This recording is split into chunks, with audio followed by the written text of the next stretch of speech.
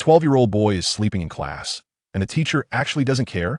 In Class 2 of Castle Academy, at the back by the window, a silver-haired boy named Yubai is sound asleep.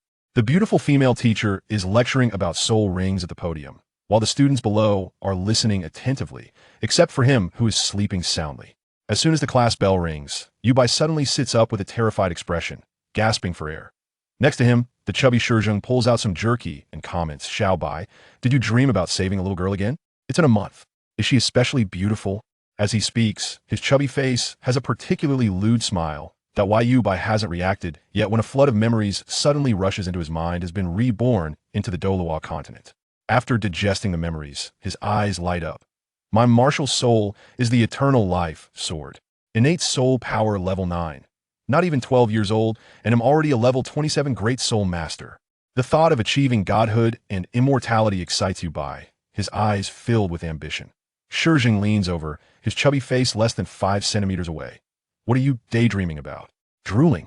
Yubai is startled, raises his hand, and slaps it on Shizheng's face. "Who are you?" Shizheng pulls his hand away and angrily says, "Can Yubai adapt to the Douluo world? How powerful is his eternal life, sword martial soul?" Shizheng was also momentarily taken aback by Yubei's sudden action, and after coming to his senses, he pulled Yubei's hand off his face, looking at his childhood friend and sworn brother with a face full of exasperation, and angrily said, "Next, will Yubai go hunt for his third soul ring? Will he encounter characters from the original work? Xiao Bai, are you dazed from sleeping? You don't even recognize your most beloved fat lord. Me, Shizheng. Do you want to give you a big piece of jerky to wake you up?" Yubai suddenly realizes, "Oh, it's you, little fatty." Memories instantly resurface in his mind. Their childhood friends, their parents are teammates and neighbors, and they've teamed up since childhood, one being a strong attacker, and the other a Fu-type support. Their bond is very strong. Yubai pushes him. "Let's go eat." Shizheng rolls his eyes. "Are you silly? Today is the once-a-month past and present heaven ranking screening day. All the Soul Master Academies in the continent have to watch it before they can eat." Yubai is stunned. Douluo has this plot. After digesting the memories, he laughs. This is quite interesting. He grabs Shizheng's jerky and starts eating it. Shizheng doesn't mind and chews the jerky while saying, "Those two protagonists from a few years ago were hilarious. In their past life, one was a prostitute, and the other killed the first one, and the one who survived ended up dying that night on the dead woman's belly. In this life, they actually became a couple, and the one who died on the belly became the other's wife. Truly a case of in the past life you stabbed me. In this life, I repay you 1,000-fold." Yubei's mouth twitches. Can this phrase be used like that? Shizheng's eyes are filled with yearning. If only I could make the ranking. The Red Sun Douluo was a titled Douluo in his past life, and after being exposed in this life, his soul power skyrocketed, and he even got soul skills. I have innate soul power level 7, at most a soul sage. If I was a titled Douluo in my past life, I could directly advance by activating my martial soul true body. Yubai shrugs. Maybe it will be an empty ranking again. It's been almost a year since it was last full. Will this time's heaven ranking be empty? Can Yubai and Shizheng make the ranking? All the beings on the Douluo continent, including humans and soul beasts, are discussing fervently. Hey, the time is almost here. This month's past and present heaven ranking exposure is finally about to begin. Next, whose past life will the heaven ranking expose? What kind of adventures will those on the ranking have? In a martial soul city, inside the papal palace, Pope Bibi Dong leans against the papal throne, dressed in a luxurious black robe with golden patterns, wearing a 9-curved purple gold crown, holding a staff about 2 meters long, embedded with countless gems. Her fair skin and nearly perfect appearance make her look so unique. Hulaina walks in. "Master, the heaven ranking is about to start." Bibi Dong opens her eyes, her pink pupils filled with authority. "Is the personnel arranged? Don't let any talent slip away." Juk Doa giggles. "Your Highness, the exposers can at least become soul emperors. We can't let the two great empires snatch them away." Hulaina confidently smiles. "Rest assured, all the branch academies have arranged for deacons to supervise. However, the two great empires don't take it seriously, treating it as an entertainment project." Bibi Dong snorts coldly. "They've long since rotted. I have a premonition that today there will be new exposers." On the other side, at the 7-treasure glazed tile school, Bon Douluo asks Ning Fengji. Fengji has Rongrong replied. Sword Douluo is also staring at him, full of anticipation. Ning Fengji smiles wryly. "Uncle Bon, Uncle Jian, Rongrong just reported to Shrek yesterday. How could she reply today?" Sword Douluo's face darkens. "Humph.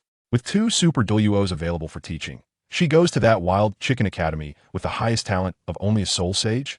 Nonsense. Both the Martial Soul Hall and the Seven Treasure Glazed Tile School are focused on the heaven ranking. Will there be a big movement this time? Which force will the exposer belong to? Is my and Old Bones teaching in the sect really not as good as a wild chicken academy with a maximum strength of only a soul sage? Next, will the heaven ranking expose Ning Rongrong? Will BB Dong be able to snatch new talents regarding the matter of Ning Rongrong? Even Bon Douluo, who usually doesn't get along with Sword Douluo, is nodding in agreement, as Sword Douluo's words are extremely fitting. Ning Fengji quickly changes the topic. Uncle Jian, Uncle Bone, my Seven Treasure Glazed Tower has shown signs of movement, much more pronounced than the previous 20 times. There will definitely be new exposers today, maybe even related to our sect. Bon Douluo and Sword Douluo immediately sit up straight, their expressions changing. At the Blue Lightning Tyrant Dragon sect, Yulo asks Yu Yunjin, Big brother, the heaven ranking is about to start. Should we send someone out to find the exposer? Yu Yunjin waves his hand. No need. Just focus on those with the Blue Lightning Tyrant Dragon Martial Soul. The Martial Soul Hall has spent resources that could create double the powerhouses for those less than 20 people. We want to do a losing business. On the Shrek Academy playground, Flander tells the 7 students, Today we'll watch the heaven ranking first, then we can train. Ma Hongjun pouts. What's good about being exposed? The dirty stuff from the past life. This life will be a direct social death. Oscar and Dai Mubai laugh. Are you afraid of your past lives' image of drilling into a grass nest being revealed? Ma Hongjun gets anxious. You two aren't any better. Xiao Ao, you look like a pretty boy. You definitely were a duck in your past life. Dai Lauda, you were a nighttime playboy, playing with twin sisters, even worse than me. Ugh. Tang Sin stands nearby, his expression strange, not knowing what he's thinking. Will the exposer this time be Tang San? If his past lives matters are exposed, will he face social death directly? The newly enrolled Tang San and his companions are also drawn to the attention, curiously looking at the 3 senior students, wanting to know what they're joking about.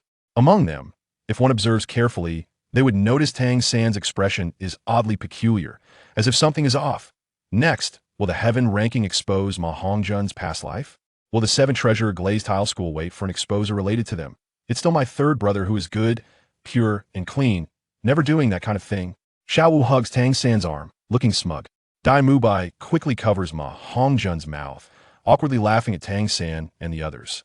Ha, the fatty is just talking nonsense. Don't take it seriously. Ning Rongrong and Xiao Wu, however, looked disgusted. Gross, old lecher. Tang San patted Xiao Wu's head, but he was pondering in his heart. I secretly studied the Tang sect's Xintian treasure record to create the Buddha's Fury Tang Lotus. And I didn't leak any content.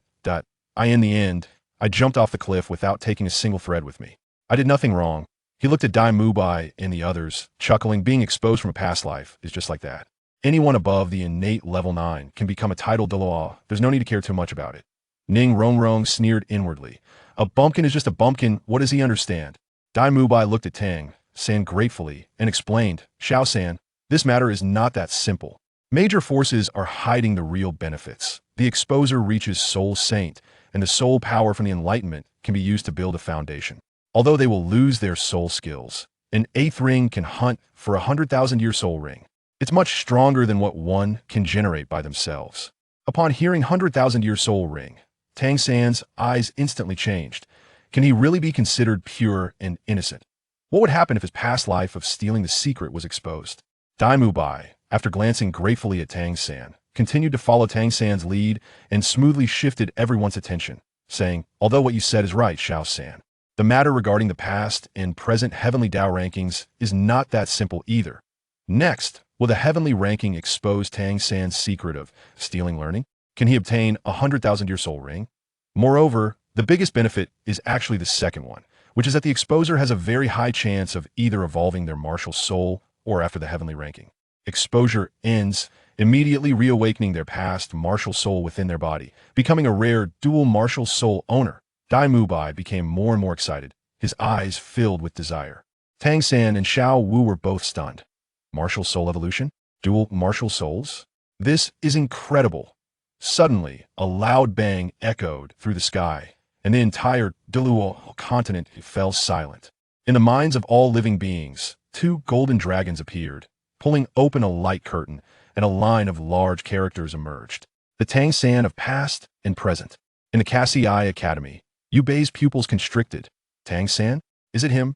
The protagonist of Douluo, he began to calculate in his heart. The divine herb of the ice fire Yin-Yang I, the inheritance of the city of slaughter. I must intercept it in advance. Otherwise, even if I become a god, I would still be schemed against by him. At Shrek Academy, everyone's gaze instantly turned towards Tang San. Xiao Wu jumped up and cheered, "Brother, the exposer has the same name as you. It must be you." Ma Hongjun had a mournful face. "Why is that? I'm a genius with the phoenix martial soul. Can the heavens change to someone else?" Oscar was also anxious. I'm still a food system with innate, full soul power. Tang San felt a bit uncomfortable under everyone's gaze, but thinking that he did nothing wrong in his past life, he calmed down. "Let be exposed, I have nothing to fear." Is this Tang San really the Tang San of Shrek? What did he do in his past life? Facing the envious and jealous gazes of the crowd, as well as Xiao Wu's proud and triumphant look beside him, Tang San's expression became somewhat strange. However, after thinking about his earlier thoughts, he ultimately calmed down. "Forget it, let be exposed after all. I did nothing wrong in my past life." Next, will the heavenly ranking expose Tang San's secret of stealing learning? Can he achieve martial soul evolution? Is it really a reborn person with memories from past life? But in that case, is Tang San really still my child? Meanwhile, in Notting City, at Notting Junior Soul Master Academy, Tang San, as one of the two most outstanding graduates in the Academy's history, can be considered a true celebrity. Wow, it's Big Brother Tang San. It must be Big Brother Tang San. TCH. Who said that? There might be many people named Tang San in this world. How do we know it's our Academy's Tang San? You guy, you're being too disrespectful to Big Brother Tang San. Be careful that Sister Xiao Wu hears you and comes back to deal with you. Anyway, I just don't think so. In the faculty dormitory, Yu Xiaojiang looked at the name appearing in his mind's eye, momentarily stunned before his expression instantly turned ecstatic. Tang San. This Tang San must be my disciple.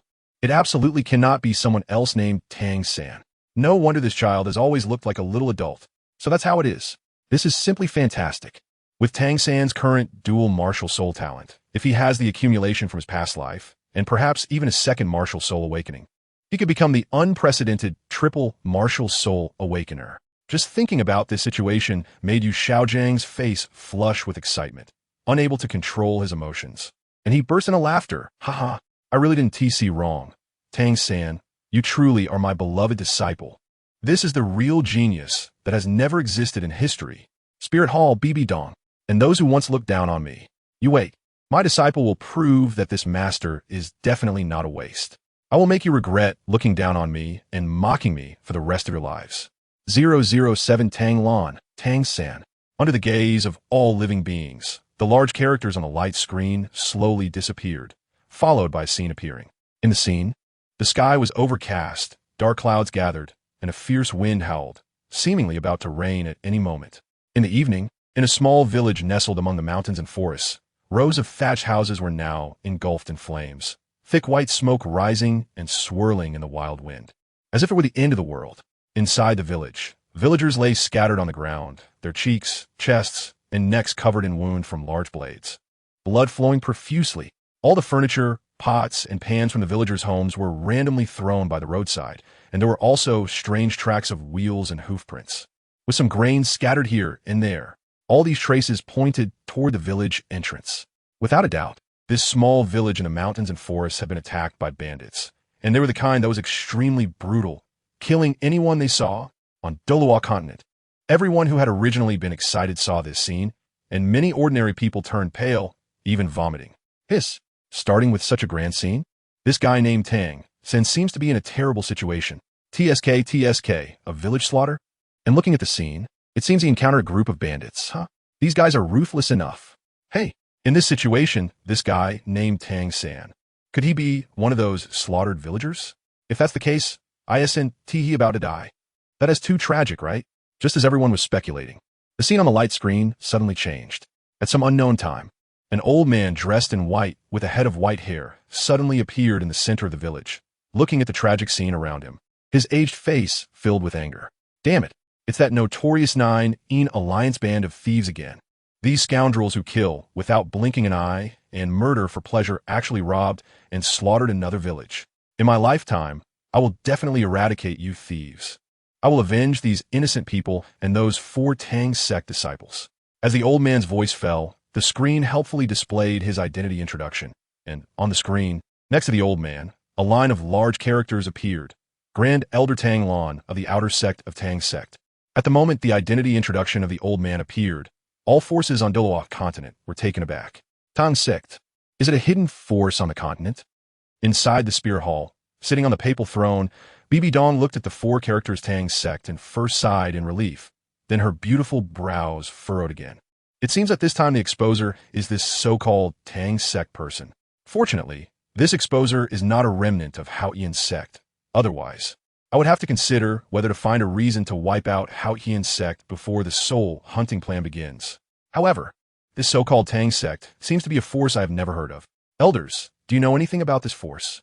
Below, Zhu Douluo and Ghost Douluo exchanged confused glances. Then after hesitating for a moment, Zhu Douluo stepped forward, looking at Bibi Dong above, and spoke hesitantly, Your Holiness. We have also never heard of any information regarding a Tang sect. Moreover, there seems to be no mountain named Shu Mountain on the entire Douluo continent. Therefore, I suspect that this so-called Tang sect is likely a force from at least tens of thousands of years ago in Douluo continent's history.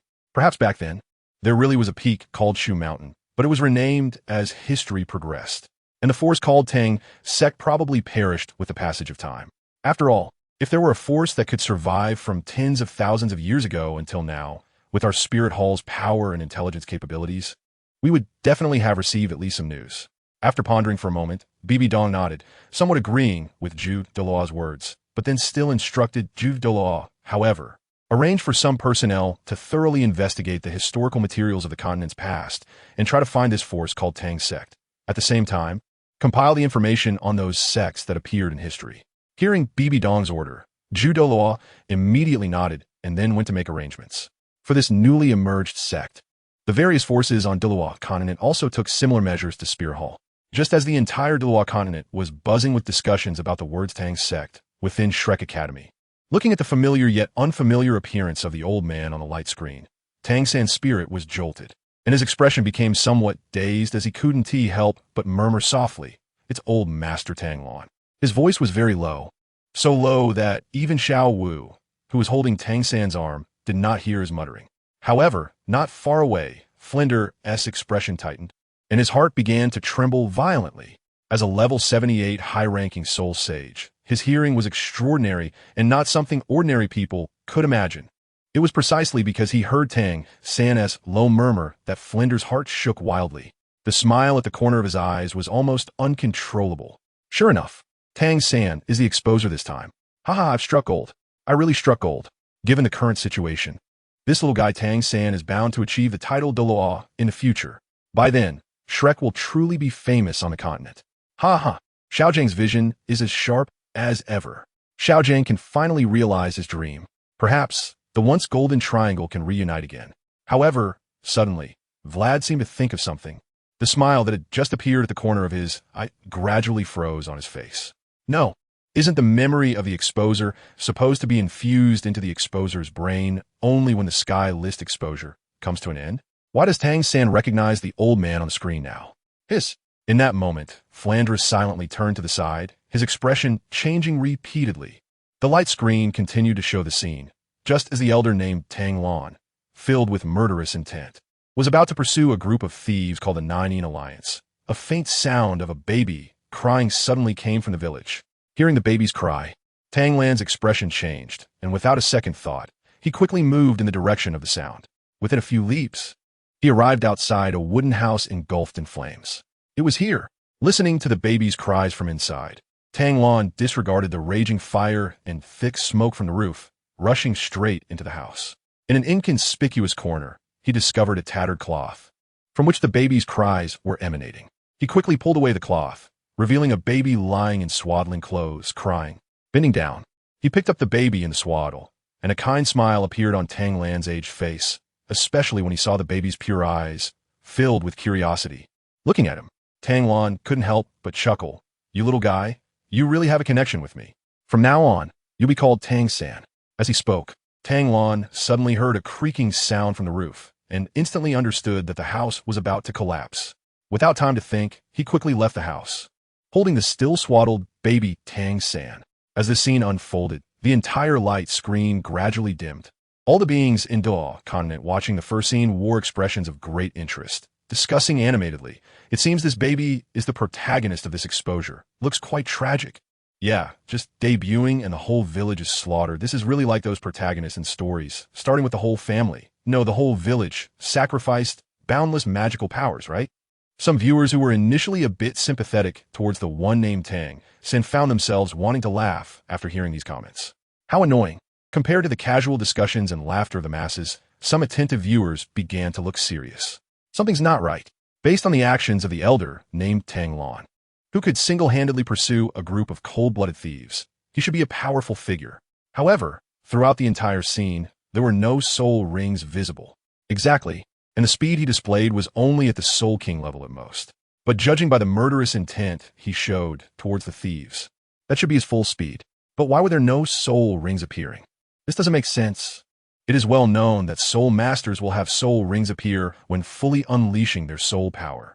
And the absence of a soul ring means that this elder hasn't even used his real soul power. But this contradicts the rage he displayed towards the thieves. What on earth is going on? Just as everyone was puzzled, in the Wuhuan temple, within the offering hall, the calm-faced Douluo, sitting in the position of the great offering, suddenly showed a hint of surprise on his youthful face, as if he had thought of something. Below, in the second position on the left, an elder who appeared even older than Douluo looked up at him with curiosity and asked, "Elder brother, do you know something about the situation in the footage?" The other great offerings also turned their curious gazes towards Douluo, seeing the curious expressions of the offerings below. Douluo did not hide anything from his old brothers. With a hint of nostalgia in his expression, he said lightly, "That was when I was young. I heard a great offering of the angel god mention some things. Initially, I thought it was just a story he made up, and I never took it seriously. However, now it seems that the stories he told were all true." Hearing the great offerings say this, the curiosity on the faces of the other offerings deepened. Eager to know what the previous angel god great offering had said, looking at the expressions of his old brothers below, Douluo smiled and continued, "Once, that great offering told me that our Douluo continent is actually just one of the 3,000 small worlds managed by the divine realm. Surrounding our Douluo continent, there are actually other worlds that exist, each with different cultivation methods, belief systems, and so on. I initially thought this was a story, but seeing the way the elder in the footage operates his power, it is clearly different from ours. So now I can confirm that what that great offering told me is true. It is clear that the world where this exposer, named Tang, San lived in his past life, must be one of those other small worlds." Hearing this, the offerings were all shocked, clearly taken aback by the information revealed by Douluo. Soon, the second offering, Golden Crocodile Doll, reacted, instantly standing up and looking towards the first seat, saying, "Elder brother, it seems we need to find this reincarnated exposer and extract the cultivation rules of other worlds from him. Perhaps it could help you achieve godhood in a different way." Upon hearing the second offering's words, the other offerings also reacted, their eyes lighting up, and they all stood up in agreement. On the main seat, a strange expression appeared on Douluo's face. Deep in the Stardow forest, in a special space, a middle-aged man dressed in black stood respectfully to the side, seemingly recounting something, his face filled with uncontrollable excitement. In front of him, a massive silver dragon coiled in midair, quietly hovering. "Master, this is definitely a once-in-a-lifetime opportunity for our Soul Beast clan. As long as we find this exposer and extract from him the method of strengthening oneself without needing to absorb soul rings, then improve upon it and find a way to spread it widely among humans. If successful, not only will our Soul Beast clan no longer be hunted for soul rings and bones, but we could even counterattack humans. Let our Soul Beast clan become the overlords of Douluo continent once again." The silver dragon in midair quietly listened to the black-clad man's recounting, then suddenly spoke. "Diqian, you are too naive." The voice was crisp and pleasant, cold yet captivating. This is actually a female voice. The two of them, the black-eyed golden dragon King Diqian, who has the title of Beast God and possesses 800,000 years of cultivation, and the silver dragon king, one of the dragon god's avatars. Diqian, with excitement in his eyes, was immediately stunned upon hearing the silver dragon king's words. The excitement on his face faded, replaced by confusion as he looked at the silver dragon king. "Do you know that under the management of the divine realm, each small world has its own reincarnation rules? Generally, beings from each world can only reincarnate within their own world and are not allowed to reincarnate in other worlds. This is one of the rules of the divine realm. And that guy Shura is specifically responsible for overseeing the operation of these rules. Now, a soul from another world has reincarnated in the Douluo continent, and it's easy to imagine that this can only be the work of that damned Shura, plotting in the dark, and who knows who he plans to harm this time. As for our soul beast clan falling into such a plight, Shura's involvement is undeniable. He even specifically modified the cultivation rules of the Douluo continent to exterminate our soul beast clan. Do you think this exposure he brought over will be beneficial for our soul beast clan? Hearing the Silver Dragon King's explanation, Tion felt a chill run through him and immediately understood. This exposure is definitely a black hand set up by the Azura god to further eradicate his own soul beast clan. Just thinking about this, the killing intent within Emperor Tion uncontrollably erupted, and then he looked up at the Silver Dragon King and requested, "Master, please use your means to mark out the identity of this exposer in his reincarnation. I will find a way to secretly eliminate him in advance. He must not be given a chance to grow." 009 Stealing. Just as the entire Douluo continent was abuzz with discussions, new images appeared on the light screen. In between, under a night sky with a crescent moon and twinkling stars, a group of ancient-style buildings stood amidst the mountains. The towering peaks and swirling white mist made everything seem dreamlike, as if it were not of this world. Between several mountain peaks, their positions seemed to form a starry arrangement, surrounding the tallest and most magnificent peak at the center, as if guarding it. At the highest point of the central peak, the words Shu, Mountain Tongmen were carved into the cliff. Furthermore, there were several iron chains connecting the peaks, making this the only passage between them. Below this chain path lay an unfathomable chasm shrouded in mist. If one were to fall, there would be absolutely no chance of survival. On each peak, there were clusters of buildings. Although they weren't as exquisitely designed or grand as the Central Mountains architecture, they were still perfectly acceptable as living spaces. At this moment, in front of an iron chain bridge on a certain mountain peak, a figure dressed entirely in black night attire, wrapped tightly except for a pair of youthful eyes that were exposed, suddenly appeared. Without any hesitation, the black-clad person quickly leaped onto the iron chain bridge and ran swiftly towards the central mountain peak. As they moved, it even seemed like there were shadows appearing and disappearing. The target was a majestic pavilion on the central mountain peak. Just at that moment, when the black-clad figure and the pavilion appeared together on the sky ranking screen, the screen enthusiastically provided a text introduction for both, labeling Tang San after adulthood in the Tang sect's scripture pavilion, which houses all important cultivation techniques and hidden weapon manufacturing methods of the Tang sect. Disciples who wish to cultivate must exchange sect contribution points for access. Upon seeing the last part of the text, everyone couldn't help but murmur inwardly. This guy named Tang San, could he be trying to steal the sect's cultivation techniques? No way. After all, this guy called Tang San was saved and raised by the people of the Tang sect. He shouldn't choose to repay the Tang sect like this, right? A person shouldn't. At least shouldn't repay kindness with enmity, right? The members of Shrek Academy, including Dai Mu Bai, couldn't help but glance at Tang San, their expressions becoming somewhat subtle. Especially Ning Rongrong, who spoke up for the sect, was now looking at Tang San with a hint of vigilance. At the same time, they had confirmed that this new exposer was their new classmate, Tang San. After all, they had witnessed with their own eyes yesterday that the movement technique used by Tang San in the current footage was exactly the same as the one used by their classmate Tang San beside them. It seemed to be called Ghost, Shadow, Mysterious Steps. Tang San naturally noticed these gazes, but at this moment, he had figured everything out. He didn't mind the looks from his companions. He believed that once everyone watched the memories of his previous life, they would definitely recognize him. He was not wrong. Only the naive Xiao Wu still couldn't understand what Tang San was doing in the footage. Instead, she cheered in surprise. Look, this is Ghost, Shadow, Mysterious Steps. It's Xiao San's unique step technique. I knew it. This exposer must be Xiao San. Just as everyone was pondering, the explanatory text on the screen gradually faded away, and the footage continued to play. The black-clothed Tang San quietly entered the central peak, skillfully avoiding various terrifying traps and patrolling disciples along the way, eventually arriving at the shadowy corner outside the scripture pavilion. After easily avoiding the disciples on duty, he reached a door at the top of the scripture pavilion, took out a wire, silently opened the door, and instantly slipped inside. Inside the top level of the scripture pavilion, there were several 9-layer wooden racks placed against the surrounding walls, each layer filled with bamboo slips. The footage swept by, revealing the names on several bamboo slips, Poisonous Substance Collection, Tang's Sect Poison Techniques, Advanced Hidden Weapon Techniques. In the footage, after the black-clothed Tang, San sneaked in. He didn't even glance at the bamboo slips on the surrounding racks, but instead, he skillfully approached the center of the loft. In front of the counter made of white jade. What came into view was only a book placed in the center of the jade platform, with the words Mystical Heaven Treasure record written on the cover. At the moment he saw this secret book, the excitement in the exposed eyes of the black-clothed Tang San surged. And he whispered, Mystical Heaven Treasure Record.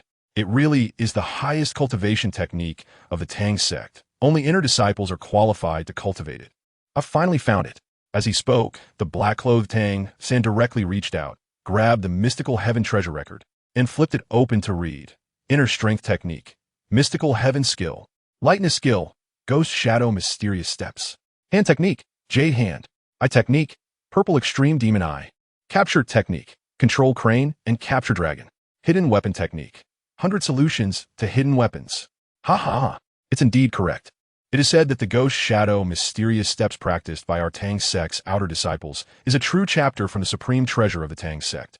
This is the real supreme treasure of the Tang sect. Mystical Heaven Treasure Record.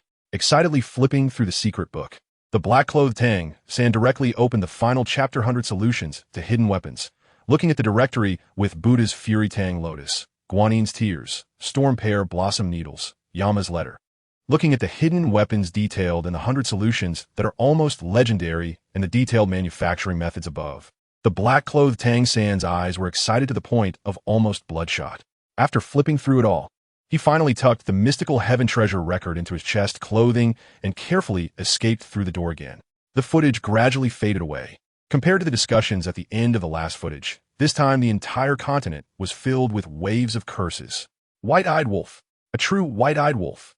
This guy named Tang San is simply a bad seed. Haha. I suspected just now that this guy might steal something from the sect, but I didn't expect him to directly steal the Tang sect's highest treasure. Old Tang Lan really shouldn't have saved this traitor of the sect back then. Exactly. From the explanation on the Heavenly Tao list, it is clear that those so-called cultivation techniques require disciples to make sufficient contributions to the sect before they can learn them. Yet this Tang San actually chose to steal directly. It's simply disgraceful. Hee, now that this has been exposed, I hope this guy's reincarnator can hide his identity well. Otherwise, no major force in this world would dare to accept such a person. At this moment, in the hall of the Haotian sect, looking at the scene just now, the most irritable Elder 7, the Sunfire Douluo, directly began to curse Ba. Scum. He is simply embarrassing our Tang surname. Thankfully, we don't have such an ungrateful white-eyed wolf in our sect. Otherwise, even if he is the exposer, even if he has extraordinary talent, I will personally kill him. A white-eyed wolf that repays kindness with enmity and is selfish will sooner or later become a second disaster for a sect. At the main seat in the hall, Tang Xiao, once one of the Haotian twin stars, and now the sect master of the Haotian sect, listened to Elder Seven's words and felt extremely uncomfortable. But he couldn't say anything. After all, Elder Seven's son died in the battle against the Spear Hall back then, and the direct cause of that battle was his brother. The first disaster mentioned by Elder 7, Tang Hao, and that gentlewoman named Ain in his memories. Thinking of his brother Hao's tragic state now and the gentlewoman in his memories being forced to sacrifice, Tang Xiao's hatred for the Spirit Hall deepened. He wished he could pull out the Haotian hammer and smash the Spirit Hall to pieces. In the second row of seats, the second elder, whose hair was completely white and whose face was extremely old, glanced at Tang Xiao's gloomy face at the top position, knowing that Tang Xiao's anger was rising. He then turned his gaze to Elder 7, signaling him to shut up before he spoke regarding the handling of this new exposer Tang San. I believe that if he is a disciple of our sect, as long as he is willing to actively hand over the techniques from the Mystical Heaven Treasure Record to the sect afterward, the sect will still forgive him for his previous life's actions and will not allow other disciples to use this matter to speak of him. After all, these are all matters of the previous life and have nothing to do with this life. But if he conceals it and is later discovered, then it would be enough to show that this person is no different from his previous life. Then don't blame the sect for being merciless. As for if he is not a disciple of our Haotian sect, then if we encounter him, we will just invite him to the sect as a guest. Sect Master, what do you think? As he spoke, the second elder looked at Tang Xiao at the main seat. Tang Xiao looked at the other elders below, all of whom had expressions of agreement, pondered for a moment, and nodded in approval of the second elder's suggestion. After all, the suggestion made by the second elder was almost the best handling plan. As for the last words of the second elder about inviting him to the sect as a guest, how to invite and how to be a guest after he came, everyone tacitly did not mention. At this moment, other major forces on the Douluo continent were also making similar arrangements, either openly or secretly starting to deploy. Moreover, the scale was larger than any time in the past 11 years.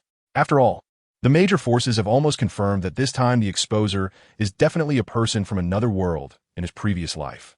And the cultivation methods from other worlds are undoubtedly the greatest treasure in this world. Not to mention anything else.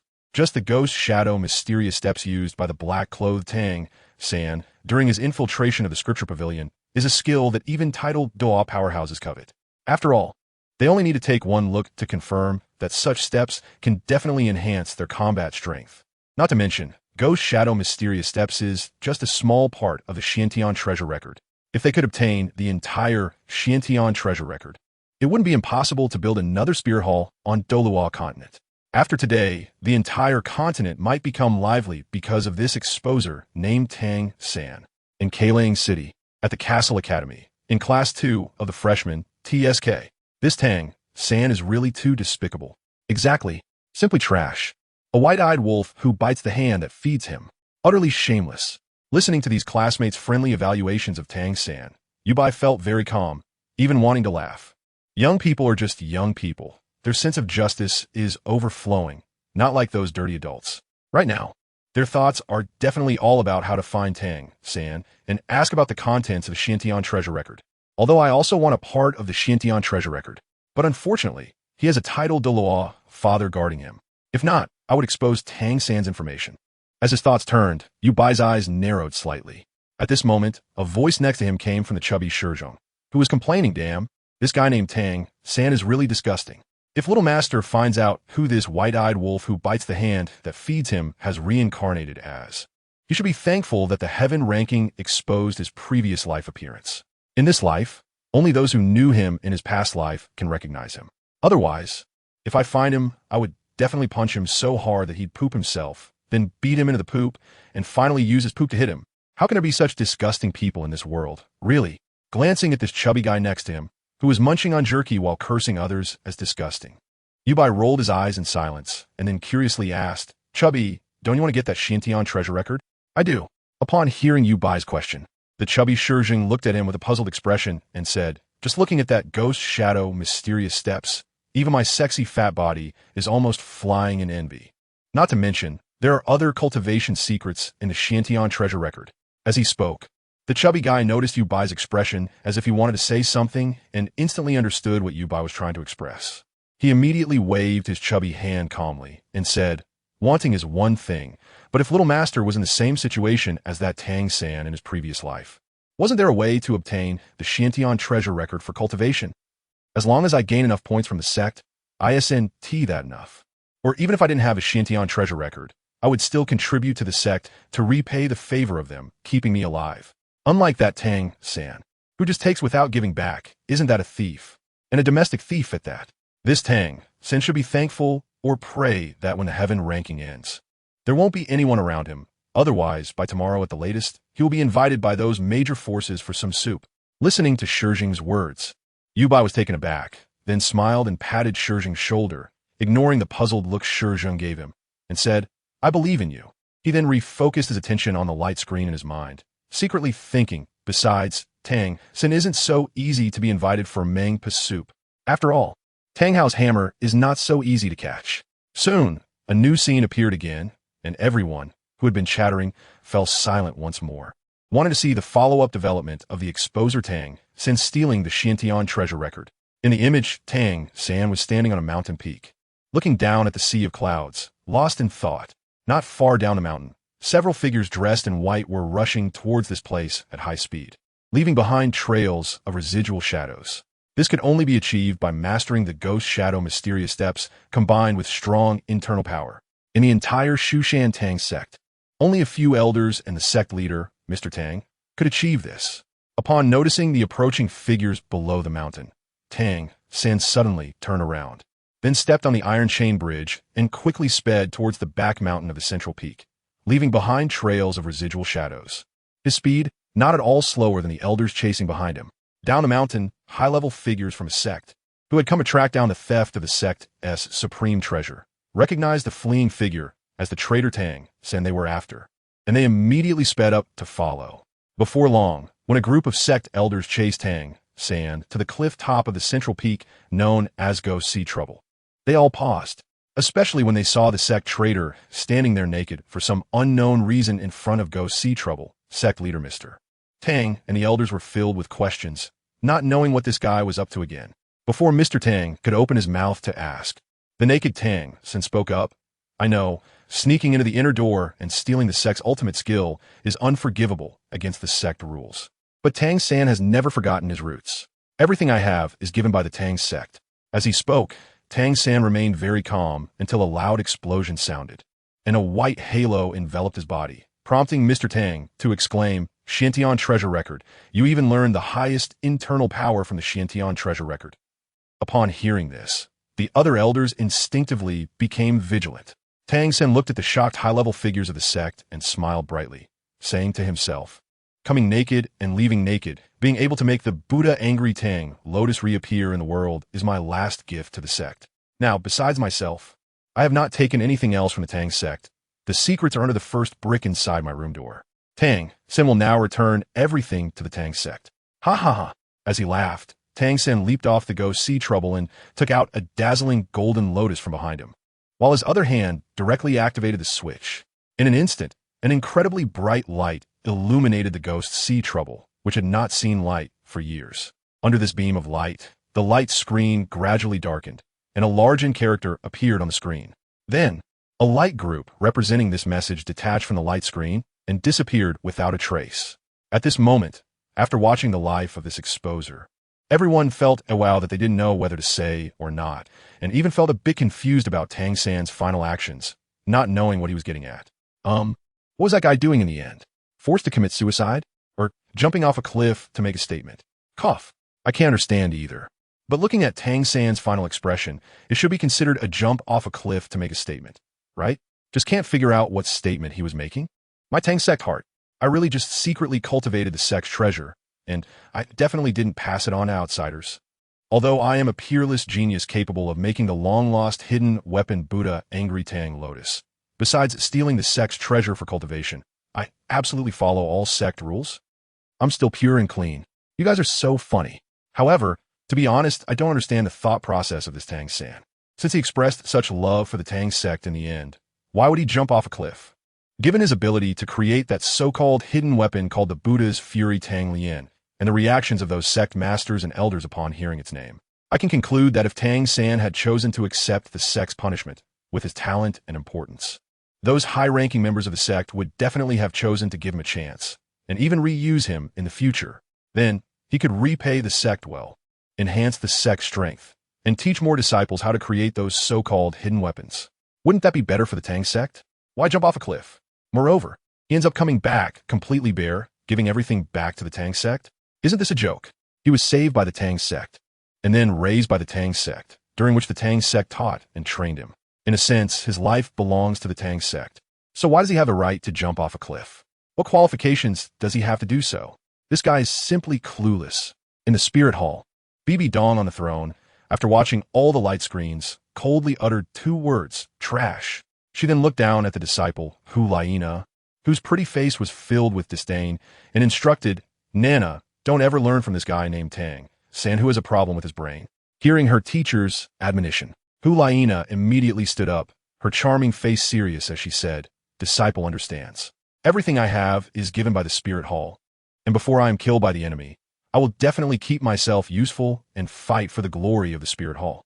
I will never be ungrateful like Tang San. Bibi Dong nodded in satisfaction, a beautiful smile appearing on her exquisite face.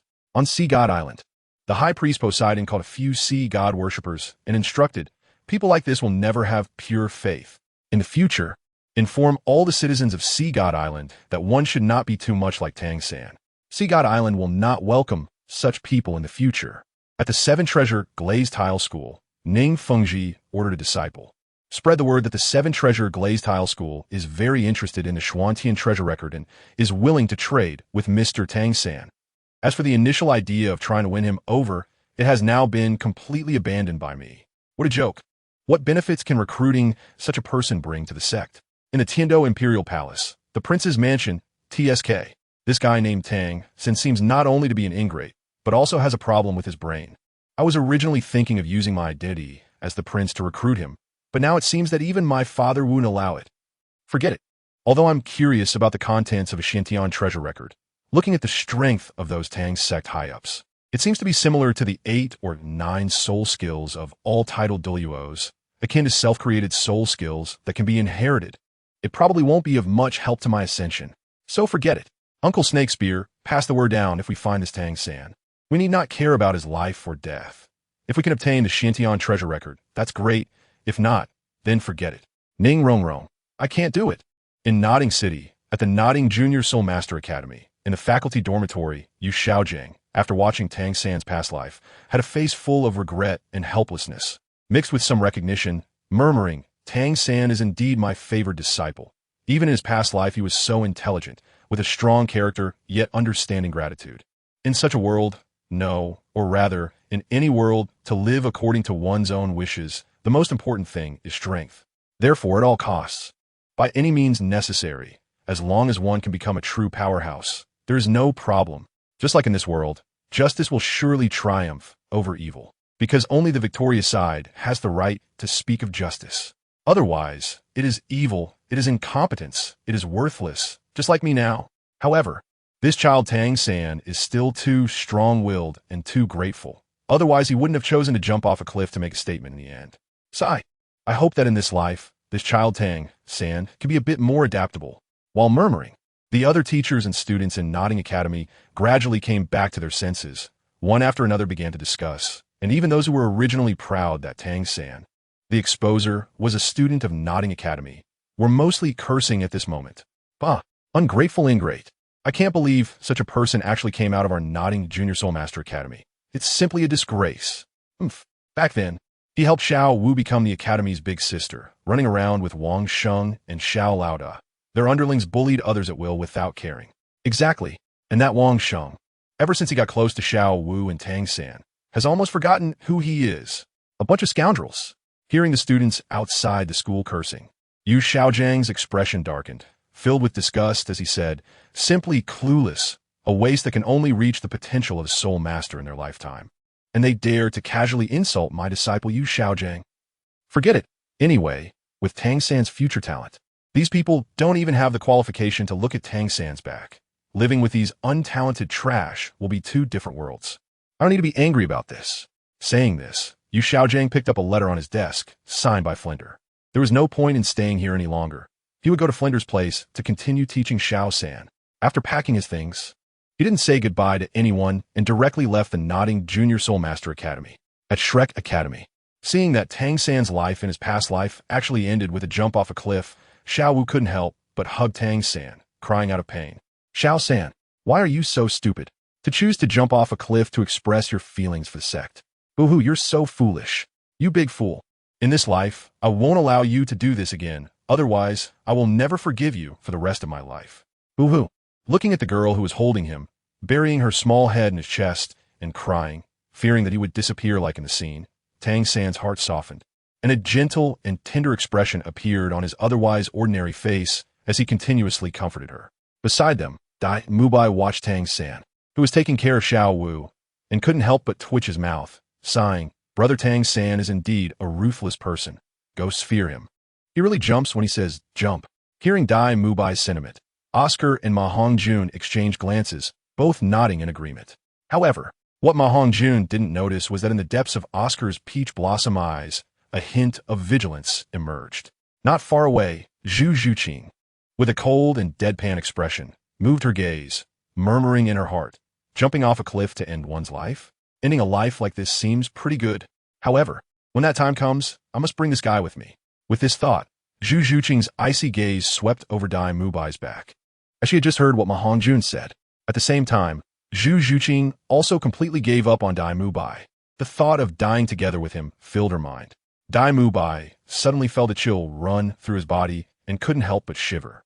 Among the group, only Ning Rongrong, who came from a sect, furrowed her brows tightly as she observed the others showing no opinions about Tang San's actions from his previous life. What is wrong with these people? Do they really not see any issues with Tang San's behavior? Or are they just pretending not to notice? This guy is clearly a self-centered little man. Anyway, I will tell my father to never allow this guy to enter the Seven Treasure Glazed Tile sect. At that moment, a streak of light suddenly appeared above Shrek Academy and shot directly into Tang San's forehead, who was talking to Xiao Wu. In an instant, all of Tang San's memories from his past life became clear. Even many techniques and knowledge about medicines that he had forgotten reappeared in his mind. At this moment, Tang San was stunned. Looking at this unexpected turn of events, everyone completely confirmed that the exposer just now was indeed Tang San. At this moment, seeing everything settled, Flander stepped forward directly. When Flander came back in front of everyone, the 7 members of Shrek once again lined up neatly. Satisfied with the performance of a few people, Flander couldn't help but nod, and then looked at them and said, "All right, we have finished looking at the Heavenly Dao rankings just now. So now, there are a few things I need to mention." Upon hearing this, everyone became serious, waiting to listen attentively. First, the content exposed in the Heavenly Dao rankings is only about the past life. No matter what identity one had in the past life, whether it was a noble from a royal family, a prince, or a high-ranking member of a sect, that is only the past life. Right now, you all have only one identity, and that is a student of Shrek Academy. Aside from this, there is no other identity. This rule applies not only to the Tang San exposed today, but also to you who may become exposers in the future. Do you all understand? Understood. Everyone shouted loudly in unison. At the same time, everyone understood that Flander announced this rule to eliminate any potential barriers between the team caused by the exposure of their past deeds. Second, seeing that the members of the Academy had no objections, Flander then continued. The news of any student within the Academy becoming an exposer must not be told to anyone else. This time, Ning Rongrong beside him directly spoke out in rebuttal. Impossible. I was born into the 7 Treasure Glazed Tile School, and everything will naturally prioritize the prosperity and flourishing of the 7 Treasure Glazed Tile School. All major factions pay great attention to any exposed individuals, let alone someone like Tang San, who is a first-time existence from another world. As a member of the 7 Treasure Glazed Tile School, I cannot betray my sect for a newly entered academy and nearly unfamiliar students. I cannot do it. The path to death. Hearing Ning Rongrong's words, Tang San's expression instantly tightened, and he secretly thought, damn it, I just forgot that my identity as an exposed individual is already known by everyone present, because I was comforting Xiao Wu. Once my information is exposed, those major factions will definitely pounce on me like sharks smelling blood. Just like Ning Rongrong said, an exposed individual, especially someone like me who is the first exposed individual from another world, is extremely important to places like the Spirit Hall, various sects, and even the 2 great empires. What should I do now? If the news is exposed, not only I but even Xiao Wu will be implicated. No, I absolutely cannot let a single bit of information get out of here. Suddenly, the rules of conduct from the Tang sect in my previous life emerged in Tang San's mind. The third rule of the Tang sect Xintian treasure record states that once it is determined that the opponent is an enemy, one should not show mercy if they have the path to death. Otherwise, it will only add trouble to oneself. In an instant, Tang San slightly lowered his head, his entire upper face hidden in the shadows, making it impossible to see the expression in his eyes at this moment, and his hands quietly reached behind him. However, at that moment, Flinder suddenly spoke up, "Oh, do you really think that reporting the situation here to the 7 Treasure Glazed Tile School will bring prosperity and flourishing to the 7 Treasure Glazed Tile School?" Listening to Flinder's words, Ning Rongrong's beautiful brows furrowed, and a look of doubt rose on her charming face as she asked, "Principal Flinder, what do you mean by that?" At this moment, even the others, including Tang San, looked up with expressionless faces, directing their gaze at Flinder. Seeing this, Flinder also knew that certain things might not be hidden any longer, so he directly looked at the students and said, "I know that many of you have complex identities, like Ning Rongrong, the daughter of the sect master of the 7 Treasure Glazed Tile School, the princess of the 7 Treasure Glazed Tile School, Bai, a member of the Xingluo royal family, the second prince of Xingluo, Zhu Zhuqing, a member of the Zhu family of Xingluo, the third young lady of the Zhu family. Your identities are not simple, and it is very normal to have thoughts similar to Ning Rongrong's, which can be understood. However, Do you really think that reporting this news to your families and sects will be a good thing for them? No. I can responsibly tell you that the only consequence of your actions will be to bring unbearable disasters to your sects. Looking at the disdainful smirk on Ning Rongrong's lips after hearing this, and Dai Mubai's surprised expression as he looked at Tang San, Flinder pressed his lips together and finally spoke up, because your families and sects will definitely provoke the revenge of a titled Douluo powerhouse, or even several titled Douluo powerhouses. And they're not ordinary title Douluo level powerhouses. What? Title Douluo? At this moment, a group of students, including Tang San himself, exclaimed in astonishment. That was a title Douluo, a true powerhouse standing at the peak of this world. Who would have thought that there was such a powerful figure supporting Tang San from behind? Tang San, Su Nam Tang. Only Ning Rongrong, who had also seen a title Douluo, turned her eyes and seemed to have thought of something. Tang San, surnamed Tang, and there were several title Douluos behind him. Suddenly, Ning Rongrong's eyes lit up as if she had realized something. Then she looked at Tang San with a shocked expression, and after a moment of contemplation, she looked up at Flinder in front of her and said, I see. All right, I promise not to tell anyone about what happened today, except for those here. Is that acceptable? Seeing that Ning Rongrong was so perceptive, Flinder nodded in satisfaction, then adjusted his glasses and turned to the others, continuing, All right, since that's the case, let's talk about the next matter. Flinder's voice startled Tang San out of his daze, and ignoring the others, he looked directly at Flinder, speaking urgently. Wait, Dean Flinder. Did you just say that there are title Douluo powerhouses behind me? How is that possible? I'm just from small village. How could there be title Douluo supporting me, even at the risk of offending other major powers? While speaking, Tang San did not notice that the little dance beside him had a pale face, her body slightly trembling, and her eyes filled with fear. Tang San has title Douluo powerhouses behind him. Has he already been discovered? Should I hurry and escape back to the Stardow Forest? However, when she thought about leaving and never being able to see Tang San again, the little dance's heart became even more conflicted. Looking at Tang San's anxious profile, she gritted her teeth and ultimately decided to stay in the academy. Unbeknownst to her, in that brief moment, the little dance almost chose to leave. While Tang San was now fixated on Flinder, wanting to learn the truth from him, he even thought that the title Douluo might be related to his mother, whom he had never met. Seeing this, Flinder felt a bit of a headache, but thinking about the possibly observing from afar made his scalp tingle. However, recalling Hao Chivoa's advice from last night, Flinder had to shake his head, then looked at Tang San and said, Tang San, you must understand that some things are not for you to touch until you have reached a sufficient level of strength. After saying that, he ignored the dejected Tang San and turned to all the students, saying, All right, we have finished watching the Heavendo ranking. Now let's start the first class. Except for Tang San, Ning Rongrong, and Oscar, everyone else should go back to cultivate immediately. As soon as Flinder's order was given, Dai Mubai, Ma Hongjun, and Zhu Zhuqing each chose a suitable place in the school to sit cross-legged and meditate to increase their soul power. The little dance glanced at Tang San with worry and then chose to leave. At the scene, Flinder told Tang San, We'll talk about your matters later, and then turned to Oscar and Ning Rongrong, saying, Oscar, Ning Rongrong, do you know what is the first thing an auxiliary should learn on the battlefield? Just as Flinder was about to let Ning Rongrong answer, she suddenly exclaimed in surprise, Wait, Dean, haven't you noticed that the light screen from the Heavendo ranking hasn't disappeared even after so long? What? 3. Hearing Ning Rongrong's words, the other 3 present were all shocked, and then they realized that the light screen in their minds had not vanished. At that moment on the dim light screen, a familiar scene appeared. Golden words began to slowly materialize on the screen. Xiao Yin, Gu Sun Kai Lin from past and present 014 BB Dong, Zhu Zhuqing. Seeing that the Heavendo ranking actually had new exposers, and this time 3 appeared directly, the entire Douluo continent erupted in excitement. Wow, who would have thought that today there would be new exposers appearing? This is an unprecedented spectacle. TSK, 3 new exposers at once. Given the past behavior of the Heavendo ranking, these 3 must have intricate connections from their past lives. It's just unknown whether their past lives are from our Douluo continent's history or from a new otherworld. Anyway, I'm quite curious about the otherworld, especially if it can detail the cultivation methods from there.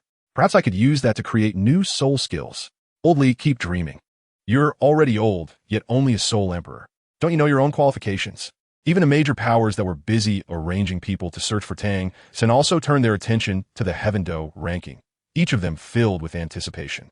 At this moment, in Keilang City, at the Castle Academy cafeteria, Yu Bai, who had just taken a bite of food, sprayed it out upon seeing the new words that appeared on the Heaven Do ranking. Opposite him, the chubby Shirtung, who got sprayed all over his face, looked pale, clenched his teeth, and glared fiercely at Yu Bai, seemingly ready to jump up and slap Yu Bai's little white face. However, considering his martial soul and soul power level, Shirtung could only silently wipe the grains of rice off his face, thinking fiercely, "You little Yu Bai, just you wait. How dare you spray rice all over my face without any apology afterward? Just wait. When you want to eat my dried meat next time, let's see if I add anything special for you." Oof. Thinking of a certain scene during the future soul fights, a mischievous smile suddenly appeared on Shirjing's chubby face, making the other students around feel a chill, as if they saw a pervert, and they quickly left with their trays. In an instant, at the long table in the cafeteria, only Yu Bai and Shirjing remained, while everyone else kept their distance. Completely oblivious to everything around him, Yu Bai was just dumbfounded, staring at the new words appearing on the screen, feeling a storm of emotions inside. What the hell? Xiaoyan, Gu Suner, Kai Lin. Aren't they the male and female leads from the neighboring Do, Sangxiong? How could they appear on the Heaven Do ranking? Could it be that they got tired of staying in the endless fire domain and chose to reincarnate together to experience life? But that doesn't make sense. They're not from the same system universe. Damn, with these three around, doesn't that mean my path to godhood will be dozens of times harder? Just as Yu Bai was lost in thought, the golden words on the screen slowly disappeared, and a new scene gradually emerged. What came into view was a broad square, crowded with people, most of whom were teenagers under the age of 16.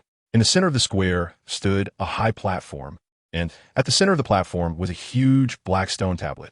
Just from the wear marks on the stone tablet, one could tell that it had been there for quite some time. At this moment, on one side of the Heavenly Tao leaderboard, a few large characters slowly appeared. The head of the three major families in Wutan City, the Shao family's Young Generations Cultivation Assessment Site, held once every 3 months. Upon seeing this, everyone seemed to vaguely understand the situation in the scene. The scene shifted, revealing a high platform at the back of the playground, where several middle-aged and elderly individuals sat in their seats, each exuding a formidable aura. Immediately, each person's name was aptly labeled on the Heavenly Tao leaderboard. Oh, this group of guys is quite powerful. The patriarch in the middle, named Xiao Zhan, based on the aura he exudes, is almost at the Soul King level, or even the Soul Emperor level. Not bad, along with the several elders at the Soul Zone to Soul King level. It seems this family is doing well and can be considered a second-rate small family. However, it appears there is no city called Wutan City on the Douluo continent. It seems this time, the world where the exposer lived in their previous life is yet another different world. In Wuhuan City, at the Pope's palace, Bibi Dong, sitting on the Pope's throne, cast a disdainful glance at Xiao Zhan and the others in the exposed scene, thinking weaklings. As the Pope of the Wuhuan Temple on the Douluo continent, she achieved the title of Douluo at just over 30 years old, and at over 40. Her soul power has already reached level 98, also possessing the dual martial soul talent with divine inheritance. She is indeed the true first Wonder Woman of the Douluo continent, possessing strength that surpasses the entire continent. However, Bibi Dong's gaze remained fixed on the scene, and at this moment, she had already confirmed that this exposed world is definitely another new world. Bibi Dong wanted to know if there were any powerful beings in this so-called new world that could rival her. At the same time, in a certain dense forest of Shrek Academy, Zhu Zhuqing, who was originally sitting cross-legged in meditation and preparing to start refining her soul power, was forced to abandon her original cultivation plan as the Heavenly Tao leaderboard began to play again and could only watch the scenes being broadcast. However, for some reason, since the Heavenly Tao leaderboard started playing this time, Zhu Zhuqing felt her heartbeat uncontrollably quickening. It was as if something very important to her was about to appear. Raising her delicate hand, she pressed it against her rapidly beating heart, and at the same time, a terrifying thought suddenly emerged in Zhu Zhuqing's mind. I can't be one of the exposers this time, can I? Just as she was thinking this, the scene on the Heavenly Tao leaderboard shifted again, suddenly focusing on an inconspicuous tree in the corner of the square, where a boy leaned against the trunk with his eyes closed, seemingly resting. The moment she saw the boy's appearance, both Bibi Dong and Zhu Zhuqing felt a tremor in their hearts. It was as if an inexplicable sense of familiarity and closeness surged within them, just like seeing a long-lost loved one. At this moment, Zhu Zhuqing finally confirmed that she was definitely one of the exposed ones. Moreover, her connection with the boy in the image was not shallow. Just thinking about a certain possibility, her originally cold and lifeless pretty face suddenly flushed with a hint of red, making her incredibly adorable. Meanwhile, far away in the spirit hall, Bibi Dong, who was originally sitting high on the Pope's throne, now had a pale complexion. The powerful soul force swept across the surroundings, forcing everyone inside and outside the Pope's hall to lower their heads, their faces pale and cold sweat pouring down. Master, at this moment, Hulaina's weak voice suddenly came from below, finally waking Bibi Dong. After forcibly suppressing a certain thought in her heart, Bibi Dong retracted her imposing aura and returned to her previous expressionless demeanor, as if nothing had happened. 015 zu Zhuqing, Iam Xune. Let's continue watching. After calmly finishing her words, Bibi Dong directly withdrew her gaze, then fixed her eyes tightly on the heavenly Dao ranking list, afraid of missing any scene. Her heart was in turmoil, wanting to escape, but also wanting to continue watching. Below, Hulaina, with a pained expression, and Zhu, who also looked pale, exchanged glances, then stood up in tacit agreement and continued to watch the heavenly Dao ranking list, not daring to say much. It was obvious to anyone with keen eyes that Bibi Dong's state was clearly problematic at this moment. The best way to avoid suffering was to keep quiet. As Bibi Dong's direct disciple, Hulaina understood Bibi Dong better than anyone else. She ignored the blood spilling from the corner of her mouth.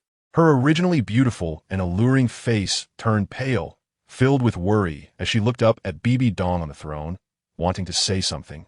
But seeing Bibi Dong clearly not wanting to be disturbed at this moment, she ultimately suppressed her worries, stood up to wipe the blood from the corner of her mouth, and once again focused her attention on the heavenly Dao ranking list. She really wanted to know what was going on that made her beloved master so emotionally disturbed. In Keilaying City, at the Castle Academy cafeteria, when Yubai saw the appearance of Xiao Yin, his originally handsome face almost twisted, and the corners of his mouth twitched uncontrollably, because, in the eyes of others, the Xiao Yin in the image might just look like a somewhat good-looking young man. But in Yu Bai's eyes, that face in the image was exactly his own handsome face. Coupled with the previous rumors about the heavenly Dao ranking list, that only the exposed ones could see the true appearances of others, Yu Bai could now confirm 100 that he was that exposed one. Moreover, Yu Bai was even more certain that this so-called heavenly Dao ranking list was definitely the golden finger that brought him to Douluo continent. Furthermore, this so-called exposure of his previous life was definitely a projection of the story of the anime Do Po Song Qiong that he had seen in his past life. Just thinking about one day encountering the awkward scenes arranged by the heavenly Dao ranking list involving the so-called Goof Sinner and Medusa Queen as exposed ones made Yu Bai feel embarrassed to the point that he could almost dig a 3-room, 2-hall place in the cafeteria with his toes. Wasn't he this ridiculous? Just as Yu Bai was awkwardly muttering to himself, the heavenly Dao ranking list continued to play. Although the entire square was quite lively, perhaps due to being in a corner, the boy leaning against the tree in the corner felt unusually calm and comfortable. The summer sunlight filtered through the dense branches and leaves overhead, casting scattered rays of light on the boy, adding to a sense of comfort and tranquility. Xiaoyan Gij, are you slacking off and sleeping again? A clear and pleasant young girl's voice suddenly sounded from beside him, waking the half-asleep Xiaoyan. Slowly opening his sleepy eyes, Xiaoyan was greeted by a beautiful girl-esque face that was fresh and slightly smiling, captivating like first love and drawing attention. The moment the girl smiled, suddenly 80% of the people on Douluo continent felt they might be in love. In the forest of Shrek Academy, Zhu Zhuqing looked at the girl appearing in the image, unable to help but cover her small mouth with her hand, her big eyes filled with shock and disbelief. This long face looks exactly like mine. In other words, my previous life was that girl in the picture, looking at the face in the image, which is clearly identical to her own, but now adorned with a charming smile that is both sulky and delightful. Zhu Zhuqing's heart becomes increasingly restless. Can I really have such a smile? For a moment, Zhu Zhuqing couldn't help but be lost in thought. Meanwhile, the scene continues. The lazy-looking boy gazes at the exquisite and ethereal face before him, and even the gloom in his heart dissipates significantly as he chuckles. Oh, it turns out it's you. Little Sunner. Hearing the boy's words, the girl with a face as delicate as a flower can't help but pout slightly, as if in mock anger, and says, Xiaoyan Gij, what's with that tone? Are you not welcoming Sunner? Upon hearing Sunner's dissatisfied tone, Xiao Yin, a bit troubled, gets up and ruffles the girl's hair, saying grumpily, "You little girl, you know I didn't mean it that way." Oomph. The girl snorts twice in a proud manner, then pushes away the boy's hand that is messing with her hair and hugs his arm, sitting together under the tree, watching the spirit testing event taking place at the center of the square ahead. Not far away, due to Sun'er's appearance, many people's gazes are drawn over, and they soon notice Xiao Yan, who is lying against the tree. Some are driven by jealousy that a useless person like Xiao Yan could win the favor of the family's most beautiful member, Sun'er. Others are venting their frustrations on Xiao Yan, who was once the family's top genius. Many people begin to point and speak loudly at Xiao Yan. Look, that's the former family genius, and now, unexpectedly, he's nearly 15, but still only has 3 segments of fighting spirit. It's simply tarnishing our Xiao family's reputation. Yeah, what a so-called genius. I think he must have accidentally consumed some rare materials or pills, exhausting his potential to create the record of becoming a fighter at 11 years old. Otherwise, how could his cultivation regress? It's been almost 3 years now, and he is still a useless person with only 3 segments of fighting spirit. I really don't understand why Ms. Sun'er would like such a useless person. Listening to these familiar, humiliating remarks, Xiao Yan's expression remains exceedingly calm, as if those people were not insulting him at all.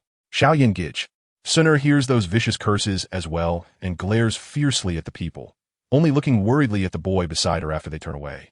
Her pretty face full of concern as she says, "Xiao Yan Gij, why don't we go back? Let us not participate in this family cultivation test." Hearing the girl beside him, Xiao Yan can't help but pinch Sun'er's smooth little face, which feels like milk, and smiles as he says, "You silly girl. How can you give up participating in the test for my sake? You should know that after each cultivation test, the family rewards outstanding disciples. Moreover, with your talent, Sun'er, you should already be a fighter by now, right? Such strength is definitely the most dazzling genius in the family. How can you give up?" Listening to Xiao Yan's words, Sun'er has pretty little nose crinkles, and she shakes her head, denying what most dazzling genius. In Sun'er's heart, only Xiao Yan Gij is the most dazzling genius. Although those people slander you, saying you took drugs and whatnot, Sun'er knows that Xiao Yan Gij is a very proud and intelligent person. How could he do something to ruin his own foundation? You achieved fighter status at the age of 11, and at that time, you were famous throughout the Jiama Empire. Compared to you, Sun'er's current level of cultivation is nothing at all. Nur 16 quick-witted Huliena, Jialus Xunea. Watching the discussions in the scene, many clever people on the Douluo continent find it quite interesting at the moment. A former genius, for unknown reasons, has regressed in cultivation and hasn't been able to improve for 3 years. Interesting. However, according to the past exposure of the Heavenly Tao rankings, this Xiao Yan will surely recover his talent and cultivation later. Otherwise, he wouldn't be associated with another exposure. But how will he restore his cultivation and talent that hasn't improved for 3 years? Fighting spirit? Fighting energy? Fighters? Is this the power and cultivation realm of the New World? Looking at the aura pressure of the Xiao family head and elders, it's obvious that there are other realms, but it's unclear how the top powers of the New World compare to the title Douluo on our Douluo continent. However, this boy's temperament is quite good. Even when insulted, he remains calm and unperturbed. Such a person will surely become a strong figure in the future. Compared to the exposer named Tang San just now, he surpasses him in temperament by thousands or even tens of thousands of times. Wait. When the Heavenly Tao rankings were first introduced, it seemed that the girl in the picture named had the surname Gu, but now she is in the Xiao family and is called Miss Sun'er. This seems very much like the plot of a novel where the main character and his sister-like female lead have a relationship. Right, in the spirit hall, on the Pope's throne, Bibi Dong gazes deeply at the boy in the picture who remains calm even in the face of others' ridicule, her heart involuntarily trembling. In his previous life, this boy named Xiao Yan also had a period when he was called useless, and he fell from being a renowned genius in the empire to the lowest level of waste. Why, despite having such an experience, can this boy still treat everything in the world with calmness? At the same time, Bibi Dong unconsciously compares the boy in the picture with the figure that left a deep impression on her in this life, especially thinking of that person, upon hearing the rumors in the spirit city, fled in a panic without even coming to verify with her, and later, on the day of their marriage, only learned of their relationship and fled once again, leaving his cousin, who was to be his wife, to bear all the disdain and accusations alone as a woman. In that moment, Bibi Dong suddenly felt as if something within her heart had shattered. At the same time, her gaze fixed on the young boy in the image, especially on the girl's beaming smile next to him as she hugged his arm. Bibi Dong couldn't help but furrow her brows, and an inexplicable emotion surged within her, as if she felt a sense of discomfort. She couldn't help but ponder deeply, in my past life, what exactly was my relationship with him? Why did I feel anger when I saw those people humiliating the boy named Xiao Yin in the image? And why did I feel discomfort when I saw the girl named Sun getting close to him? Could it be that, as she thought of a certain possibility, Bibi Dong's expression changed several times, and then she forcefully suppressed that thought deep in her heart? She didn't even dare to imagine that if that thought were true, in this life, with her broken body and shattered emotions, what face would she have to meet this boy? Raising her head, Bibi Dong stopped thinking in that direction and instead looked down at her direct disciple and the two titled Douluos beneath her, saying, "Speak up. What have you all discovered?"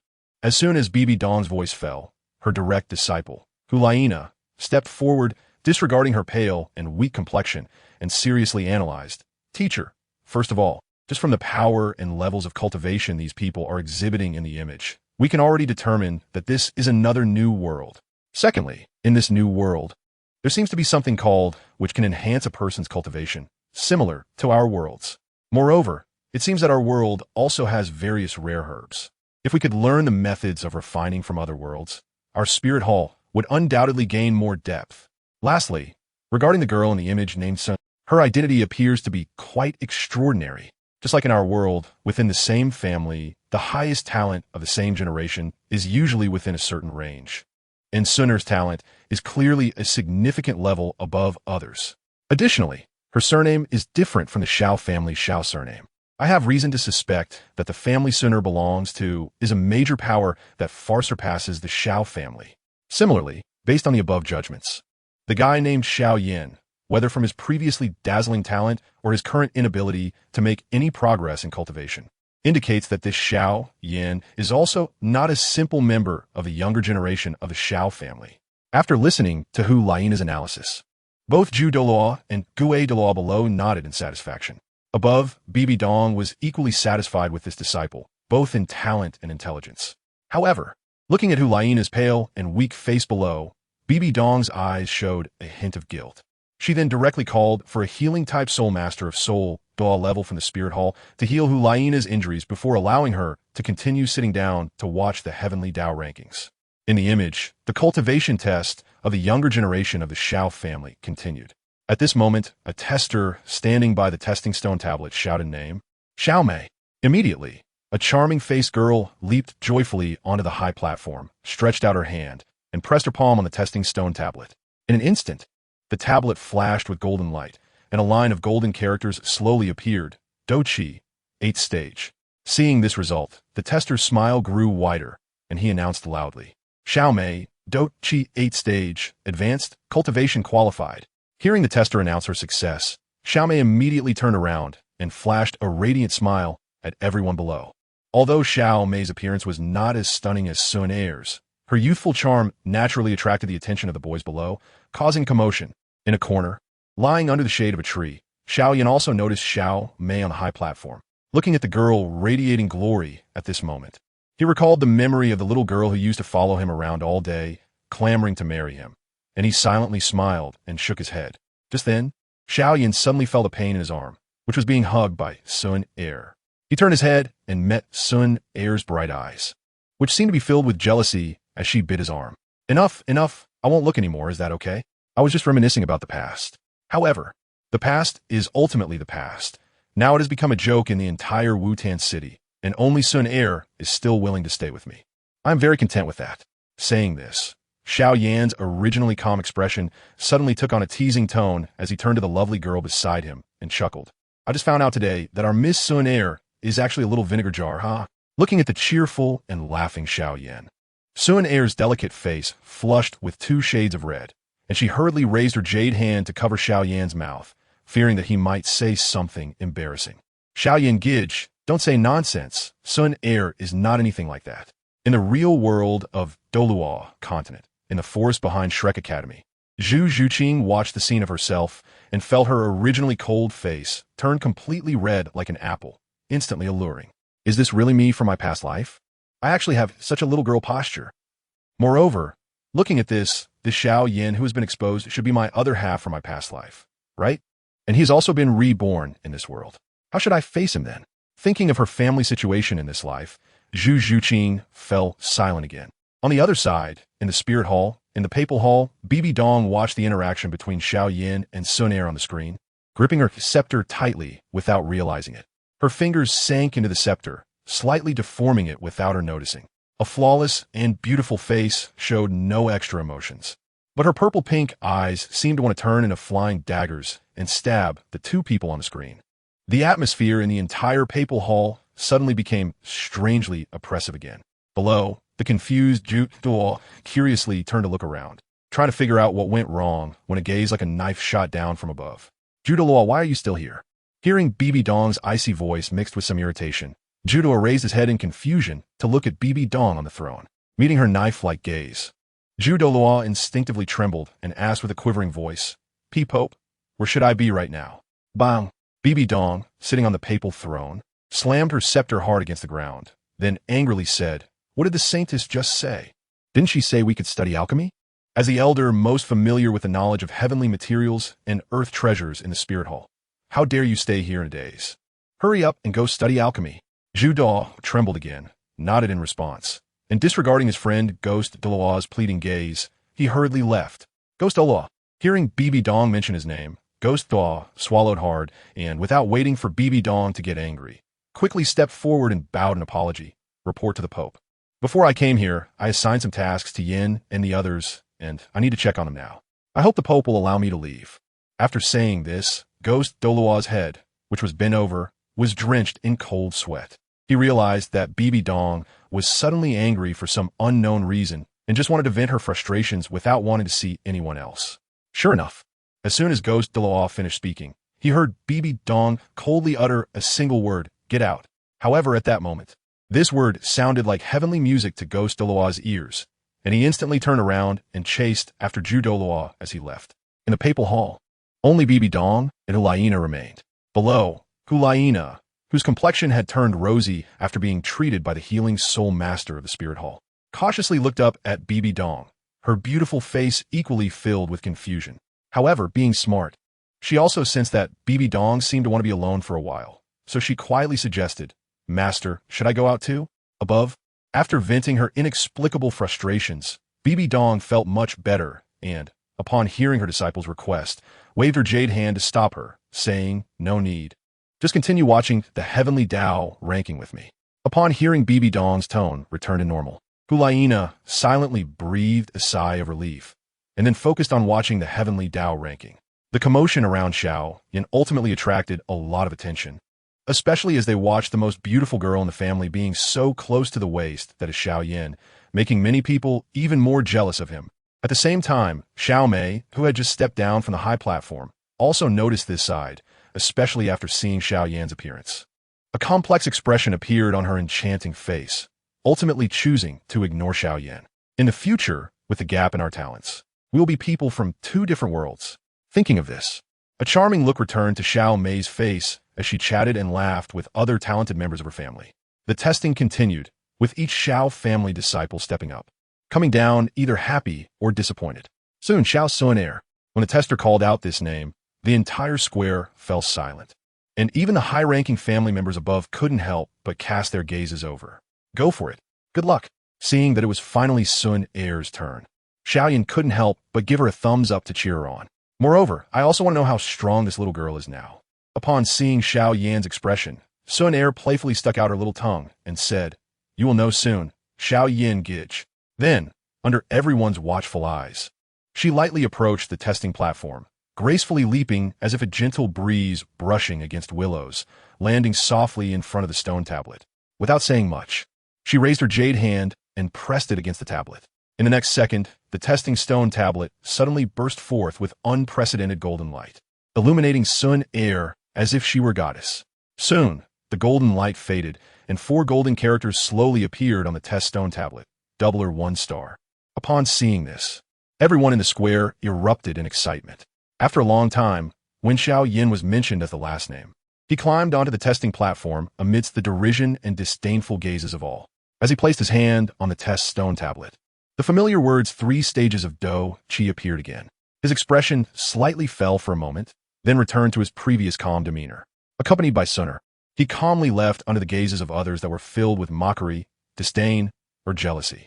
The scene gradually darkened, and the people on Douluo continent couldn't help but discuss among themselves, 018, don't underestimate the youth. TSK. It seems that this Xiao family isn't that impressive after all. Although the survival of the fittest and admiration for the strong is the norm, to kick someone when they're down, especially when the target is a young boy, such a family is destined to not last long.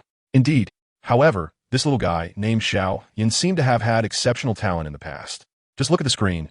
Those who are clearly 15 or 16 years old only have the cultivation of Do Qi at the 7th or 8th stage. And that's still considered a genius apart from Suner. One can imagine that Xiao Yin, at 11 years old, could reach the next major realm of Do Qi, which shows how terrifying his talent was. What a pity, a fallen genius is no longer a genius. In the spirit hall, Bibi Dong's purple-pink eyes narrowed slightly, and she thought to herself, then, as a waste as well, let me see what choice you will make.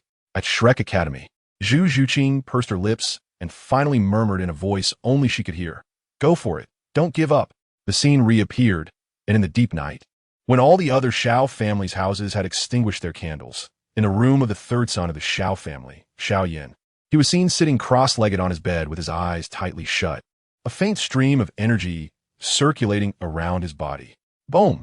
It seemed as if a sound erupted from within Xiao Yan's body, and in an instant, the aura around him suddenly became much stronger. Opening his eyes, Xiao Yan murmured calmly, another breakthrough. The next moment, however, Xiao Yan's cultivation aura began to strangely weaken gradually until it completely disappeared. In that moment, Xiao Yan's expression was slightly dazed. After a long time, he finally let out a long sigh and then resumed his meditation. Outside the video, in the holy hall, when Bibi Dong saw Xiao Yan's slightly dazed expression, she felt an inexplicable pain in her heart. She thought to herself, this is you, isn't it? Every time you improve your cultivation, your strength mysteriously disappears. Yet you persist with the title of waste for 3 long years. At this moment, Bibi Dong admitted that he was the boy from his past life.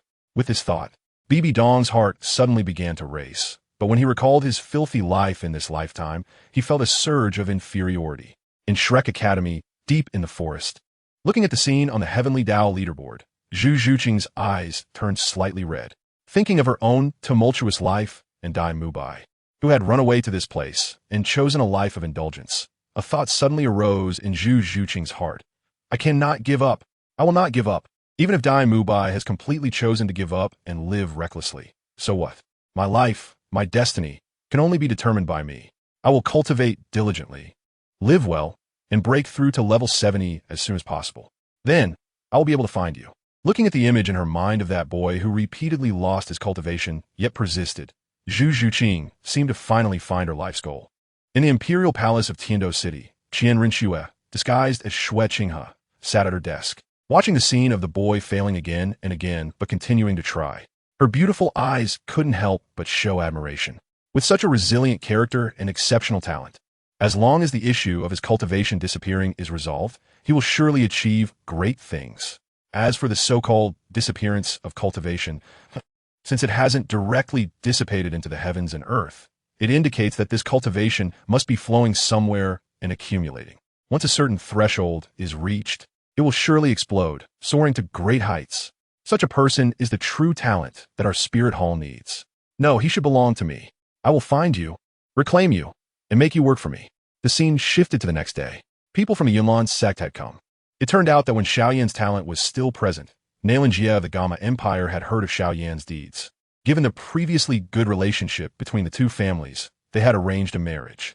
Now, the girl Nailan Yinji, who had been betrothed to Xiao Yan, not only joined the #1 sect of the empire, the Yunlan sect, but also became a disciple of the sect's master, the Do Huang expert Yin Yin. The purpose of her visit to the Xiao family was to annul the engagement with Xiao Yan. Facing that lofty girl and seeing his father trembling with anger, along with the relatives pleading for mercy, at this moment, the boy's calm eyes finally turned fierce and crazed, as if all the anger and hatred accumulated over 3 years had erupted at once. 30 years in the east, 30 years in the west. Do not mock the youth in poverty. Nailan Yinji, 3 years later, at the peak of Yunlan Mountain, all grievances will be settled. The vow of the 3-year agreement emerged just like that. At this moment, the entire Douluo continent was in an uproar. Hiss! Goosebumps have risen all over me. I really want to ignite. 30 years in the east of the river, 30 years in the west of the river. Do not bully the young when they are poor. This Xiao Yan is indeed extraordinary. The future will definitely be remarkable, I say. Indeed, this young man's pride has never disappeared. In the Pope's palace, Bibi Dong's eyes flickered with waves. This is the kind of young man I admire in my heart, proud and determined, never giving up. At this moment, what masters, what Yu Shaojiang, are simply unworthy of even carrying shoes for this young man. And that Nalan Yanran, truly ignorant of good and evil. Humph. The scene shifts to the back mountain of the Xiao family, where Xiao Yan sits at the peak, gazing at the sea of clouds below, unable to help but mutter to himself, "Damn it, you brought me to this world, yet my life is full of ups and downs. Are you playing a joke on me? Or treating me like a monkey to amuse yourself? I never want to experience today's humiliation again in my life." As the boy's voice falls, a figure of an old man rises gracefully, floating in front of the young man. "Young man, it seems you need help." This old man is none other than the former #1 alchemist of the continent, a 9-star Douzun powerhouse, the master of the Starfall Pavilion, and also the culprit behind Xiao Yan's loss of cultivation. At the same time, the Heavenly Tao list reveals the cultivation levels of the Duqi continent for the first time, starting from Do Shi, followed by Do Shi, Grand Do Shi, Do Ling, Do Wang, Do Huang, Do Zong, Do Zun, Do Shang, and Do Di. Between each major realm, there are also 9 minor realms. After some back and forth, Xiao Yan finally chooses to take the old alchemist as his master, promising to refine a body for him in the future. The scene darkens, followed by a series of images. Under the guidance of the old alchemist, young Xiao Yan is either battling various fierce magical beasts in the beast forest or engaging in combat with enemies, turning the tables on them. Meanwhile, Xiao Yan's cultivation is rapidly increasing. 1-star Do Shi, 2-star Do Shi, 3-star Do Shi, 1-star Do Master, 2-star Do Master, 3-star Do Master. 019 by Dong. Little thief. Hulaina, who has guessed the truth of the matter. Finally, the scene arrives at the depths of the Tegel Desert, outside the city of the Serpent Man tribe, where several powerful beings with cultivation above Do Wang, using their Do Qi to create wings, are in a stalemate with a group of powerful serpent men, ready to fight at any moment. At this moment, in the shadowy corner beneath the city gate, Xiao Yan, cloaked in a black robe that covers his entire body without revealing a hint of skin, seizes the opportunity to carefully infiltrate the city, quickly approaching the Serpent Man Queen, Queen Medusa's palace, attempting to stealthily take away the ranked 19th on the Teacher, I'll be counting on you later. Standing before the palace of the Serpent Man Queen, Xiao Yan cautiously communicates with the old alchemist in his ring. "Don't worry, leave it to me. I'll conceal your aura. Even if Queen Medusa has now advanced to Do Zone, she won't be able to detect you." The old man's voice echoes in Xiao Yan's mind. Hearing the old alchemist's words, Xiao Yan finally makes up his mind, grits his teeth, and chooses to sneak in. At this moment, in the largest palace of the Serpent Woman Queen, a flame resembling a lotus quietly burns at the center, magnificent and beautiful. On the grand bed at the back of the palace lies a lazy, enchanting woman with peerless beauty that can ensnare any man at a glance. Dressed in a luxurious purple brocade robe, beneath the brocade robe, her figure is full and exquisite, resembling a ripe peach, exuding a faint charm. Her long, flowing hair cascades down from her shoulders, draping over her slender waist, while beneath the robe, a purple serpent tail is revealed, gently swaying, exuding a wild, seductive allure that makes one inexplicably feel a bit flushed. The Heavenly Tao list also marks her identity. The Serpent Man Queen, Queen Medusa, is the last revealed person. Gailin. Upon seeing this scene, the entire continent erupts in excitement. Is this the Queen Medusa? She's truly beautiful. What is going on? Why do I feel like if Queen Medusa is willing to look at me, I would gladly die? Hiss. Am I sick? She's too beautiful. Is this kind of beauty truly meant to exist in the world? Wow. I dare say that on the entire Douluo continent, perhaps only the Pope can compare to her. In the spirit hall, within the Pope's chamber, watching the beauty on the screen, Hulaina, sitting below, displays a look of envy in her beautiful eyes, exclaiming, "She's really too beautiful. Such a face and figure. Even in her serpent tail form, she still exudes temptation. Even more so than I do after awakening my martial soul. I wonder if my allure can compare to hers when I awaken my martial soul true form." As she speaks, Hulaina has not noticed that on the Pope's throne above, Bai Dong is lost in thought, perhaps having heard her disciples' murmurs. Bai Dong finally regains her senses from the woman's beauty on the screen, and upon hearing her disciples' words more clearly, a proud smile unconsciously appears on her lips. Outshining all others, this is a woman's greatest pride. In this regard, even as the Pope, I cannot be exempt when facing my direct disciple. Regaining her senses, Bai Dong looks at the image of Queen Medusa, who looks just like her, and at this moment, she fully confirms that she is the last revealed person. Queen Medusa? A queen? It seems my identity in my past life isn't too shabby. Oh, by the way, in the previous scene, Xiao Yin seems to have infiltrated the palace and appears to want to steal the call from the center of the palace. That means that little thief is hiding somewhere and peeping. Just thinking of Xiao Yin secretly watching her past life in such a seductive pose makes Bai Dong's heart race.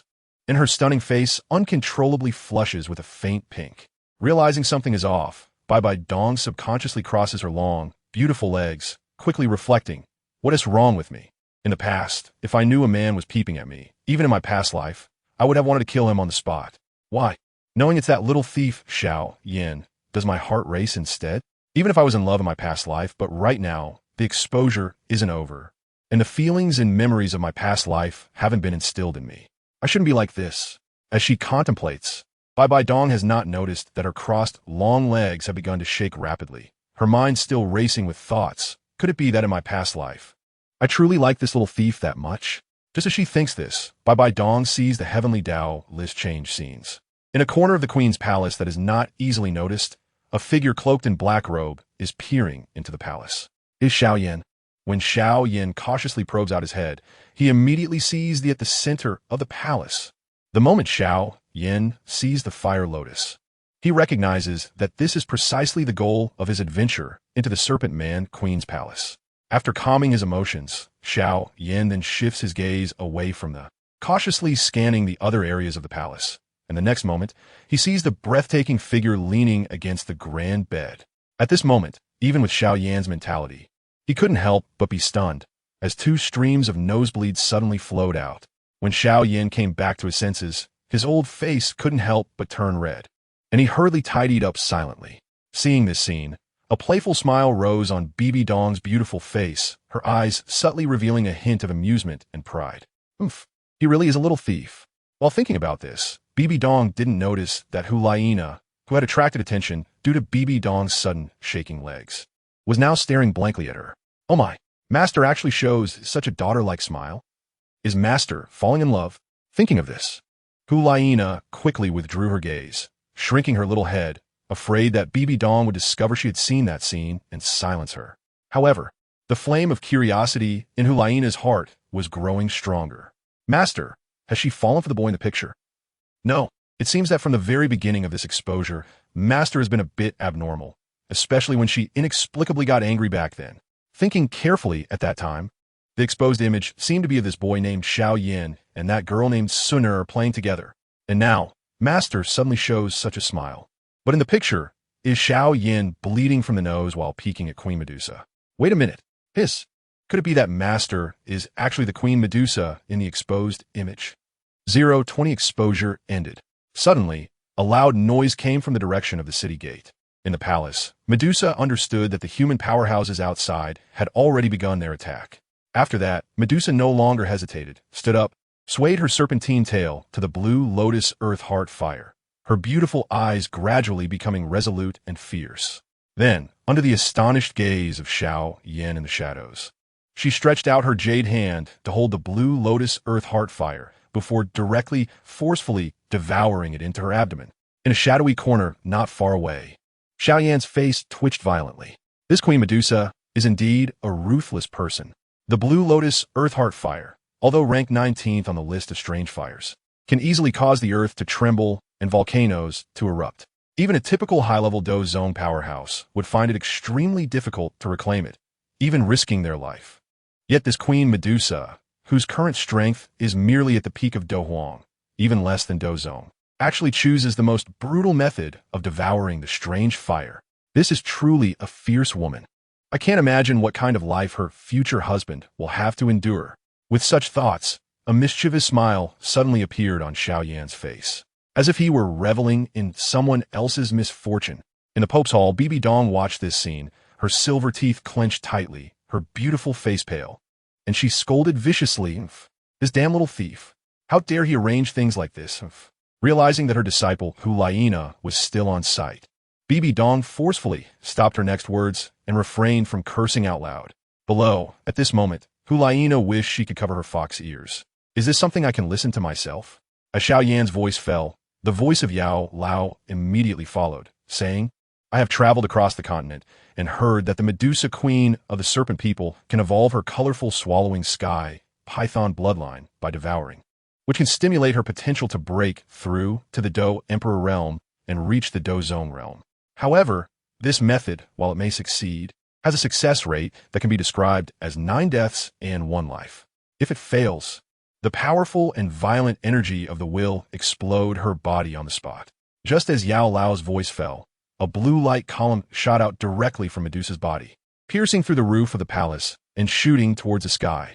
Outside the city, a group of human powerhouses saw this scene and immediately understood that Queen Medusa had chosen to forcibly break through the Do Emperor realm using. "Quick, we don't have much time left." In an instant, everyone stopped holding back and began to use their full strength, quickly breaking through the obstacles of the Serpent People and rushing towards the city. On the other side, inside Queen Medusa's palace, the originally enchanting and charming Medusa suddenly transformed into a giant python, struggling for just a moment. Boom! With a loud noise, a violent, explosive energy swept out from the center of the palace, turning everything in its path into dust. Seeing this, Yao Lao immediately acted to protect Xiao Yan, so that until the explosive energy completely dissipated, the entire Queen's palace and the surrounding area within a 10-mile radius was left with nothing but a bare ground. Except for Xiao Yan, on the Douluo continent, people witnessing the scene were left dumbfounded. What happened? The explosion of a peak Do Emperor powerhouse has such strong destructive power. Yes, it has directly obliterated everything within a 10-mile radius, right? It seems that even a title Douluo can achieve such destructive power. Absolutely cannot. I was fortunate enough to witness the Sword Douluo battle in 90,000-year-old 9 Nether Earth Dragon Beast in the Stardow Forest. And even when both fought with all their might, the destruction range was only about 100 meters. Looking across the entire continent, perhaps only the rumored grand offering of the Spirit Hall, the angel Doa Qiandaolu, could have such destructive power, right? But it's a pity such a beautiful woman like Queen Medusa is gone just like that. Sigh. Inside the Pope's palace, Hulina looked at this scene with great surprise. Is Queen Medusa really gone? No. Wait. Looking at Master S's current situation, there must be many love stories between the two in their past lives. So she shouldn't have fallen just like that. I just don't know how she survived. With this thought, Hulina watched with great interest. Above, Bibi Dong was also surprised by the self-explosion of her past life, but she was not worried about her past life falling. Instead, she wanted to see what Xiao Yan, this little thief, would choose to do next. After the explosion completely disappeared, when Xiao Yan saw everything around him, he was stunned for a moment. At this time, Yao Lao spoke again. "Strong opponents are approaching. They will be here soon. Disciple, quickly collect thee, and then hurry to escape." Hearing Yao Lao's voice, Xiao Yan immediately came to his senses, hurried to collect the scattered on the ground, and just as he was about to escape, he suddenly noticed something wriggling under a charred snake belly nearby. Driven by curiosity, Xiao Yan reached out and lifted a section of the snake body, revealing a small snake that was colorful and only as thick as a thumb. Unlike other snakes that give a sense of disgust, this little snake looked very cute, giving off a cute feeling. Xiao Yan became interested and slowly placed his hand in front of the little snake, chuckling, "Hey little guy, do you want to come with me? I can guarantee you will eat delicious food." Hearing Xiao Yan's voice, the little snake tilted its head as if pondering. In the next second, before Xiao Yan could react, the little snake suddenly appeared on Xiao Yan's wrist, coiling up, and then seemed to fall asleep. Although surprised by the little snake's terrifying speed, Xiao Yan also realized that this little snake was not simple. However, noticing that a strong opponent was quickly approaching not far away, Xiao Yan had to abandon other thoughts and immediately fled, disappearing with Yao Lao's help. The scene quickly played out. When Xiao Yan first absorbed the practice writing, an accident occurred, and the little snake suddenly transformed into Queen Medusa. Then, under mutual threats and compromises, Xiao Yan and Medusa began their lifelong journey together. From shopping together in the marketplace to the 3-year agreement when Yunlan's sect made a grand entrance to save Xiao Yan, to returning to the Xiao family to help Xiao Yan destroy the other 2 major families in Wutan City, to returning to Yunlan's sect to resist Yun Shan for Xiao Yan, escorting Xiao Yan through the Black Corner domain to the front of the Jialan Academy, where the fallen heart flame unexpectedly merged in the furnace of the burning Heaven Chi Tower. Every segment of the scene showed the development of their relationship until Xiao Yan eventually became the Flame Emperor, sealed the Soul Heaven Emperor, and even reached the 5 emperors in the sky. The scene gradually faded, and this exposure ended. The Heavenly Tao leaderboard withdrew. 021 Do Zone powerhouses, terrifying indeed. At this moment, the entire Douluo continent fell completely silent. Shock. Unparalleled shock. A peak Do Emperor powerhouse's full explosion can be compared to, or even exceed, the power unleashed by a level 99 title Douluo. Do Zone powerhouses can even begin to manipulate space, walking on air as if walking on flat ground. Do Zone powerhouses can tear space apart at will, walking through the void. A casual strike can overturn mountains and rivers, causing the void to collapse, turning hundreds of thousands of miles into dust. Do Shang powerhouses can even casually open up a small world millions of times larger than the entire Douluo continent, and can also destroy such a small world with a single strike. Do D powerhouses can destroy the heavens and the earth, sweeping across a Do Chi world that is millions of times larger than the Douluo continent with a single thought, and in a single encounter, can easily collapse the central continent that is millions of times larger than the Douluo continent. Is this really something humans can do? Just as everyone was staring blankly at the Heavenly Tao leaderboard slowly dissipating, 3 streams of light suddenly emerged from the Heavenly Tao leaderboard and then vanished. It wasn't until this moment that all the beings on the Douluo continent gradually regained their senses, and then the excitement erupted. Hiss! Was I dreaming just now? How did I see someone casually opening up a small world that is countless times larger than our Douluo continent? Damn! A king-level powerhouse can stand shoulder to shoulder with a title Douluo. If that's the case, wouldn't Dozone level and above powerhouses all be God-level powerhouses? Dozone powerhouses are terrifying. Oh my, the world where the exposer lived in their past life is too horrifying. Yes, especially in the later scenes, where the Soul Heaven Emperor, in order to achieve the Do Emperor realm, not only blood sacrificed the entire Duki continent, but also sacrificed billions of his people. Oh my god, it scared me to death. Thank goodness I didn't live in such a world.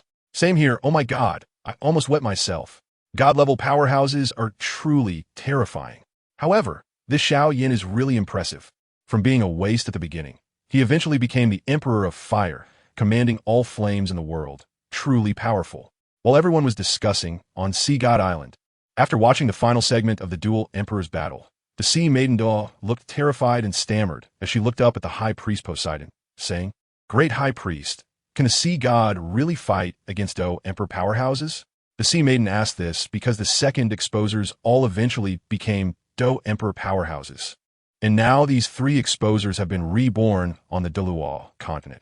And with the exposure of the Heavenly Tao, their talents, cultivation experiences, and knowledge from their past lives will be reintroduced under the golden light that just left the Heavenly Tao leaderboard. If these 3 have not yet become soul saints, then regardless of their talents in this life, with the foundation from their past lives, if nothing unexpected happens, they will definitely grow into soul saints in a very short time, and then their Do Emperor cultivation will be restored in an instant. If they have already become soul saints, then soon they will directly recover all Do Emperor cultivation. And from a situation of the Heavenly Tao leaderboard, it can be seen that the Do Emperor realm is already comparable to a 99th level title Douluo, which means the top powerhouse of the Douluo continent at the level of the High Priest. As for Do Emperor powerhouses, the only ones they can fight against are probably gods, right? At this moment, the Sea Maiden Do was fervently praying in her heart that the sea god she worshipped would have the strength to battle against the Do Emperor. And she was also praying that these 3 exposers would not be enemies of Sea God Island, while others were similarly praying in their hearts. They couldn't help but look up at High Priest Poseidon, eager for the answers they hoped for. Seeing the hopeful eyes of the guardians of the Sea God 7 sacred pillars, High Priest Poseidon's eyelids twitched, and he didn't give a direct answer. The Sea God is going to battle against the Do Emperor powerhouse. This is probably because Lord Sea God is growing impatient. There's no need for a Do Emperor to take action. Even a Dozun might be able to make Lord Sea God unable to find his way back to the north. With a single slap from a Do Saint, Lord Sea God might turn to dust along with the Douluo continent. A Dolumpaa. As the Grand Priestess of Sea God Island and a level 99 titled Douluo, only people of her level truly understand the power of God. But it is precisely because of this understanding that she also realizes how weak the sea god she serves is in front of a Do Emperor. However, as the Grand Priestess of Sea God Island, she certainly cannot voice such thoughts. Instead, she directly changes the subject and orders the guardians of the 7 sacred pillars of Sea God. You all, take a team of purple-clothed Sea God guards and 100 yellow-clothed Sea God guards to Douluo continent. Gather information and see if you can encounter Xiao Yin, Gu Sun'er, and Kai Lin's exposers. At the same time, find out if any of them were soul saints before exposure. If any of them were previously soul saints, then if encountered, try to invite them to Sea God Island as much as possible. Do not force them. However, if none of them are soul saints, then if they are willing to come to Sea God Island, everything will be easy to discuss. If they are unwilling. As she spoke, a fierce glint flashed in Poseidon's eyes. How could someone who became the Grand Priestess of Sea God Island truly be soft-hearted? Even the subordinates of her former friends who invaded the Grand Priestess could be completely annihilated, let alone an ordinary soul master with some background. At the same time, the Xingluo royal family, Tiando royal family, 7 Treasure Glazed Tile School, Blue Lightning Tyrant Dragon Sect, and even the Haoyan sect issued similar orders. As for Tang San, what Tang San? Who is Tang San?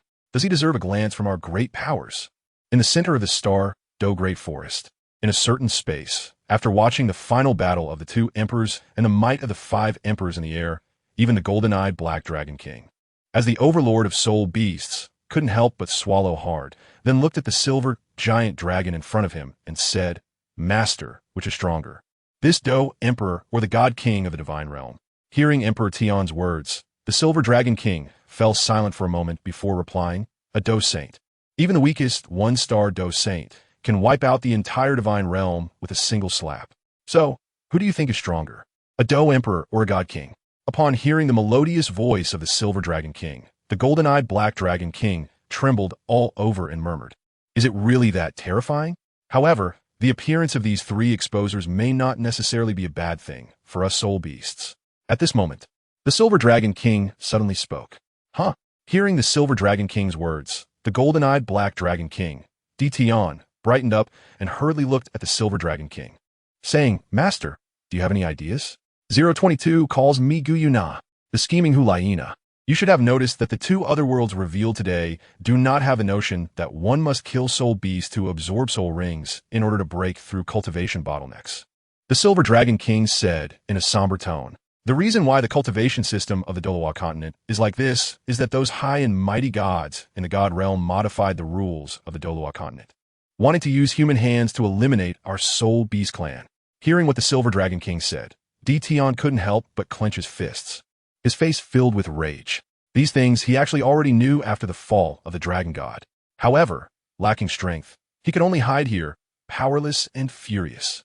The only hope is that the Silver Dragon King in front of him can recover from the injuries left by the Dragon God War as soon as possible and lead the remaining strong members of the Soul Beast clan to break free from the constraints of the Divine Realm, so as to avoid the complete extinction of the Soul Beast clan. The Silver Dragon King glanced at Emperor Tian, then her entire body radiated a brilliant silver light. Soon, as the light gradually faded, a stunning woman's figure slowly appeared. She had long silver hair, neatly flowing down her back to her ankles, with hair that not only was smooth, but also had a texture resembling silver crystals. Her appearance was so beautiful that words could hardly describe it. All descriptions were insufficient to capture her beauty. Her skin was slightly pale, and paired with a pair of bright, cold purple eyes, it added an undeniable noble aura. She is the human form of the Silver Dragon King. Raising her hand to stop Emperor Tian's inquiring gaze, the Silver Dragon King continued, Moreover, in the world of Xiaoyan, although there is mutual slaughter between magical beasts and humans, it is merely a kind of killing driven by the form of life and survival needs. In reality, high-level magical beast families and human powerful families generally do not invade each other. This is the way of survival and lifestyle that we soul beasts pursue. Furthermore, in that world, transformed magical beasts can also have mutual affection with humans and combine together, just like Xiaoyan's wife, the last exposer, Queen Medusa, Kai Lin. With such prerequisites, at least the attitudes of Xiao Yin and the others towards a soul beast will not be to directly call for slaughter. Therefore, we can find these 3 exposers and form an alliance with them.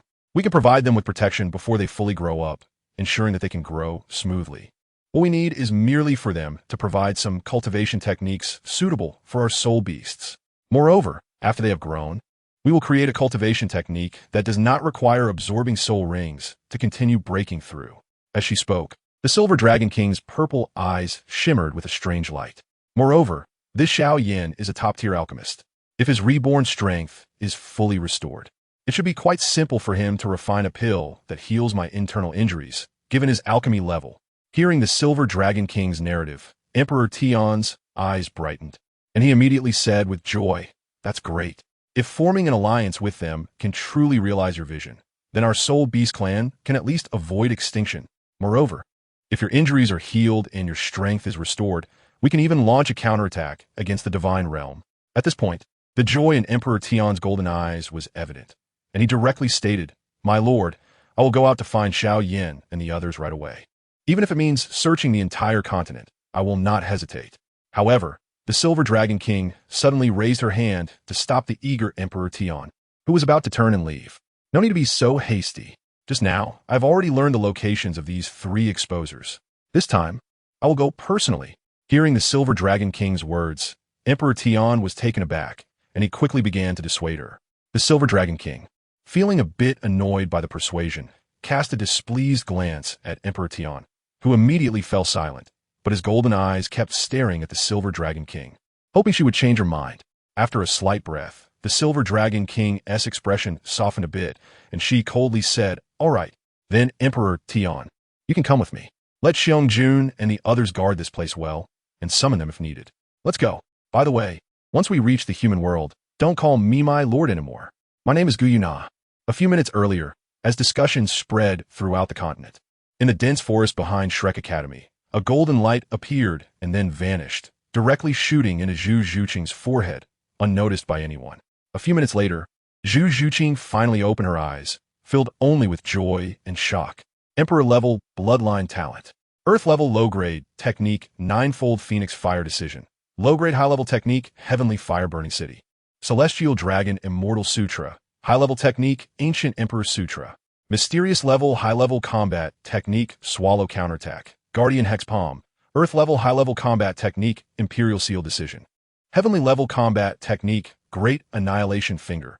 Ancient Emperor Finger, 7-colored Divine Patterns. These can I really cultivate and use them all? This feeling is so miraculous. As she spoke, Zhu Zhuqing suddenly felt a powerful force surging from the palm of her right hand, and upon sensing this anomaly, her eyes brightened and her heartbeat uncontrollably quickened. Could it be? Mumbling, Zhu Zhuqing stretched out her right hand, and her soul power surged uncontrollably toward her palm. In the next second, a massive goddess phantom appeared directly behind Zhu Zhuqing. The goddess's appearance was identical to that of the adult Gu Suner from the previous image. Turning around to look at this goddess phantom, which resembled her 9/10 but appeared more mature, Zhu Zhuqing's mind went blank, and she instinctively murmured, This is my second martial soul? Can I actually have a second martial soul?" At this moment, Zhu Zhuqing suddenly felt that everything seemed to become easier. Meanwhile, in the hall of the Pope of the Spirit Hall, a beam of golden light shot into Bibi Dong's forehead under Hulaina's gaze. And then she watched as Bibi Dong slowly closed her eyes. Indeed, my previous guess was correct. Master is indeed the exposer. Hulaina focused, protecting Bibi Dong while her mind involuntarily wandered to another matter. It seems that Xiao Yin has also been reborn in the Douluo continent. I wonder what he is like now after his rebirth. Will he be a grumpy old man? Or a messy big guy? Or perhaps a wandering man? Could it be that he is a girl? If he really is a girl, how should I address her when I meet her in the future? Should I call her sister? Or master? As if imagining a funny scene, Hulaina couldn't help but cover her mouth and laugh out loud. Just at that moment, on the Pope's throne, Bibi Dong slowly opened her eyes, a flash of evil and bloody brilliance flickering. However, the next moment, a massive aura that seemed to tilt the heavens suddenly erupted from Bibi Dong's graceful body. In an instant, all beings on the Douluo continent, Sea God Island, and even on the Sun and Moon continent, which would appear thousands of years later, all knelt down on the ground under this inexplicable pressure. All living beings in the world knelt on the ground, unable to raise their heads under this overwhelming aura. However, among them were those who were clever, and after a moment of confusion, they reacted. This imposing presence is the rumored pressure of the Douluo Emperor. One of the three exposers, before being exposed, was already at the Soul Sage level, or even stronger. Now, with the power of the Douluo Emperor from his past life, all memories and emotions from that life have been fully infused and activated. On Sea God Island, the high priest Poseidon tried to rise, but felt as if the entire world was pressing down on him, rendering him immobile. Deflated, he ceased to resist and communicated with the other holy pillar guardians below, indicating that the ambush plan could now be declared a failure. From now on, all residents of Sea God Island should not venture out. I have a feeling that the Douluo continent will soon experience unprecedented turmoil due to this exposure, and we can only pray that this turmoil does not affect Sea God Island. While communicating, Poseidon bowed his head, his expression filled with unprecedented disappointment. After personally feeling this authority, Poseidon can now confirm 100 that even if the sea god were to deliver a divine decree or descend personally onto the Douluo continent, if he were to encounter this exposer, who has inherited everything from his past life, he would have to endure 2 slaps to leave. Just thinking about such a scenario fills Poseidon with a sense of faith crumbling into despair. The other holy pillar guardians felt the same. The city of slaughter, once filled with violence, noise, and the cries of battle, is now eerily quiet. All the thugs in the city of slaughter seem to quail like quail, kneeling on the ground, trembling. In the palace of the king of slaughter, the king of slaughter is curled up on the ground as if encountering a natural enemy. His expression one of extreme fear, even looking less than human. At this moment, controlling the body of the king of slaughter, who is also Tang from the Haotian sect, is the primordial beast, the 9-headed Bat King. This is the aura of the Douluo Emperor, a power far beyond that of a top-ranked titled Douluo. Among those 3, one has already inherited all the power from his past life. Moreover, this aura does not carry the fierce and violent feeling of Xiao Yan when he became the Flame Emperor, so it should be one of those 2 human women. Therefore, this Flame Emperor is still growing. If he needs to cultivate flying combat skills, wouldn't he eventually come to kill me to seize my wings for refinement? No, absolutely not. I don't want to die yet.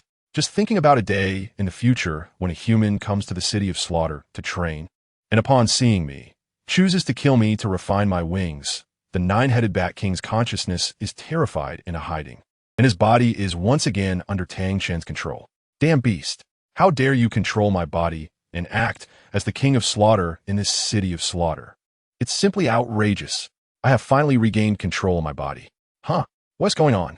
Just as Tang Chun regained control of his body, he suddenly felt an overwhelming pressure, powerless, kneeling on the ground again, his mind instantly returning, shocked, saying, this pressure?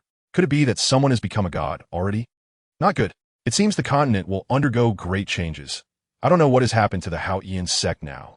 Once this pressure subsides, I must quickly go to the Haotian sect to check. In Wuhuan City, if it weren't for Bibi Dong intentionally retracting over 90 of the pressure that enveloped the entire Wuhuan City at the moment of her explosive aura, the whole Wuhuan City would have already been destroyed by this pressure. However, if that were the case, everyone in Wuhuan City would be kneeling on the ground like the others on the continent. Inside the Pope's Hall, all the pressure bypassed Hulaina, which is why she survived. However, seeing Bibi Dong enveloped in an evil, dark, bloodthirsty aura above her, Hulaina's eyes were filled with worry. At that moment, Bibi Dong, shrouded in evil and dark energy, finally spoke. So that's it. My heart is so concerned about that cowardly waste who only knows how to run. And my personality has become so extreme. It turns out to be your doing. I never expected it. Rakshasa God.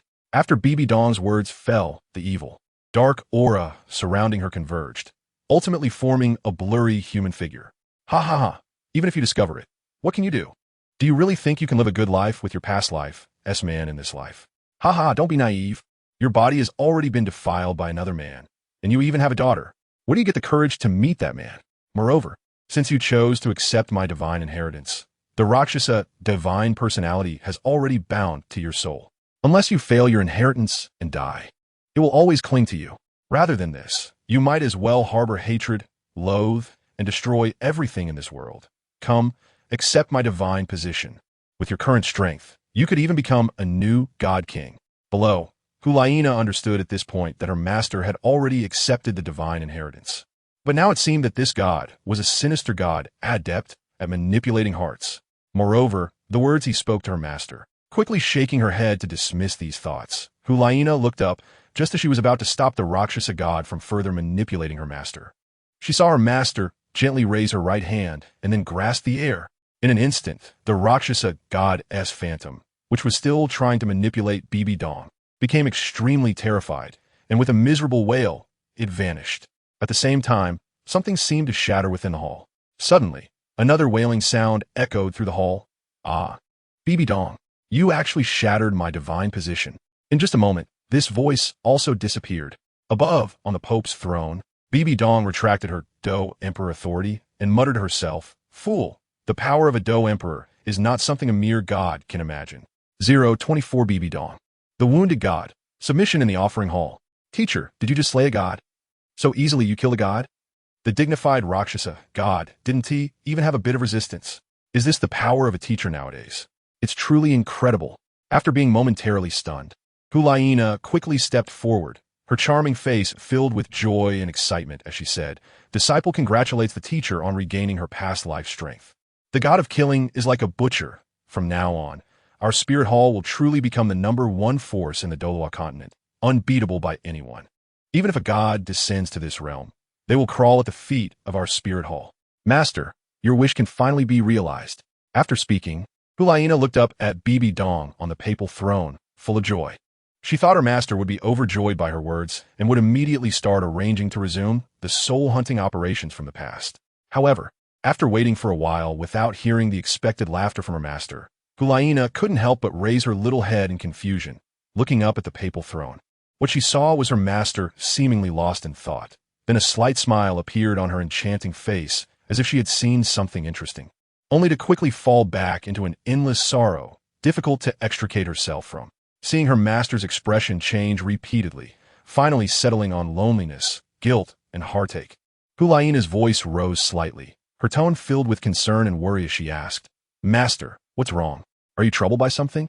Above, on the papal throne, Bibi Dong, who had absorbed all the emotions and memories of the perfect Medusa queen, initially used her soul power to scan the entire Douluo continent and quickly located the reborn Zhu Zhuqing and the reincarnated Xiaoyan.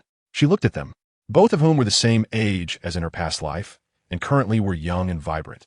Yet she herself was already over 40, having lost her virtue due to a certain beastly teacher, and her emotions were in tatters because of a cowardly scum. With such a self, how could she face her past love and sisters? At this thought, Bibi Dong's expression fell, and her hatred and murderous intent towards a certain deceased beast and the cowardly scum who allowed her to be violated grew stronger. At this moment, in her pain and despair, Bibi Dong suddenly heard her disciples calling her, which brought her back to focus, and she looked gently at her disciples before shaking her head with a wry smile. Some pain and troubles were hers to bear alone. There was no need to burden those who cared for her with additional worries. Just as Bibi Dong was about to say something, Zhu Douluo and Ghost Douluo suddenly rushed in, saluted, and reported, "Your Holiness, the grand offering, along with other offerings, is on their way to the Holy Hall." Upon hearing their report, Bibi Dong's exquisite beauty regained its previous indifference. She waved for Hulaina, Zhu Douluo, and Ghost Douluo to stand aside and coldly gaze at the entrance of the Holy Hall, her murderous intent boiling. Moments later, a group of powerful individuals, led by a white-haired but robust old man, entered the Holy Hall. Bibi Dong watched the offerings below with a mocking smile and said lightly, "I wonder why all of you offerings are not in the offering hall, but have come to my Holy Hall. Below in the past, the other offerings would have cast disdainful, contemptuous, or even dismissive glances, and a hot-tempered second offering might have even stood up to scold them. However, at this moment, everyone simply directed their gazes towards the foremost grand offering, Qian Douluo, not daring to show any change in emotion. At the front, Qian Douluo observed Bibi Dong's casual demeanor on the papal throne, while sensing the terrifying aura within her that resembled an infinite universe. Confirming that Bibi Dong was indeed the one who had just unleashed that overwhelming pressure, he fell silent for a moment before finally speaking in a deep voice. "The offerings of the offering hall will follow the orders of the Pope from now on." Hearing Qian Douluo's words, the other offerings immediately understood that Bibi Dong was indeed the one from earlier. just thinking about how under that aura, the top powerhouses of the Douluo continent had all knelt down. Even the angel god statue suddenly had its knees broken and fell to the ground, caused them to fall silent, not daring to voice any objections. Above, Bibi Dong listened to Qian Douluo's words without expressing her stance, calmly watching him from the throne. Below, seeing this scene, Qian Douluo had already understood Bibi Dong's murderous intent toward him, but he still spoke. Also, I know you want to kill me, but my life is a necessary sacrifice for Schwerer to become a god. Even if you awaken all your past life memories, it cannot be denied that Schwerer is your own daughter. Boom! Before Qian Douluo's words could finish, he seemed to be struck hard, and in front of everyone. He was violently sent flying, crashing into the wall beside the entrance of the Holy Hall. Hiss! In an instant, everyone in the Holy Hall, except for Bibi Dong and Hulaina, who had witnessed Bibi Dong's power in annihilating deities, gasped in shock. Is this the Do Emperor powerhouse in the picture? This group of at least 95 level-titled Douluos didn't even see how Bibi Dong made her move. The grand offering was sent flying. From the looks of it, he must have been seriously injured. Who is the grand offering? He is known as the Invincible in the sky, towering over all the powerhouses on the Douluo continent. A demigod powerhouse. How could he be so casually wounded by someone? In that moment, the small thoughts that the offerings originally held were completely suppressed. In the arena, the second offering, Golden Crocodile Douluo, reacted instantly, appearing beside the wall to support Qian Douluo as he left it. Looking at his imposing older brother, now severely injured, blood dripping from the corner of his mouth and his bones seemingly broken in many places, his tiger-like eyes filled with tears as he said, "Brother, you..." Qian Douluo coughed up blood and raised his hand to stop Golden Crocodile Douluo from speaking. He knew that his old brother truly called him brother. And at the same time, Golden Crocodile was the person who loved the Spirit Hall the most. Therefore, Qian Douluo didn't want his old brother to be angered by Bibi Dong and suffer because of him. Cough. Don't say more, Golden Crocodile. This is my debt to the Pope. After saying this, Qian Douluo wiped the blood from the corner of his mouth and looked up at Bibi Dong on the Pope's throne. But don't forget, as a mother, you also owe Schwerer.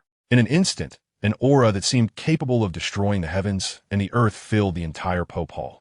Except for Hulaina, who was intentionally bypassed by Bibi Dong, and the Ghost Doll and Chrysanthemum Doll. All the offerings were prostrated on the ground at that moment, their expressions fierce, spitting blood. It took a full quarter of an hour for this aura to gradually dissipate, and at the same time, a cold and bone-chilling voice echoed throughout the hall, "Get lost." A moment later, outside the Pope Hall, Golden Crocodile Doll supported Qian Douluo, followed by a group of offerings, heading towards the offering hall. Brother, what does Bibi Pope mean by this in the end? Also, she shouldn't harm little Schwerer, right? When mentioning little Schwerer, even Golden Crocodile Douluo couldn't help but show a loving expression, which quickly turned to worry. Behind them, the group of Douluos all perked up their ears, listening intently. Of course, while they also cherished the little princess Qianrenshua, at this moment, they were more concerned about the first question, as it concerned their own lives and the lives of their families. Who could have imagined that the Pope's previous life was such a powerful being? Who could have thought that something like the heavenly Tao ranking would appear in this world, allowing one to inherit everything from their previous life? Cough, cough. Up front, Qian Douluo couldn't help but cough a few times, his baby-like smooth face now looking aged. A hint of pain flashed across his face, and then he said, "Rest assured, she, after all, is Schwetter's biological mother. This bond of flesh and blood, even if she awakens all from her previous life, she cannot sever. It is precisely because of this that I was not killed today, because she also knows that Schwerer will need me in the future to become a god. As for you old brothers, you have no enmity with her. In the future, aside from needing to follow her orders, everything else can remain the same as before." Hearing Qian Douluo's words, the group of offerings finally breathed a sigh of relief. The current Pope's recently displayed power was too terrifying. Even now, thinking back on it made them feel a bit cold. Only Golden Crocodile Doll, after hearing Qian Douluo's words, couldn't help but feel sorrowful, hesitating for a moment before saying, "Brother, you should have noticed that Pope's power has already far surpassed the 100-level godhood we titled Douluos strive for. And such events may no longer be the only one in the future continent. So, why bother insisting on letting little Schwerer become a god? What if she could obtain other powers from other exposers in the future? Not only could Schwerer become a god herself, but even surpass a god. In this way, brother, you would have to die. Wouldn't that be?" Before Golden Crocodile could finish his words, he was interrupted by Qian Douluo. "Golden Crocodile, you don't understand. In the face of faith, life is actually nothing. Upon hearing this, golden crocodile Douluo fell silent. In the divine realm, in the Azura divine palace. Bang! Ah, my power, my strength. Damn it, you should die, BB Dong. A figure with disheveled hair was frantically venting, smashing everything around. She was a first-level deity, the Azura god. However, even so, the aura on the Azura god continued to drop until it fell to the moment of an 89th level soul Douluo. Only then did it stabilize. You shatter my divine rank, BB Dong, you should die. This god will not rest until we both perish. After a bout of venting, the Azura god's eyes were filled with venom and malice as she muttered, "By the way, the divine realm stipulates that one cannot shatter a god's divine rank at will. Otherwise, they will surely face severe punishment." Moreover, BB Dong and the few who were exposed before, they were not people from the Douluo continent world in their previous lives, and not from any world under the jurisdiction of the divine realm. Thus, they are extraterritorial demons. Shura seems to be specifically responsible for cleaning up these extraterritorial demons. With this thought, the Azura god's eyes narrowed coldly. Just as she was about to seek the Shura god to request him to enforce the law, a voice suddenly rang out at the door. So, it was you who shattered your divine rank, Azura. Hearing the familiar tone of sarcasm, the Azura god clenched her teeth. At this moment, in order to take revenge, she had no choice but to turn around. With a face full of flattering smiles, looking at the Shura god who walked in, saying, "Lord Shura god, you came just in time. I have important matters to report." Looking at the Azura's current appearance, the blood-clad Shura god narrowed his eyes and said, "Oh, I remember. You seem to be searching for divine rank inheritance in the Douluo continent. What happened? Did something major occur in the Douluo continent?" At this moment, a flash of killing intent flickered in the slightly narrowed eyes of the Shura god. The Douluo continent, after all, had its own hidden cards left behind against other gods, and he did not want the Douluo continent to be exposed to the eyes of other gods. Thus, he could only silence her. At this moment, the Azura god, who had not yet discovered the crisis, directly spoke, "Lord Shura god, I discovered extraterritorial heavenly demons in the Douluo continent." Just as she was speaking, the Azura god suddenly noticed a flash of blood light before her eyes, and then everything went dark. With a flick of his sword and sheathing it, the Shura god looked at the Azura's corpse before him, secretly thinking it was fortunate. Luckily, he had just finished executing tasks in other worlds and was resting nearby. He managed to silence this guy before other gods arrived. Otherwise, if other gods, especially if destruction found out that he had brought Tang San's soul from another world to reincarnate in the Douluo continent, it would really be a disaster. Yes, the Shura god thought that the extraterritorial heavenly demon mentioned by the Azura was Tang San, so he had to take the initiative to silence the Azura god. In place, without resting for a moment, figures quickly flew over the clouds, directly landing at the entrance of the Azura divine palace. Soon, the four gods of destruction, life, goodness, and evil all arrived together. The god of destruction stepped forward, looking at the dismembered corpse of the Azura god on the ground, his body radiating a destructive divine power that seemed ready to explode at any moment, coldly staring at the Shura god, saying, "Shura, did you kill the Azura? Today, if you cannot give me a satisfactory explanation, I will not rest until we both perish."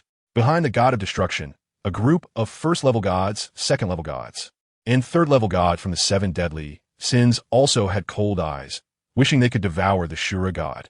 After all, the Rakshasa god is a first-level deity just like them. If they do not seek justice for the Rakshasa god today, could they not also be killed at will in the future?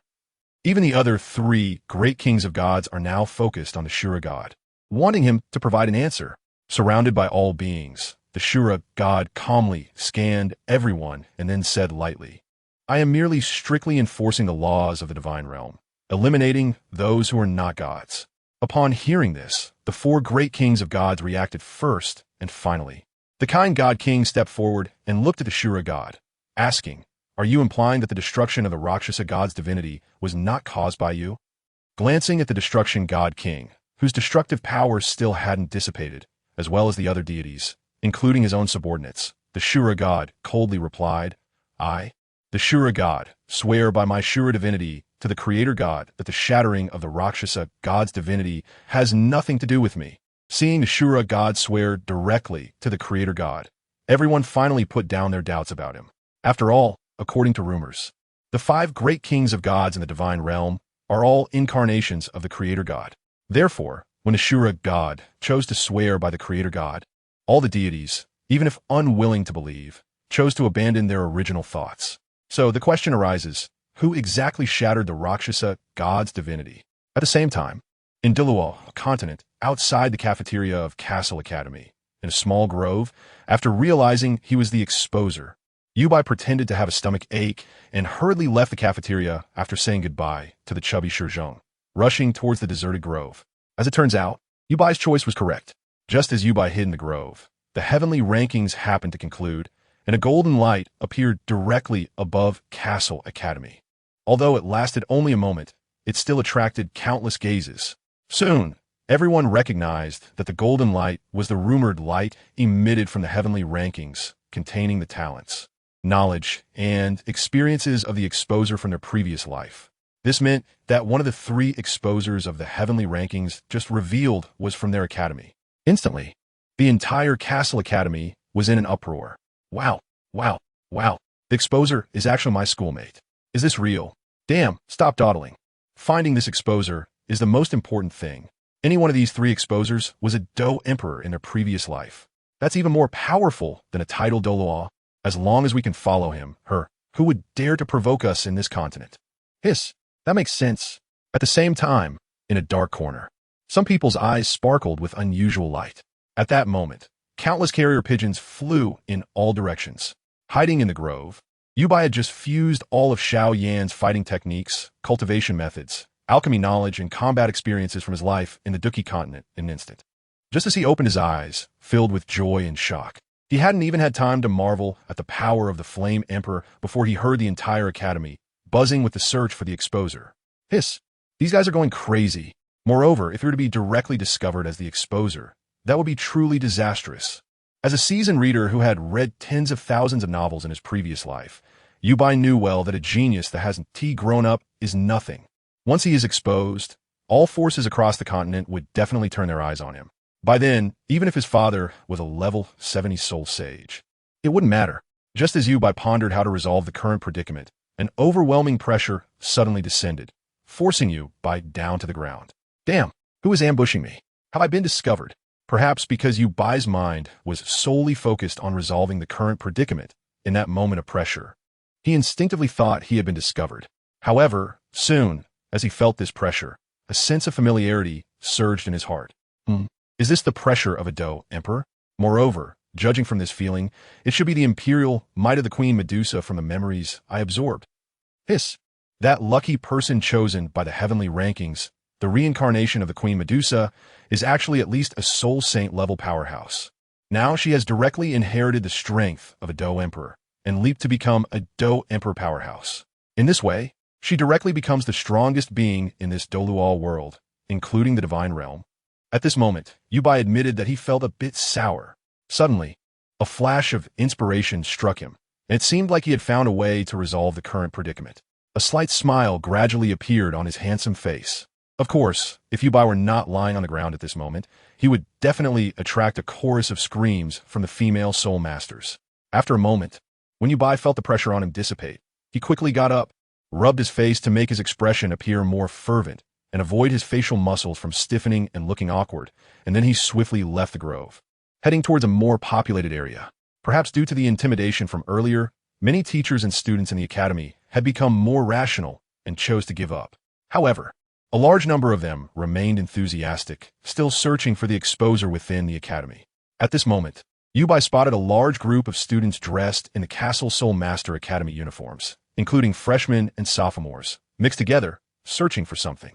His eyes lit up, and he controlled his facial muscles to appear equally excited as he walked over. On the other side, a group of new and old students from Castle Soul Master Academy saw a handsome guy approaching them alone, and their eyes brightened. Just as they were about to confirm whether he was the exposer, they noticed that his gaze was directed towards them, just like theirs. Seeing this scene, the group could almost confirm that the person opposite them was just a guy sharing the same mentality as them. Although they were a bit disappointed that he wasn't the exposer from the academy, exchanging information was still possible. With this mindset, they also approached him. Before getting close, Yubai's voice, filled with uncontrollable excitement, rang out, "Hey, brothers, have you found that exposer?" Or do you have any news? Seeing Yu Bai's expression of fervent excitement, which was no different from theirs, the group had no doubts and replied directly, "Not yet, but we just searched all the small groves and paths behind us, and we can confirm that the exposer is not in that area. What about you, brother? You seem to have received some good news." In response to the leader's probing, Yu Bai proudly declared, "Although I haven't found any news about the exposer, I just got some incredible information from another group of girls." Hearing this, the group immediately brightened up and urged him, "Good brother, you have to share the news. Yeah. Hurry up and tell us. You're awesome, brother, spill it." This group of people was not at all surprised by the rumors that Yu Bai could attract the female Soul Master students from the academy. After all, Yu Bai's appearance was indeed very pleasing to the eye. Normally, when they saw Yu Bai, they might have secretly cursed him as a pretty boy behind his back. However, at this moment, in front of such a life-changing opportunity, they wished Yu Bai could be even more handsome, so that the information they received from the girls would be even more accurate. Seeing this group urging him on, Yu Bai felt a secret joy in his heart. But on the surface, he still played the role of someone equally eager to find the exposer, his voice gradually becoming more fervent as he excitedly said, "You haven't forgotten that terrifying pressure just now, have you?" That group of girls said they heard their teacher analyze that the aura pressure from just now is very likely one of the 3 exposers who, through the heavenly Tao rankings, has directly become a Do Emperor-level powerhouse. Can't beat them? Then join them. Wow. Upon hearing that the previous pressure was actually that of a Do Emperor, everyone's hearts couldn't help but beat wildly. After all, it was a Do Emperor. Just thinking about the apocalyptic scenes from the final battle of the 2 emperors in the heavenly Tao rankings made everyone's emotions surge uncontrollably. As Yu Bai took in everyone's expressions, he secretly laughed in his heart, and then almost frantically continued, "Moreover, everyone knows the relationships of those 3 exposers in their past lives. They're either husband and wife or sisters. Under such circumstances, do you think the exposer who has already inherited Do Emperor-level power will secretly, or even openly, take care of the other 2? Hearing Yu Bai's suggestive words, everyone's eyes lit up, and they nodded in agreement, saying yes. No matter whether the exposer who has become a Do Emperor is Xiao Yin, Gu Suner, or Queen Medusa, the remaining 2 are either spouses or sisters. Furthermore, when the heavenly Tao rankings impart power to soul, saint level, and above powerhouses, it also imparts memories and emotions from their past lives. That's right, under these circumstances, the Emperor-level exposer will definitely take care of the other 2 exposers until they also become soul, saint-level powerhouses and subsequently restore all their memories and emotions from their past lives. In other words, as long as we find our academy's exposer and choose to follow him or her, we will already have a Do Emperor-level powerhouse backing us. Stronger than a titled Douluo. Hiss. Thinking about it carefully, it really is like that. So what are we waiting for? We need to quickly find this exposer. No, our future boss. Seeing that this group of people could come to this conclusion even without his hints, Yu Bai nodded with satisfaction. Then, under Yu Bai's further persuasion, this group of people started to search for the exposer as if they were enchanted. Meanwhile, Yu Bai himself, after confidently parting ways with the group, picked up a few 2nd and 3rd-year grade badges from school uniforms in a small grove where couples date. Then coincidentally encountered several waves of people looking for the exposer and secretly told them the news he had heard before heading back to his dormitory. At the same time, within the entire Castle Academy, the news that the exposer in the school has a Do Emperor powerhouse backing them began to spread everywhere. In an instant, all the dark-minded individuals who were originally planning something fell silent. After all, they had seen the might of a Do Emperor in the heavenly Tao rankings. If they really targeted this exposer within the academy, the Do Emperor would surely be furious, and it was likely that even the Douluo continent would be struck down. Just thinking about such consequences made these dark hands hope that this exposer in the academy would not be found. Otherwise, if some brainless individuals chose to act against them, the consequences would be unimaginable. Before long, the academy's president, a rank 81 assault-type Douluo, stepped forward to stop the students from searching for the exposer and issued a strict order. Within Castle Academy, students have only one identity, which is that of a Castle Academy student. Aside from that, there is no other identity. Therefore, the act of searching for the exposer is prohibited, and violators will be expelled from Castle Academy. If it were in the past, some top-tier talented students and noble students in the academy would not take the order of expulsion from Castle Academy seriously. After all, with their talents and family backgrounds, it would not be difficult for them to join even better and more prestigious Soul Master Academies than Castle Academy, such as the Four Elements Academy or the Tiando Royal Soul Master Academy. However, these students were not fools either. They knew that at this moment, or perhaps tomorrow, when the news spreads that one of the 3 Do Emperor-level exposers is studying at Castle Academy, Castle Academy will soon become the highest-ranked Soul Master Academy in the Tiando Empire and even the Douluo continent. If they were expelled from Castle Academy at this time, it would be the biggest failure of their lives. Therefore, the search for the exposer in Castle Academy came to a complete halt. Meanwhile, as a higher-level Soul Master institution, Castle Academy also does not require students to study and cultivate within the academy. Therefore, students can choose whether to stay in the academy to cultivate or leave the academy for training at any time. As a result, many noble Soul Master students, as well as students from family forces and sect forces, hurriedly left the academy, heading towards their families or sections. Such news must be reported to the family, sect, immediately. The Castle Soul Master Academy, as a higher Soul Master Academy, not only has tuition fees, but also receives substantial financial subsidies from the Tiando Empire and the Spear Hall. So the academy is not short of money. Therefore, the dormitories for students are not just a single room, but standard 2-bedroom apartments with a living room and a bathroom. Each apartment is shared by 2 students, with each student having their own room, ensuring that they are not disturbed while cultivating in the dormitory. At this moment, after returning to the freshman dormitory, Yubai sat in his room, closed the doors and windows, and then lay down on the bed, letting out a long sigh. Closing his eyes, Yubai began to review his previous actions in his mind, using rumors to make everyone think that behind the exposer is a powerful Douluo who can suppress the entire Douluo continent with mere momentum, capable of destroying it at will, ensuring that no major forces or powerful individuals would dare to recklessly search for the exposer within the academy. This way, the threat of major forces and top powerhouses could be temporarily delayed. However, they would definitely choose to send people into the academy to investigate secretly or bribe students to gather information. But just now, as a fanatic searching for the exposer within the academy, I should be considered infiltrating the enemy's ranks, and for a short time, I shouldn't be suspected. Moreover, the unexpected joy brought by the old principal's last decree means that for a short while, my identity should not be discovered. However, this can only be concealed for so long, and my current strength is only at the Great Soul Master level, even with the upgrade to the Heavenly Class technique. The Burning Art, it is impossible for me to become a Soul Sage in a short time. Therefore, to break the deadlock, I must take the initiative before the Do Emperor threat fades and my identity is discovered by others. Only then can I have a glimmer of hope. Thinking of this, Yubai's eyes began to flicker, as if brewing some earth-shattering plan. The various forces are on the move. A great struggle is at hand. However, everything must first be discussed with the old man and the others. While thinking this, Yubai temporarily set this matter aside and became more interested in watching the cultivation experiences and burning art from his previous life. Wanted to see what differences there were between the cultivation methods of the Douluo continent and the Dochi continent. Suddenly, the entire dormitory fell silent. A pin drop could be heard. As time gradually passed, Yubai's brows furrowed.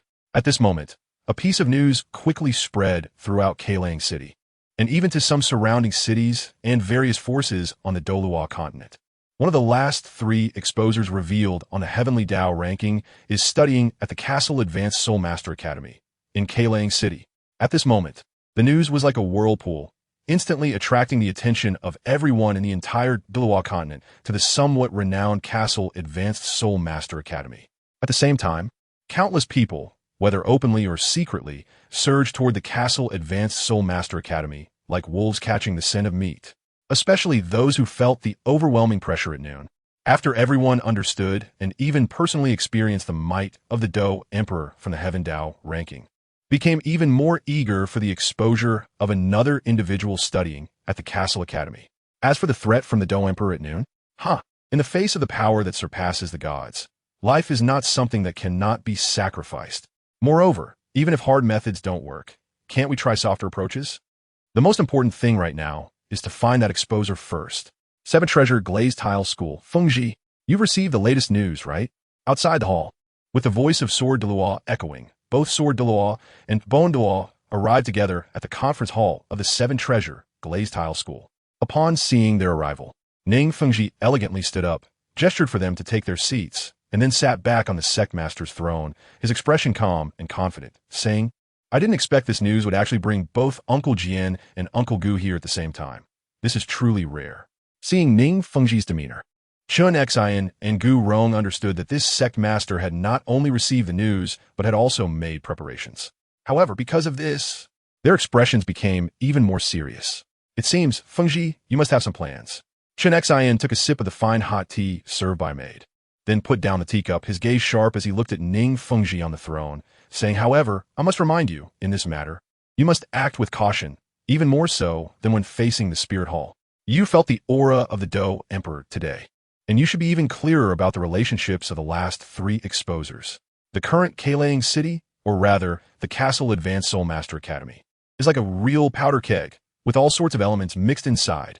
If someone accidentally lights a fire when facing the wrath of that Dou Emperor from noon, everyone involved, or every force, could be burned to ashes. If that anger falls upon our 7-treasure glazed tile school, with just me and Bone Rong, we cannot withstand it. Bone Douluo Gu Rong, who had been listening to Chun Xian's account with a serious face and nodding along, suddenly glared at Chun Xian with anger when he heard himself being called Bone Soft Egg, and directly retorted, You actually called me Bone Soft Egg? You sword user. If you have the ability, go practice outside, and see if your soft sword can pierce through my skin. Hearing Bone Douluo call him sword user, Chun Xian immediately refused to back down, shouting that he was ready to go out and fight 300 rounds. Hee. As Sword Douluo and Bone Do once again staged a duel here, Ning Fengji chuckled twice, then had to quickly advise Uncle Gu, Uncle Jian, you two should calm down. Isn't our most important task now discussing the matters of Keilang City? Seeing the two protecting Douluo finally stop their advancing steps and sit back down, Ning Fengji's eyes sparkled with wisdom as he spoke confidently and steadily. Uncle Jian, Uncle Gu, you must know that since the Heaven Dao ranking appeared, our Douluo continent is no longer the simple Douluo continent of the past, especially today, with the Heaven Dao ranking revealing 2 new otherworlds. This means that beyond the Douluo continent, there are other worlds that exist, and they can traverse between each other. And the safest and most likely way to find a way to traverse different worlds is through strength. The current world is truly a time of great contention. In the face of such a trend, retreating or hesitating will lead to falling behind others and ultimately being left behind, perishing in the sea of people. Uncle Jian, Uncle Gu, I have already sent some of the sect's outstanding disciples to study at the Castle Academy in Keilang City. At the same time, I have arranged for some soul saints, soul Douluos, and a third of our intelligence personnel to come to Keilang City. Seeing Chun Xian and Gu Rong's expressions change slightly upon hearing that he had arranged so many people to get involved in this matter, Ning Fengji continued. You too can rest assured. The reason I arranged these people to go to Keilang City is only to maintain the stability and safety of Keilang City and to eliminate those with ulterior motives. According to intelligence, other forces, whether it's the Blue Lightning Tyrant Dragon Clan, the Tindo Empire, or the other 3 sects from the lower 4 sects that appeared on the Star Luo side, and even the reclusive Hao Ian sect, have secretly sent people out. Their arrangements are similar to mine. Although the Spirit Hall has only sent some personnel to Keilang City and seems to have no intention of entering the Castle Academy, which makes it somewhat difficult to grasp, they cannot and dare not do anything excessive in the face of that existence. Therefore, regarding Keilang City, the major forces have tacitly chosen to maintain stability together and work hard to eliminate any unstable elements within, preventing anyone from provoking the wrath of that Dou Emperor. As for the exposer, it will be up to the students from the major forces who have joined the Castle Academy to compete for it. At this point, Ning Fengji thought of his precious daughter Ning Rongrong and sighed. Actually, in terms of identity, arranging Rongrong to go to the Castle Academy would be the best. But that girl's personality, sigh.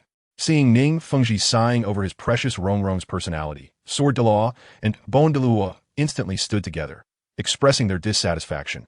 Humph. What's wrong with our Rongrong's personality? Is there a problem? That's right, Rongrong is so innocent, lively, and lovely, so likable. What does that expression of yours mean? Fengji. Humph. It seems we need to have a good talk with Rongrong when she comes back. On the other side, in Keilang City at the Castle Academy. Unknowingly, the sun was setting in the west, and the sky outside was gradually dimming. So that's how it is. In the new student dormitory, Yubai finally slowly opened his eyes, filled with complexity and mockery. comparing the cultivation process and experiences of Xiaoyan, who grew into a Dou emperor in the Douqi continent, as described in the Heaven Dao ranking. Yubai finally understood how the cultivation system of the Douluo continent works. First of all, there is the so-called rule of not cultivating before the age of 6 and awakening one's martial soul at 6. Normally, unless in worlds with various high-level energy substances. In ordinary energy-level worlds, children's early years are not conducive to cultivation. Not to mention that early childhood is difficult for understanding the knowledge of cultivation. Mistakes in cultivation could harm their fragile bodies. Even if they can understand cultivation knowledge, their young and weak bodies are still in the first stage of growth. And the bones and muscles have not fully developed, being too fragile to withstand the brilliance of the energy produced from cultivation. Therefore, before the age of 6, whether in the Douluo continent or the Douqi continent, children are not allowed to cultivate. However, compared to the somewhat rudimentary cultivation knowledge of the Douluo continent, the Douqi continent, which has mature pharmacology and alchemy techniques, allows many children from cultivating families to strengthen their bodies from a young age using medicinal baths and other methods. This makes their bodies stronger with thicker muscles, bones, and blood vessels, which is more beneficial for their future cultivation and growth. On the Douluo continent, however, there is no research in this area at all, leading to countless years where children can only play and waste time and talent until the age of 6. In this regard, the cultivation on the Douluo continent is even inferior to many martial arts worlds. Next is the so-called martial soul awakening at the age of 6. Simply put, it involves the awakening stone helping to guide out the hidden martial soul within each person, which is a major feature of the Douluo continent. However, whether one has strong cultivation talent or can even cultivate still depends on their innate soul power. The so-called innate soul power is actually the amount of soul power that can be accepted by a child's body through the awakening stone and array. Under the activation of a soul master's soul power, it essentially measures the size and strength of the child's innate meridians and the blockage of their acupoints. However, compared to future cultivation, when awakening the martial soul and receiving the infusion of heavenly soul power, there is no need to clear the acupoints. Therefore, the fullness of innate soul power in the meridians is divided from 1 to 10, which corresponds to levels from first level innate soul power to full innate soul power. At the same time, because children on the Douluo continent do not understand how to nourish their meridians before the age of 6, their meridians are generally similar in strength. But there are still differences. This leads to situations where even children with the same innate soul power can have different cultivation speeds and strengths. Of course, children without innate soul power have completely blocked meridians, making it impossible to communicate with the heavenly soul power. For someone like Yubai, who has mastered the knowledge of top-tier alchemy, solving this problem is very easy. In other words, as long as Yubai is willing, he can refine some pills or prepare some medicinal liquids at any time to enhance the so-called innate soul power level. The so-called meditation cultivation method is actually about calming the mind and achieving resonance with the heavenly soul power in a focused state, allowing the heavenly soul power to flow into the body for the natural accumulation of internal soul power. Of course, during this process of soul power accumulation, the meridians need to be repeatedly cleared and maintained for smoothness. Only then will the soul power begin to accumulate. Each level of restriction every 10 levels is essentially an impact on the acupoints within the body. However, the firmness of each acupoint is like dirt blocking a water pipe, while the process of soul power accumulation in the meridians is like water flowing naturally into the pipe.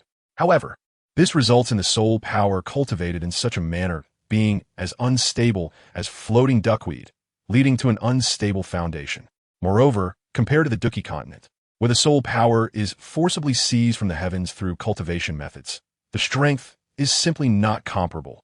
Therefore, when facing major realm barriers, the Douqi continent can use the accumulation of early-stage soul power and a series of methods as a foundation, making it easy to break through fatigue during the process. In contrast, on the Douluo continent, without a powerful and rapid influx of soul power, relying solely on the naturally cultivated soul power through meditation cannot break through the blockage of the acupoints. Of course, beyond this, the martial souls also seem to have some mysteries. It appears that a lock has been added to the martial souls between each major realm. This prevents a person's soul power from cultivating before absorbing soul rings.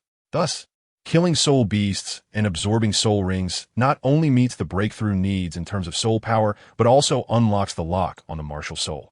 Similarly, it seems intentionally designed that the soul skills contained in the soul rings produced after a soul beast dies, when absorbed, will become corresponding soul skills based on a human martial soul. Therefore, Yubai has reason to believe that the anomalies in martial souls and the generation of soul skills may be related to some dark figures behind the scenes. This dark hand is very likely the gods of the divine realm. After clarifying all of this, Yubai couldn't help but look up, as if his gaze could reach the heavens and see the gods of the divine realm, murmuring, "I'm just glad that I haven't inherited any strange flames. Otherwise, I would definitely go to the divine realm and set it ablaze to stir things up."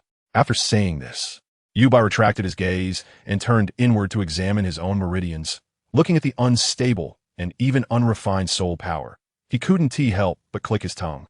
No wonder many readers in my previous life refer to the strong ones in the Douluo continent as hydrogen people. The soul power in the meridians is like air, naturally flowing into the meridians during meditation, making it akin to being filled with soul power like hydrogen, right? Given this, it makes sense that a certain god king was almost crushed to death by a sea god's trident that weighed as much as a steel roll. A full-strength strike could only create a small hole in the city wall. However, in order not to be embarrassed like that god king in the future, it seems that my soul power needs to be refined again. With this thought, Yubai wasted no time and directly sat cross-legged on the bed, activating the top-tier burning technique. In an instant, Yubai's level 27 soul power began to rapidly shrink. At the same time, in the outside world, the vast heavenly soul power seemed to be attracted by Yubai's body, forming a visible vortex that madly surged into Yubai's body. 030 Eye of the Strange Fire. Fire burning eye. During this process, after all the soul power within Yubai disappeared for the first time, the soul power within him began to grow wildly, quickly rising from level 1 to 10, 20, 27, and then easily breaking through the original level 27 bottleneck, as if there were no previous soul power bottlenecks, reaching level 28, and then continuing to grow to level 29, until it stopped at level 30. However, at this moment, Yubai, refining his soul power, could clearly sense that if it weren't for the restrictions imposed by the rules of the martial soul, his first surge of soul power could even exceed level 30. In other words, without certain actions from the divine realm, Yubai's soul power could even break through level 30 at this moment.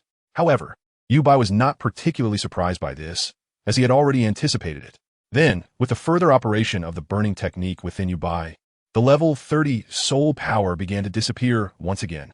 For a period of time afterward, Yubai's soul power seemed to be like a seesaw, continuously disappearing and rapidly growing back to level 30, cycling repeatedly. However, during this process, with each cycle, Yubai's aura would enhance by about 10% based on the previous level. Time flowed slowly, and before he knew it, the sunset had long disappeared, and the full moon hung in the sky, casting a silver veil over the world. Suddenly, at this moment, immersed in cultivation, Yubai heard a sound coming from the door of the new student dormitory, and he slowly opened his eyes, his gaze seemingly burning with two flickering flames, which gradually subsided. At the same time, dissipating along with it was the aura that had become nearly 10 times stronger compared to noon. After retracting all his aura, Yubai hurriedly used his soul power to examine his own changes. He had completed the refinement of 1/5 of his total soul power. Yet his strength had already increased by nearly 10 times compared to before. The potential for improvement is indeed quite substantial. However, even after thoroughly refining in this way, the strength of this body, along with the meridians, bones, and muscles within, is still significantly inferior to Xiao Yan's condition when he was a fighter. It seems that the first thing to do after resolving the current troubles is to prepare for a medicinal bath and physical training. Otherwise, with the current body strength, it would be impossible to unleash combat skills like 8 Extremes Collapse and 3000 Thunder Movement. With this thought, images of the ice and fire 2 eyes and various precious medicinal materials growing around it involuntarily appeared in Yubai's mind. Coming back to his senses, Yubai hurriedly wiped away the tears that had unknowingly flowed from the corner of his mouth and continued to tally up the gains from the half-day. The biggest gain should be this pair of martial souls. As he muttered to himself, 2 flames once again flickered in Yubai's eyes. With the activation of his soul power, the swaying flames in his eyes instantly turned blue, taking on the shape of a blue lotus. It was indeed the Blue Lotus Earth Heart Fire. Yubai had a premonition that if he continued to input soul power into the something terrifying would happen. Therefore, he directly retracted his soul power, and the Blue Lotus Earth Heart Fire in his eyes transformed back into the small flame from before, then disappeared. This pair of martial souls should be one of the rumored benefits of exposure from a previous life.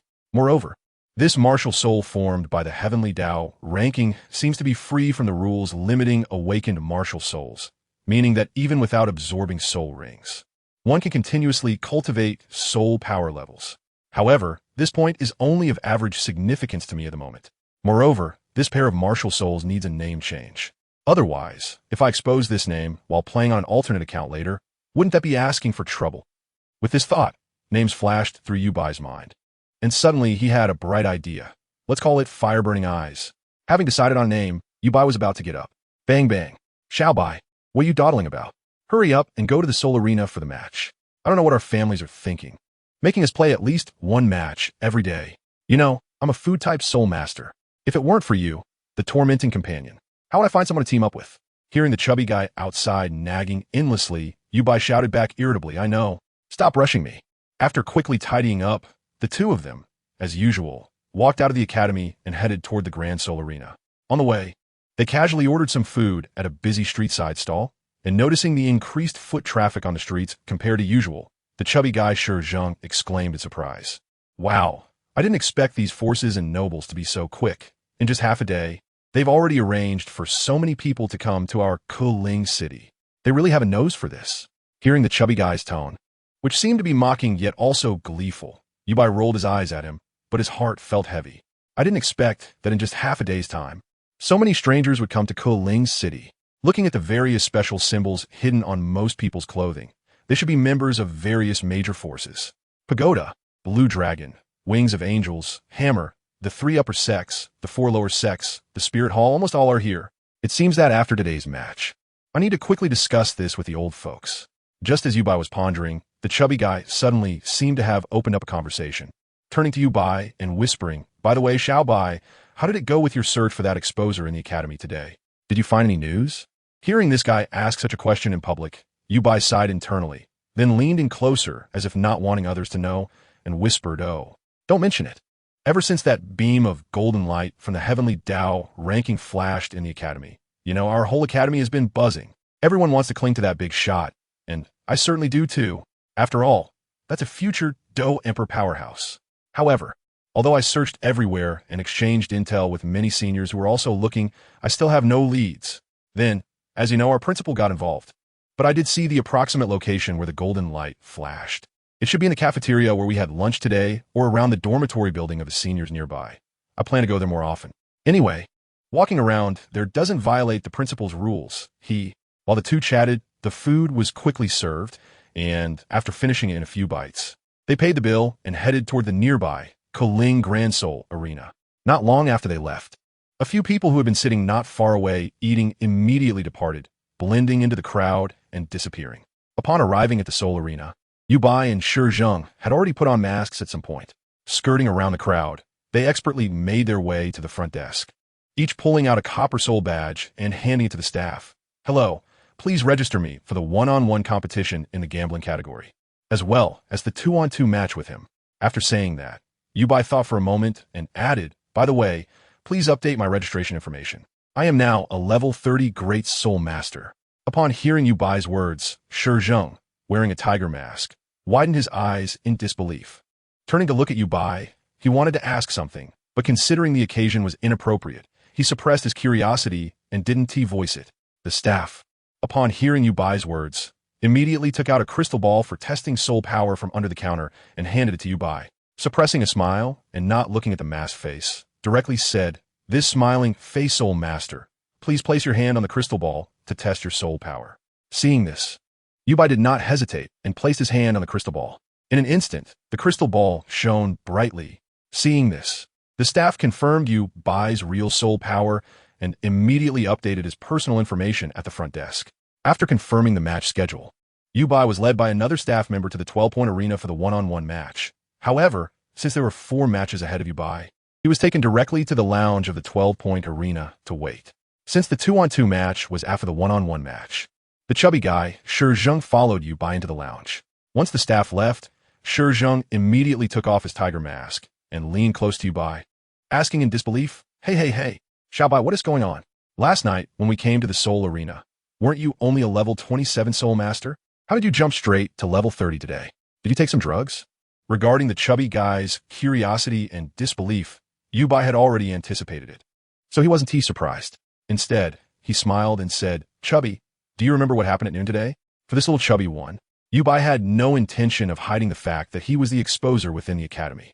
After all, not to mention the bond of life and death between their families, the friendship between him and the little chubby one, who had grown up together since childhood, was closer than that of real brothers. Yu Bai had no desire to conceal anything. Moreover, they both knew even the details of each other's bedwetting as kids, so there was no need for secrecy. This noon, upon hearing Yu Bai's words, the little chubby one paused for a moment, his eyes gradually widening, and his mouth uncontrollably opening, looking as if he had seen a ghost.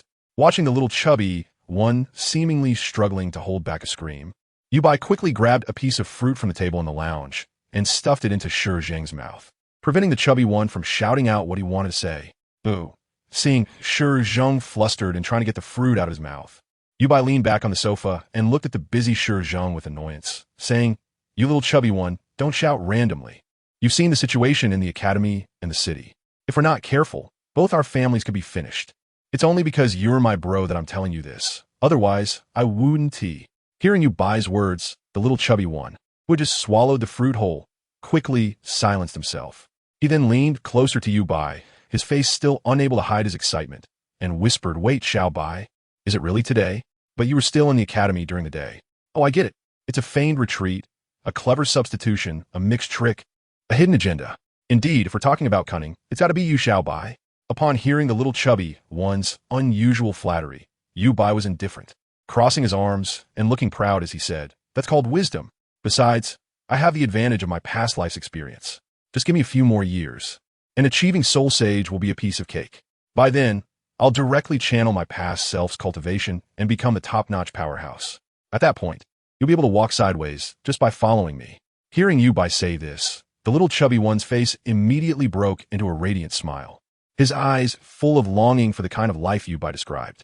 Seeing how easily the little chubby one was satisfied, Yu Bai felt a bit exasperated, saying, You're satisfied just like that?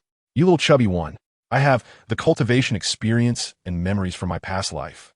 If I eat meat, can I spare you a mouthful of soup? Wait until tonight when I discuss this with our families. And I'll give you a surprise that guarantees to double your training speed, and you'll even have an unprecedented strong attack-type food martial soul. By then, don't say becoming a title Douluo in the future. If it comes to divine status, I'll help you snatch one. In an instant, the little chubby one did a complete turnaround, directly hugging Yu Bai's leg respectfully and saying, Wow, big brother, you're my real big brother. Time flew by as the two played around, and soon a staff member came to inform Yu Bai that it was time for him to go on stage. Leaving the little chubby one, Shi Zheng, behind, Yu Bai followed the staff to the entrance of the arena, tested his cultivation again to ensure it matched the registration information, and then began to wait quietly. Meanwhile, the little chubby one also exited the lounge and went to the spectator area, looking towards the arena. All right, now let us welcome the participants of the one-on-one soul fighting match from the 12th Division. The fifth match, the enthusiastic commentator on the stage began to announce. First up is our soul master with the beast martial soul, the serpent martial soul, the disaster of the serpent, with a soul power of level 29. His record is 23 defeats and 39 wins. Before this match, he has already achieved a 4-match winning streak in one-on-one battles. If he wins this match, our disaster of the serpent will receive the Silver Soul Fighting Badge.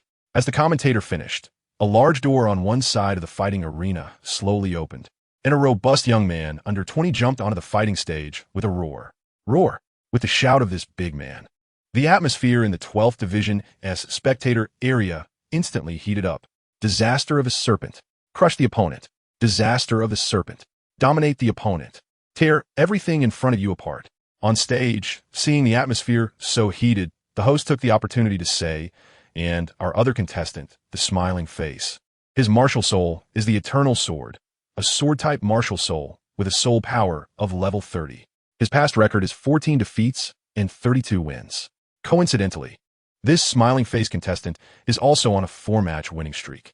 This one-on-one match is also a promotion match for the Soul Fighting Badge for the smiling face contestant. It seems that today, our 12th division will witness an unprecedented exciting event.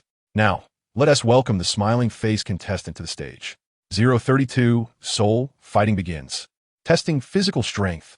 As the hostess voice fell, on the other side of the fighting arena, a contestant about 7 meters tall, with short silver-white hair and wearing a mask with a comical smile, leaped onto the fighting stage.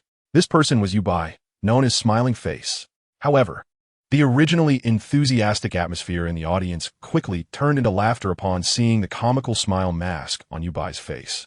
Haha, what is up with that mask? Is he planning to make his opponent laugh to death? TSK with that physique. Even if his soul power is one level higher than the Disaster of the Serpent, he is probably not the type to be defeated in just a few blows. After all, Beast Martial Souls inherently have an advantage over Weapon Martial Souls.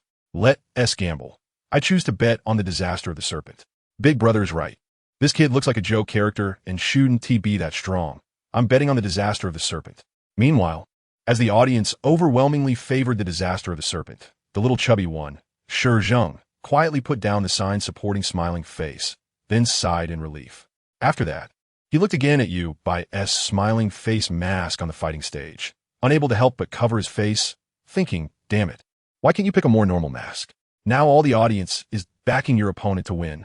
Sighing in frustration, Shi Zheng quietly pulled over a passerby who was placing bets, and without asking for odds, directly bet all the gold soul coins he had on him, along with the gold soul coins Yubai had given him, all on Smiling Face to win. On the fighting stage, as the host shouted, 1 minute to summon martial souls and prepare. Yubai and the Disaster of the Serpent simultaneously summoned their martial souls. Martial soul, possession. With the Disaster of the Serpent's roar, a giant serpent shadow, about 1 meter in diameter, suddenly appeared behind him, its small brown eyes exuding a venomous chill, and its forked tongue constantly flicking out, ready to attack at any moment. At the same time, 2 yellow soul rings rose from the feet of the Disaster of the Serpent, and the aura pressure belonging to a great soul master suddenly spread across the fighting stage. In contrast to the exaggerated summoning of the Disaster of the Serpent, when Yubai summoned his martial soul, he merely extended his right hand, forming a sword-holding posture. In the next moment, a long sword that seemed to be crafted from high-quality jade slowly appeared. The sword's body was elegant yet sharp, and the hilt was perfectly gripped by Yubai's right hand. At the same time, 2 yellow soul rings also appeared.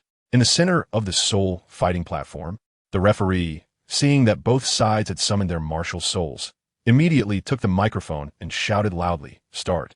Simultaneously, he stepped on a flying soul guide and quickly left the soul fighting platform, perhaps seeing the comical mask on Yubai's face.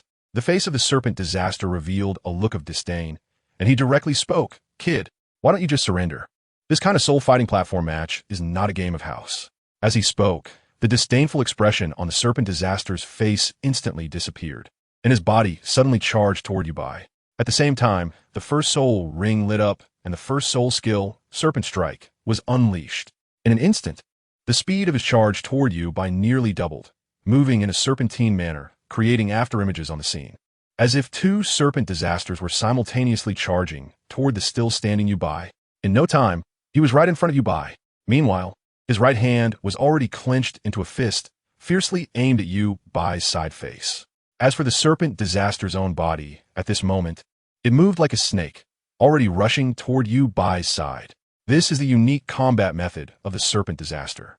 If the opponent is hit by the first punch, regardless of whether they're seriously injured or not, they will instantly face the next attack. In the spectator area, many viewers familiar with the fighting style of the Serpent Disaster are now excitedly shouting, "Just like that, take down that little brat. Defeat him. Hurry up and defeat him. Just like that, finish him off, Serpent Disaster." In the corner, the chubby Shi Zheng silently rolled his eyes at the crowd, then looked down at the soul fighting platform, the corners of his mouth gradually curling into a confident smile, as if he was certain that Yubai would definitely defeat the Serpent Disaster. Choosing to fight up close with Yubai? Isn't that seeking death? No one, not even opponents a whole rank higher, can withstand little Bai's first soul skill in a one-on-one match. Just wait to be dumbfounded by your loss. It's getting closer right now. Huh? Just as the chubby Shizheng was sneering softly, he suddenly saw that the serpent disaster was in the perfect moment to unleash Yabai's first soul skill, but did not use it. Instead, he gripped the sword hilt with one hand, then crossed his arms to withstand the punch from the serpent disaster. Boom! With a huge sound of impact, Yabai's body showed no signs of retreat, actually receiving the serpent disaster's first punch right there. The serpent disaster, already beside Yabai, was surprised that Yabai could withstand his punch. As he turned to look at Yabai's profile, he happened to see Yabai's eyes slightly squinting. Is his arm injured? Well, of course. However, a weapon spirit soul master actually withstood my punch with his body without getting hurt. That would be strange. Thinking this, a victorious smile appeared on the serpent disaster's face, secretly thinking, although you took my first punch, the next strike will send you directly off the stage. At the same time, the serpent disaster's second soul ring suddenly lit up, and the second soul skill, serpent's tail swipe. In an instant, the serpent disaster, already beside Yabai, suddenly spun 360 degrees. Using his sprinting speed combined with the rotational force, his right leg seemed to transform into a giant serpent's tail, fiercely sweeping horizontally towards Yabai's side waist. Such a powerful blow would be difficult for any ordinary defensive soul master below level 32 to withstand. However, facing this strike, Yabai merely raised his right leg to block. Bang! A strong force erupted from the point of collision of the two legs, impacting in all directions. Feeling the power of this strike, Yabai frowned slightly, thinking to himself, indeed, so weak. If this had been before I refined my soul power, if I had chosen to receive it like this, I might have already been kicked off the soul fighting platform. But for me now, it can't even make me feel pain. Is this the difference between refined soul power and absorbed soul power after meditation? Thinking this, Yabai wanted to hurry back to refine the remaining 4/5 of his soul power. However, at the soul fighting scene, to avoid causing a huge commotion and attracting too much attention, Yabai slightly exerted his left foot and suddenly flew back. It looked as if he had been kicked away by the serpent disaster. However, with a beautiful aerial turn, Yabai's body knelt on one knee, steadily landing at the edge of the soul fighting platform, with the Changsheng sword fiercely stabbed into the arena. 0:33 seconds soul skill, sword control technique. Seeing this lucky guy actually withstood his attack a second time, the serpent disaster couldn't help but fix his gaze on the smiling face slowly rising from the edge of the soul fighting platform, sneering, "You can't withstand my attack. You might as well jump down to avoid having your little arms and legs broken by my next attack." At this point, the serpent disaster's expression suddenly froze, as if he remembered something's not right. A lot of things are not right. The last defensive soul master of level 29 faced my combo. Although he could block the first strike, when facing my second strike, the combination of first and second soul skills, even though he was using a defensive soul skill, he was still sent flying. Most importantly, that guy's arms that he used to block my second strike were directly shattered. But what is going on with this guy wearing a silly, smiling mask? Although his soul power is one level higher than mine, his martial spirit is a weapon spirit sword. And during the earlier collision, this guy didn't use any soul skills, merely relying on soul power and physical strength to counter me. Thinking this, the serpent disaster's pupils constricted, the hairs on his back stood on end, and he immediately assumed a defensive stance. In the spectator area, the audience saw the serpent disaster suddenly go on the defensive, looking at each other in confusion. At the same time, most of the people who bet on the serpent disaster to win suddenly felt a bad premonition. Only a few in the crowd showed strange expressions. But when they saw the change in the faces of those around them, they refrained from shouting out. In a corner of the spectator area, Shizheng turned to look at the solemn faces of the crowd and couldn't help but chuckle in delight, then continued to focus on the soul fighting platform, thinking to himself, "Little Bai should be ending this match now, right? After all, the opponent has seen through him. The longer this drags on, the more abnormalities will be exposed. And if it gets out, it will be troublesome." On the soul fighting platform, beneath the smiling mask, Yabai saw his opponent's stance and understood that he could no longer test other improvements on him. Therefore, after standing up, Yabai didn't waste any words. And the second soul ring beside him lit up, the second soul skill, sword control technique. As Yabai pointed his right hand like a sword, the Changsheng sword, which was originally stuck in the ground, instantly soared into the air. Then, as Yabai pointed towards the serpent disaster, the Changsheng sword instantly flew towards the nervously tense serpent disaster, as if it had received a command. The air even echoed with the sound of slicing through the air, as if the air itself was being split. Seeing such an attack, the serpent disaster swallowed hard. And then his first soul ring also flickered, and his body moved like a serpent, skillfully dodging the Chongqing sword's repeated attacks. In the audience, those who had bet on the Serpent Disaster to win saw that although the Serpent Disaster was in a suppressed position on the soul fighting platform, he was still able to dodge the Smiling Face's attacks again and again. Their previously angry feelings lessened, and they once again cheered for the Serpent Disaster, shouting encouragement. Just like that, Serpent Disaster, hold on. Then find an opportunity to punch the Smiling Face off the stage.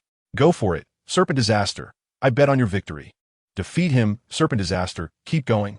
Covering his ears that were almost blasted by these shouts, the chubby Shizheng thought to himself in annoyance. Let the Serpent Disaster win? He can win.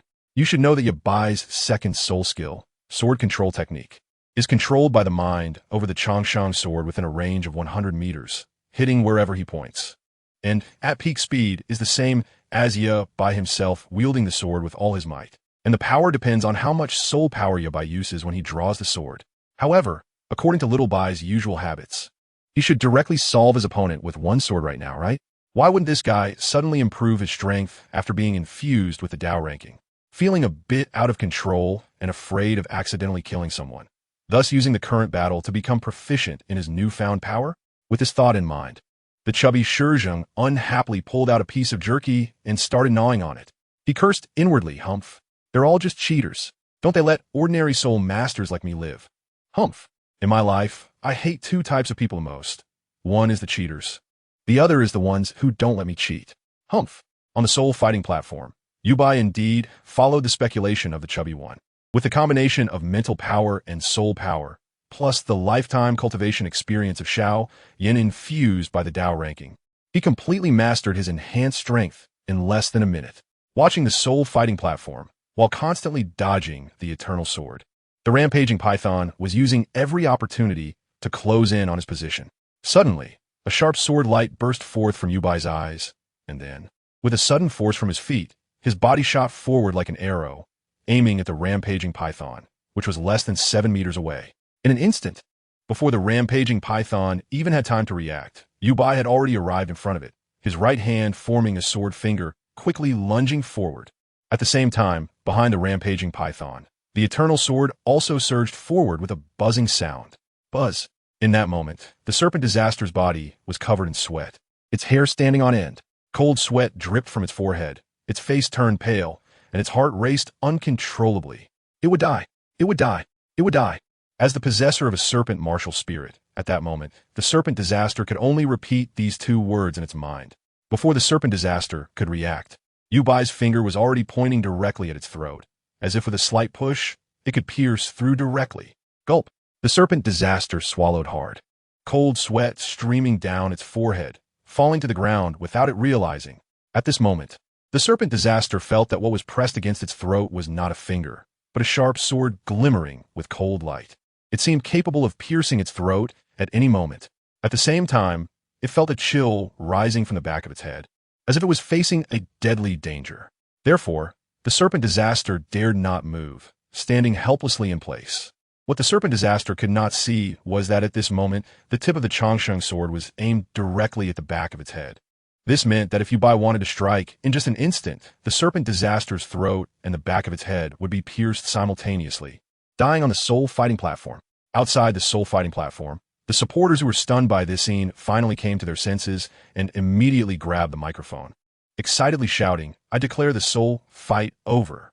The winner, Smiling Face, now achieving a cumulative 5 consecutive victories, with a record of 14 losses and 33 wins. Let's congratulate Master Smiling Face on advancing to the Silver Soul Fighting Badge. 034, First Soul Skill. The second round of the 2-on-2 soul fight. Come on, double gun combination. Blow up the opponents. Smiling Face Swordsman. Come on, take one out with one sword. Keep going, keep up the fighting spirit." On the soul fighting platform, the little chubby Shizheng, wearing a tiger head mask, was hiding behind Yubai, with 2 soul rings lighting up in succession. First soul skill, Hungry Meat Jerky. Second soul skill, Phantom Meat Jerky.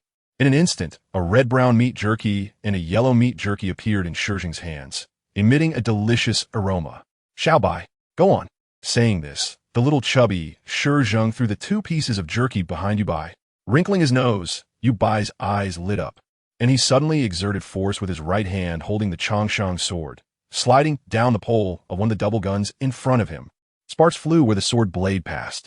In an instant, the sharp edge of the Changsheng sword was about to slide to the hand gripping the gun of the long gun's owner.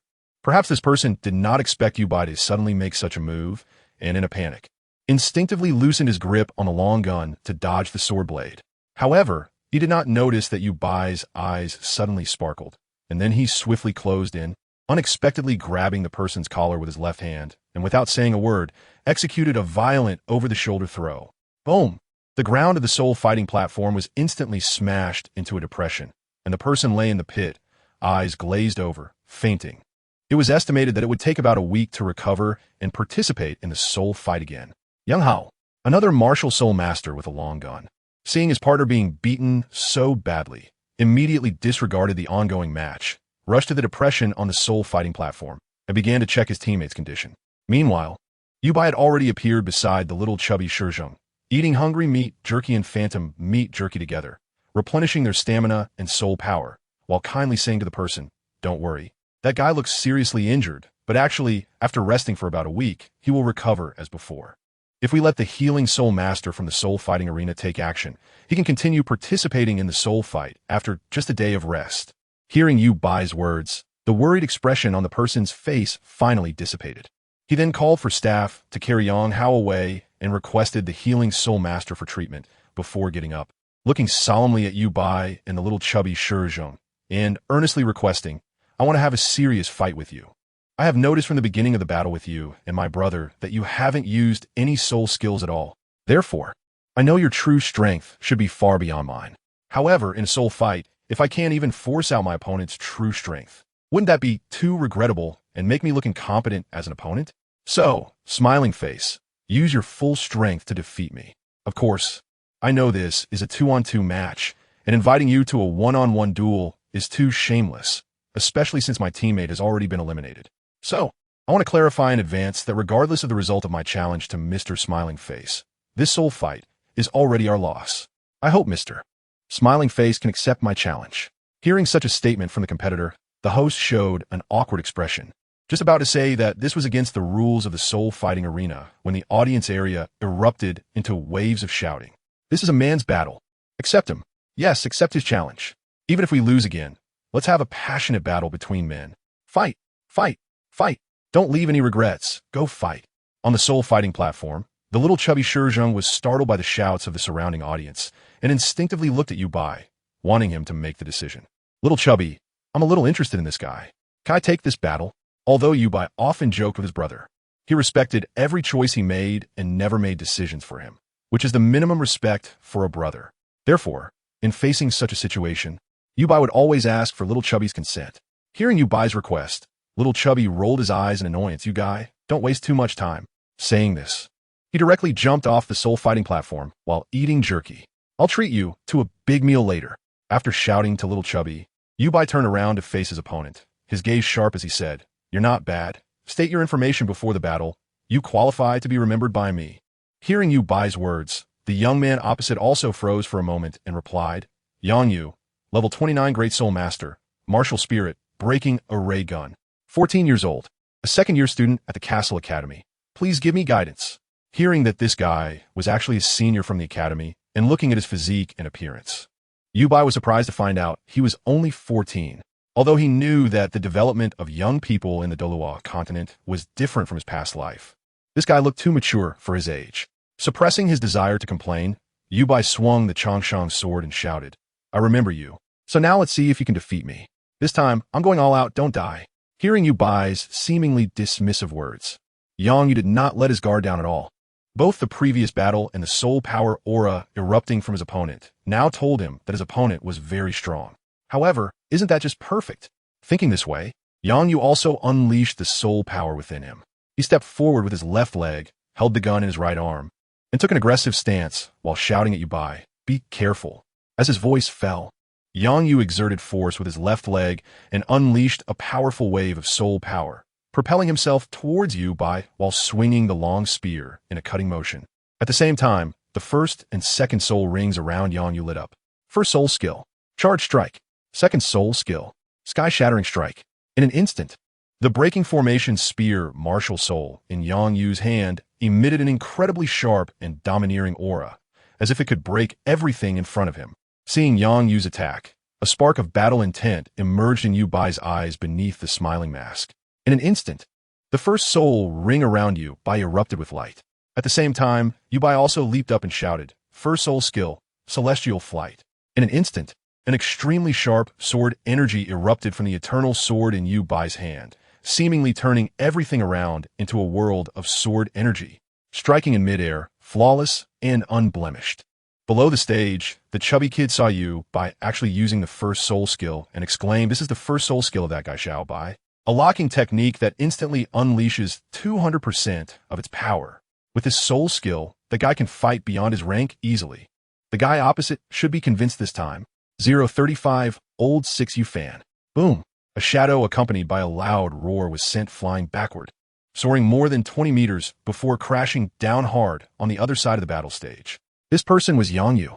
Meanwhile, on the battle stage, Yu Bai had already retracted his martial soul and glanced at the spot where Yang Yu fell, a hint of interest flickering in his eyes.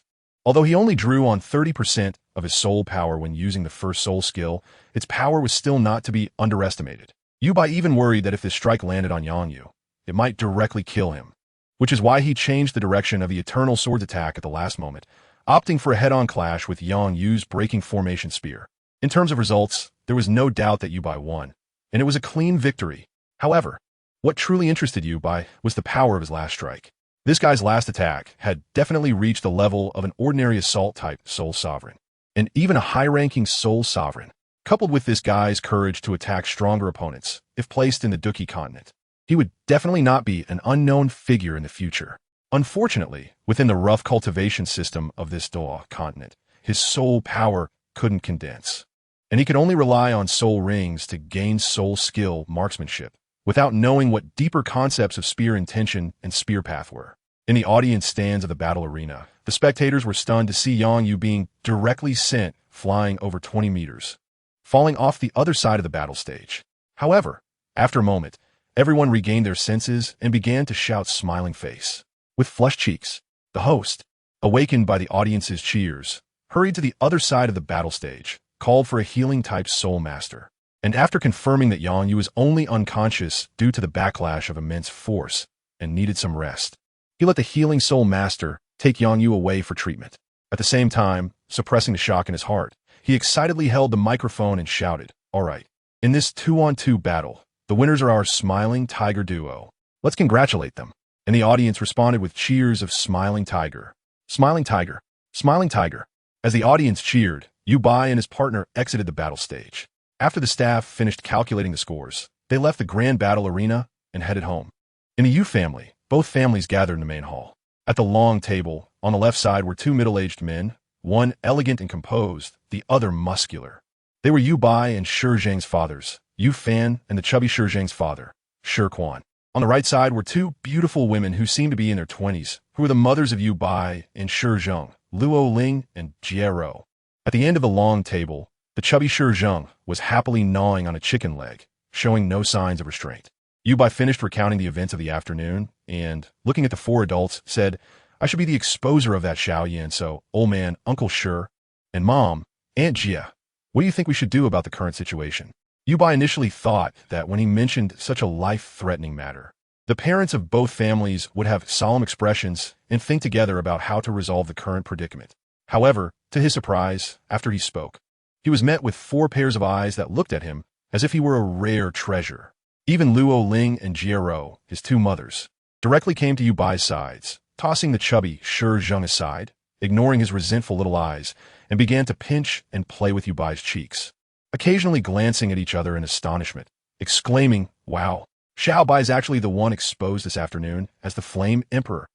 Wow, this is the reincarnation of the Flame Emperor. No wonder he has such great talent. Even his looks are so outstanding.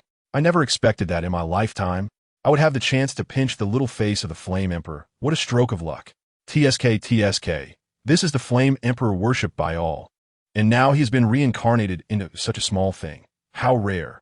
Oh, I wonder where my 2 daughters-in-law are now. How have they grown?" Yu Bai, whose little face was being mercilessly played with by the 2 women, twitched his mouth. He never expected that in such a crisis, where he could be discovered by various forces at any moment, his mother and Shi Zhang's mother would be so out of touch, and even more interested in pinching his little face than before. It was simply incomprehensible. After breaking free from their grasp, Yu Bai, with a stern expression, strongly condemned and refused their continued advances. Ignoring the two terrifying women's tears, he approached Yu Fan and Shi Quan and solemnly said, "Dad, Uncle Shi, do you have any ideas?" Although he said this, Yu Bai's main focus was still on his father, Yu Fan, because according to what his father and the others said, from their training together at the Soul Master Academy to forming two families, almost all major decisions were made by his father, Yu Fan. In Yu Bai's impression, his father was very steady, even could be said to be the old six.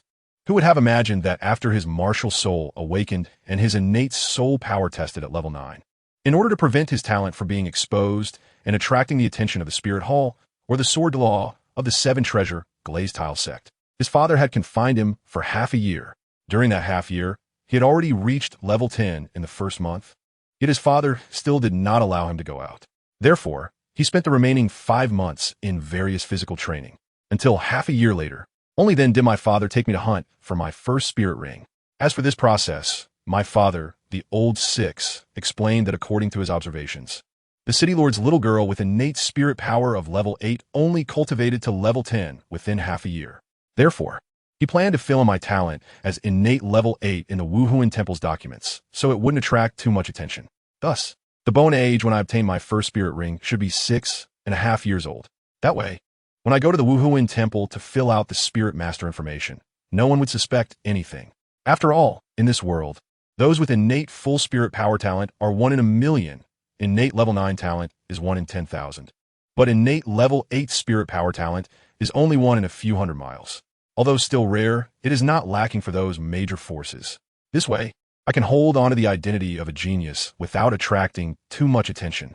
You must know that in this world, if you don't have powerful forces protecting you, having too strong a talent is a crime. The dirty-minded adults. Moreover, to maintain a normal speed of spirit power level increase, my father stipulated that before becoming a spirit king, I should not cultivate spirit power too much. Therefore, from the time of my Wuhuan awakening to now, almost 12 years old, my father has focused more on my practical training and physical fitness training rather than meditative cultivation of spirit power. Thus, by noon today, before the announcement of the Heavenly Tao list, Yu Bai, at level 27 spirit power, was at the same level as Zhu Zhuqing, who has innate spirit power of level 7. Of course, in actual combat, even 10 Zhu Zukings together might not be able to defeat me. However, even so, my father still stipulated that except for training at home, I am not allowed to use more than 70 of my strength in any other combat situations, including competitions in the academy and battles in the soul fighting arena. According to my father's words, I must always keep some unknown trump cards. This way, I can survive more safely. There are many such things.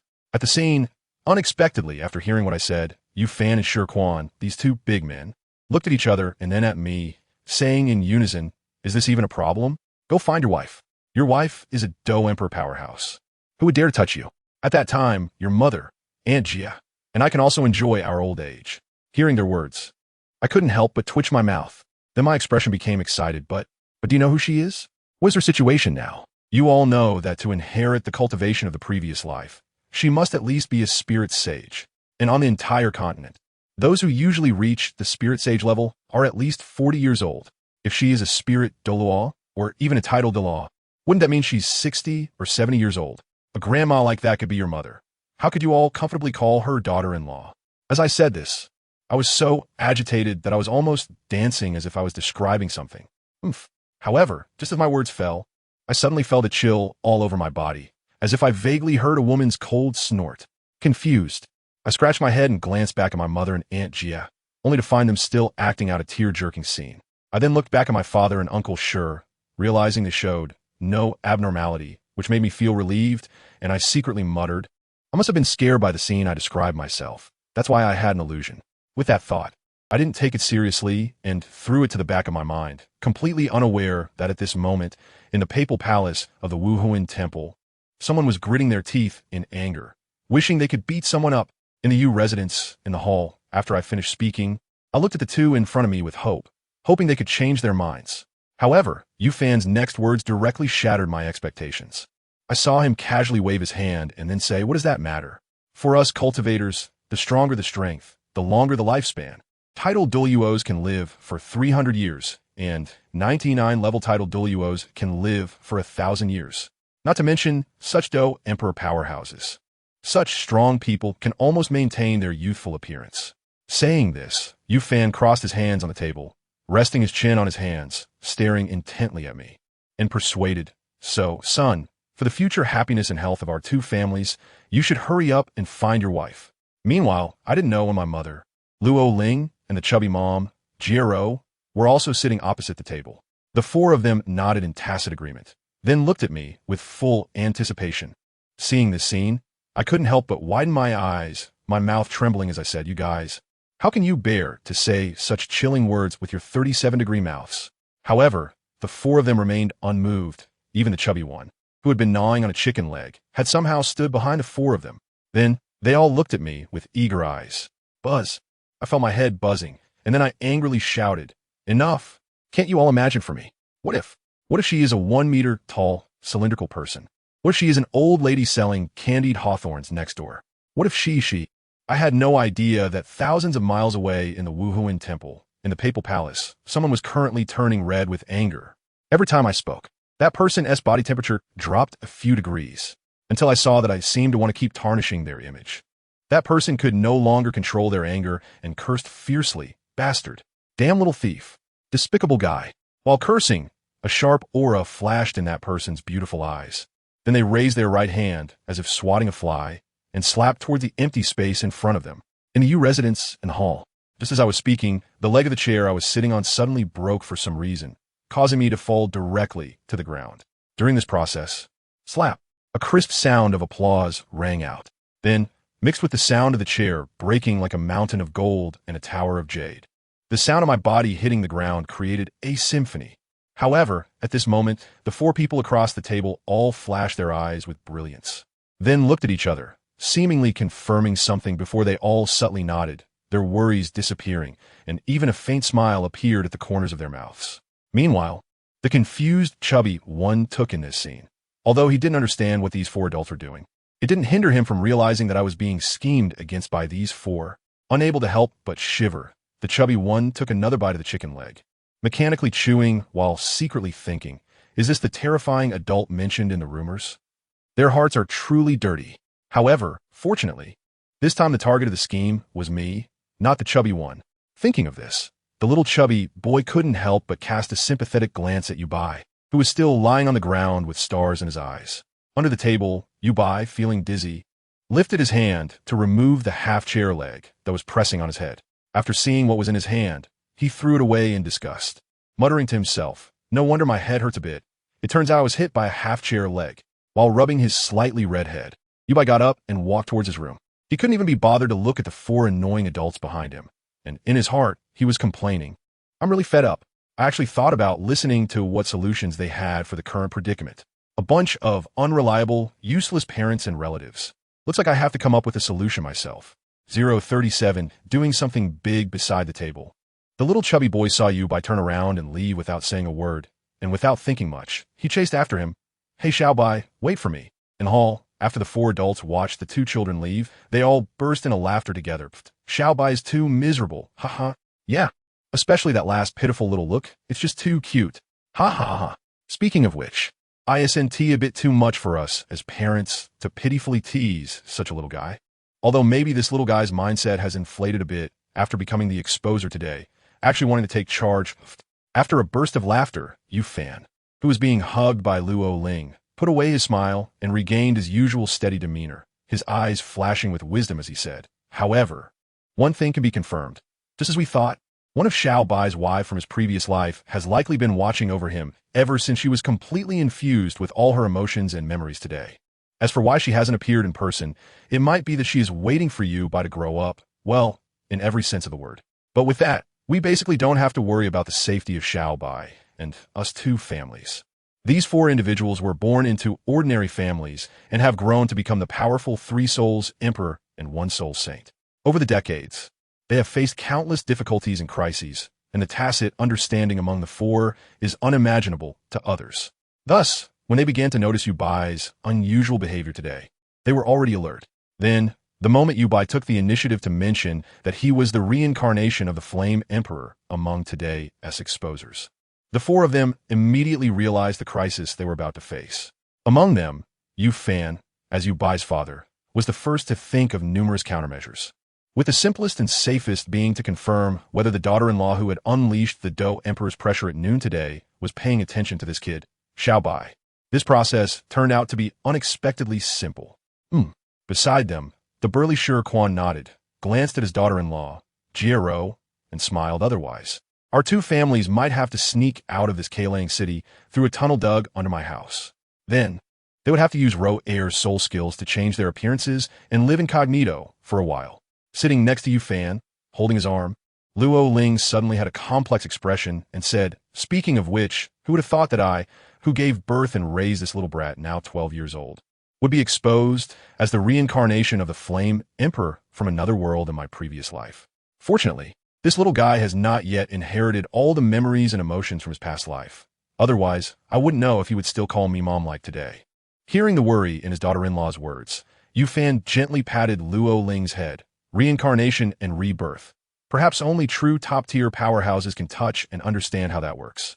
However, since reincarnation exists, maybe all our souls have been reincarnated. It's just that the heavenly Tao list hasn't exposed them. So, there's no need to get tangled up in it. As he spoke, Yu Fan paused and added, "Moreover, from what just happened, it seems that this little guy, Xiaobai, is somewhat resistant to actively seeking out his two wives from his past life. Is it because he hasn't awakened the memories and emotions of his past life, combined with the fact that he is currently in a rebellious phase, that he would show such an attitude?" On the other side, the person whose name matches her character, Jiero, suddenly spoke up. Could it be that this little guy has a girl he likes in his heart? That's why. As soon as she said this, the hall fell silent. After a while, under the astonished gazes of the four, the chubby little fellow excitedly asked Jiero for 2 chicken legs made with the 6 soul skill. He then dropped 2 books and a note on the table. And without saying a word, he slipped away. Yu Fan and the others curiously gathered together, looking at the note on the 2 books on the table, which read, "These are 2 advanced Earth-level cultivation methods. The Zixiao, true method suitable for the old man and Uncle Sure, and the out-of-world treasure record suitable for Mom and Aunt Jia. You can practice these for now. When you meet the conditions to practice heaven-level methods, I'll switch your methods. Now, I and the chubby little fellow have to go out to do something important. Sai, I'm really worried about these 2 families." After reading this note, the 4 picked up the 2 advanced Earth-level cultivation methods on the table and exchanged glances for a moment before Yu Fan spoke up first. "It seems we need to change our plan." Thousands of miles away, at the Spirit Hall, in the Pope's palace, someone's anger had solidified at some point, staring blankly ahead. Eyes devoid of focus, with only a pair of delicate hands tightly clenched into fists, then relaxing and tightening again in a shadowy corner of the street. 2 figures cloaked in black suddenly appeared. Looking at the nearby carriage shop, the 2 black-robed individuals exchanged glances and nodded in unison. It seemed that something was taken out from under their cloaks, and then they lowered their heads to eat. However, cloaked in black and with the darkness of the night, no one could see what they were eating. A few minutes later, as if they were ready, they headed straight towards the nearby carriage shop. Inside the shop, it was brightly lit, yet perhaps because it was nighttime, few people came to rent or hire a carriage, so the young attendant at the counter was dozing off, his head bobbing as if he might fall asleep at any moment. Knock, knock, knock. At that moment, someone knocked on the counter, startling the young attendant awake, who quickly said, "Boss, I wasn't sleeping. I was just meditating." As he spoke, the young attendant was fully awake, and when he saw that the person in front of him was an ordinary middle-aged man, tall and short, he breathed a sigh of relief. "Phew, you almost scare me to death." The short middle-aged man, seeing the young attendant's reaction, couldn't help but tease, "Little brother, you don't even have soul power. What are you meditating for?" Hearing the customer's teasing, the young attendant didn't get angry and smiled wryly. "Hey, I'm not giving up. I just wanted to see if one day I could suddenly absorb soul power. If that happens, I could become a soul master, right?" As he spoke, the young attendant looked at the 2 men and curiously asked, "It's so late. Do you 2 still want to hire a carriage?" The tall, middle-aged man nodded and then hired a carriage, taking the tall and short middle-aged men out of the city towards the direction of Tiando City. The next morning, in a guest room of a certain restaurant in Tiando City, bright sunlight poured through the bamboo windows, filling the table with light. On the table lay a slightly yellowed piece of paper, next to a scholar's inkstone and a pen holder with several brushes. In the porcelain basin by the window, a vibrant pearl plum was planted. Moving the gaze inward, a large bed came into view, everything exuding an ancient charm. However, if a hotel staff member were to enter and take a look, they would find that everything in the room had hardly moved. Not even the bed and bedding showed any signs of disorder. On a luxurious sofa in the room, a tall and thin middle-aged man sat cross-legged with his eyes tightly closed, seeming to be meditating. After a long time, perhaps hearing the clang sound from next door, the tall and thin middle-aged man finally opened his eyes, a flash of youthful brilliance passing by. Looking inward at his own soul power, this tall and thin middle-aged man couldn't help but feel delighted, murmuring to himself, "Good. All the soul power in my body has finally been refined." With the current abundance of soul power in his body, even if his enemy were a soul king, he felt confident enough to take a shot at them. Indeed, this ordinary-looking, tall, and thin middle-aged man was transformed from Yubai, and the short and chubby middle-aged man living next door was Xiao Pao Dun Shizhong. The reason for their drastic transformation was the 2 chicken legs made with the 6 soul skill that Xiao Pao Dun had asked from his mother last night. The effect was that after taking a bite, one could change their appearance, voice, and all physical characteristics as they wished. The effect lasted for 24 hours. After tidying up a bit, the 2 of them went out, accompanied by the chubby little man who had turned into a short and plump middle-aged man. After finishing breakfast and checking out of the hotel, they walked together on the wide main street of Tiando City. As the capital of the Tiando Empire, Tiando City was bustling with activity, far surpassing the nearby Keilang City. At this moment, the sun had just risen to the middle of the sky, and the air still held a hint of morning mist, but the entire Tiando City had already regained its vitality, with people coming and going on the streets. Vendors and patrolling soldiers everywhere. On the street, the chubby little man, who had transformed into a short and plump middle-aged man, pulled out some jerky to eat again at some point, curiously observing everything along the street. He then turned to the slender, middle-aged man next to him, Yubai, and asked, "Hey, Xiaobai, what are we going to do now? You only said last night that you would take me to do something big, and then without saying a word, you dragged me to Tiando City. You can at least tell me what this big thing is, right?" While recalling the route he had inquired about with the hotel staff and following the directions, Yubai responded, "Of course we're looking for help. With the situation our 2 families are in now, we can only find a powerful ally with enough weight and strength to pull him to our side in order to get through this tough time. And if we're talking about deterrence, no one on the entire continent, even all the titled Douluo combined, can compare to that person." Upon hearing this, the chubby little man was taken aback, his eyes widening involuntarily. He hurriedly approached Yubai's side, his tone slightly stuttering as he whispered, You don't mean. You're going to find a poisoned Douluo, do you? You're not just looking for trouble, are you? Is that someone we can approach? What status do we have compared to him? Besides, it is rumored that Douluo is extremely sinister. Aren't you afraid he might disregard everything and come after us?" He then made a gesture as if foaming at the mouth. Ignoring the little man's antics, Yubai continued walking while saying, "Don't worry. Since I dare to come here, I have my means to handle him. Besides, don't you want to refine your entire body as qualifications? Quickly improve your cultivation and become a god in the future? If you want to realize such a dream, we must take this step today." Hearing Yubai say this, the chubby little man finally suppressed the fear in his heart, gritted his teeth, and chose to follow him. Becoming a god and an ancestor, referred to as the primordial world, is another way of saying achieving sainthood. From this, one can understand the temptation of becoming a god for all living beings in the Douluo continent. Therefore, even though his heart raced and his face was pale, the chubby little man still chose to follow Yubai without hesitation, following the route in his memory. The 2 of them took several turns and finally left the bustling streets, arriving at a beautifully decorated, spacious, and tranquil residential area. Soon, they finally found their destination. Looking up at the plaque hanging at the gate that read Douluo, Yubai and the chubby little man exchanged determined glances and stepped forward. Knocking on the door of the Douluo residence. Knock, knock, knock. Creak.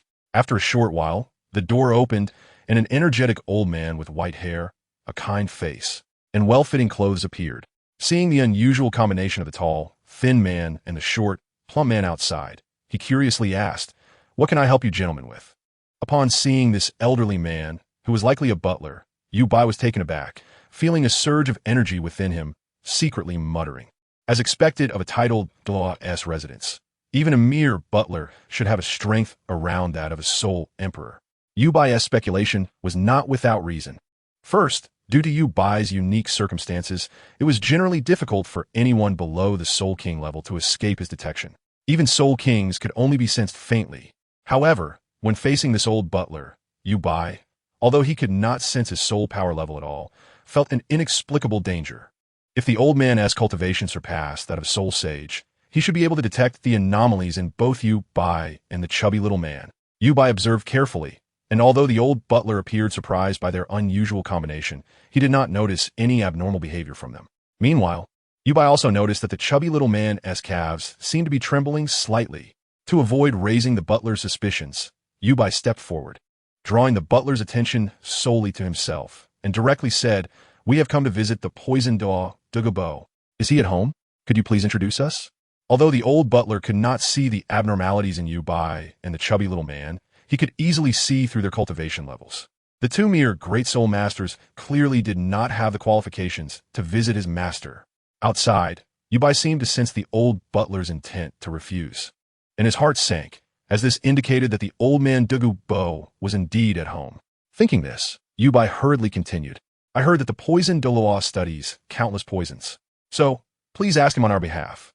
On cloudy and rainy days, there are symptoms of soreness and numbness in the ribs, occurring once at noon and again at night, each lasting over an hour. Also at night, there are stabbing pains on the top of the head and the soles of the feet, each time being excruciating. What kind of toxin could cause such symptoms? Is there a second solution? The poison Douluo will definitely want to meet us brothers regarding this issue. I ask you, sir, to please help us inquire. Otherwise, two individuals of great importance will lose their lives because of this, and even the poison Douluo, as a titled Douluo, cannot bear the consequences of that." The old butler, who had originally intended to close the door and ignore Yu Bai and the chubby little man, was slightly stunned after hearing Yu Bai's words and showed a troubled expression. As the butler of the renowned and feared poison Douluo, he naturally had some knowledge of drugs, especially poisons, due to his master's interests. No, in fact, compared to many healing-type soul masters, the old butler had encountered more types of poisons. However, after listening to the symptoms described by Yu Bai, the old butler furrowed his brow in deep thought, yet still could not figure out what kind of poison could cause such symptoms. Clearly, the poison described by this tall, thin man was at least a rare type, and his master's greatest interest was collecting the world's rarest poisons and researching how to concoct the true ultimate poison. If his master heard about this person, he would likely invite him in. On the other hand, although the last sentence from the person in front of him vaguely threatened him and even hinted at his master, the way he spoke so confidently, with no signs of evasion in his eyes, made the old butler not fully believe that someone could threaten his master. However, as a butler, he also did not want to cause trouble for his master. Thinking this, the old butler did not hesitate further. He told the two to wait a moment and then directly entered the residence, quickly heading toward his master's alchemy area to report the situation.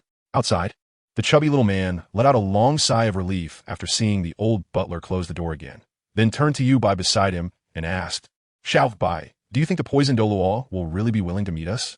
Also, Xiao Bai, who exactly were those people you mentioned at the end? Talking about poisoning and dead people? The most important thing is, those people are dead. What does it have to do with poison Douluo?" Just looking at the old butler's expression, it's clear that the poison wasn't inflicted by poison Douluo. With poison Douluo's strength, such matters would be unrelated to him, right? In the midst of this rambling, the chubby boy suddenly had a change of expression, stopped talking, and his expression became vivid. His chubby face and small eyes were fixed directly on Yu Bai's eyes, incredulously saying, "Xiao Bai, don't tell me that this poisoned person." With an astonished expression, Yu Bai looked at the chubby boy, not expecting that this guy had figured out the truth while talking to himself. Seeing the change in Yu Bai's expression, the chubby boy took a deep breath, glanced nervously at the big door in front of him, and then looked at Yu Bai with a tense expression, whispering, "Xiao Bai, do you really have a way to treat that kind of poisoning? You know, even the famous poison Douluo can't do anything about it, and can only endure extreme pain. If you don't have the ability, why don't we just run away while poison Douluo hasn't come yet?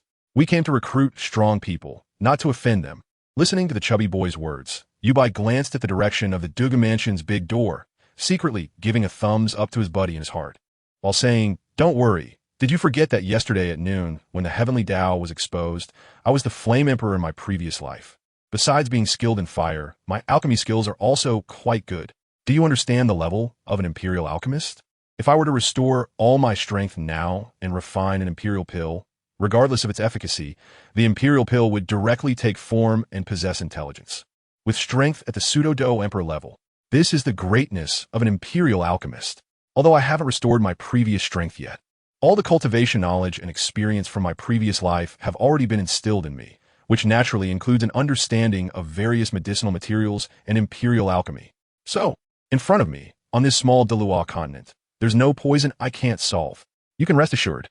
Feeling the killing intent that was originally weak, but contained the master's killing intent completely dissipate from behind the door, Yu Bai's mouth slightly curled up, secretly thinking, sure enough. This old poison master, once he knows that his hidden secret has been discovered, his first reaction will definitely be to kill and silence. And only then will he consider how to detoxify. Moreover, if it weren't for his granddaughter Duguyan, with this old poison master's pride and eccentricity, he would definitely choose to kill without hesitation and wouldn't want to risk being threatened. However now, it's all under control. In fact, the situation was indeed as Yu Bai guessed. Inside the alchemy room, when Douluo heard the butler's report, he didn't care about the poison he was brewing and rushed towards the door without hesitation, his face flashing with killing intent from time to time. He was afraid that the two people outside who knew the secret of his family's martial soul would run away, and if these two guys leaked the secret, he might not have much trouble, but his granddaughter Yin Yin would definitely be in danger. Moments later, arriving at the door, sensing with his soul power that the two were still outside, Douluo finally breathed a sigh of relief. Then he began to carefully ponder the other information conveyed by the butler's words, and instantly had a vague guess. The two people outside should have a solution to the poison problem of himself and his granddaughter Yin Yin. However, according to the butler's description, these two guys should be middle-aged men with this level of soul power.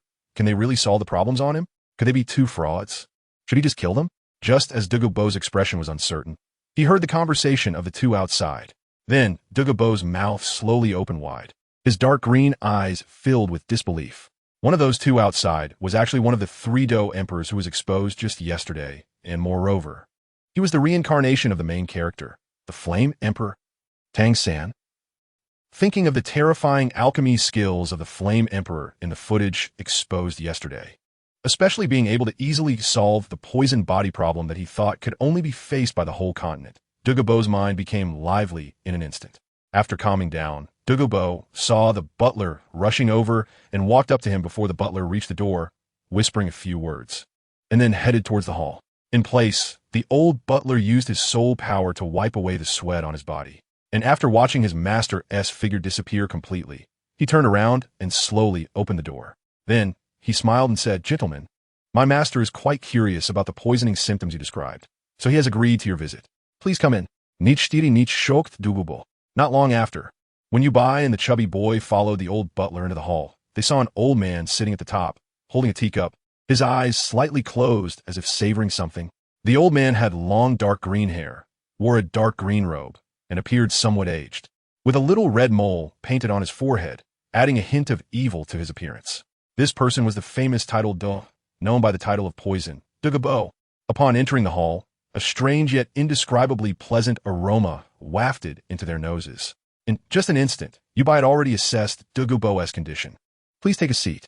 Seeing that his master Douluo maintained that posture, seemingly not noticing Yu Bai and the chubby boy, it was not surprising. Instead, the old butler guided Yu Bai and the chubby boy to sit at the guest table, then poured tea for them before leaving. In the seat next to them, the chubby boy, pretending to be calm, glanced up and quickly withdrew his gaze. Seeing the scene, he couldn't help but turn to Yu Bai, as if asking, "What should we do next?" In response, Yu Bai directly gave the chubby boy an expression of "Don't worry, everything is under control." After receiving Yu Bai's hint, the chubby boy's heart, which had been racing, finally relaxed a bit, and he shifted back slightly. Feeling a bit dry, he instinctively picked up the teacup to drink. However, at that moment, Yu Bai's voice suddenly rang out from the side, "Poison Douluo, it was you who was eavesdropping on our conversation just now, right? This is the situation. What do you think of this deal?" Hearing Yu Bai's words, the chubby boy immediately spat out a mouthful of water. Then, not bothering to wipe the water off his face, he turned to glare at Yu Bai, his eyes seeming to say, "Is this what you just said to make me feel at ease? And everything is under control? Damn it."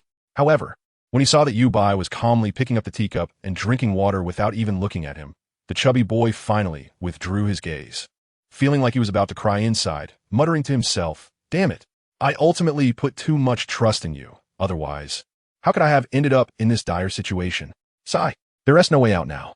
It seems that later, I can only try my best to act as the ruthless Douluo Bo for Xiao Bai, so that the future Douluo Bo can come down to accompany me. Damn it, Xiao Bai, you should be grateful for this lifetime to have met a good brother like me. Fat Lord. Thinking of this, a trace of determination flashed in little Fatty's eyes, and his whole body tensed up, all his muscles straining as he fixated his gaze on Douluo Bo, who was seated at the top. Moments ago, just as Yu Bai's voice had fallen, Douluo Bo, who was slightly closing his eyes and holding a teacup as if savoring something, suddenly opened his eyes, his lips twitching, looking at Yu Bai below, who was lightly sipping his tea, momentarily unsure of what to say. Damn it, as a guest, how can you directly expose the host's secrets at the first meeting? What kind of behavior is this? And even if you were a big shot in your past life, with extraordinary strength, in this life, you are merely an ant-like great soul master. Facing someone like me, known throughout the continent as the titled Douluo, who can even stop a child from crying, can you not be so direct in your speech? This makes me, the poisoned Douluo, feel quite embarrassed. Lastly, this is my home. I'm the one in charge here. Why do you act more casually than I do? Just then, Douluo Bo suddenly sensed a wave of hostility approaching, instinctively turning his head to look in the direction from which the hostility was coming, only to see another short, chubby middle-aged man staring at him with vigilance, hostility, and determination in his eyes. After a slight pause and a bit of thought, Douluo Bo instantly understood this guy's inner thoughts. In response, Douluo Bo not only felt no anger, but rather started to appreciate this short, chubby, middle-aged man. If it were another titled Douluo, having understood little Fatty's thoughts, they would at least give him a lesson. Those with a bad temper might even choose to slap him to death. One should know that the Douluo continent is a world where strength is paramount and utterly unreasonable, just like the unfortunate immovable Ming Wang Zhao Wuji, who was clearly attacked by the suddenly crazy Tang San during the Shrek entrance exam. Yet Zhao Wuji still chose to hold back. As a result, by nightfall, he was beaten up by Tang Hao and even had to express his gratitude to him afterward. However, unlike the upright and moral Hao Yindaw, the more sinister Douluo Bo, who doesn't have the airs of those so-called titled Douluos at this moment, felt a considerable fondness for little Fatty, who dared to risk everything for his friend in the face of invasion. Just at that moment, Douluo Bo suddenly noticed something unusual about the short, chubby middle-aged man. Following that, as if realizing something, he shifted his gaze to the seemingly reincarnated Yin Emperor, a tall, thin middle-aged man, and sensed a similar awkwardness. Releasing his soul power, he immediately swept over the two, quickly understanding that their current appearances were the result of being altered by soul power. Noticing this, Douluo Bo couldn't help but snort coldly and said, "If you want to make a deal with me, at least you should use your true appearances." As soon as he finished speaking, a soul power of the level of a titled Douluo swept over Yu Bai and the other. It did not harm their bodies at all. However, at that moment when the soul power passed over, the soul skill changed the world little chicken leg that was originally affecting Yu Bai, and the other instantly disappeared, revealing their original appearances. The moment Douluo Bo saw Yu Bai and the other's true appearances, he couldn't help but feel a shock in his heart. He didn't expect that below were actually two kids around 12 years old. Especially looking at Yu Bai, the shock in Douluo Bo's heart was even more difficult to express. This young kid, who was 7 or 8 years younger than his granddaughter, had a soul power level as high as 30, and the quality of his soul power was unprecedented. Most importantly, such a genius had never had any news about him before.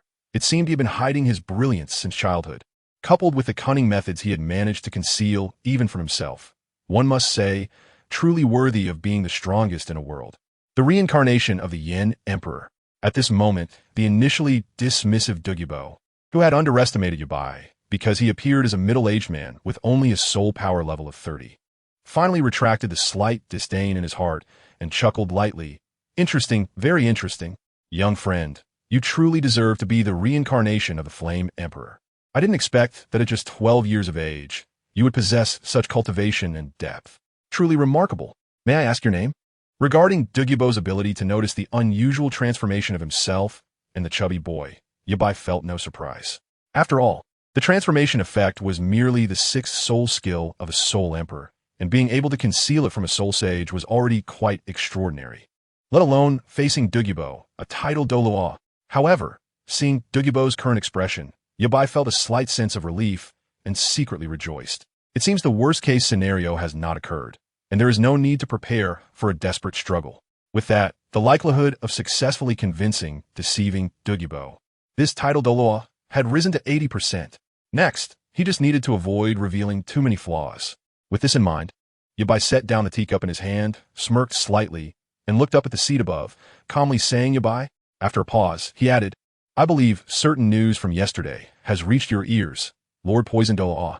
I come from the Castle Academy in Kailang City, Class 2 of the new students." As he spoke, Yabai gestured to the chubby boy beside him, saying, "This is my brother, Zheng, also from the same class." Upon hearing Yabai's words, Douluo's internal vigilance towards him relaxed for a moment. After all, this was considered by revealing his specific identity information in advance. A gesture of goodwill regarding the transaction, he mentioned. Rubbing his pale goatee, Douluo laughed heartily. "I see. I've heard early on that one of the 3 Do empires from the Castle Academy in Kailang City was rumored to be the reincarnation of the Flame Emperor. Young friend Yabai." "Well then, young friends Yabai and Zheng, we are now somewhat acquainted. Can we discuss what you mean by transaction?" At this point, even though Douluo was forcibly controlling his heartbeat and expression, his breathing was still slightly rapid. The Poison Snake Emperor martial soul had enabled him to achieve the title of Title Douluo and become a figure feared across the continent. However, at the same time, the flaws of the Poison Snake Emperor martial soul had harmed him, with the toxins constantly invading his body. By now, his body had become a toxic vessel, causing him immense suffering. Furthermore, this toxin could be inherited by his descendants, leading to the early demise of his son and daughter-in-law. Now, only his beloved granddaughter remained. Douluo had long sworn to spare no effort and use any means necessary to ensure that his adorable granddaughter would not follow in her parents' footsteps. He was determined to find a solution before the snake poison erupted within her. For this, he would even risk his own life. With a glance, Yabai noticed the change in Douluo's breathing frequency and understood that the old man must be feeling very excited at this moment. Yabai did not expose him, and after giving the chubby boy a look of pride and successfully grasped the situation, he turned to Douluo, cutting straight to the point. "We would like to invite Mr. Douluo to join our forces." Upon hearing Yabai's words, Douluo's brows furrowed noticeably.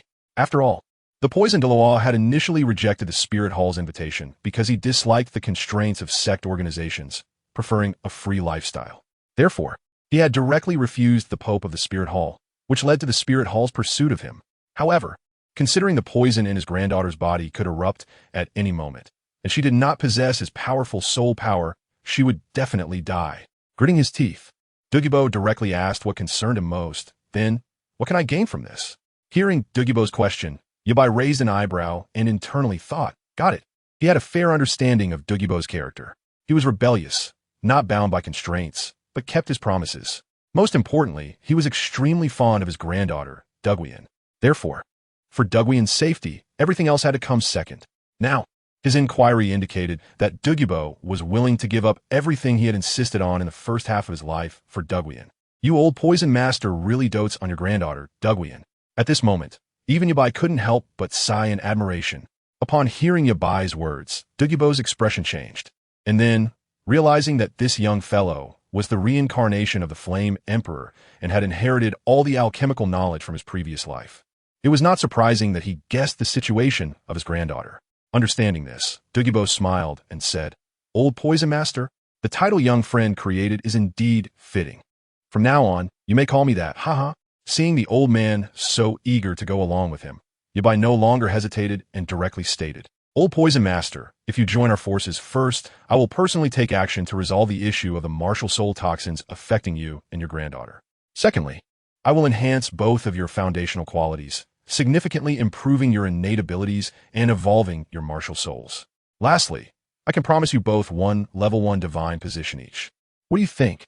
Upon hearing Yabai's promise, even Douluo, with his temperament, found it hard to contain himself. He instinctively stood up, his dark green eyes fixed on Yabai, breathing rapidly. "Is that true?"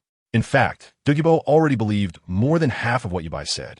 After all, when he went to the Spirit Hall to receive the title Douluo coronation ceremony, he had sensed the angelic divine power enshrined in the offering hall from afar. The kind of power although not as profound or powerful as the soul power of a tidal Douluo, was still far from the pressure of the Douluo Emperor he felt yesterday.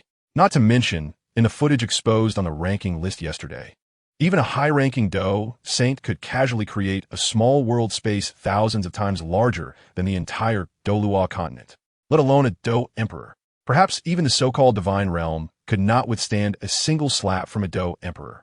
Therefore, Douluo's reaction to Yu Bai's promise as a future Douluo Emperor was understandable.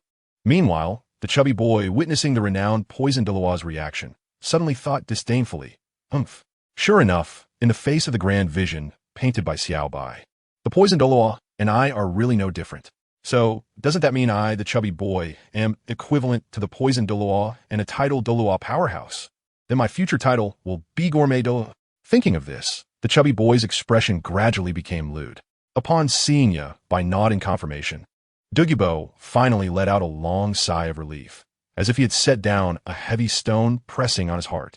In that case, I, the old man, will bring my granddaughter, Douluo, to join the forces of young friend Yu Bai. From now on, I, Douluo, am willing to follow the commands of young friend Yu Bai. Saying this, Douluo adjusted his goat beard and laughed heartily. In the future, I will have to ask young friend Yu Bai and young friend Shizhong to take care of each other more. Hearing that this old poison master finally agreed in person, Yu Bai and the chubby Shizhong exchanged glances, both seeing the excitement that was hard to hide in each other's eyes. Ha ha ha, welcome, welcome. After hearing Douluo admit that he was one of their own, the chubby one had already changed his previous tension and embarrassment, directly looking at Douluo and laughing. With you, the old poison master, joining us, our forces finally have a trump card to intimidate others. Saying this, the chubby one turned to Yu Bai, who was sitting next to him, and curiously asked, "By the way, Xiao Bai, have we named our force yet? What should we call it?" Listening to the chubby one's inquiry, Yu Bai crossed his arms, deep in thought, and casually said, "Wasn't it just the two of us before? Back then, we could just use the combination name Smiling Tiger from the Battle Spirit Arena, but now, with two more members, we need to rethink it. Old Poison Master, as a member of the Force, you should also think about it. What would be a good name for our Force? Please give some suggestions." While speaking, Yu Bai began to talk to himself. How about calling it the Flame Alliance? No, that's a title from the Dookie continent. Using it again would be outdated. Or, how about calling it the Overlord Sect? No. Meanwhile, the chubby one eagerly joined the discussion. Earlier, when Douluo heard the chubby one call him Old Poison Master, he wasn't angry. Instead, he chuckled. Not to mention that he and his granddaughter had already joined the same force as the chubby one. The chubby one's previous performance had already earned his recognition, so a mere title didn't matter. However, when Douluo heard the two's conversation afterward, the smile on his old face gradually stiffened, and his hand holding the teacup couldn't help but tremble. What the hell? They haven't even thought of a name for the force. In this faction, there were originally just these two half-grown boys. Even if I add myself and my granddaughter Yin now, there are only a total of 4 people. Isn't this just a three-no sect with no sect residents? No sect treasures, and no sect reputation? No, it can even be said that it's a bag sect with nothing except for 4 people. Have I been scammed? Just thinking about how I was so cautious when facing that brat Yu Bai, afraid of missing a word. And this kid in front of me seems to be so confident, as if there really is a big force behind him, makes Douluo shake his head and laugh. However, if this guy is truly the reincarnation of the Flame Emperor, then everything else doesn't matter. After all, with the foundation this little guy has inherited from his past life, where couldn't he build a force? With this thought, Douluo also actively joined the discussion. And soon, a name for a force destined to resonate throughout the realms emerged. It is the Other Shore Sect. The name Other Shore Sect is derived from before the 3 lifetime stone, the Yomi River's Other Shore Flower, hoping to gather a group of members who can pursue not crossing reincarnation and laugh at the Other Shore Flower. Regarding this name, whether it was Yu Bai, the little chubby Shizhong, or Douluo, they were all very satisfied. Therefore, the 3 of them jointly decided that the name of their sect would be the Other Shore Sect. After discussing the name of the sect, the next most important issue was the location of the sect. Facing this problem, neither Yu Bai nor the little chubby one had any ideas. After all, they were just students studying at the Soul Master Academy. And apart from going out twice to hunt soul beasts in the Sunset Forest and Stardow Forest and absorb soul rings, they hadn't seen much of the world. Of course, Yu Bai's eyes occasionally glanced furtively at Douluo. His heart was uncontrollably pounding. The ice and fire yin-yang eye. that is truly a top treasure in the entire Douluo continent. In Yubai's eyes, all the trash like the sea god-s inheritance, angel god-s inheritance, Rakshasa god-s inheritance, and Azura god-s inheritance are not even close to the ice and fire yin-yang eye. In Yubai's view, all those various immortal-grade herbs and other precious herbs seem to have transformed into all kinds of elixirs at this moment. Is there a better choice in this world than choosing the ice and fire yin-yang eye as the sex base? At this moment, Douluo was clearly frowning in hesitation, contemplating to himself. If I were to choose a base for the sect, my medicinal garden deep in the sunset forest is obviously a great choice. The rare herbs and strange plants inside are just right for the little sect master you buy to refine medicine while also protecting the roots of those rare herbs. With the support of that peculiar spring, those unique root herbs can regrow in just a few years or a decade. It also makes it convenient for me to study poisons and seek advice from the little sect master. Moreover, according to the little sect master, to solve the problem of the martial soul toxin backlash in me and my granddaughter, the little sect master would need to refine some pills. And the herbs there happen to have a sufficient variety. Plus, it's located deep in the sunset forest, and with the poison formation I set up, ordinary people definitely cannot break in. Since I have already joined the Other Shore sect along with my granddaughter, let's consider it a congratulatory gift for the establishment of the sect. Yes, that's it. With this in mind, Douluo directly described the situation of his medicinal garden deep in the sunset forest to the two and expressed his willingness to offer it as the sect's base. Upon hearing this, Yubai's heartbeat uncontrollably accelerated, and he stammered, This is not too good, right? After all, that is your hard-earned medicinal garden.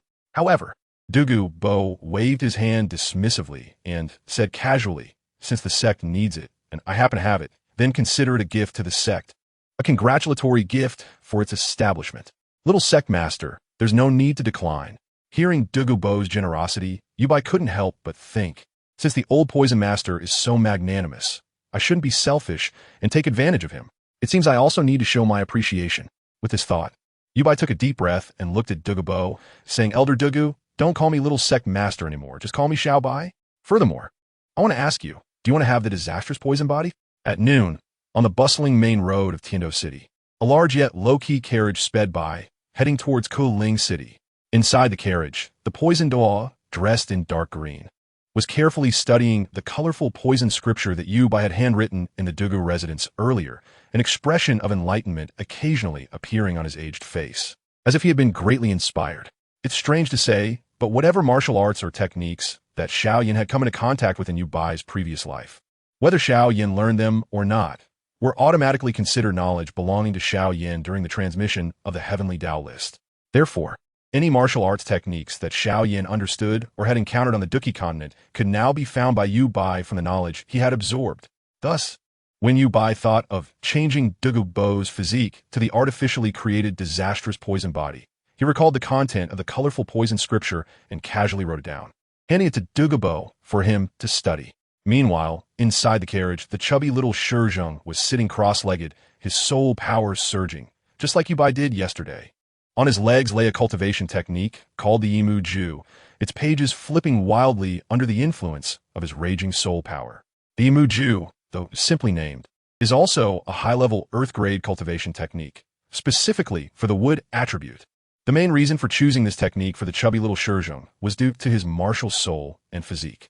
Speaking of which, among all the martial soul systems in the Douluo continent, what truly amazed Yubai, who inherited all of Xiaoyan's cultivation experiences before becoming a Dou Emperor, was the food-type martial souls and the martial souls that could become independent, intelligent entities after mutation. Other various martial souls merely manifest attack methods, defense methods, speed methods, power methods, etc., while they can only be displayed through martial soul forms. That is all. However, food-type martial souls and independent intelligent entity martial souls seem more like a lower and middle application of the laws of creation, while also resembling the continuation of the laws of life. In this rough cultivation system of the Douluo continent, it should be considered one of the most peculiar and top-tier rules. Therefore, in order not to let little Shizheng waste his talent with food-type martial souls, Yubai specifically chose a wood attribute technique that primarily focuses on life and creation. This adds another possibility for little Shizheng's future. As for Yubai, He was already considering how to quickly enhance his own strength. The ultimate destination of this carriage was the ice and fire Inyang Eye in the Sunset Forest. The carriage passed through Koling City, where Yubai planned to go home and pick up his parents and little Shijing's parents to take them to the ice and fire Inyang Eye to hide for a while. I believe that before long, with my help, my parents, little Shijing's parents, and Douluo's strength will be able to make rapid progress. At that time, what is there to fear from the upper 3 sects and lower 4 sects? The journey of over 70 kilometers only took the carriage 2 to 3 hours to reach Koling City. As the carriage entered the city, Yubai slightly lifted the curtain to look outside. What he saw was that the number of pedestrians on the streets was almost double that of the day before. At the same time, there were many more hurried strangers. Seeing this scene, Yubai's expression remained calm as he lowered the curtain. However, waves of turmoil surged in his heart. As expected, in the face of a new cultivation system and even more powerful strength, whether it's the upper 3 sects, lower 4 sects, or the 2 great empires, they have all started to take action. Even with the pressure of the Dou Emperor powerhouse information I deliberately spread in the academy yesterday, these people still did not back down. Aside from not using force and violence openly, they have secretly chosen to investigate through various means. Under such circumstances, it won't be long before these major forces almost all receive information about me. Fortunately, I am clever, as long as I take my parents and Uncle Sure and Jia to hide in the old Poison Master's ice and fire Yin-Yang Eye, then it will truly be safe.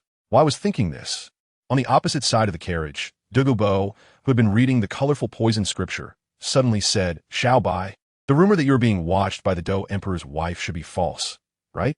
Moreover, it's likely something you spread yourself. Am I right?"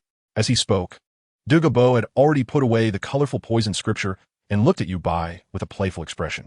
Although the cultivation system of the Douluo continent is rough, and its power system is considered to be the existence of a certain floor tile, it cannot be denied that in this world, every being that can achieve the title of Douluo should not be underestimated.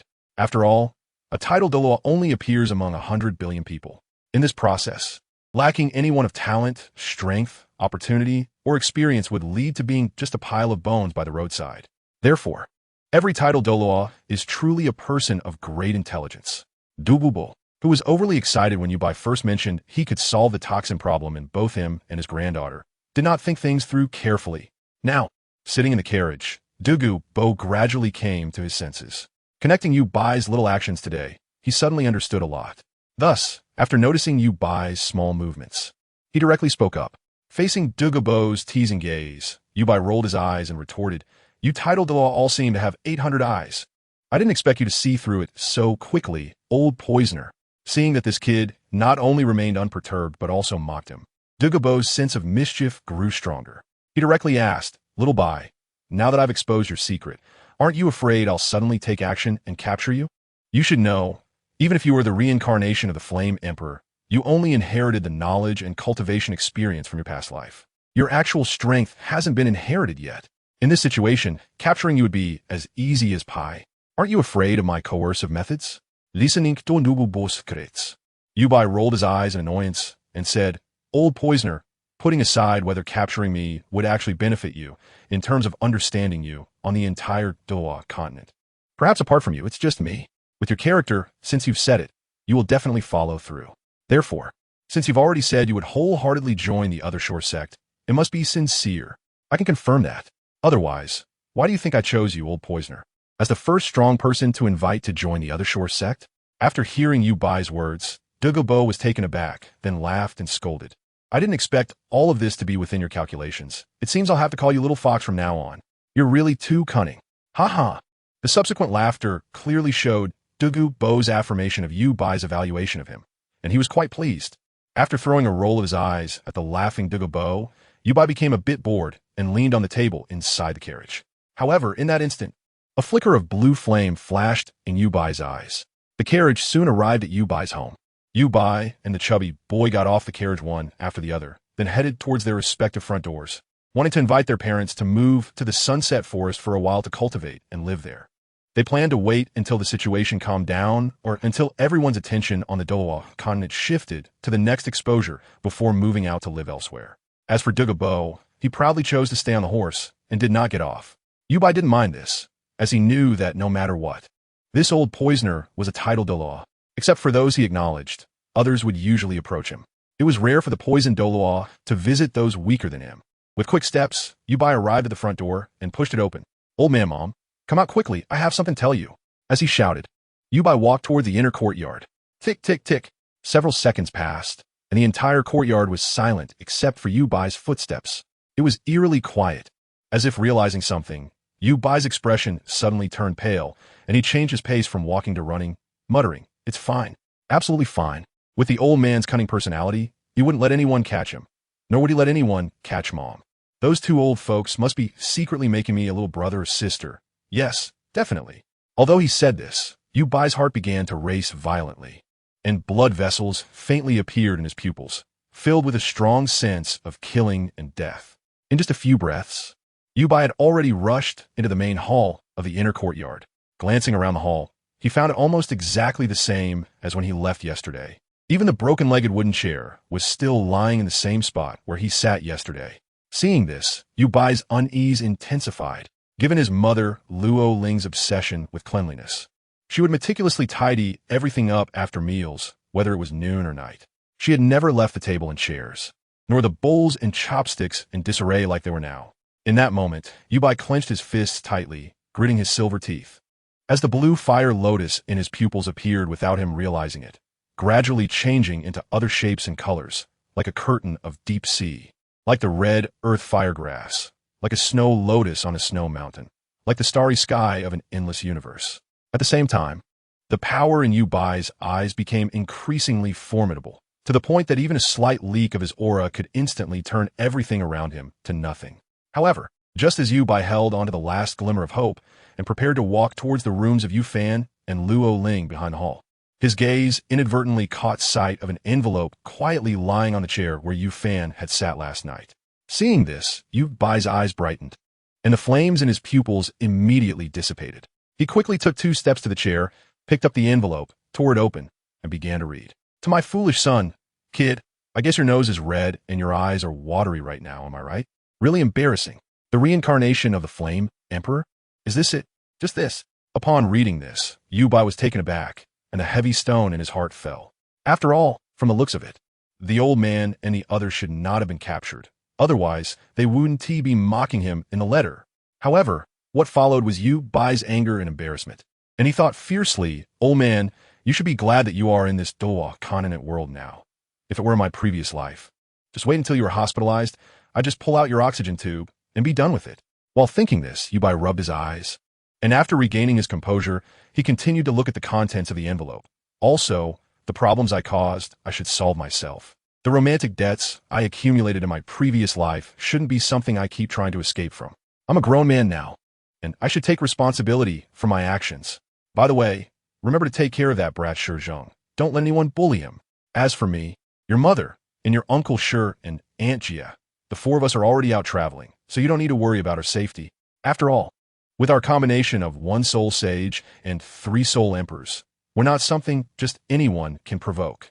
Plus, we've been practicing the cultivation techniques you gave us, and the results are pretty good. We estimate that in 5 years, your father, your mother, and the others will become titled Douluos, and by then, we will come back. Don't worry. Go out and explore your own Douluo continent as a young generation. By the way, in your room, I slipped you a storage soul guide with some gold soul coins and daily necessities in it. Remember to go and get it. Your father left it for you." After reading all the contents of the letter, Yubai couldn't help but chuckle and put it away, completely relieved. What irresponsible parents. Just as Yubai was cursing inwardly, he saw the little chubby boy running quickly from the other side of the corridor, panting heavily, also holding a piece of letter paper. Seeing that the little chubby boy came from the small door connecting the backyards of both houses, and the piece of letter paper in his hand, Yubai guessed that Uncle Shi and Aunt Jia next door had indeed sneaked away too. After the two met up and conversed for a while, they finally confirmed that their parents had really left them behind in such a perilous situation and had gone off traveling together. Yubai and the little chubby boy exchanged glances, both filled with speechlessness. "All right." Suddenly, the little chubby boy seemed to remember something, reached into his collar, and pulled out a small chain of unknown material. "Xiaobai, before my old man left, he left me a storage soul guide, this necklace. I just checked, and it has 10,000 gold soul coins. I've never seen this much gold soul coins at once in my life. What about you? With Aunt Ling's pampering, you should have quite a bit, right? If that's the case, we might really be able to establish a proper sect. 045 Discovery of Clues. Not wanting to bother with the daydreaming little chubby boy, Yubai went straight to his room and soon found an inconspicuous black ring on the bed. After putting it on his finger, Yubai used his soul power to probe into the ring. He discovered that besides some daily supplies, there were also 10,000 gold soul coins. It seemed that old man Yufan was quite generous this time. Reflecting on the past, it seemed that all the pocket money his old man had given him added up to less than 10 gold soul coins. The reason he had been able to live so comfortably before was that he had fought in the soul arena, placing bets on himself, gradually winning a few hundred gold soul coins, and slowly built up his own little treasury. Thinking of this, Yubai couldn't help but want to complain. Half an hour later, on the street outside, in a carriage, unbeknownst to him, Douluo, who had once again picked up the 7-colored poison scripture to study, became engrossed in the various combinations of poisons contained within this book. Although the various poisonous herbs and substances recorded and described in the 7-color poison scripture were almost non-existent on the Douluo continent, and he had never even heard their names, the appearance and characteristics of those poisons were even more unprecedented. This still couldn't diminish Douluo's love and obsession for them. It's important to note that for pharmacists and poison masters, aside from discovering various novel medicinal materials and poisonous herbs, their favorite thing to do is to study the combinations of different materials and the reactions that occur afterward. The 7-color poison scripture not only recorded the separate shapes, characteristics, and reactions of various poisons and poisonous herbs clearly, but also explained how to create new poisons with amplified toxicity by mixing different materials under the most suitable conditions, when and where.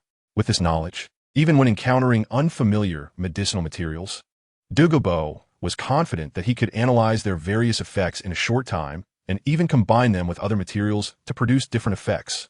Just as Douluo was lost in thought, the carriage curtain was lifted and the afternoon sunlight streamed in. Douluo frowned in annoyance, looking up, and instinctively wanted to release the aura pressure of a tidal Douluo to teach a lesson to the suddenly intrusive figure, only to see the little chubby boy Shi Zheng and the little fox Yu by walking in one after another. Seeing that no one else came in, Douluo was about to speak when he saw Yubai directly lift the curtain and said to the coachman outside, "Master, we can go now. Destination, Sunset Forest." Then, the carriage began to move. Inside the carriage, "What is going on with you two?" Seeing that no one else had entered even after the carriage started moving, Douluo couldn't help but look at the two little rascals and said, "Didn't I say to bring your parents to the Sunset Forest, using my medicinal garden as the sex base, and then train there? Why are there only you two?"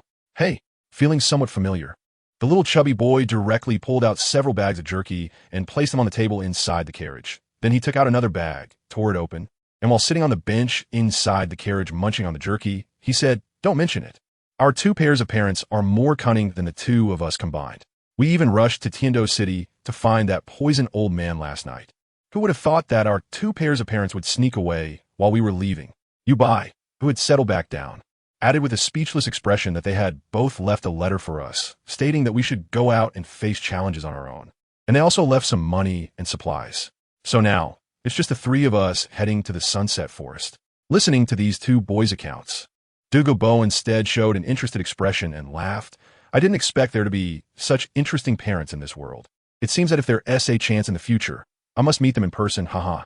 2 hours after the carriage left, several figures suddenly appeared from all directions, surrounding the Yubai family. One by one, they directly climbed over the walls, and in less than a quarter of an hour, everyone climbed back over the walls and disappeared. At the 7 Treasures glazed tile school, Ning Fengji looked at the letter he received, a look of surprise appearing on his jade-like face. He then put the letter away and chuckled softly. "Yubai, truly an interesting little guy. Such a clever and alert approach indicates that even without the heavenly Tao list instilling so-called previous life experiences, he can still shine in this life, on this continent." Then, Ning Fengji said in a deep voice, "Shadow guards." In the next moment, a figure suddenly appeared, kneeling on one knee before Ning Fengji. Ning Fengji showed no surprise and calmly instructed, "Pass the order to the informants in Keilang City and Castle Academy, as well as the disciples of the sect, to let them continue, as usual. If they encounter young friend Yubai, they can invite him to visit our 7 Treasures glazed tile school, but must not force him. If he runs into trouble, they can assist him if conditions allow. This little guy will surely soar into the skies in the future. Our seven treasures glazed tile school's attitude should be to build a good relationship with him.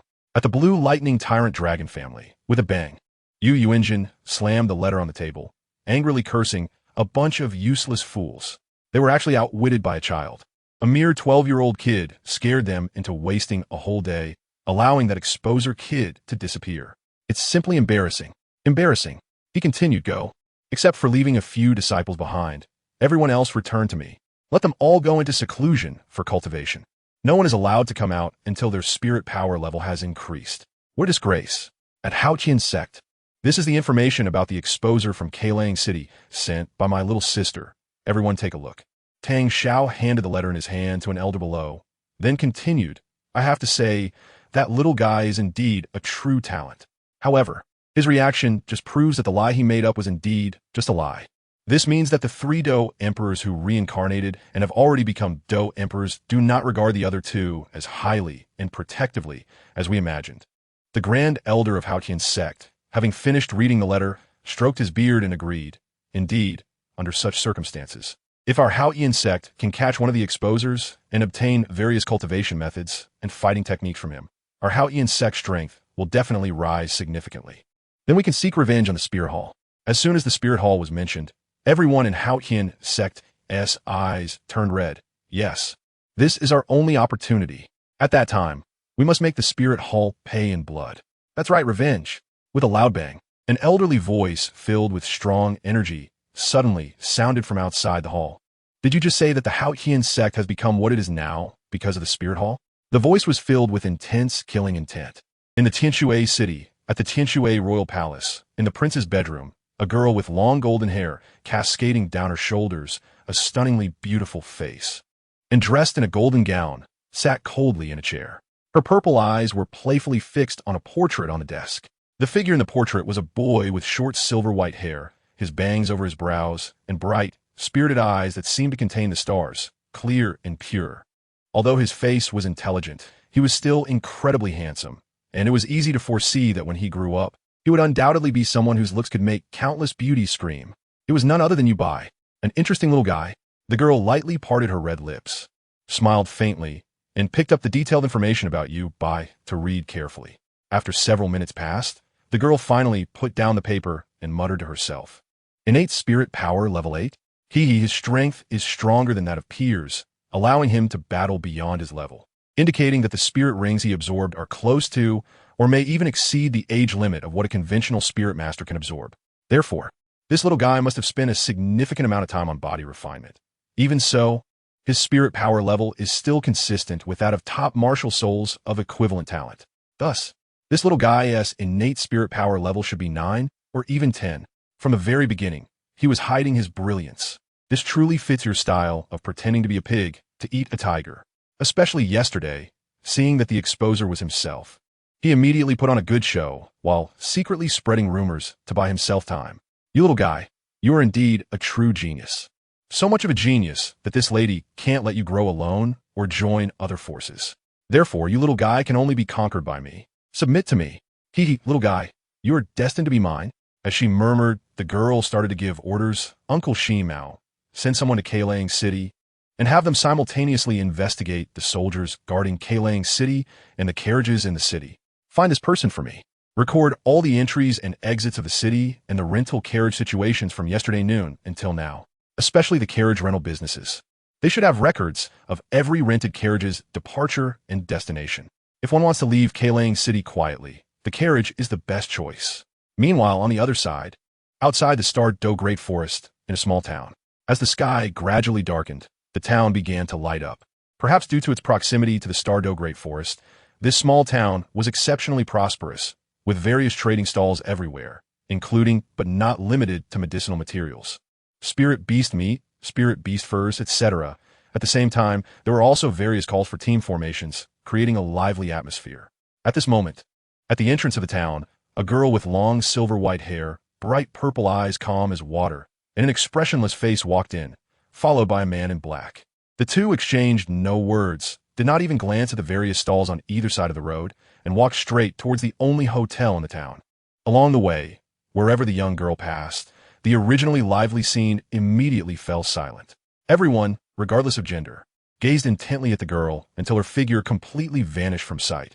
Only then did they come back to their senses, feeling an inexplicable sense of loss, but unable to suppress their exclamations. So beautiful! Such a beauty should only belong to a goddess from the divine realm, right? Yes, it's just too beautiful. TSK, TSK. She is so stunning that even I, an old man, don't feel like teasing her. Ha! You should be glad you didn't try to tease that girl. Otherwise, you would have already been slapped to death by the big man following her. Exactly. With such looks, and only a big man following her. It's clear she is a young lady from a powerful family. That big man is probably responsible for protecting her safety. Just think about it. A family would only trust someone so strong to protect their young lady. On the other side, the girl and the big man had already arrived at the only tavern in the small town. Under the gaze of ordinary people and soul masters on the first floor, the two ascended to a room on the second floor, which led to a flurry of discussions from everyone in the town below. A few minutes later, a group entered the tavern. They were none other than the Shrek team, led by Zhao Wujia. After sitting down at an empty table and ordering their dishes, Ma Hongjun couldn't help but speak up first. Hey, do you guys know what is going on? Why have we been hearing people praising a beautiful girl since we entered this town?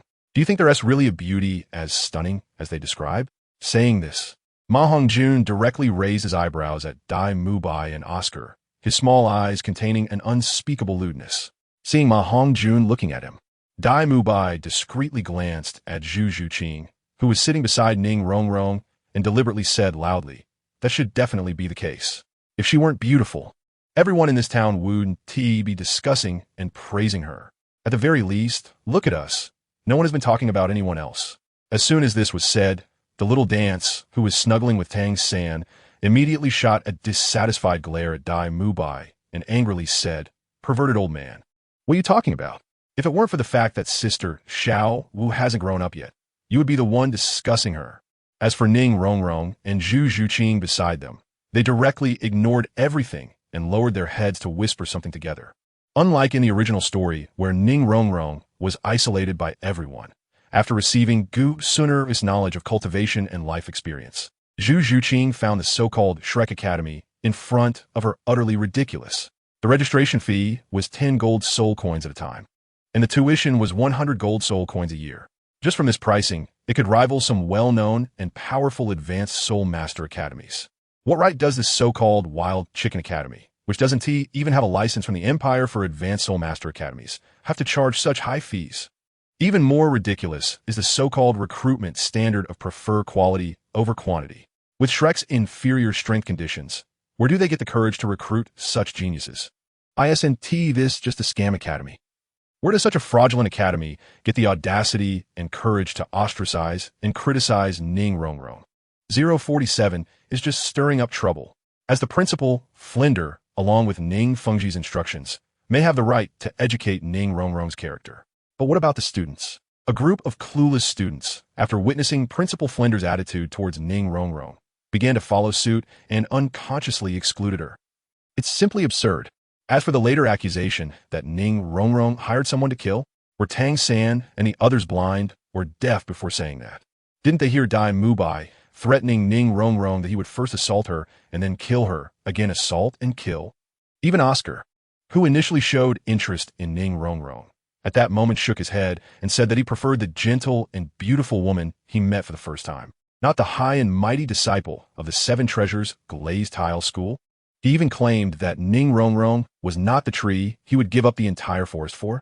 When Zhu Zhuqing, who was standing in a dark corner, coldly watching all this unfold, saw this scene, she almost laughed.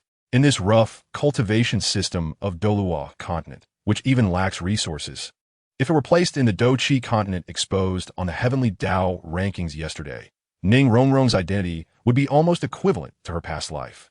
While Oscar is just a cultivation genius from small place with nothing, and even a genius without combat power, in the Do-Chi continent, Oscar wouldn't even have the qualification to glance at Ning Rongrong. At the same time, after Zhu Zhuqing observed again, having absorbed Sunner's life experiences before becoming a Do Emperor, compared to the personalities of other students in Shrek Academy, such as Tang San, who has twisted views and is obsessed, Xiao Wu, who is infatuated and only knows to obey Tang San, Dai Mubai and Ma Hongjun, who are wild and reckless. and Oscar, who is internally perverted and has even its several girlfriends. Compared to these guys, Ning Rongrong, who only has a rebellious spirit and refuses to be disciplined by anyone, is so much better. Until Oscar left and saw Ning Rongrong sitting helplessly on the ground crying. Zhu Zhuqing finally stepped out of the shadows, offering no excessive words, but simply embraced this bullied little princess, giving her a place to cry freely. Thus, the two girls became the best of friends. In a hotel on the first floor of the town outside, Do Great Forest, Dai Mubai noticed that the current Zhu Zhuqing seemed to have changed. Her face no longer wore that cold and lifeless expression, but instead occasionally revealed a smile. This smile is beautiful, genuine, and gentle. However, it seems to be separated from others by thousands of miles, creating a distance that is hard to bridge, especially when it comes to oneself. Compared to when they first met, Zhu Zhuqing would get angry and even harbor murderous intent because of her own frivolous behavior. But now, it seems that Zhu Zhuqing has completely given up on herself, severing all ties to her past, grievances, and entanglements. This made Dai Mubai, the fiancé, extremely angry and eager to vent, even wanting to destroy everything. But in the end, he realized that it was all futile. His years of experience with women told him that he seemed to have completely lost his fiancée. How could this be possible? If they did not work together, they would face punishment in the family test later on if they failed. The lightest punishment would be the deprivation of his martial soul and soul power, being placed under house arrest and spending a lifetime in the cold palace of the imperial city. The worst would be death. Under such punishment, Zhu Zhuqing could not be separated from him. He must have been overthinking. With this thought, Dai Mubai cast aside his previous ideas and turned to chat enthusiastically with Ma Hongjun and Oscar about the mysterious girl. Soon after, dishes were served one after another, and they finally began to eat. Before long, another group of people pushed open the front door of the hotel and walked in. Judging by their age and uniform attire, it was easy to guess that they were students and teachers from the same Soul Master Academy. As this group passed by the Shrek table, Ma Hongjun, who was eating a chicken leg, stared intently at a female student among the crowd, swallowing hard before retracting his gaze and giving a subtle nod to Dai Mubai beside him. Seeing this, Dai Mubai immediately understood, a smirk appearing on his lips as he nodded in response. Receiving Dai Mubai's signal, Ma Hongjun grinned mischievously and then whistled at the female student who had just sat down at another table, loudly teasing, "That girl looks pretty good, boss Dai. They must be from Tsanghui Academy." Dai Mubai, seeing this, directly chimed in, "Just a small Tsanghui Academy, nothing to flaunt." His voice was equally loud, instantly catching the attention of everyone on the first floor. At that moment, everyone on the first floor, whether soul masters or ordinary people, turned their gaze over, filled with the expression of watching a good show. During this process, Zhu Zhuqing and Ning Rongrong elegantly took small bites of their food, as if everything around them was irrelevant to them. From time to time, they would quietly discuss how delicious a dish was. Among the people from Tsanghui Academy, sitting 2 tables away from Shrek, a middle-aged man who seemed to be the leading teacher changed his expression to one of embarrassment when he saw that Shrek's table was just a group of children. He also stopped other students who were getting ready to fight. Seeing that there was no good show to watch, the surrounding people shifted their gazes away. At that moment, Oscar, sitting beside Tang San, suddenly whispered, "There's a good show coming." Tang San looked at him with some confusion, wondering what kind of good show it was. Oscar then chuckled softly, "This is also part of our training. According to our principal Flender, a soul master who doesn't dare to provoke trouble isn't a good soul master. As the saying goes, not daring to provoke trouble is mediocrity. Moreover, provoking someone from a Soul Master Academy is the safest. It's just a fight at most." Tang San couldn't help but laugh. Our principal quotes could form a monster of a quote collection. Looking at their age, Tsanghui Academy should be a high-level Soul Master Academy. The moment Tang San finished speaking, Ning Rongrong, who had been eating, suddenly coughed twice, as if she was choked. The other 5 from Shrek didn't pay any attention to this. At that moment, a staff member came over carrying a steaming dish, and a male student from Tsanghui Academy, with a face full of rage, suddenly showed a sly glint in his eyes. Then, as the staff member passed by, this male student suddenly stood up and crashed into the staff member, causing the dish in his hand to fly towards Dai Mubai's head amidst the staff member's shout of alarm. However, this scene had already been noticed by Tang San and Dai Mubai. The two acted swiftly, not only catching the dish, but also delivering a heavy blow to the young man's stomach. The young man's body was bent backward from Dai Mubai's strike. And then he was sent flying like a weightless scarecrow, crashing into 2 tables and heading towards the group from Tsanghui Academy. The middle-aged man from Tsanghui Academy immediately stood up, raised his hands, and skillfully caught the young man. At that moment, the young man's face turned pale, and he spat out blood with a wow, his whole body becoming limp. At this moment, Dai Mubai, who had just done all this, glanced disdainfully at the people from Tsanghui Academy, stretched lazily, and casually said, "Sorry, I was a bit too rough." His tone carried no hint of apology or sincerity. As for everything happening in front of them, including the subsequent retaliation from Tsanghui Academy's other students who couldn't stand the humiliation and began to attack. Joining Dai Mubai and Ma Hongjun in battle, with Xiao Wu actively joining the fight, Tang San following closely, and Oscar cheering from the side, Zhu Zhuqing remained unmoved, continuing to eat her delicious food. Meanwhile, Ning Rongrong, while picking up some dishes with her chopsticks to take small bites, secretly glanced at Zhu Zhuqing. Seeing that she could still eat so elegantly in such a situation, her movements were particularly charming, and a faint smile lingered on her beautiful face, as if there was no one around, resembling a truly noble goddess. At this moment, Ning Rongrong's heart was screaming wildly, "Wow, Zhuqing is so calm. Moreover, why does she eat so gracefully and elegantly, just like a truly refined princess? When will I be as elegant and composed as Zhuqing is now? I'm so envious. Most importantly, when will my little man to be as big as Zhuqing? I'm really envious of this girl. The more I look, the more I envy her." While her heart screamed, Ning Rongrong secretly glanced at Zhu Zhuqing, her chopsticks fiddling around in her small mouth. Seemingly sensing Ning Rongrong's little gaze, Zhu Zhuqing shifted her gaze curiously towards Ning Rongrong and chuckled lightly. "What's wrong? Why are you staring at me?"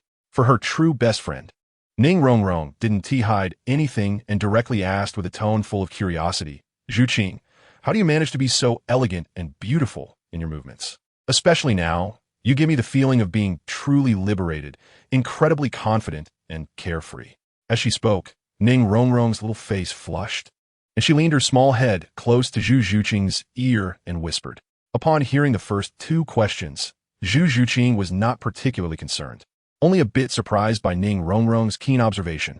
However, when she heard the final whisper, Zhu Zhuqing, who was eating, suddenly felt her earlobe inexplicably turn red. The 2 girls then began to whisper to each other, completely oblivious to the ongoing battle around them. It wasn't until a teacher from Tsanghui Academy stepped forward, suggesting both sides fight outside the restaurant, that they realized their opponent was actually a high-ranking Soul King.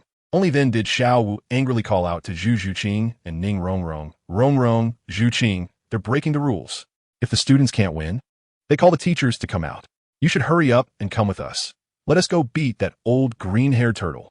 Hearing Xiao Wu's words, Dai Mubai, Tang San, Ma Hongjun, and Oscar, who had initially felt heavy-hearted upon learning that Yi Zhiqiu, the middle-aged teacher from Tsanghui Soul Master Academy, was a high-ranking Soul King, all turned their gazes towards the still-seated Ning Rongrong and Zhu Zhuqing. After all, with Ning Rongrong's 7 treasures glazed tile pagoda amplifying their strength, they would all see a significant boost, not to mention Zhu Zhuqing, who was incredibly fast and could disrupt Yi Zhiqiu, making it difficult for him to focus on confronting them directly. In this way, perhaps they really had a chance to defeat the opposing teacher, Yi Zhiqiu.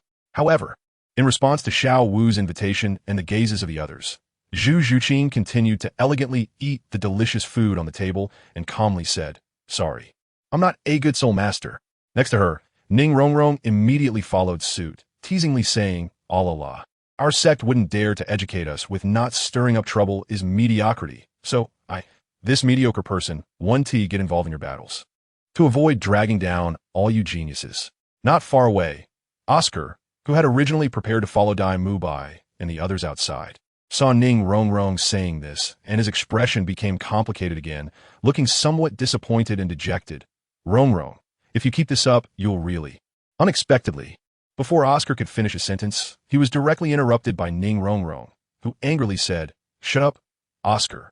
Just a couple of days ago, I was targeted and excluded by you guys along with the head of Shrek Academy, making me confused and start to wonder if I was wrong.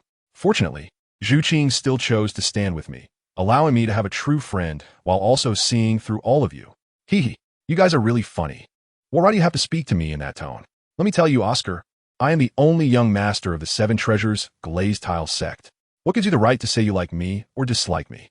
Last night, I just joked with that old pervert a few words and he wanted to rape and kill me, then rape and kill me again. And you just stood by watching, yet you still resent me for not being able to play along with you. That is really funny. As she spoke, Ning Rongrong directly turned her firepower onto Dai Mubai, coldly saying, "And you, Dai Mubai, a wasteful prince who leaves his 5-year-old fiancée in danger and escapes to indulge in pleasures with various women. Where did you get the courage to speak to me like that yesterday? A mere wasteful prince who is being suppressed and waiting to die. You actually dare to say you're not afraid of me? Do you think everyone as family is like yours, with your entire family as deadly enemies? If I wanted to, all I have to do is write a letter detailing my life in the academy. Do you believe my sword Douluo grandpa and bone Douluo grandpa could arrive in no time and tear down your shabby academy, which is like a village, leaving not a single trace? On the first floor of the hotel, everyone was stunned by Ning Rongrong's sudden outburst. Hiss, not stirring up trouble is mediocrity? Such words actually came from the mouth of a Soul Master Academy's principal. Is this really the principal of a Soul Master Academy? ISNT, this cultivating evil soul masters? Didn't T, that little girl, say? This so-called Shrek Academy is just a wild chicken soul master academy with nothing, just a village. Such a scam academy should be banned by the Empire. It should be banned. Look at the students they produce, deliberately stirring up trouble, bullying the weak, and teasing female students. From what that little girl said, it seems those male students have already slept with many women at such a young age. They are simply without any morality or character. Yes, and look at what these guys are saying. Rape and kill, then rape and kill again? Is this something a human can say? That white tiger martial soul, ISNT, really an evil soul master, right? She'll keep it down. That so-called prince seems to have been suppressed to the point of becoming a wasteful evil soul master. It's fine to discuss.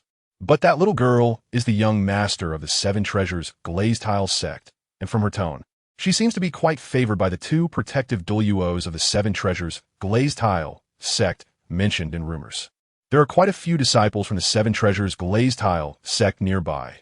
Don't provoke this little lady. The crowd shock. Clap. At this moment, Oscar was stunned, and at the same time, it felt as if something in his heart had shattered and left him forever. Beside him, Ma Hongjun was also so shocked that he couldn't close his mouth, his small eyes wide open, trembling and stammering. Rong, you actually are the young master of the Seven Treasure Glazed Tile School. At this moment, Ma Hongjun's heart began to tremble. He originally thought that Ning Rongrong was a direct disciple of the Seven Treasure Glazed Tile School, and he could still manage to interact with her. After all, his teacher is the 78th level soul saint, known as the Golden Iron Triangle, the three-eyed cat Eagle Flander, whose status is not inferior to that of an ordinary disciple of the Seven Treasure Glazed Tile School. But who would have thought that Ning Rongrong was actually the young master of the Seven Treasure Glazed Tile School, and a particularly favored young master at that? If this really ends up offending them thoroughly, those two titled Douluo might truly come to Shrek and tear it apart. Just thinking about that scene made Ma Hongjun shiver, and as he recalled the interactions with Ning Rongrong over the past couple of days, he breathed a sigh of relief upon realizing he hadn't offended her in any way. At the same time, he couldn't help but feel a bit sympathetic towards his friends Oscar and Dai Mubai beside him, silently thinking, brothers, don't blame me for not standing with you on this one. I really don't have the guts to face those two titled Douluo. On the other hand, Dai Mubai, who was also exposed by Ning Rongrong, had blood-red eyes, bulging veins on his forehead, clenched fists, and his soul power was fluctuating violently, as if he wanted to kill Ning Rongrong right then and there. However, at this moment, facing Dai Mubai's state, Ning Rongrong showed no fear at all. Instead, she wore a provocative and disdainful expression. This was because Ning Rongrong knew that in this small town outside the Stardow Forest, there must be assets of the Seven Treasure Glazed Tile School, and due to this place being a gathering spot for soul masters, the number of disciples sent here by the sect must not be small and their strength formidable. And indeed, that was the case. At this moment, in a few corners of the first floor, several individuals were coldly watching Dai Mubai, while their soul power pressure subtly fell upon him to prevent him from harming the young lady of their sect in a fit of rage. One person was even hurriedly writing something on a piece of paper. Meanwhile, Dai Mubai, under the pressure of soul power, was consumed by anger and fear, with his rationality nearly overwhelmed, leaving only the thought of whether to exchange his life for Ning Rongrong's. Beside him, Xiao Wu, who had been puzzled about Zhu Zhuqing's rejection of her invitation to fight the green-haired turtle, turned pale and jumped behind Tang San when she heard Ning Rongrong mention that she could summon 2 titled Douluo at any time, trembling in fear. While comforting the frightened Xiao Wu, Tang San looked expressionlessly at Zhu Zhuqing and Ning Rongrong, with no one knowing what was going on in his mind. At this moment, although Yi Zhiqiu and his group had already stepped outside the tavern, the sensory abilities of soul masters were inherently 100 times stronger than those of ordinary people. Thus, they clearly heard the conversation among Shrek's group inside the tavern. Because they had heard everything clearly, a faint smile and a hint of helplessness appeared on Yi Zhiqiu's middle-aged face. Initially, seeing that this group of young ones were all geniuses, he thought they were cultivated by some remarkable sect or academy. Unexpectedly, it turned out to be just a wild academy without even the qualification certificate for a higher soul master academy, gathering so many students through deception and tricks against the Empire's talented soul master youths. Haha, this is interesting.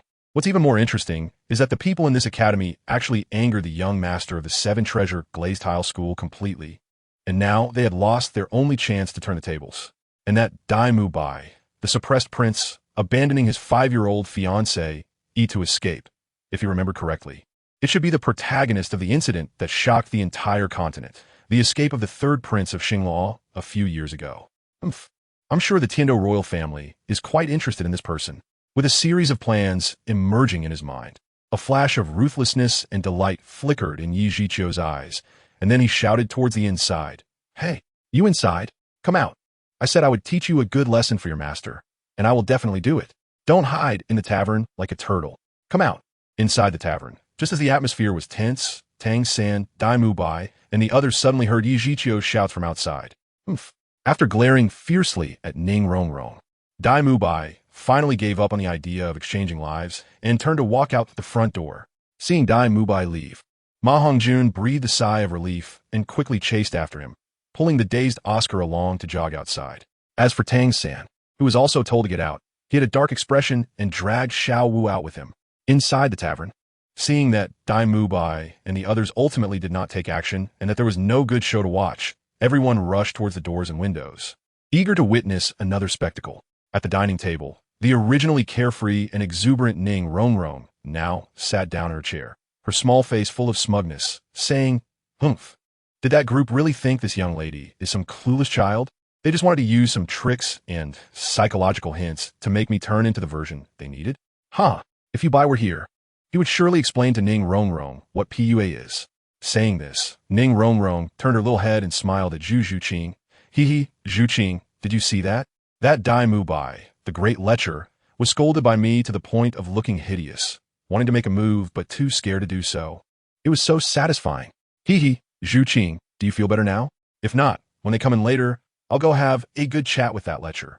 Having finished her meal and sipping tea lightly, Zhu Zhuqing looked at Ning Rongrong's excitedly flushed face and her eager demeanor, and couldn't help but chuckle. That's enough, Rongrong. After all, we need to go into the Star Dough Forest tomorrow to obtain soul rings. For the next period, as long as they don't actively seek trouble with us, we shouldn't entangle with them. Everything should focus on enhancing our own strength. Listening to Zhu Zhuqing's words, Ning Rongrong finally gave up on the idea of causing more trouble, responding with an "oh" before quietly resuming her meal. 050 Shrek gets injured. Just as Ning Rongrong and Zhu Zhuqing were having their meal and tea, outside the tavern, both sides had already completely engaged in battle. However, at this moment, without the support of Ning Rongrong and the interference of Zhu Zhuqing, the other 5 from Shrek were quickly overwhelmed by Yi Zhiqiu in less than a minute.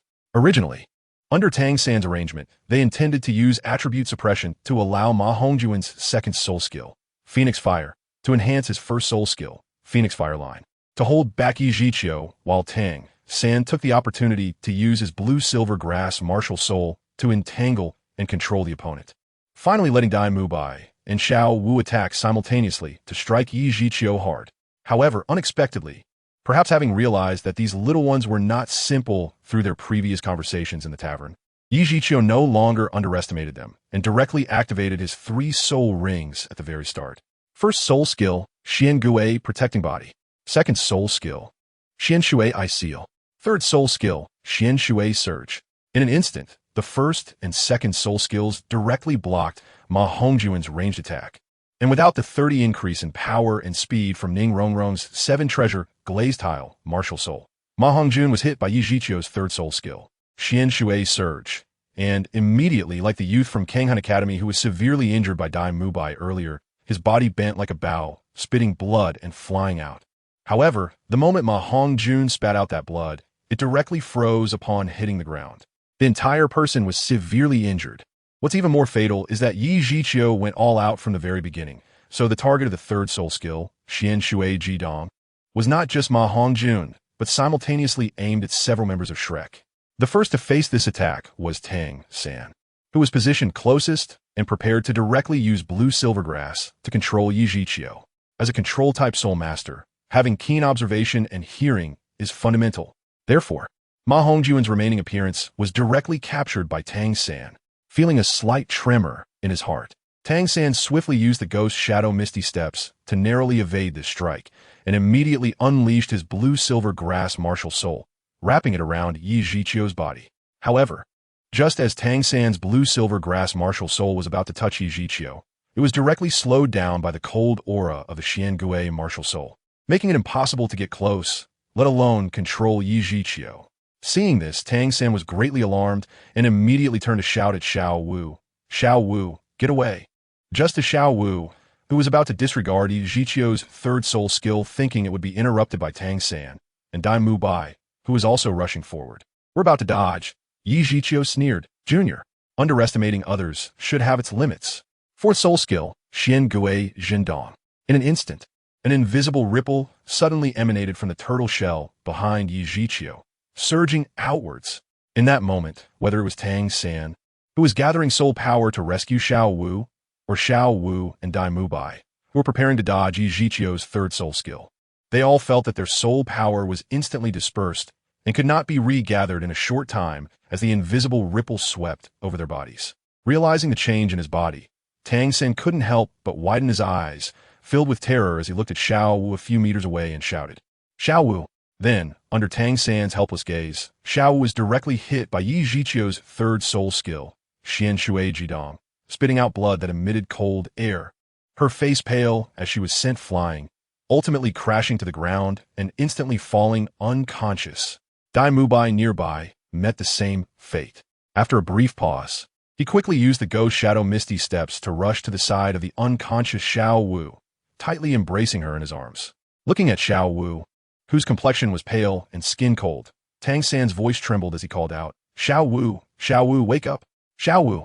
Around them, the audience watching the arrogant group from Shrek being dealt with began to mock openly. TSK. Afraid to provoke trouble is a lackey? Hey, that genius over there holding the little girl, why do you look so dead now? Right?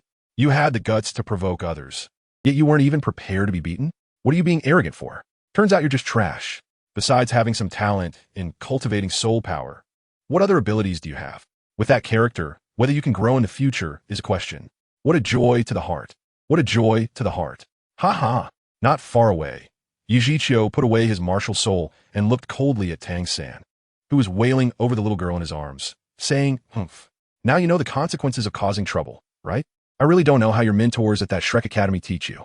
However, I, after all, am a teacher at a higher-level Soul Master Academy and won't easily kill or ruin someone's future. I said I would teach you a lesson, and that's exactly what I will do. Your companions are not in any life-threatening danger and have not sustained serious injuries. They were just hit by my attack, and the cold air temporarily froze their internal meridians. Just take them back, let them rest for a day or two, and feed them some hot soup, and they will be fine." After saying that, he was about to turn and leave. At this moment, perhaps realizing that Xiao Wu was not in life-threatening danger, Tang San slowly placed Xiao Wu on the ground, then stood up, his eyes filled with killing intent as he gazed at Yi Zhiqiu, who had just turned around, his face full of madness, and his hands reaching for 24 Bridges' bright moonlight night. However, just then, a large hand suddenly appeared, holding down the action-ready Tang San. At the same time, a barely audible voice entered Tang San's ear, "Don't move. In this situation, if you use your hidden weapons, everyone here will recognize you, and it will really be hard to settle. As for this old turtle in front of us, leave it to Teacher Zhao." Hearing this voice, the killing intent in Tang San's eyes finally faded, but he still kept his gaze fixed on Yi Zhiqiu's back. Beside him, Zhao Wujia, who had just appeared, sighed in his heart, then shouted at Yi Zhiqiu, who was about to leave with his students, "Hey, old bastard over there, you hit my student? And you're planning to just leave like this?" Hearing someone call him old bastard from behind, Yi Zhiqiu's anger ignited again, and he turned around, suppressing his anger as he looked at the middle-aged man standing next to Tang San, realizing the other party's identity, and coldly said, "This battle was initiated by your student. Moreover, those little ones are not seriously injured. What? Now that they've been taught a lesson, do you, as their teacher, want to stand up for them? Does your academy not uphold any principles?" Principles? Zhao Wujia chuckled twice, then before Yi Zhiqiu, who was still a few meters away, could react, he instantly appeared in front of him and punched hard at his abdomen. A warning bell rang in his heart, and Yi Zhiqiu instinctively activated his martial soul. At the same time, just as he was hurriedly preparing to unleash his fifth soul skill, boom! Before Yi Zhiqiu's fifth soul skill could be released, he was hit hard in the abdomen by Zhao Wujia's punch. The abdominal shell of the Xiangei martial soul shattered instantly. The martial soul dissipated. And Yi Zhiqiu's complexion turned pale as he was sent flying by Zhao Wujia's fist, crashing into the ground over 10 meters away, creating a large pit. Yi Zhiqiu was severely injured and fell unconscious. Only at this moment did Zhao Wujia retract his fist, glance at the severely injured and unconscious Yi Zhiqiu in the distance, and calmly say, "A big fist is the principal." At that moment, the surroundings immediately fell silent, and everyone looked at Zhao Wujia with fear, afraid that he would deliver a profound lesson to them. Even the students from Tsanhui Academy had terrified expressions, their bodies trembling uncontrollably, not daring to look at their teacher Yi Zhiqiu. Zhao Wujia paid no attention to the fearful gazes around him. "Hey, Xiaowao, Xiao-sung, take Ma Hongjun and the others to the hotel to rest for 2 days. Then go to the Star-Do Great Forest to find Xiao Ao's soul ring." After saying this, he ignored everyone else and walked directly into the restaurant, looking quite displeased. Tang San picked up Xiao Wu and followed Zhao Wujia, while Oscar, with a pained expression, carried the unconscious Ma Hongjun and Dai Mubai on his back, closely following Tang San's footsteps. Seeing the three of them approach, the onlookers all fearfully stepped aside, afraid of being beaten by this unreasonable group who only understood fists. That would be a huge loss. It wasn't until Zhao Wujia and his students completely entered the hotel that the crowd finally breathed a sigh of relief and began to discuss cautiously. The students from Tsanhui Academy only dared to approach and check their teacher's injuries at this moment. One of the female students from the healing department, after examining Yi Zhiqiu's injuries, couldn't hold back her tears, which fell down uncontrollably. Teacher Ye's bones are broken by 70%, and some broken bones even pierced his heart and lungs. "If I withdraw my soul skills now, teacher, you might even die right on the spot." Woo. Upon hearing this result, all the students immediately had red eyes. "Teacher Yi, this happened because they proactively stepped up to the provocation and ended up being beaten like this." At this moment, the students of Tsanhui Academy buried their hatred deep in their hearts while engraving the 3 words Shrek in their minds, vowing that one day they would seek revenge. Subsequently, the students of Tsanhui Academy immediately discussed and took out all their possessions to find a high-level healing soul master who had been stationed in the town for years to treat Yi Zhiqiu, thus saving his life. After that, the students of Tsanhui Academy did not dare to delay and immediately called for a carriage to take Yi Zhiqiu back to Tsanhui Academy, knowing that only by returning there could he be truly healed. Around them, the onlookers took everything in and felt extreme disgust towards the students and teachers of Shrek Academy, and even everything related to Shrek Academy. It was you from Shrek who provoked first, relying on the students' good talents and high strength to provoke and annoy Tsanhui Academy for no reason, then directly injuring their students severely. After that, when they were taught a lesson, the 3 students from Shrek didn't even suffer serious injuries. They just needed a couple of days of rest to recover. In the end, your Shrek teacher was even unreasonable, nearly killing the teacher from Tsanhui Academy with a single punch, claiming that a big fist is the reason. What is the difference between this kind of rhetoric and that of robbers or even evil soul masters? How can such a person become a teacher at a prestigious soul master academy? With that Shrek Academy principal who has the slogan "not daring to cause trouble is mediocrity," isn't it true that everyone from the principal down to the students, except for the 2 female students sitting inside who have no choice but to eat, are all a bunch of rogues, bandits, and evil soul masters? At this moment, Everyone watching silently decided to publicize what was happening here, and, at the same time, they would report to the Heaven Do Empire and the Spirit Hall about this Shrek Academy, which specialized in training evil soul masters. On the other side, in the hotel, just after having a full meal and preparing to head upstairs to rest, Zhu Zhuqing and the other girl soon saw the academy's leading teacher, Zhao Wujin, walking towards them with an unfriendly expression. Behind him were Tang San, who was carrying the unconscious Xiao Wu, and Oscar, who was carrying both the unconscious Ma Hongjun and Dai Mu Bai. You two, why didn't you make a move? Why just stand by and watch your companions being bullied and beaten into unconsciousness? Hearing Zhao Wujin's harsh questioning, Ning Rongrong was about to retort angrily when Zhu Zhuqing stepped in to stop her. At the same time, Zhu Zhuqing looked at Zhao Wujin with a calm expression and said, "Why should we make a move? None of the education I received since childhood taught me to actively seek trouble. Therefore, I am proud of the education I have received. Likewise, if they follow the dean's teachings and consider not daring to stir up trouble as mediocrity as their life creed, then they should also be prepared for the consequences of provoking those they cannot afford to offend, and should not harbor any feelings of hatred or revenge. It's not right to prepare to kill someone just because they were slightly taught a lesson, because it is you who cause the trouble, and, after causing it, you don't allow others to retaliate. When someone fights back, you're ready to kill, even preparing to dig up the graves of their ancestors. There are no such rules in this world, especially when the troublemaker is just a few insignificant ants who aren't even soul sect. A fool living with such a mindset should be grateful that they are still alive today." Upon hearing Zhu Zhuqing's words, the guests who had been observing on the first floor secretly gave a thumbs up to this incredibly beautiful and mature girl.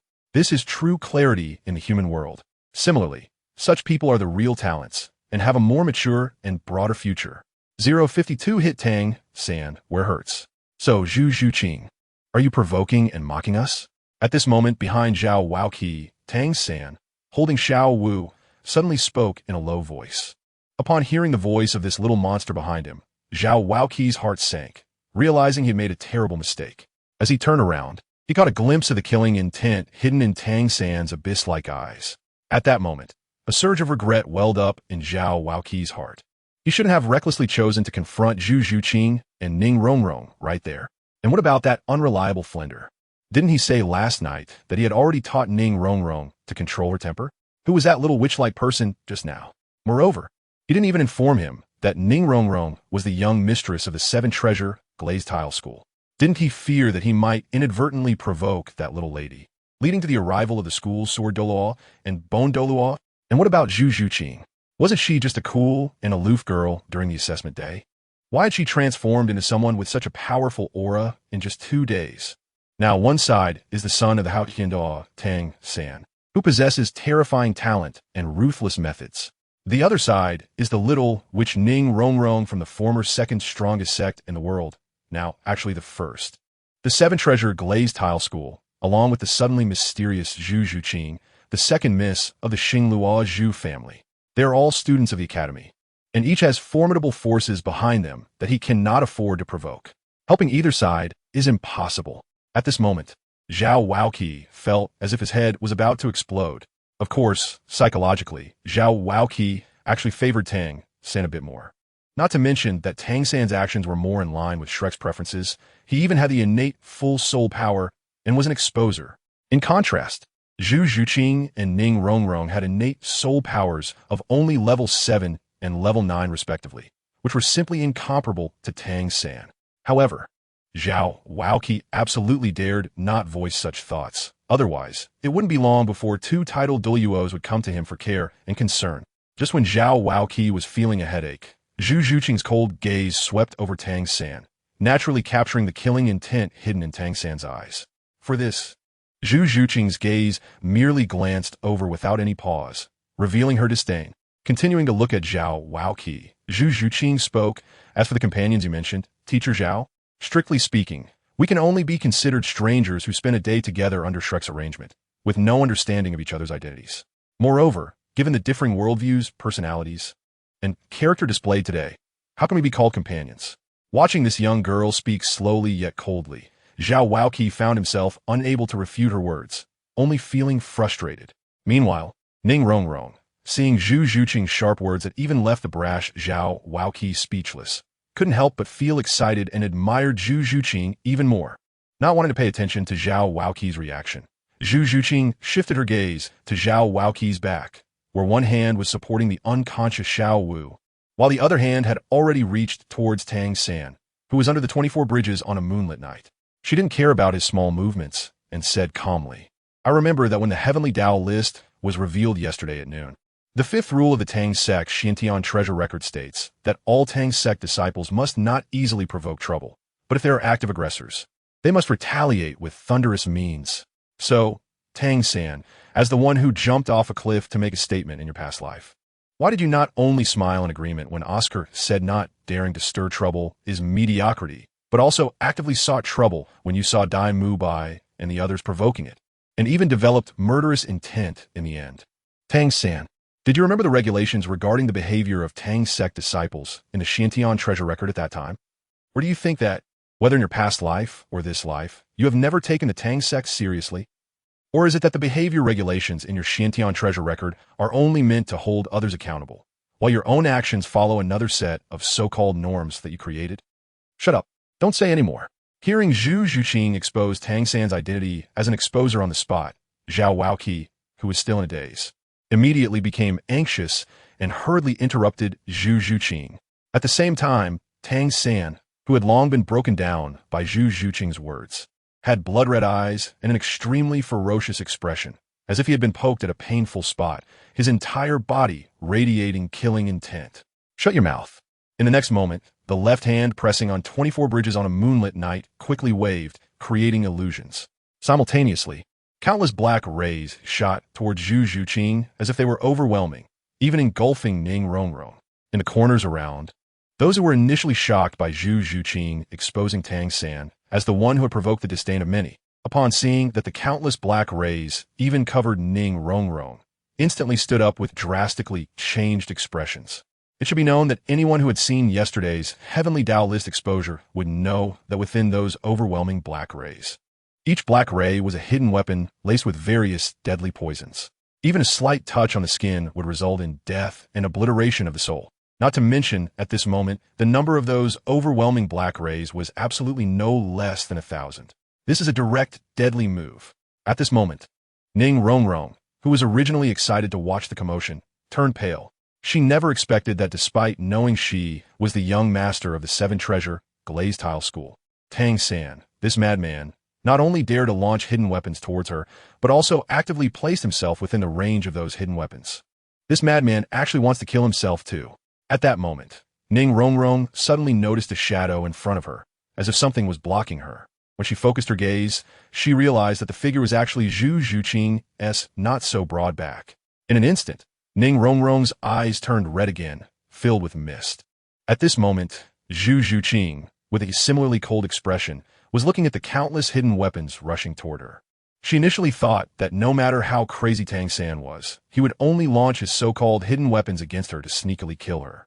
However, Zhu Zhuqing never expected that Tang San would use such a wide range of hidden weapons without considering the consequences. Suddenly, Zhu Zhuqing's soul power surged. Her hair began to lengthen subtly behind her, a hint of gold appeared in her eyes, and her hands suddenly formed seals. But at that moment, a loud shout suddenly rang out. "That's enough. 053 has angered everyone again. Seventh soul skill. Martial soul, true body, immovable king." Boom! Just as Zhu Zhuqing was about to use her secret technique to defend against the barrage of hidden weapons and simultaneously kill Tang San, Zhao Wujing, who had originally been standing in front of Tang San, suddenly shouted, causing everyone present to feel pain in their eardrums and dizziness. In a moment when everyone was slightly stunned, they saw Zhao Wujing had somehow appeared in front of Zhu Zhuqing and Ning Rongrong. With 7 soul rings shining beneath his feet, his aura instantly skyrocketing, and the tables and chairs around him flying away. At this moment, Zhao Wujing also suddenly grew 10 times in size, with brown bear fur appearing on his cheeks and limbs, making him look incredibly powerful. Just then, hundreds and thousands of hidden weapons came flying in, all striking heavily against Zhao Wujing's martial soul true body. Seeing this, Zhu Zhuqing, who was protected behind him, silently retracted the still unlaunched secret technique, slightly surprised as she looked at Zhao Wujing standing in front of her, her heart filled with uncertainty. Huh. Wasn't it said that teacher Zhao's martial soul is the great strength diamond bear, with top-notch defense, but only speed as a flaw? But the speed with which teacher Zhao just suddenly appeared in front of me and Rong doesn't seem to match his performance on the assessment day? With a slight shift in thought, Zhu Zhuqing quickly realized what was happening. What was said about being slow in speed was relative to other soul saints of the same level, compared to our group of great soul masters. If teacher Zhao took it seriously, his speed was still something we great soul masters could hardly reach. Perhaps the same goes for defense. Now, in his martial soul true body state, teacher Zhao could not only use all his soul skills continuously in a short time, but his overall strength was also enhanced tenfold. In this state, what he was doing now was not difficult at all. However, with teacher Zhao here, it seemed that a fight wouldn't happen today. As she thought this, the soul power swirling around Zhu Zhuqing gradually dissipated as she returned to her previous cold and serene demeanor. Behind Zhu Zhuqing, Ning Rongrong, who had initially closed her eyes in fear upon seeing the barrage of hidden weapons and Zhu Zhuqing suddenly appear in front of her, was startled to open her eyes by Zhao Wujing's earlier shout. Upon seeing the huge figure blocking the hidden weapons in front of her and Zhu Zhuqing, she immediately hugged Zhu Zhuqing and started crying. Zhuqing, woo woo woo. Seeing Ning Rongrong, who was hugging her and crying, trembling uncontrollably, Zhu Zhuqing comforted her while thinking, sure enough, she is still just a sharp-tongued, proud little witch, and she probably hasn't encountered any real crisis. Perhaps, if I hadn't accepted the experiences of my past life, I might be just like her at this moment. At the same time, she felt a bit apologetic. Sorry, Rong, I didn't expect to drag you into danger. On the other side, Tang San saw that all his hidden weapons had actually shot into the fur on Zhao Wujing's martial soul true body. Yet he didn't see any expression of pain on Zhao Wujing's face, realizing that all his hidden weapons had been blocked. At this moment, the blood-red color in Tang San's eyes faded, and he fell silent. At this moment, Tang San finally realized that his current strength was like an insurmountable chasm compared to a soul saint. The pride in his heart dissipated completely. Seeing the killing intent in Tang San's eyes fade away, Zhao Wujia let out a long sigh of relief. Just as he was about to say something, he suddenly sensed that something was off. Then, in an instant, the sounds of clanging metal echoed continuously. The windows on the first floor of the tavern shook. At the same time, as each hidden weapon fell to the ground was directly corroded, emitting purple-black smoke. Before long, most of the first floor of the tavern was enveloped in this strange purple-black smoke, gradually spreading throughout the entire first floor. Witnessing the scene, the audience originally watching on the first floor turned pale with fear. Those near the door rushed towards it, while those by the windows broke through the glass to jump out, all afraid of being caught by the poisonous smoke. Realizing the danger, Zhao Wujia immediately shouted, "Get out first." After saying this, he quickly appeared beside Oscar, lifting Dai Mubai and Ma Hongjun, who were lying on the ground, one in each hand, and then, with a dazed expression, he hurriedly left the hotel with Oscar. At this moment, Tang San picked up Xiao Wu again, remaining silent as he followed Zhao Wujia out. Zhu Zhuqing, upon seeing the purple-black poisonous smoke rise, immediately took Ning Rongrong and ran outside. At this moment, outside the building, everyone began to curse. Damn. It really isn't a good thing. I've never seen such a venomous person before. Damn it. Even I got poison along with it, heartless bastard. The little girl was right. That brat is indeed garbage. And the Tang sect is no good either, focusing on poison and hidden weapons, a lowly craft. In the last life, he was a thief. In this life, he is probably a troublemaker, bullying the weak, and killing indiscriminately. This Douluo continent has really run out of luck to let such garbage reincarnate. Who knows where this bastard came from? At this moment, the surrounding people were just shy of pointing at Tang San's nose and cursing. Moreover, if it weren't for Zhao Wujia's status as a soul saint, many people would have wanted to directly kill Tang San due to the earlier attack of hidden weapons and the subsequent poisonous mist. Oh no, my tavern. This is my life's work. The entire first floor is ruined like this. Is there any justice in this world? Now it's filled with poisonous smoke. Who will dare to eat and stay in my tavern in the future? It's over. Completely over. Looking at the tavern owner, who was sitting on the ground, crying, many people around were even cursing themselves and with dissatisfaction over what had just happened, along with some soul masters who knew Tang San's identity. They began to surround Shrek's group, their soul power surging. Seeing this scene, Zhao Wujie secretly cursed his bad luck while feeling distressed. He took out a bag containing hundreds of gold soul coins, which he had accumulated over nearly 20 years, and then gritted his teeth and threw the bag to the crying tavern owner. Boss, there are over 800 gold soul coins inside. It's enough for you to renovate the first floor and compensate for the losses during this time. After saying this, he unleashed his soul power once more, releasing the pressure of a soul saint, frightening those with ill intentions, and prepared to take Tang San and the others away. Hurry, let's leave this town and head towards the Stardow Forest. Suddenly, 3 young men in white uniforms blocked Zhao Wujie's path, instantly completing their martial soul possession. Yellow, yellow, purple, purple, black, black. Yellow, yellow, purple, purple, black, black. Yellow, yellow, purple, purple, black, black. All 3 were actually Soul Emperor level experts, and their soul rings were perfectly matched. The aura of the Soul Emperors was fully displayed, seeing that the 3 in front of him were only Soul Emperors. Zhao Wujie was about to threaten them when he suddenly noticed the 7-layered pagoda pattern on their uniforms, and his heart sank. Oh no, I've actually run into guys from the 7 Treasure Glazed Tile School. It seems these 3 should have been present at the scene earlier. This means everything that just happened was seen by these 3. Now, there will be more trouble. At the same time, Zhao Wujie, coming back to his senses, was also surprised by the talent of the 3 before him. They all appear to be around 30 years old, but were already Soul Emperors. Their talent was even slightly better than that of Qin Ming, the most outstanding student from Shrek. And Qin Ming was publicly recorded as the youngest Soul Emperor at just 32 years of age. This was the true power. No one knew how deep their hidden strength was. While feeling emotional, Zhao Wujie discreetly shifted his position to block Tang San behind him, then looked at the 3 in front, his rugged face naturally breaking into a hearty and honest smile. Huh? So it's the 3 geniuses of the 7 Treasure Glazed Tile School. Young as you are, you've already become Soul Emperors, especially this young brother. You're already a 67th level Soul Emperor. Such talent is truly enviable. It seems that in less than 10 years, the 7 Treasure Glazed Tile School will add another title Douluo. This is indeed a joyous occasion. Facing Zhao Wujie's lighthearted remarks, the 3 young men blocking the way ignored him completely. Instead, they first bowed to Ning Rongrong, who was holding Zhu Zhuqing's hand. And then the leading young man spoke apologetically. Hello, miss. We sincerely apologize for putting you in danger earlier. It was our fault for not appearing in time. We will capture the criminals who attempted to harm you and hand them over to the Sectmaster for punishment. And then we will personally go to the Elder of Punishments to accept our penalty. After saying this, the 3 stood up and their soul powers surged, their soul rings flashing in unison, ready to launch an attack on Zhao Wujie and Tang San behind him. Seeing that the 3 young Soul Emperor experts from the 7 Treasure Glazed Tile School disregarded his status as a Soul Saint and showed no respect for his 76th level Soul Saint rank and were about to attack, Zhao Wujie panicked. If it were 20 years ago, he would have chosen to directly attack and kill the 3 before him without caring about their identities.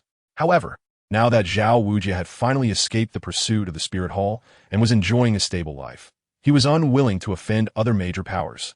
Moreover, the little ancestor behind him also had an extraordinary identity. If he allowed Tang San to be captured just like that, the Haotian hammer of a certain title Douluo would definitely fall on his head. Thinking of this, Zhao Wujie hastily shouted, Wait, I have something to say to you. Rong, do you remember what old Ghost Flinder said to you yesterday? You and T want the 7 Treasure Glazed Tile School to be targeted by title Douluo because of your matter, would you? Upon hearing that Tang San was actually involved with a title Douluo powerhouse, the 3 young people who were about to take action immediately froze, then turned to their young lady, Ning Rongrong, to confirm the truth of Zhao Wujie's words. Just recovering from the shock of almost being killed by Tang San, and staring at him with a face full of hatred, Ning Rongrong wanted to see Tang San captured by the strong members of her sect for proper treatment. At this moment, upon hearing Zhao Wujie's words, the anger in her eyes flickered, and, after seeing the young men's gaze, she paused and spoke. What he said is what our Shrek Academy's dean said. I don't know if it's true. When it came to matters concerning the 7 Treasure Glazed Tile School, Ning Rongrong never threw tantrums or acted on her own. Seeing this scene, Zhao Wujie quickly used his soul power to send a message to the 3 young Soul Emperors of the 7 Treasure Glazed Tile School in front of him, roughly explaining Tang San's identity, especially emphasizing that Tang Hao is very likely protecting Tang San from the shadows. After hearing Zhao Wujie's words, The three men's expressions changed. This matter will be reported to the sect master, and the sect master will decide. After saying this, they bowed to Ning Rongrong and then disappeared, until the three left. Zhao Wujia hurriedly turned back to urge Tang San and the others. Why aren't we leaving yet? After saying this, he directly carried Dai Mubai and Ma Hongjun, leading the way towards the direction outside the town. Seeing this, Zhu Zhuqing took Ning Rongrong's hand and followed. Tang San, from beginning to end, held Xiao Wu, expressionless as he followed. As for Oscar at the back, he also regained his senses at this moment, moving his gaze back and forth between Zhu Zhuqing and Tang San, a hint of contemplation appearing in his peach blossom eyes. After watching Shrek's group completely leave, the onlookers began to discuss.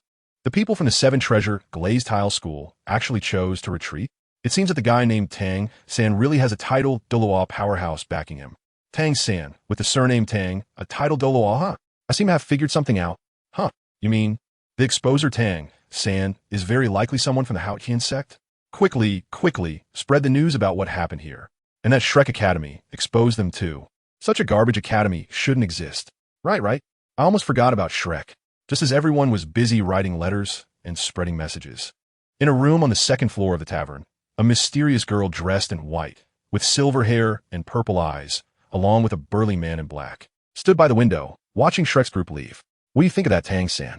The girl suddenly spoke, her voice cold and ethereal, yet mixed with an undeniable domineering tone. The black-clad man, upon hearing this, flashed with a killing intent in his eyes and directly said, Master, that Tang San is indeed the backup chosen by that shameless Shura. His methods are vicious and ruthless, taking action against his kind without hesitation. As for his character, just as the exposer Zhu Zhuqing said, he is two-faced, inconsistent in words and actions, double standards, truly a disgusting hypocrite. I really want to kill him right now. 055 highlighting the Black Dragon Claw. Do not act against him for now. The silver-haired, purple-eyed mysterious girl spoke coldly. That Tang San is, after all, the one chosen by the Shura God. If you act now and kill him, we will directly confront the Shura God. My injuries have not yet healed. It would be very unwise to face him now. As she spoke, the girl's gaze turned to the slender, mature silhouette of a girl outside the town, a hint of unusual color appearing in her purple eyes. Moreover, that Tang San and even the Shura God behind him and other gods from the divine realm may have someone to take action against us. Hearing the girl's words, the black-clad man followed her gaze and instantly understood, a hint of joy appearing on his face. What the master said is true. He then changed the subject and continued to ask the girl, Master, the human powerhouse who has been outside the town since earlier. Looks like he is the human protector hiding behind Tang San. Should I deal with him now? No need. The girl retracted her gaze, turned towards the table, leaving the black-clad man with her back. Just observe the changes. At this moment, on the road leading to the entrance of the town, the people from Sanghui Academy were anxiously rushing in their horse-drawn carriages. However, at the next moment, a piercing female cry came directly from the carriage. Teacher, wake up, teacher. And atop a large tree trunk on the side of the road, a figure clad in coarse linen, looking extremely disheveled, retracted the soul power in his palm. Watching the shadow of the carriage moving away below, muttering, bullying the son of Tang, how is simply deserving of death. At this moment, it was none other than the once-renowned Haotian Douluo, Tang Hao. After dealing with someone who made his son unhappy, Tang Hao's gaze shifted towards the hotel direction within the town, where a group was busy exchanging information, writing reports, and preparing to relay news. His rugged, weathered face was expressionless, but the pair of originally somewhat murky eyes now glimmered with killing intent. Insulting my son deserves death. Wanting to expose my son's whereabouts is even more unforgivable. You all deserve to die. As soon as he finished speaking, Tang Hao's figure disappeared without a trace. In the next moment, Tang Hao's figure appeared in midair above the hotel. Without saying a word, his soul power surged. Yellow, yellow, purple, purple, black, black, black, black, red. 9 soul rings instantly lit up, illuminating the entire town, especially below the hotel. The people who were still discussing were directly overwhelmed by the aura of the title Doa level, staggering and looking up, only to see the disheveled middle-aged man's figure surrounded by 9 soul rings. Title Douluo. Moreover, the 9th soul ring is a red 100,000 years. Just as everyone was at a loss, a giant hammer's phantom, larger than the entire hotel, appeared out of nowhere, then, with an incredibly sharp gale, it smashed down towards the hotel and the crowd. In that moment, everyone below turned pale as they realized that the giant hammer's phantom was aimed directly at them. Just then, a voice, shrill from fear, suddenly screamed out, "Hao Qian Hammer! You are Tang Hao!" In midair, upon hearing someone not only recognize his martial soul, but also expose his identity, the fierce look on Tang Hao's face intensified, and the speed of the giant hammer, descending, increased even more, faintly producing a sonic boom. At this moment, everyone below was plunged into despair. Under such an attack, these forces, the highest being Soul Emperors, could not survive, especially with everyone unable to move under the pressure of the hammer wind from the Hao Qian hammer's attack. They could only wait for death like ants fixed in place. However, at this moment, a cold snort suddenly echoed through the heavens and the earth. Humph. At the same time, a black dragon claw, larger than the shadow of the Hao Qian hammer, suddenly appeared above the hotel. The tightly connected black scales of the dragon claw looked as if they were forged from fallen meteor iron, reflecting a chilling light under the moonlight. The tips of the dragon claws were sharp, seemingly able to cut through and destroy everything. Compared to the shadow of the Hao Qian hammer, the black dragon claw seemed more like a real dragon claw. In front, Tang Hao, who was about to strike down and annihilate everyone below, saw the giant black dragon claw suddenly appearing in front of him, reaching out to grab him. His heart raced, and every cell in his body screamed for him to flee. As his face changed dramatically, Tang Hao abruptly altered the direction of the Hao Qian hammer's attack, striking it directly towards the incoming black dragon claw. At the same time, he disregarded the internal injuries and forcibly used the secret technique of the Hao Qian sect, causing the 9 rings to explode. The Great Sumera Hammer. In an instant, the power of the Hao Qian hammer increased several times, with lightning entwined around the hammer body and a fierce wind swirling around it. Just then, the terrifying black dragon claw came crashing in, colliding violently with the Hao Qian hammer. Boom! Puffed. Everyone below spat out blood in unison, each one severely injured by the aftermath of the clash in the air, collapsing weakly onto the ground. However, at this moment, no one paid attention to their own injuries. Instead, they all widened their eyes, eager to see the outcome of this battle between Tang Hao, the Hao Qian Douluo, and the unfamiliar, powerful being. Of course, they all hoped for the stranger's victory and cursed Tang Hao vehemently, wishing they could dig up the ancestral grave of the Hao Qian sect. Then, this group witnessed a scene they would never forget in their lives. They saw that at the moment, the suddenly appearing black dragon claw collided with the giant shadow of the Hao Qian hammer. The shadow of the Hao Qian hammer shattered like glass, piece by piece, and was then crushed by the black dragon claw, turning into countless fragments. Those with sharp eyes noticed that at the instant the shadow of the Hao Qian hammer shattered, the Hao Qian hammer in Tang Hao's hand seemed to suffer the same heavy blow, shattering and dissipating. At the same time, Tang Hao himself spat out a mouthful of blood, appearing extremely miserable. However, at that moment, the massive black dragon claw that had shattered the shadow of the Hao Qian hammer did not pause at all and directly slammed towards Tang Hao, who had already suffered serious injuries and had almost depleted his soul power. Thud! In midair, Tang Hao was directly hit by the black dragon claw, and he was sent flying like a ragged cloth, crashing towards the woods outside the entrance of the small town. Boom, boom, boom.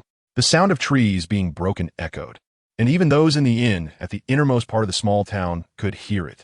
At the same time, large clouds of dust began to rise and spread at the entrance of the small town. Afterwards, when the good-hearted people who had not been severely affected by the recent clash went to the entrance of the small town to investigate, they found only broken stumps and a chaotic mess of branches and leaves, along with a huge pit that had collapsed and sunk in a radius of 100 meters. On the other side of the small town, Zhao Wujia, who had been troubled by how to shake off the 3 soul emperors from the 7-treasure glazed tile school following closely behind him, was instantly drawn to the terrifying clash happening in the small town. However, just as Zhao Wujia turned to look at the clash taking place in midair, he saw a giant black dragon claw striking through the void, and vaguely, he seemed to see a huge hammer being shattered by the black dragon claw, followed by a somewhat familiar shadow being hit and violently flying out towards the entrance on the other side of the small town, kicking up a storm of dust. At this moment, Zhao Wujia's eyes widened uncontrollably, and his jaw dropped, as if he had witnessed something unimaginable. That shadow just now, and that familiar black figure that was knocked away, that was definitely it. But how could a man known as the strongest in the entire continent be knocked back in a direct confrontation? What exactly was that black dragon claw? At this moment, Zhao Wujie even felt as if his heartbeat had skipped a beat. However, deep down, there was an inexplicable surge of delight. Teacher Zhao, what level of strong fighters would have such a confrontation like that in the town just now? Oscar, who was equally stunned, instinctively turned to Zhao Wujie for answers. A deep desire welling up within him. Oscar yearned for a day when he could fight so freely and defeat his enemies. At the same time, almost as if compelled by fate, Oscar glanced secretly at the girl not far away who was with Zhu Zhuqing, thinking to himself, perhaps only when I possess such strength will she look at me again. Meanwhile, Tang San, who was taking care of Xiao Wu, also had his eyes sparkling with a strange light, watching the enormous black dragon claw gradually dissipating in the sky, trembling with fear and shock at the existence of such powerful force in this world. At the same time, he silently vowed, one day, I will possess such power. I have the foundation from my previous life, all the poison knowledge of the Tang sect, the methods of creating hidden weapons, and the supreme scripture of the Tang sect, the Xiantian treasure record. I also have the teacher who is the #1 knowledgeable person in the Douluo continent. So I will definitely reach the peak, possessing the strength to look down upon the entire Douluo continent. At that time, all those who offend me and insult me will have a path to death. They will all die. At the moment of this thought, Tang San also glanced towards the direction where Zhu Zhuqing and the other girl were, then retracted the malice in his eyes, returning to his previous expressionless demeanor, as if nothing concerned him. In front of them, Zhao Wujie, hearing Oscar's question, gradually came back to his senses and said directly, that is the strength of a title de law, and is also your pursuit in your future training. As for the rest, you are still too weak now, and there is no need to know. Hurry up and set up the tents. We will rest here for the next 2 days. Once Dai Mubai and the others wake up, we will go to the Stardow Forest to hunt soul rings for you and Zhu Zhuqing. As he spoke, Zhao Wujie glanced towards Zhu Zhuqing not far away, his expression extremely complex. Yes, at the moment he blocked in front of Zhu Zhuqing in the tavern, Zhao Wujie felt the soul power fluctuations from Zhu Zhuqing behind him. She had definitely already broken through to level 30. At the same time, he also sensed a dangerous power that made even him a level 76 soul sage. Feel a chill. From that moment on, Zhao Wujie knew that this little girl, who originally had the lowest talent and presence among the Shrek 7 monsters, was hiding very deep and was also very mysterious. Hearing Zhao Wujie's words, Oscar, who was about to start setting up the tent, was momentarily stunned, his eyes wide open in disbelief. Meanwhile, Tang San, who was also helping, had a dark expression, and then as if nothing had happened, he began to set up the tent. Not far away, Ning Rongrong, who was also taking out a tent from her storage soul guide to set up, was equally surprised about how Zhu Zhuqing silently raised her soul power to level 30. But at this moment, she was even more curious about why Zhu Zhuqing was still with her in this group from Shrek. While hammering down the tent's tie ropes, Ning Rongrong couldn't help but ask out of curiosity. Just after securing another rope, Zhu Zhuqing, hearing Ning Rongrong's question, revealed a faint smile on her cool face, saying, no one can offend me or take advantage of me without paying any price. Her smile was still beautiful, but it had no warmth. Looking at Ning Rongrong, who had beads of sweat on her forehead, yet was unaware, still puzzled as she looked at her, Zhu Zhuqing then changed her tone and lightly laughed, forget it. During this time, Rongrong, you can stay with me. This way, it can also prevent certain sinister people from taking action against you again. As she spoke, a flicker of golden flame seemed to flash in Zhu Zhuqing's eyes, although Ning Rongrong didn't fully understand the meaning of her best friend's first sentence. Upon hearing Zhu Zhuqing mention that someone might take action against her, she disdainfully glanced at Tang San not far away and coldly laughed, you better have that opportunity. As the young master of the 7 Treasure Glazed Tile School, Ning Rongrong often displayed a little devilish demeanor, but she was not a foolish person. She did not believe that the previous soul emperors from the 7 Treasure Glazed Tile School would not worry about her safety after seeing her walking with the person who had just tried to kill her. As for what happened earlier being reported back to the 7 Treasure Glazed Tile School, even if her father Ning Fengji might not take action against Tang San for the greater good, her grandfather Jian and her grandfather Gu would definitely come to teach Tang San a lesson. As for the title Douluo behind Tang San, Ning Rongrong did not believe anyone could defeat her grandfather Jian and grandfather Gu. 2 days quickly passed, and Dai Mu Bai, Ma Hongjun, and Xiao Wu soon woke up, only to find that the atmosphere among the group was quite strange. In this bizarre atmosphere, Oscar was the first to obtain his third soul ring. And as he absorbed the soul ring, Zhu Zhuqing took Ning Rongrong away from the group for a few minutes, and upon returning, she directly obtained her third soul ring as well. Of course, perhaps due to the delay of 2 days. The Shrek group did not encounter the snake lady in Dream Ihan, as in the original story, nor did they encounter the wind-tail rooster snake. Therefore, they only hunted a holy soul flower of about 300 years, gaining a soul skill that enhances soul power. As for how Zhu Zhuqing absorbed her soul ring in just a few minutes and what soul beast she hunted, as well as what her soul skill was, no one except Zhu Zhuqing and Ning Rongrong knew. Perhaps stimulated by Zhu Zhuqing, Tang San soon also reached level 30 in soul power. But he did not encounter the 2,000-year-old human face demon spider either. He quickly hunted a 500-year-old soul-devouring demon spider, and then summoned his martial soul to absorb the soul ring. During this process, a terrifying roar came from deep within the forest, causing Zhao Wujia and the others to look serious. Therefore, after Tang San absorbed the soul ring, the group did not linger and directly rushed out of the Star Dove forest. No one noticed that during this process, Xiao Wu occasionally turned to look back towards the direction of the roar, her eyes revealing a hint of worry. Just as the Shrek group was leaving the Star Dove forest, the mysterious girl and the man in black flew out from above the Star Dove forest. Floating in the air, it was as if an invisible wind was carrying the two forward. Master, that little monkey and that little loach are now in the core area ahead. The mysterious girl nodded expressionlessly. Their bloodline talents are acceptable. And since they did not choose to transform into humans in the face of the 100,000-year Thunder Tribulation and betrayed the Soul Beast clan, we can try to cultivate them. Behind them, the man in black nodded. And then, as if he thought of something, a trace of killing intent surfaced in his eyes. Master, what about that rabbit?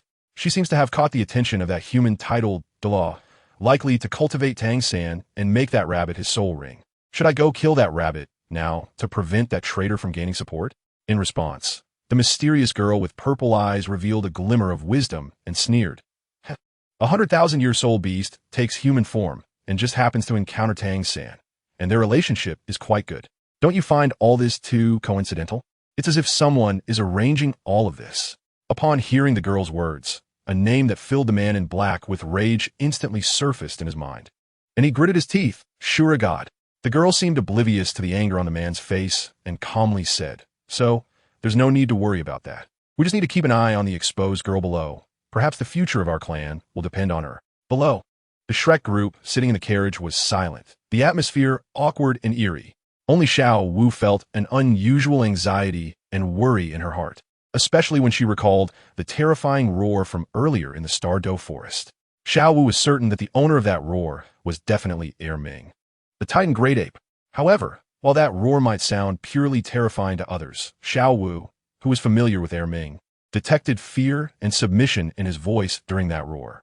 It's important to know that in Xiao Wu's understanding, Ming the Azure Bull Python and Ming the Titan Great Ape were the kings and emperors of the Star Dove forest, the most terrifying existences there. Now, with Ming silent and Ming letting out such a sound, the only result is that something has happened to both of them. Thinking of this, Xiao Wu could no longer control her worries and anxiety. She stood up directly and said to Zhao Wujin at the front, Teacher Zhao, please stop the carriage. I suddenly remembered something important I need to do. Upon hearing Xiao Wu's voice, everyone turned their gaze towards her, curiosity evident in their eyes. Only Tang San, familiar with Xiao Wu, immediately noticed the worry and anxiety on her face. He took her hand and comforted her. Xiao Wu, what's wrong? Should I go with you? Hearing Tang San's words, Xiao Wu felt warmth in her heart, but quickly stopped him.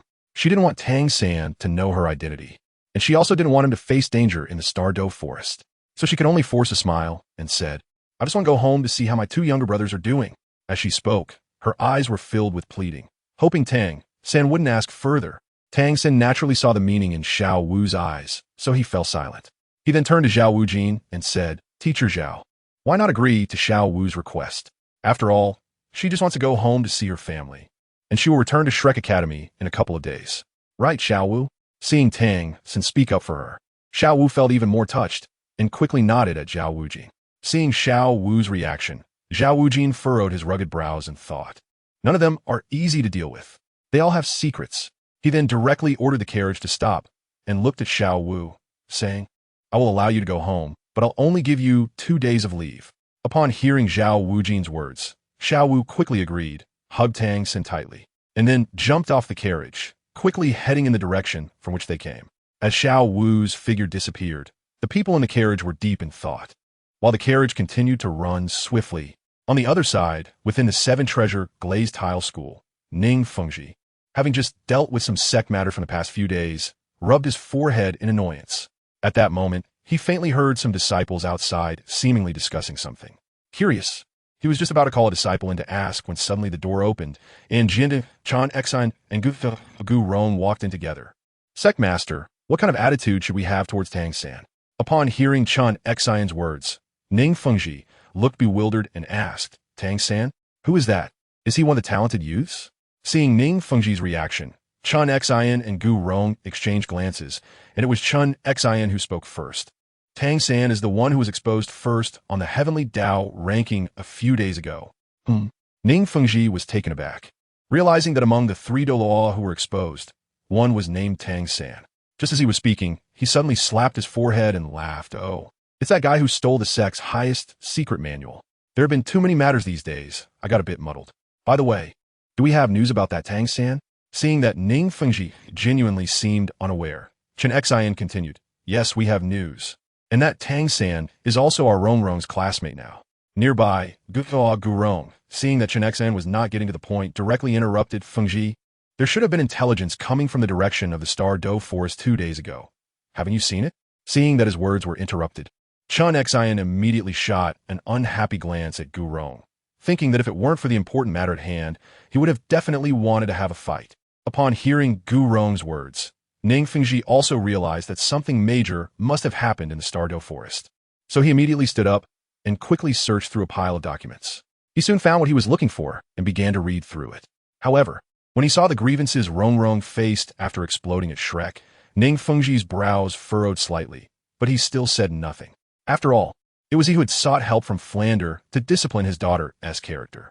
However, the name Dai Mubai was noted down in Ning Fengji's mind, as he planned to have a good chat with this little guy later to explain what first deceive and then kill, then deceive again and kill meant.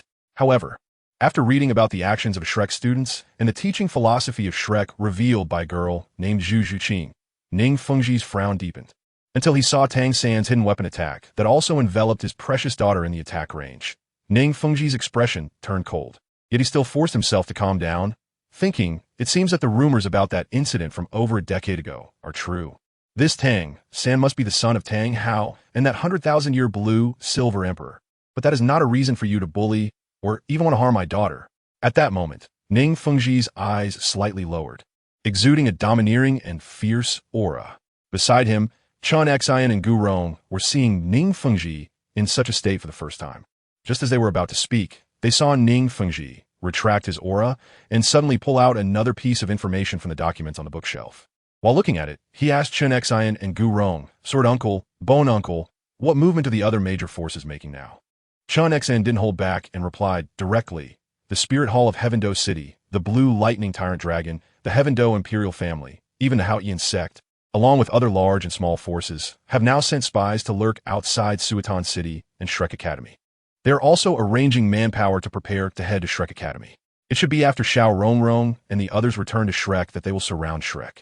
At that time, there will probably be at least 3 title Douluo appearing. What do you think, Fengji? Should we, the 7-treasure glazed tile sect, give Haotian sect face as before and help Shrek and Tang San? Hearing Chan Xian's words, Ning Fengji sneered coldly and handed over the previously received message from the town outside the Stardo Forest to Chan Xian and Gu Rong without saying anything. Seeing this, the 2 title Douluo took the paper with puzzled expressions. After browsing for a moment, a surge of killing intent suddenly erupted from both of them. A mere bastard of the Haotian sect dares to have murderous intentions towards Xiao Rongrong and actually took action, truly oblivious to the consequences. I will go and eliminate this Tang San, along with that damn Shrek Academy Dean Flender and that scoundrel Dai Mubai. I wouldn't even let Xiao Rongrong be sad, yet that Shrek not only made her suffer and cry, but also allowed Tang San harm her. They simply do not take our 7-treasure glazed tile sect seriously. They truly deserve to die.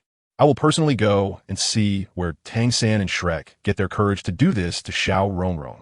Seeing the two protectors of the sect erupt, Ning Fengji hurriedly stood up to stop them. When Chun Xian and Gu Rong saw Ning Fengji actually try and stop them, they both looked at him with displeased expressions and said, "Fengji, if you stop us from taking action in this matter, be careful that we might even beat you up." Douluo Gu Rong also looked at Ning Fengji with a grim expression, directly nodding in agreement with Chun Xian's words. Seeing both protectors of the sect looking at him unfavorably, Ning Fengji couldn't help but wipe the non-existent cold sweat from his forehead and quickly waved his hands. No, Sword Uncle, Bone Uncle, you are overthinking. I just want to remind Sword Uncle and Bone Uncle that this time, the other major forces will probably want to obtain the Tang sect's Xiantian treasure record from Tang San. Don't forget. After all, Tang San has previously attempted to kill Rongrong. The Xiantian treasure record is a real treasure, especially for the auxiliary-type disciples in the sect who have no offensive capabilities. It is truly a priceless treasure. Even those soul master disciples with offensive capabilities can greatly benefit from the poison training, hand training, eye training, light body, and hidden weapons recorded in the Xiantian treasure record. The inner power cultivation methods recorded can also accelerate soul power cultivation speed, and the benefits are numerous. Listening to Ning Fengji emphasize the last sentence, Chun Xian and Gu Rong immediately understood that when it comes time to demand the Xiantian treasure record, they would also be on the side with reason, even having grounds to act against Tang, how if necessary. Seeing that Sword Uncle and Bone Uncle both grasped his meaning, he then handed over another piece of information on the table to Chun Xian and Gu Rong, saying, "And this is the second matter, and it is even more important than obtaining the Xiantian treasure record from Tang San." Seeing the two look at him in surprise again, Ning Fengji explained directly, "Rongrong's good friend, the girl named Zhu Zhuqing, should be the last of the 3 Do Emperor exposers. Just a few days ago, she was at level 27 of soul power, and 2 days ago, she was already at level 30. Besides being a Do Emperor exposer, I believe there is no other opportunity that could achieve this. Sword Uncle, Bone Uncle, when you go to Shrek this time, please help Rongrong transfer schools. I now feel that Shrek's teaching methods and philosophy may not be suitable for Rongrong. Also, invite this girl to transfer to Castle Academy as well. I believe if she knows about Xiao Yan's reincarnation, Yubai will be very happy to be at Castle Academy." Sword Douluo and Bone Douluo stood up suddenly, their eyes fixed on Ning Fengji as if confirming something. After seeing Ning Fengji nod, they couldn't help but exchange excited glances. In the depths of the sunset forest, beside the ice and fire yin-yang eye, 2 huge stone tubs stood, filled with liquid that shimmered with a mix of red and green colors. Yubai and the chubby little stone were currently sitting cross-legged in the tubs, letting the liquid soak their entire bodies. At this moment, both of them were flushed red, sweat covering their heads and faces, and thick white steam emanating from above their heads. They looked as if they had been steamed alive. Both of them had extremely painful expressions, but gritted their teeth and persevered. Nearby, not far away, Douluo watched the two in the tubs, stroking his goat beard, nodding in satisfaction, while marveling in his heart, "I can understand that the little fox is a little monster. But I didn't expect this chubby one to also be a little monster. These 2 little guys are unexpectedly so crazy in their cultivation." The liquid in the tubs was drawn from the spring water of the Fire Eye, which could easily kill even tidal Douluo, although a lot of water was added to reduce its purity to 1/10 of that of the Fire Eye, and also included restorative and foundational elixirs refined by the little fox, preventing them from being burned to death by the high temperature and fire poison. The idea of using the high temperature of the Fire Eye spring water to temper their bodies and using the fire poison to activate the effects of the restorative and foundational elixirs, while simultaneously completing body tempering, foundational building, and expanding and solidifying the internal meridians, was simply a mad yet genius idea. However, the pain they had to endure in this process was comparable to countless ants biting through their meridians while thousands of steel knives cut their flesh. Such excruciating pain, and they were actually able to endure it, truly made me look at them with new eyes. 059 Ice and Fire Body Tempering. Yubai's disdain. As a quarter of an hour slowly passed, the color of the liquid in the tubs gradually faded and eventually disappeared, returning to the appearance of clear water. During this process, The painful expressions on Yu Bai and the chubby little stones' faces also slowly faded until the liquid soaking their bodies completely turned into clear water. Only then did they slowly open their eyes. Phew! After a long breath, the chubby little stone immediately grinned and muttered. It was just like taking a tour in the rumored hell. This process almost took my life. Is gaining powerful strength really this costly? Beside him, Yu Bai had already left the tub and quickly wiped off the water on his body before getting dressed. He clenched his fist, feeling the sudden increase in strength within his body, and couldn't help but smile slightly. With my current physical strength and intensity, I should be on par with those Soul Kings now, right? In terms of effectiveness, refining the body using the Fire Eye Spring Water is definitely much better than the initial beating Xiao Yan received from Old Yao with a whip. Moreover, the Fire Eye Spring Water contains the rich energy emitted by the corpse of the Fire Dragon King, which significantly enhances the physical strength during the refining process. It's almost comparable to those high-level world elixirs. However, the body is already adapted to a certain percentage of Fire Eye Spring Water. Next time, if one wants to achieve a noticeable effect in body refining, the proportion of Fire Eye Spring Water needs to be increased to 50%. This means that more auxiliary materials will have to be purchased in Tiano City. Also, the artificial calamity poison body of Old Poison now requires some additional medicinal materials. While planning the next steps in his mind, Yu Bai heard the murmurs of the little chubby one beside him, and couldn't help but chuckle. He then turned around and said, "Little chubby one, stop complaining. If you immediately get dressed and go check the spring water at Fire Eye, you will definitely be grateful for your persistence just now." After saying that, Yu Bai walked directly towards Douluo, planning to discuss the next steps. Hearing Yu Bai's words, although the little chubby one was puzzled, he jumped out of the water barrel, dried himself off, put on his clothes, and suspiciously walked toward the Fire Eye. The little chubby one didn't notice that during this process, his movements were much more agile and relaxed than before, and his clothes seemed to have gotten a size larger. On the other side, Douluo, who had originally seen Yu Bai approaching and was about to inquire about the effects of his body refining, heard the conversation between the two and then saw the little chubby one's changes. He couldn't help but be surprised, exclaiming, "TSK, TSK, it seems that little fox. The effect of your body refining this time is quite good. However, are you looking down on the little chubby one? Did you secretly add beauty-enhancing medicinal materials when refining the potion for him, which made such a big difference? This kid has not only slimmed down, but is almost as good-looking as you now. He can't be called the little chubby one anymore." Approaching Douluo, Yu Bai simply smiled faintly at the teasing and explained, "Originally, I estimated that this body refining would only enhance physical strength and power. As for the little chubby one's physical changes, it can be considered a pleasant surprise." Douluo was not surprised either. He just stroked his beard with a smile and looked at the currently happy and bouncing Shizheng by the fire spring. Suddenly, a thought crossed his mind. "Little fox, you said that Fire Eye Spring Water can be used to refine the body. Then Ice Eye Spring Water should have the same effect, right? Why don't you try using Ice Eye Spring Water as well?" Yu Bai first affirmed Douluo's guess, then shook his head and explained, "Although Ice Eye Spring Water can also refine the body, it is not suitable for me and the little chubby one. You know Old Poison. In the future, I will accept all the powers of the Flame Emperor and will need to condense the body of. Ice refining is poison for me. As for the little chubby one, his original constitution leans towards the wood attribute, and now he has cultivated wood attribute techniques. After undergoing fire refining, his body will also contain fire attribute energy.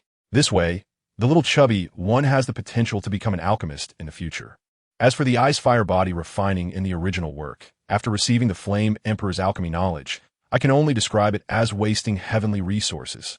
What is the greatest effect of body refining? Of course, it is to enhance the physique, increase physical strength and intensity.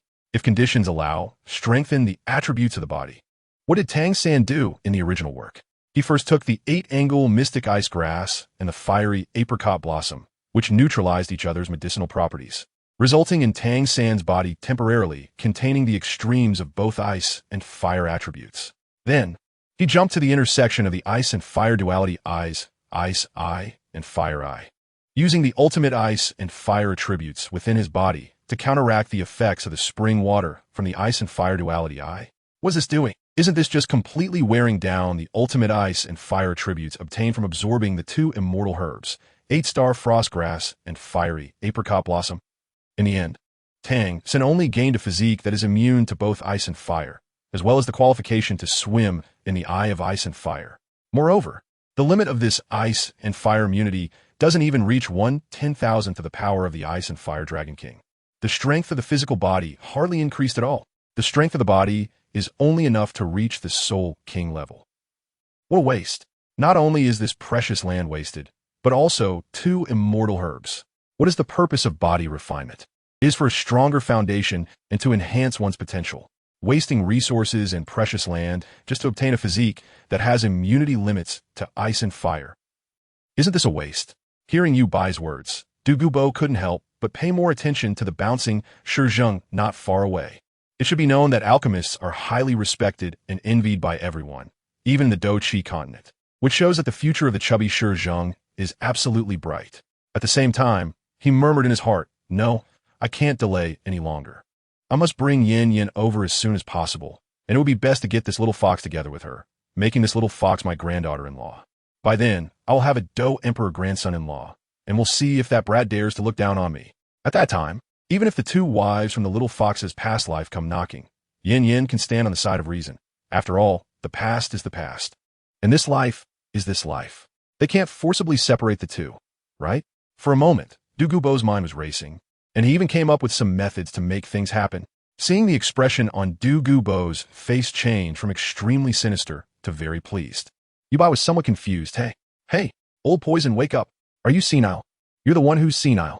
Douluo was jolted out of his daydream and glanced at Yu Bai with annoyance, not even bothering to hide it. A mere flame emperor. Nothing more, huh? After teasing and scolding, Douluo finally became serious. "Little fox, I have received news that the exposer Tang San, who was exposed on the same day as you, has already been found. Now, almost all the major forces have sent people to check it out. It looks like they are preparing to seize him." As he spoke, a hint of glee appeared in Douluo's eyes as he stroked his goatee and laughed. "Kid, do you want me to take you to see the situation? If you happen to be discovered, it would be good to have a reference case." Ignoring the teasing in Douluo's words, a spark of excitement flashed in Yu Bai's eyes.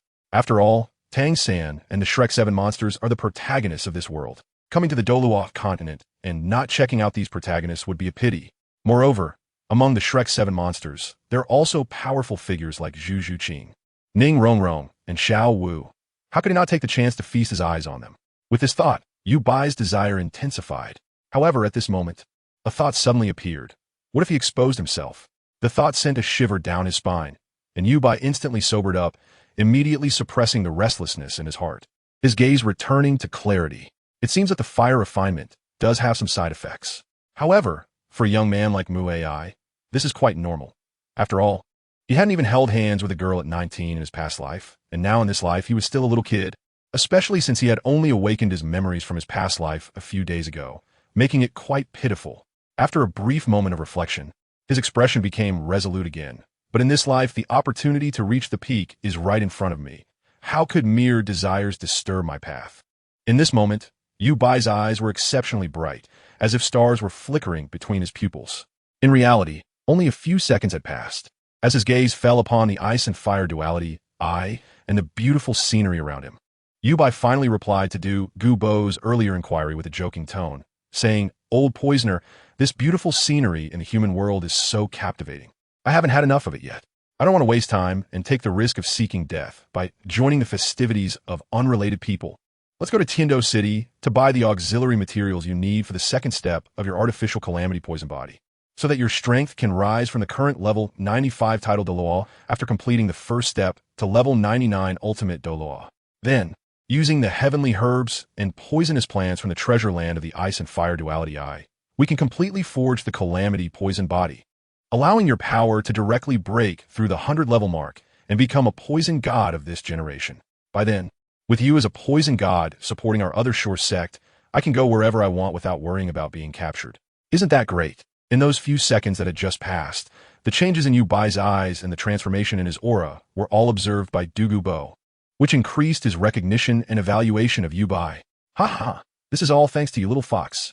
Otherwise, I would never have dared to dream that I could become a level 95 title Douluo in this lifetime, with hopes of advancing to level 99 ultimate Douluo in the future.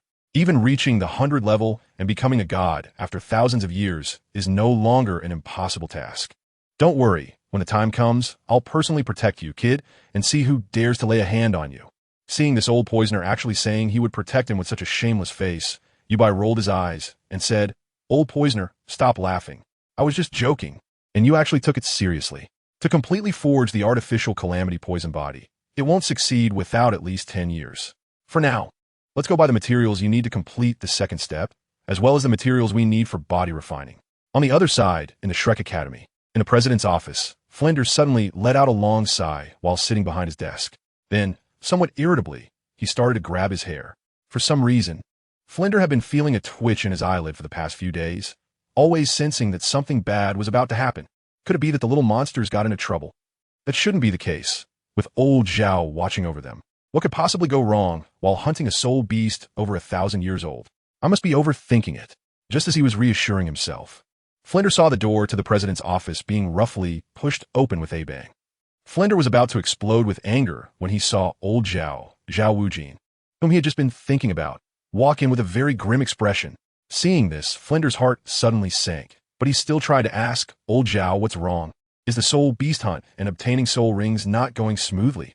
That wouldn't be a big deal, at worst. I could personally take Oscar back to the Stardow Forest again. The most important thing is that you and the little monsters all return safely. Directly sitting down at the desk, Zhao Wujin took a big gulp from the teacup before he finally heard Flinder's chattering voice. He quickly understood what Flinder was thinking and directly interrupted him, saying, "Don't worry, the little monsters all returned safely. Oh no, except for that girl Xiao Wu. It seems she had something to do on the way back and asked for a 2-day leave. She'll be back in a couple of days." Hearing this, Flinder finally relaxed his heart and let out a sigh of relief. He then stood up and patted Zhao Wujin's shoulder, saying, "That's good. As long as no one is hurt. In that case, old Zhao, you should focus on training the children, and I'll personally take Oscar to obtain the soul rings." In Flinder's view, since the 7 little monsters were fine, the only reason for Zhao Wujin's serious demeanor must be that something went wrong, and they failed to achieve their goal, which meant Oscar didn't get his soul ring. What nonsense! Zhao Wujin looked at Flinder speechlessly and said, "Oscar has already obtained the soul ring, and his soul skills are quite good. Besides, Tang San and Zhu Zhuqing also reached level 30 in soul power and have now been promoted to soul respect. Promoted to soul respect is great." Flinder was speaking when he suddenly reacted, jumped up, and raised his voice several notches in excitement, saying, "What? Not only did Oscar obtain a soul ring and achieve soul respect, but even Tang San." Just at that moment, a middle-aged man with a weathered appearance but an extremely proud demeanor suddenly walked in from the doorway, his voice hoarse as he said, "Humph, Flinder, is it strange that Tang San was promoted to soul respect? You must know he is my disciple, Yu Xiaojiang." Zhao Wujin, who was displeased, confident Yu Xiaojiang. At this moment, Yu Xiaojiang's face was filled with pride and arrogance, as if he had just broken through the level 30 barrier. Seeing Yu Xiaojiang walk in, Flinder immediately greeted him with excitement and joy, saying, Xiaojiang, you're here. Come, let me introduce you to each other." Saying this, Flinder directly put his arm around Yu Xiaojiang's shoulder, looked at Zhao Wujin, and with a smile on his face, his rectangular glasses reflecting a strong sense of pride, said, "Old Zhao, let me introduce this person to you. This is the foremost theoretical expert in the Soul Master world, a renowned master across the continent. He is also my good brother, the wisdom corner of our golden iron triangle." However, at that moment, Yu Xiaojiang suddenly coldly added, "Once was." Flinder's expression became somewhat awkward, and he quickly changed the subject, introducing Zhao Wujin to Yu Xiaojiang. Meanwhile, Zhao Wujin, who originally had important matters to discuss with Flinder but was interrupted, was already quite displeased with this suddenly appearing person. Seeing this person's proud and dismissive demeanor, he felt a surge of impulse to slap him dead. In the end, he still held back for Flinder's sake and didn't say much. It wasn't until he heard Flinder say something like the foremost expert in the Soul Master world, renowned across the Soul Master realm, that Zhao Wujin almost burst out laughing. Foremost expert in the Soul Master world? What a grand title. Who conferred that? Renowned across the Soul Master realm? Why haven't I heard of it? I did hear rumors of a clown in the Soul Master world over 20 years ago. It must be this person in front of me. Suppressing his disdain and displeasure, Zhao Wujin put on a warm and curious expression, as if he were meeting a legendary figure, and began to shake hands and chat with Yu Xiaojiang, seeing that the so-called immovable king was flattering him so much. Yu Xiaojiang's proud expression gradually became more apparent. After seeing that the two had already recognized each other, Flinder turned to Zhao Wujin, adjusted his rectangular glasses, and with a curious expression, asked, Old Zhao, you just said that Tang San and the others successfully advanced to soul respect. Is that true? And isn't that a good thing? Why do you look so grim just now? Zhao Wujin was about to speak when Yu Xiaojiang suddenly raised his teacup with an air of arrogance, taking a small sip while saying, "Humph. Little San is my carefully trained disciple, Yu Xiaojiang. He has almost inherited most of my knowledge about soul masters and soul beasts. At the age of 12, he broke through to soul master and set the record for the youngest to achieve this. Isn't this something to be expected? Why such a fuss?" Once again interrupted while preparing to speak, Zhao Wujia's face darkened directly, and he silently cursed Yu Xiaojiang. Damn it, he has no insight or sense of shame. Always interrupting me when I have important things to say, wasting time here pretending to be someone great. Why was Tang San able to reach Soul Master 12? Don't we know that by now? Isn't it precisely because the inner power method from the Tang sect's Xintian Baolu in his previous life is far superior to the meditation cultivation methods popular in Douluo continent? What does that have to do with you, you clown? You even have the audacity to shamelessly take all the credit for yourself. Bah, randomly. Without even looking at Yu Xiaojiang, Zhao Wujia directly stated, the record was broken by another student, an 11-year-old girl named Zhu Zhuqing. After saying that, he didn't look at Yu Xiaojiang's frozen face and directly turned to Flinder, recounting what had happened outside the small town near the Stardow Great Forest. The general situation is as follows. So now we are facing two main troubles. One is that Tang San's identity as the exposer has been revealed, and the next Shrek may no longer enjoy today's peace. The second trouble is that Tang San has attacked Ning, Rongrong, and Zhu Zhuqing. Although I stopped him, an irreparable scar has already appeared among these 7 little monsters. It will be very difficult for them to form a team now. After listening to Zhao Wujia's account, Flinder couldn't help but gasp in disbelief. After a long time, Flinder finally came back to his senses, wiped the non-existent cold sweat from his forehead, and stammered this. This really is a big trouble. However, don't rush. Let me think, there should be a way to solve it, don't worry. Seeing Flinder, this old ghost, in such a state, Zhao Wujia was too lazy to tease him and also began to think of a way to break the deadlock. No one noticed that Yu Xiaojiang, who looked like a zombie, had somehow brought up the information about Shrek students and was quickly flipping through it. Finally, he focused on the page that recorded Zhu Zhuqing's information, his eyes flickering uncertainly. A few seconds later, a sudden bang sound echoed in the previously quiet office, as if a book had fallen on the table. The two who were deep in thought, Flinder and Zhao Wujia, instantly came back to their senses, only to see Yu Xiaojiang, who was sitting beside them, suddenly stand up. Leave these two problems to me to solve. When he said this, Yu Xiaojiang's face was full of confidence, as if he had already figured out the solution. In response, Zhao Wujia directly shot him a questioning look without hiding his skepticism. Flinder, however, chose to believe in his old friend's wisdom and the power behind him. So he quickly inquired, Xiaojiang, what are your thoughts? Hurry up and tell us. Seemingly oblivious to Zhao Wujia's skeptical gaze, Yu Xiaojiang looked directly at the two in front of him, raised his right hand with a finger up, and calmly said, the first trouble is that Little San's identity has been exposed, which should have attracted the attention of many forces. Among them, the most troublesome must be the Spirit Hall. But this is also the key to breaking the deadlock. Use strength against strength. As he spoke, seeing the puzzled looks on the faces of the two, he couldn't be bothered to tease them and directly pulled out a token from his pocket, casually tossing it on the table. This is the Elder Token of the Spirit Hall. With it, you can command all the forces of the Spirit Hall, including the Spirit Temple. At that time, we can summon people from the Spirit Hall to protect Tang San and drive away other forces. When he mentioned the Spirit Hall, a strong disdain flashed in Yu Xiaojiang's eyes. However, at this moment, Flinder and Zhao Wujia were too lazy to care about Yu Xiaojiang's change in expression. Both of their attention was on the golden token on the table, their faces filled with joy. Ha ha, great. With the Spirit Hall standing in front, Tang San's safety no longer needs me to worry. Xiaojiang, you really are the best. Facing Flinder's praise, Yu Xiaojiang's lips curled slightly, a proud look appearing on his zombie-like face. He then raised his second finger again. As for the second trouble you mentioned, in my opinion, the main issue still lies with that girl named Zhu Zhuqing. When he said Zhu Zhuqing, Yu Xiaojiang's eyes flickered as if he was plotting something. Later, I will take Tang San to find this student named Zhu Zhuqing and resolve their grievances on the spot. Just wait for good news. After saying this, Yu Xiaojiang ignored Flinder and the others, directly turned, and left the dean's office. In the bamboo forest behind Shrek Academy, Zhu Zhuqing was dressed in a tight purple leather suit, exuding a cold and detached aura, like a worldly blue lotus, fresh and refined, yet also like a wild cat, enchanting and seductive. Her slender waist was like a willow leaf, barely graspable, but her body had developed exceptionally maturely, surpassing most adults. Her 3,000 strands of hair cascaded freely down her back, flowing smoothly along her captivating curves down to her waist. Occasionally, a few strands of hair playfully fell from her forehead, accentuating her youthful charm.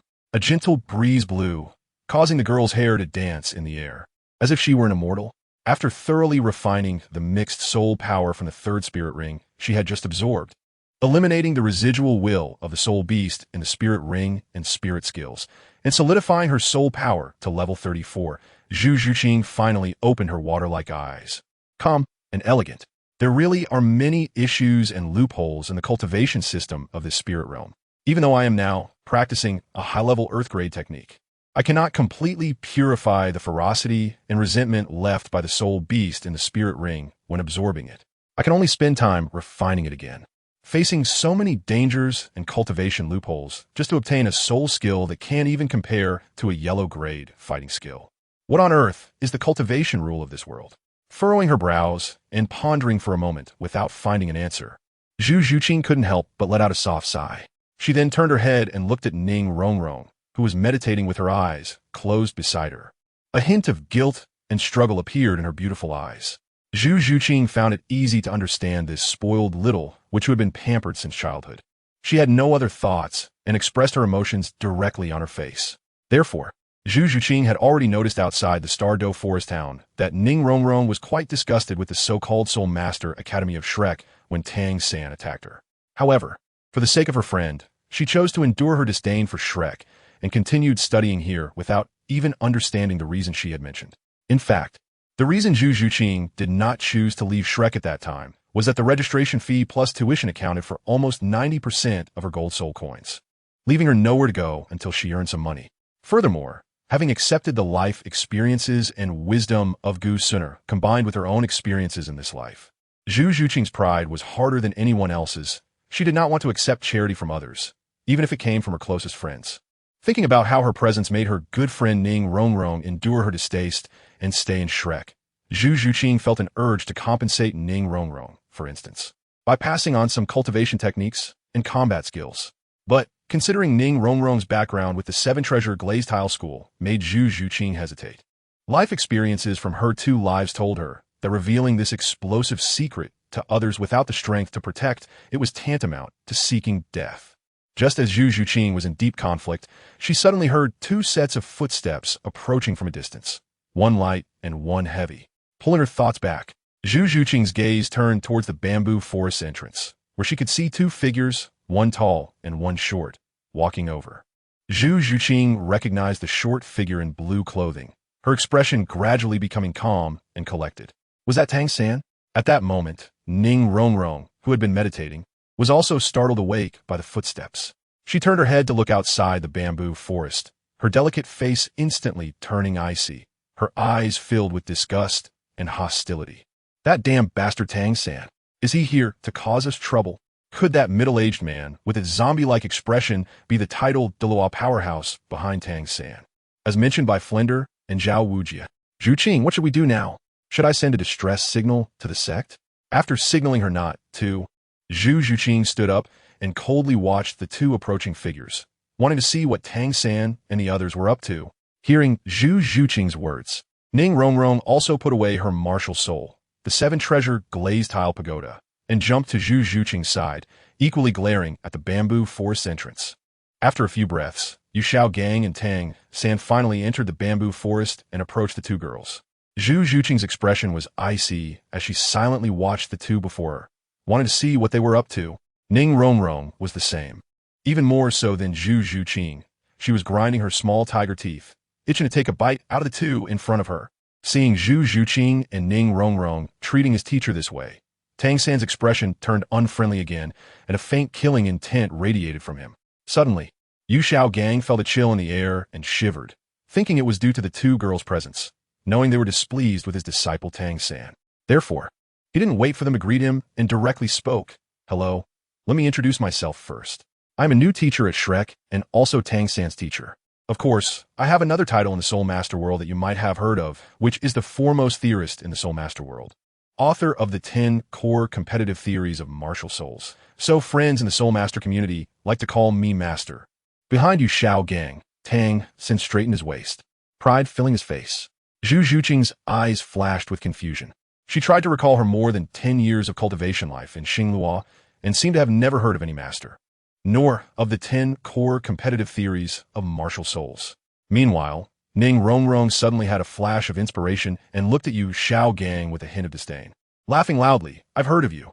Yu Xiao Gang, the youngest son of the Blue Lightning Tyrant Dragon Sex Lord, who was expelled from the Blue Lightning Tyrant Dragon family because of a martial soul mutation that prevented him from breaking through level 30 for life.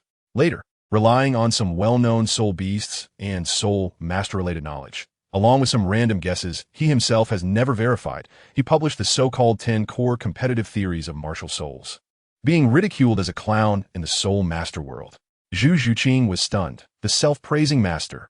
Beside you, Xiao Gang, Tang San, seeing Ning Rongrong insult his teacher like that, gritted his teeth and twisted his face in anger. You dare to insult my teacher like this?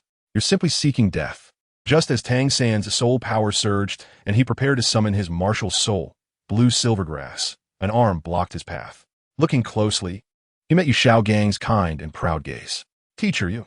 He raised his hand and patted Tang San's shoulder, signaling him to put away his martial soul, while a miraculous look of satisfaction and pride suddenly appeared on his zombie-like face as he chuckled. Xiao San, there's no need to get angry with them. They are merely a group of children misled by rumors. As long as you, my only direct disciple, acknowledge my research and knowledge, I, Yu Xiao Gang, have already proven everything to the world. Tang San's eyes were instantly filled with tears, and he vowed in his heart to cultivate diligently in the future, to eventually gain fame across the continent and prove his teacher's innocence, reclaiming the honor that belonged to his teacher. On the other side, Ning Rongrong felt the killing intent emanating from Tang San again, making her hide behind Zhu Zhuqing in fear, her little face tensing up again. Seeing this, Zhu Zhuqing turned to Ning Rongrong behind her and signaled, then turned back to focus her gaze on the two in front of her, a cold glint appearing in her eyes as her soul power began to circulate within her. This time, Zhu Zhuqing finally became thoroughly angry in her heart. Time and again, showing killing intent towards the two of us sisters. Does he really treat us as ants? This is simply outrageous. However, seeing the person in front of her, named Yu Xiaojiang, actively stopping Tang San's actions, Zhu Zhuqing suppressed the killing intent that was rising in her heart and coldly said, what exactly is the purpose of bringing him here? If there is nothing, please leave. Upon hearing this, Yu Xiaojiang finally withdrew his gaze from Tang San, returning to his previous zombie-like expression. He turned his head to look at Zhu Zhuqing, then glanced at Ning Rongrong behind her, classmate Zhu Zhuqing, before discussing matters. For your own good, I think we should first let classmate Ning Rongrong. No need. Yu Xiaojiang's words were interrupted directly by Zhu Zhuqing, her expression still icy. Just say what you have to say. If there's nothing. Although Zhu Zhuqing did not finish her last word, everyone present understood what she meant. This made Tang San, who was next to Yu Xiaojiang, feel uncomfortable again, his back teeth grinding loudly. At this moment, Yu Xiaojiang's expression changed, and ultimately he clasped his hands behind his back, fixing his gaze on Zhu Zhuqing. Zhu Zhuqing, you must be one of the 2 female exposers revealed in the Tiandao rankings last time, right? As he spoke, a glimmer of wisdom flashed in Yu Xiaojiang's eyes, as if he had grasped Zhu Zhuqing's lifeline. The atmosphere in the scene instantly quieted down, and a pin drop could be heard, with only the sound of the gentle breeze rustling the bamboo, leaves continuing endlessly. Ning Rongrong couldn't help but cover her mouth. Her eyes filled with disbelief as she looked at Zhu Zhuqing's back, and then gradually a strong sense of joy appeared on her face, as if she had found a great backing. On the other side, after the initial shock, Tang San's gaze became sharp and vigilant again as he looked at Zhu Zhuqing. It was only at this moment that he realized that, whether it was the match in the great fighting arena on the night of the exposure or the following days, Zhu Zhuqing had actually been hiding her true strength all along. Tang San didn't believe that, as a fellow exposer, Zhu Zhuqing hadn't learned any trump cards. Of course, Tang San also didn't think he would lose to Zhu Zhuqing. After all, according to the rules of the Tiandao Gold List, Zhu Zhuqing should have only inherited the cultivation knowledge and life experience from her previous life. Although the world where Tang San came from was not as powerful as the Duki continent, where Zhu Zhuqing's previous life was, Tang San had been practicing all the Tang sect's ultimate skills since he was young. While Zhu Zhuqing had only inherited those cultivation knowledge from her previous life and should not have had time to practice those so-called combat skills. At most, she had practiced some so-called techniques and some secret methods, which had allowed her soul power level to break through the 30th level in a short time. Under everyone's gaze, Zhu Zhuqing still maintained a calm expression, coldly looking at Yu Xiaojiang. So, what exactly do you want to say? Seeing that Zhu Zhuqing remained calm even at this moment. Even Yu Xiaojiang was somewhat surprised, secretly lamenting. As expected of an exposer who inherited the life experience from her previous life, her mentality is indeed good. Zhu Zhuqing, you should take me as your master. As he said this, Yu Xiaojiang's face was calm, even with a hint of arrogance, as if it was only natural for Zhu Zhuqing to take him as her master. The other few people present were stunned by this remark. Even Tang San, who had always revered Yu Xiaojiang, looked bewildered at his teacher, not knowing what his teacher was trying to do. Of course, Tang San had no doubt about whether his teacher was qualified to teach Zhu Zhuqing.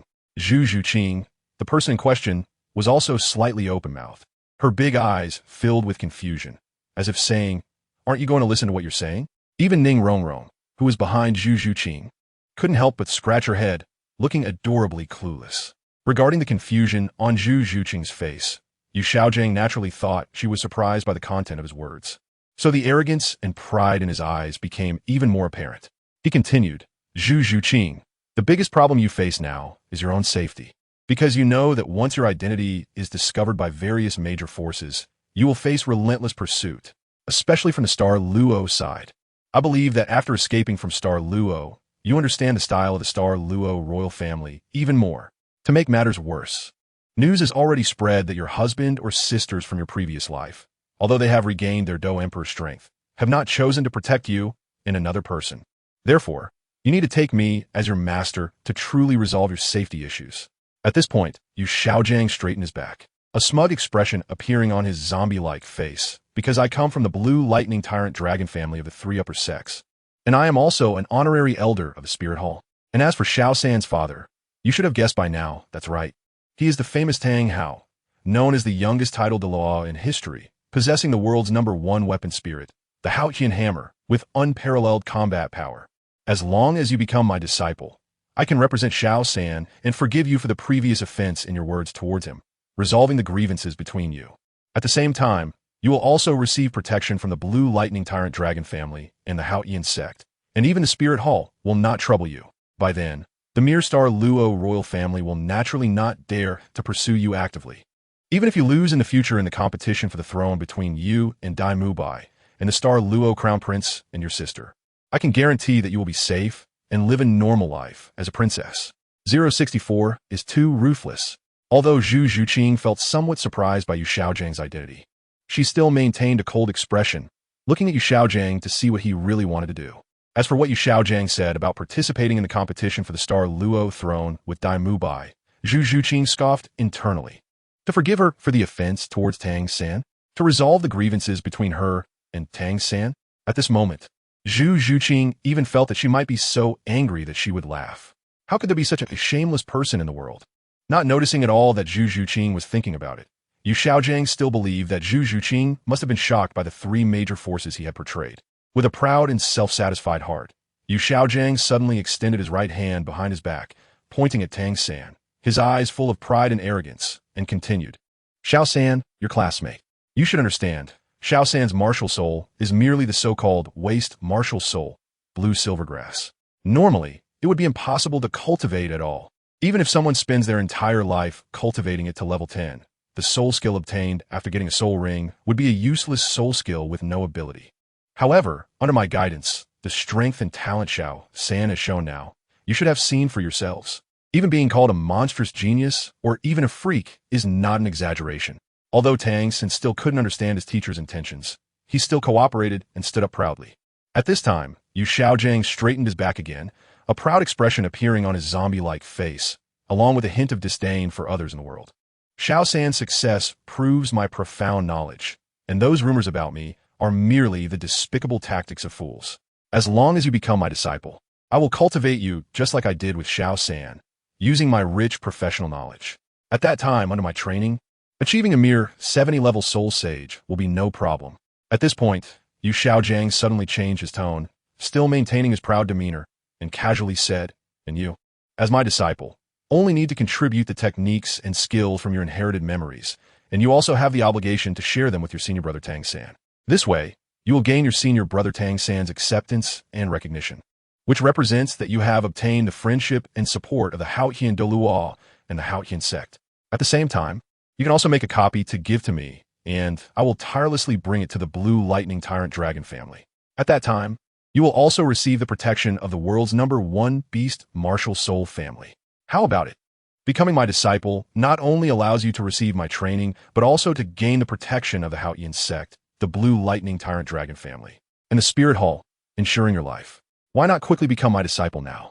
After saying this, Yu Xiaojiang directly crossed his arms behind his back, closed his eyes, and wore a proud look, as if he didn't care about anyone, embodying the demeanor of a superior.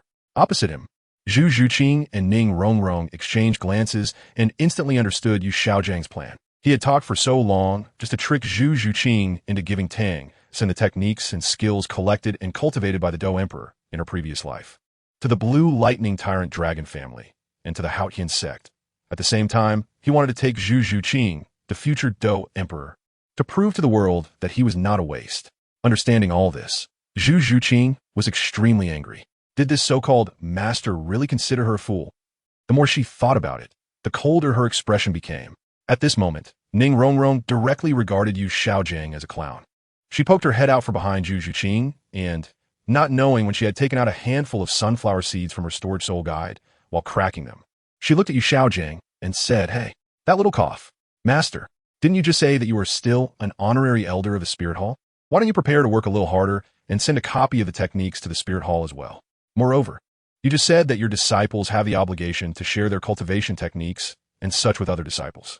Why not let Tang San also write a copy of his Tang Sect's Xiantian treasure record to share with Zhuqing?" Hearing this, before Yu Xiaojiang could respond, Tang San hurriedly refused. "The Xiantian treasure record is the supreme treasure of our Tang sect, and it can only be taught by Tang sect disciples. This is the sect's rule." Yu Xiaojiang nodded, then looked at Zhu Zhuqing and the two of them. "For the second question, Tang San has already given you the answer. As for the first question," at this point, a strong disgust appeared on Yu Xiaojiang's face. "To be honest with you, although I am an honorary elder of the Spirit Hall, I still have to warn you about the Spirit Hall. It is not a good thing. You should stay far away from the Spirit Hall in the future." Then, Yu Xiaojiang concealed his disgust and looked at Zhu Zhuqing with a restored proud expression. "All right, now that everything has been explained to you, hurry up and become my disciple." At this moment, even Ning Rongrong, who was hiding behind Zhu Zhuqing and munching on sunflower seeds while watching the show, could no longer stand it. Her pretty face was filled with disdain and disgust as she looked at Yu Xiaojiang, as if she wanted to vomit from disgust. "Wow, Yu Xiaojiang, it seems that the various forces in the Soul Master world don't have a comprehensive understanding of you. This guy, using the clown of the Soul Master world to describe you, is simply tarnishing the term clown. In just a few short words, you not only shamelessly tricked Zhuqing out of the Dou Emperor's foundation from her previous life, but also, like your disgusting disciple Tang San, prepared to take advantage of others while enjoying the privileges that the Spirit Hall brings you, yet you slander and smear the Spirit Hall in front of others. How could there be such scum like you in this world? Moreover, you, a discarded child of the Blue Lightning Tyrant Dragon family, Tang San, the son of a discarded child of the Haotian sect. What face and authority do you have to represent the Blue Lightning Tyrant Dragon family and the Haotian sect to protect Zhuqing? Also, the reason Tang San's blue-silver grass martial soul can be cultivated in his current strength, isn't it due to the Xiantian treasure record he stole from his previous life? What part of his entire being, besides the common knowledge of soul beasts, is your credit, Yu Xiaojiang? Are you just shamelessly taking credit for others' achievements? Lastly, and most importantly, back in the inn outside the Star Doe Great Forest, Tang San attempted to kill me and Zhuqing. Such hatred will definitely be repaid. Why do we need you, Yu Xiaojiang, this disgusting person, to come out and forgive me and Zhuqing for our mistakes? Get lost, you disgusting waste. Zhuqing, who was blocking Ning Rongrong behind her, once again unleashed her murderous intent without concealment, directly bursting forth. The coldness in her eyes seemed to freeze everything around her as she coldly spat out a single word. Get lost. Opposite her, for the first time being insulted like this, Yu Xiaojiang could no longer maintain his previous proud demeanor. His face turned pale with anger. Pointing at the two girls in front of him, You, aren't you afraid that I will directly bring people from the spirit hall to capture you? Suddenly, the sky was filled with fierce winds, blowing a flurry of bamboo leaves. The next second, boom, a loud noise suddenly rang in everyone's ears. The surrounding bamboo leaves flew apart. Originally, seeing that Yu Xiaojiang was actually going to use the spirit hall to threaten her, Zhu Zhuqing was just about to gather her soul power to deal with this disgusting creature. However, when she focused on looking ahead, she found that the spot where Yu Xiaojiang had been standing was now sunken in, and the ground around it was filled with dense cracks resembling a spider web. In the center of the sunken pit, Yu Xiaojiang was now lying on the ground with his limbs twisted like a twisted noodle, blood spurting from his mouth and nose, and his face pale. The only thing proving that Yu Xiaojiang was not completely dead yet was his slightly rising and falling chest. At the same time, no one noticed that the elder of the Wuhuan temple, who had originally been lying in Yu Xiaojiang's arms, had turned to dust, stained with blood, and rolled out of Yu Xiaojiang's sleeve onto the ground. Someone is lurking in the shadows. Zhu Zhuqing's expression instantly became serious, quickly shielding Ning Rongrong behind her, her eyes flashing with golden flames. Perhaps it was Zhu Zhuqing's movement that startled Tang San, who was stunned by this sudden change. In that instant, Tang San's eyes turned blood red, and he let out a painful wail. Teacher. His voice was so loud that it echoed throughout the entire Shrek Academy. Oh no! Something happened. In the dean's office, Flender and Zhao Wujin, who were waiting for good news, suddenly heard Tang San's heartbreaking scream and could no longer sit still. Especially Flender, whose face changed instantly to one of distress. He immediately rushed towards the direction of the sound, breaking through the window, and Zhao Wujin hurriedly followed. Inside the academy's wooden house, Oscar, Ma Hongjun, and Dai Mu Bai, who were also meditating to cultivate their soul power, recognized Tang San's voice, and their expressions changed dramatically. They quickly ran towards the source of the sound. When Dai Mu Bai and the others arrived at the bamboo forest in the back mountain, they saw Dean Flender and teacher Zhao Wujin, their faces grim, surrounding a large pit. In the pit lay a middle-aged man whose limbs were twisted like a pretzel, covered in wounds and bleeding profusely, and beside him was Tang San, his eyes blood red, resting one hand on the middle-aged man's arm, seemingly confirming something. Not far away, Zhu Zhuqing and the other girl were watching everything with a guarded expression. In an instant, a thought flashed through the minds of Oscar, Ma Hongjun, and Dai Mu Bai. Could it be that the unfortunate middle-aged man met such a fate at the hands of these two witches? At that moment, all three of them couldn't help but shiver, especially Dai Mu Bai, who had a sudden thought of running away again. Too brutal, too scary. The attack from the hand-wiping BB Dong. The sword Douluo has arrived. At the same time, somewhere high above Shrek Academy, a girl in white with silver hair and purple eyes, along with a burly man in black, were startled by the sudden change below. What was that attack just now? Why didn't I even notice where it came from or the location of the attacker? The black-clad man immediately tensed up, his expression cautious as he scanned the surroundings. Meanwhile, the mysterious girl with silver hair and purple eyes narrowed her gaze, sensing for a moment before suddenly looking in a certain direction. With her inner divine power circulating, she lightly parted her red lips. Respectful Do Emperor, I believe you have already noticed the issues within the cultivation rule system of the Douluo continent. Whether for human soul masters or us spirit beasts, there are many shackles and fatal flaws. In reality, the existence of these problems is merely the gods of the divine realm maintaining their lofty positions and gaining more faith by deliberately altering the cultivation system of this world, cutting off the path for human soul masters on this continent, while exterminating our spirit beast clan. I know, Do Emperor, you have already transcended the rules of this continent through the heavenly Dao rankings, and we cannot provide you with any help.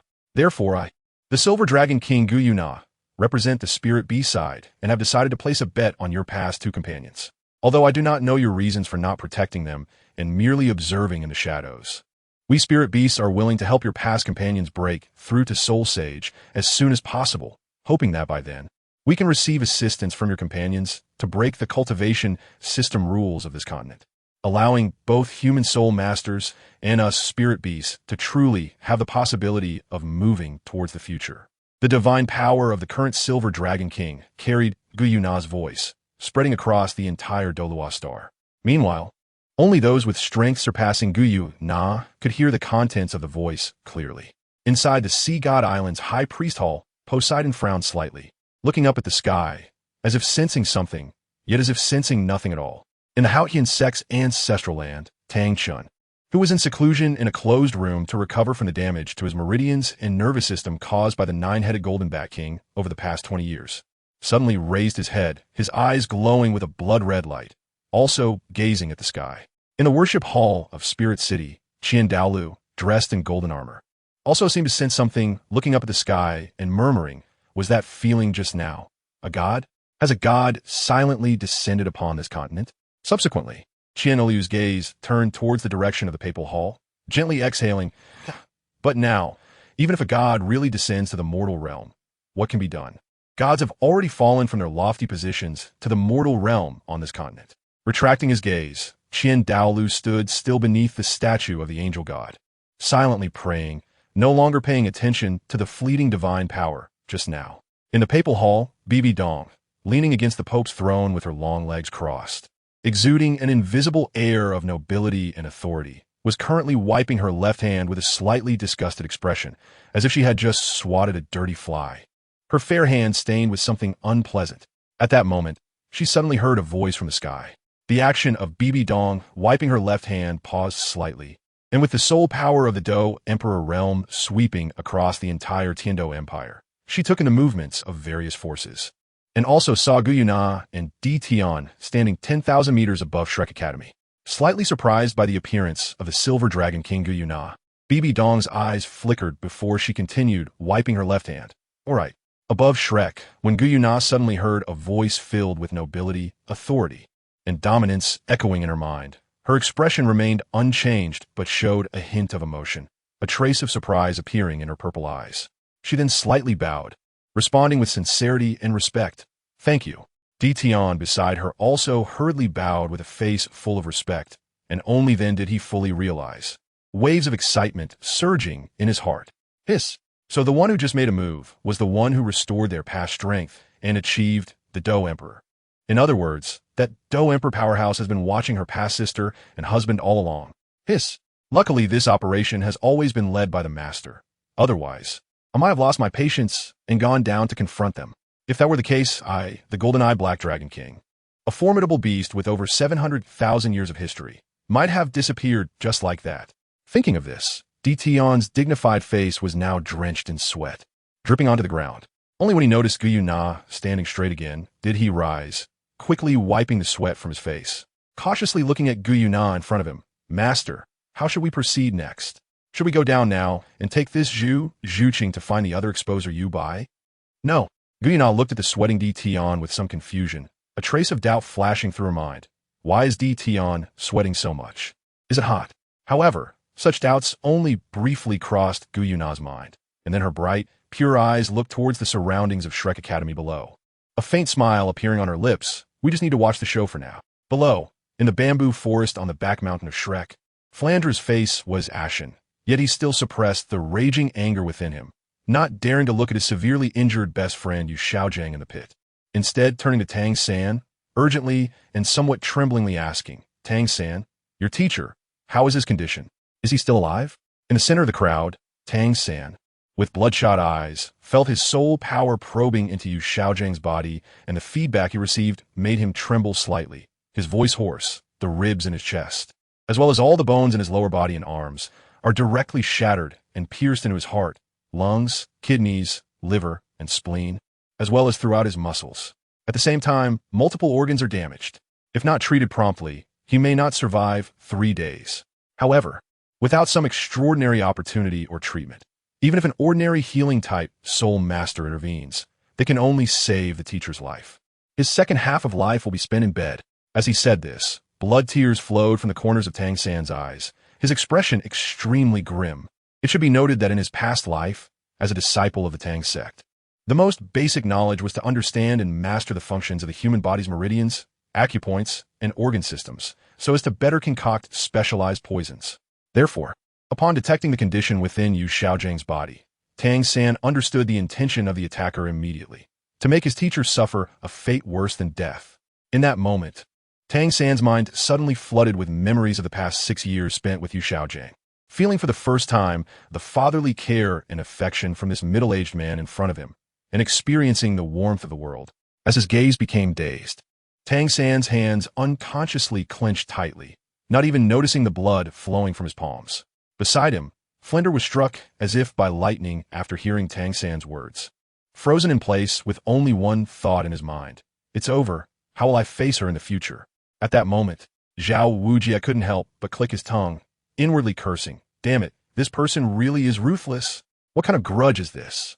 Dai Mubai and the others also seemed to understand the identity of this middle-aged man in the pit, and couldn't help but cast sympathetic glances at the dazed Tang San. At this moment, Ma Hongjun couldn't help but mumble, goodness, who did this? It's so dark.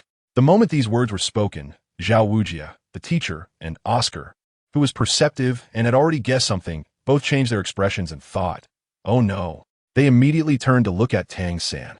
Sure enough, in the next second, Tang San, still in a daze, suddenly raised his head, revealing his blood-red eyes and a face marred by 2 streaks of blood flowing from the corners of his eyes.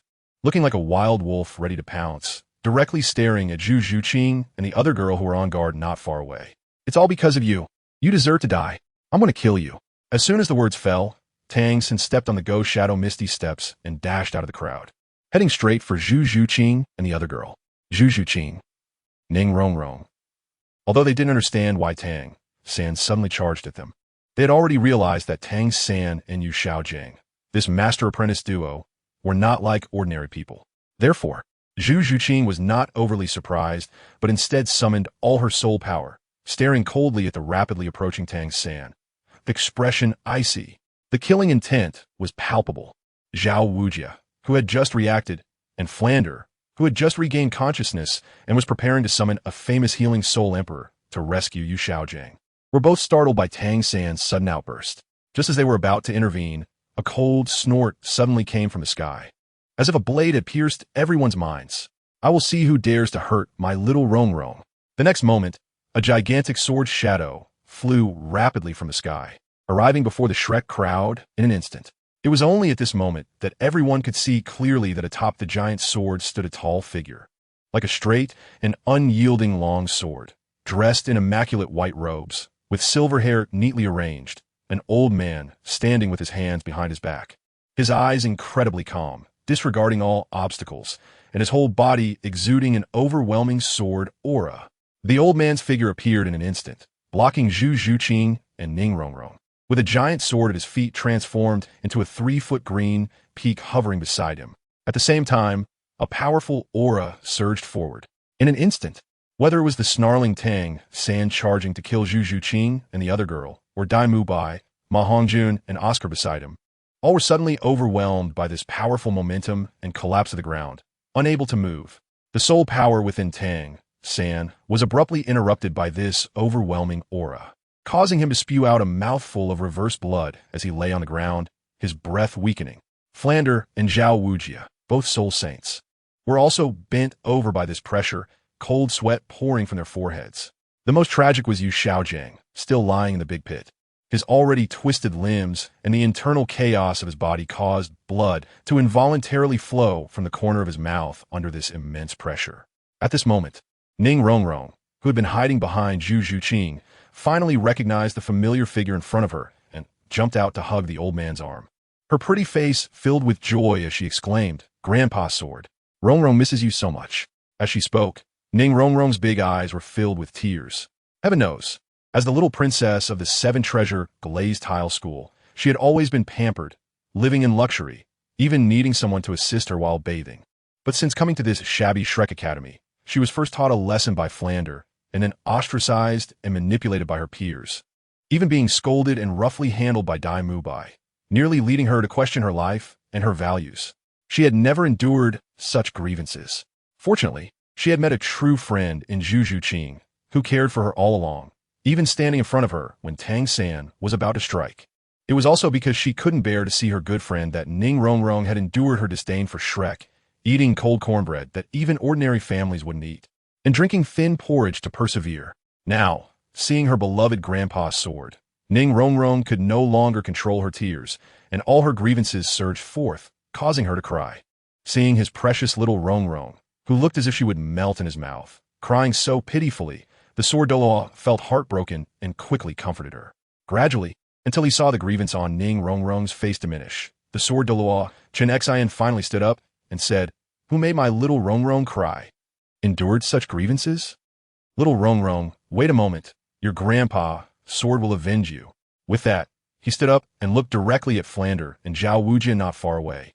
His gaze is sharp like a sword, exuding a chilling brilliance. In an instant, Flander and Zhao Wujia felt their blood vessels prickling painfully as if thousands of cold, sharp sword tips were pressed against their skin. Immediately, both of them couldn't help but shiver, their bodies trembling like a sieve. Feeling the increasing pain on their skin and the increasingly icy gaze from the sword Douluo, Chen Xian, Flander feared for his life and had to step forward with a stiff neck, not daring to wipe the cold sweat from his forehead.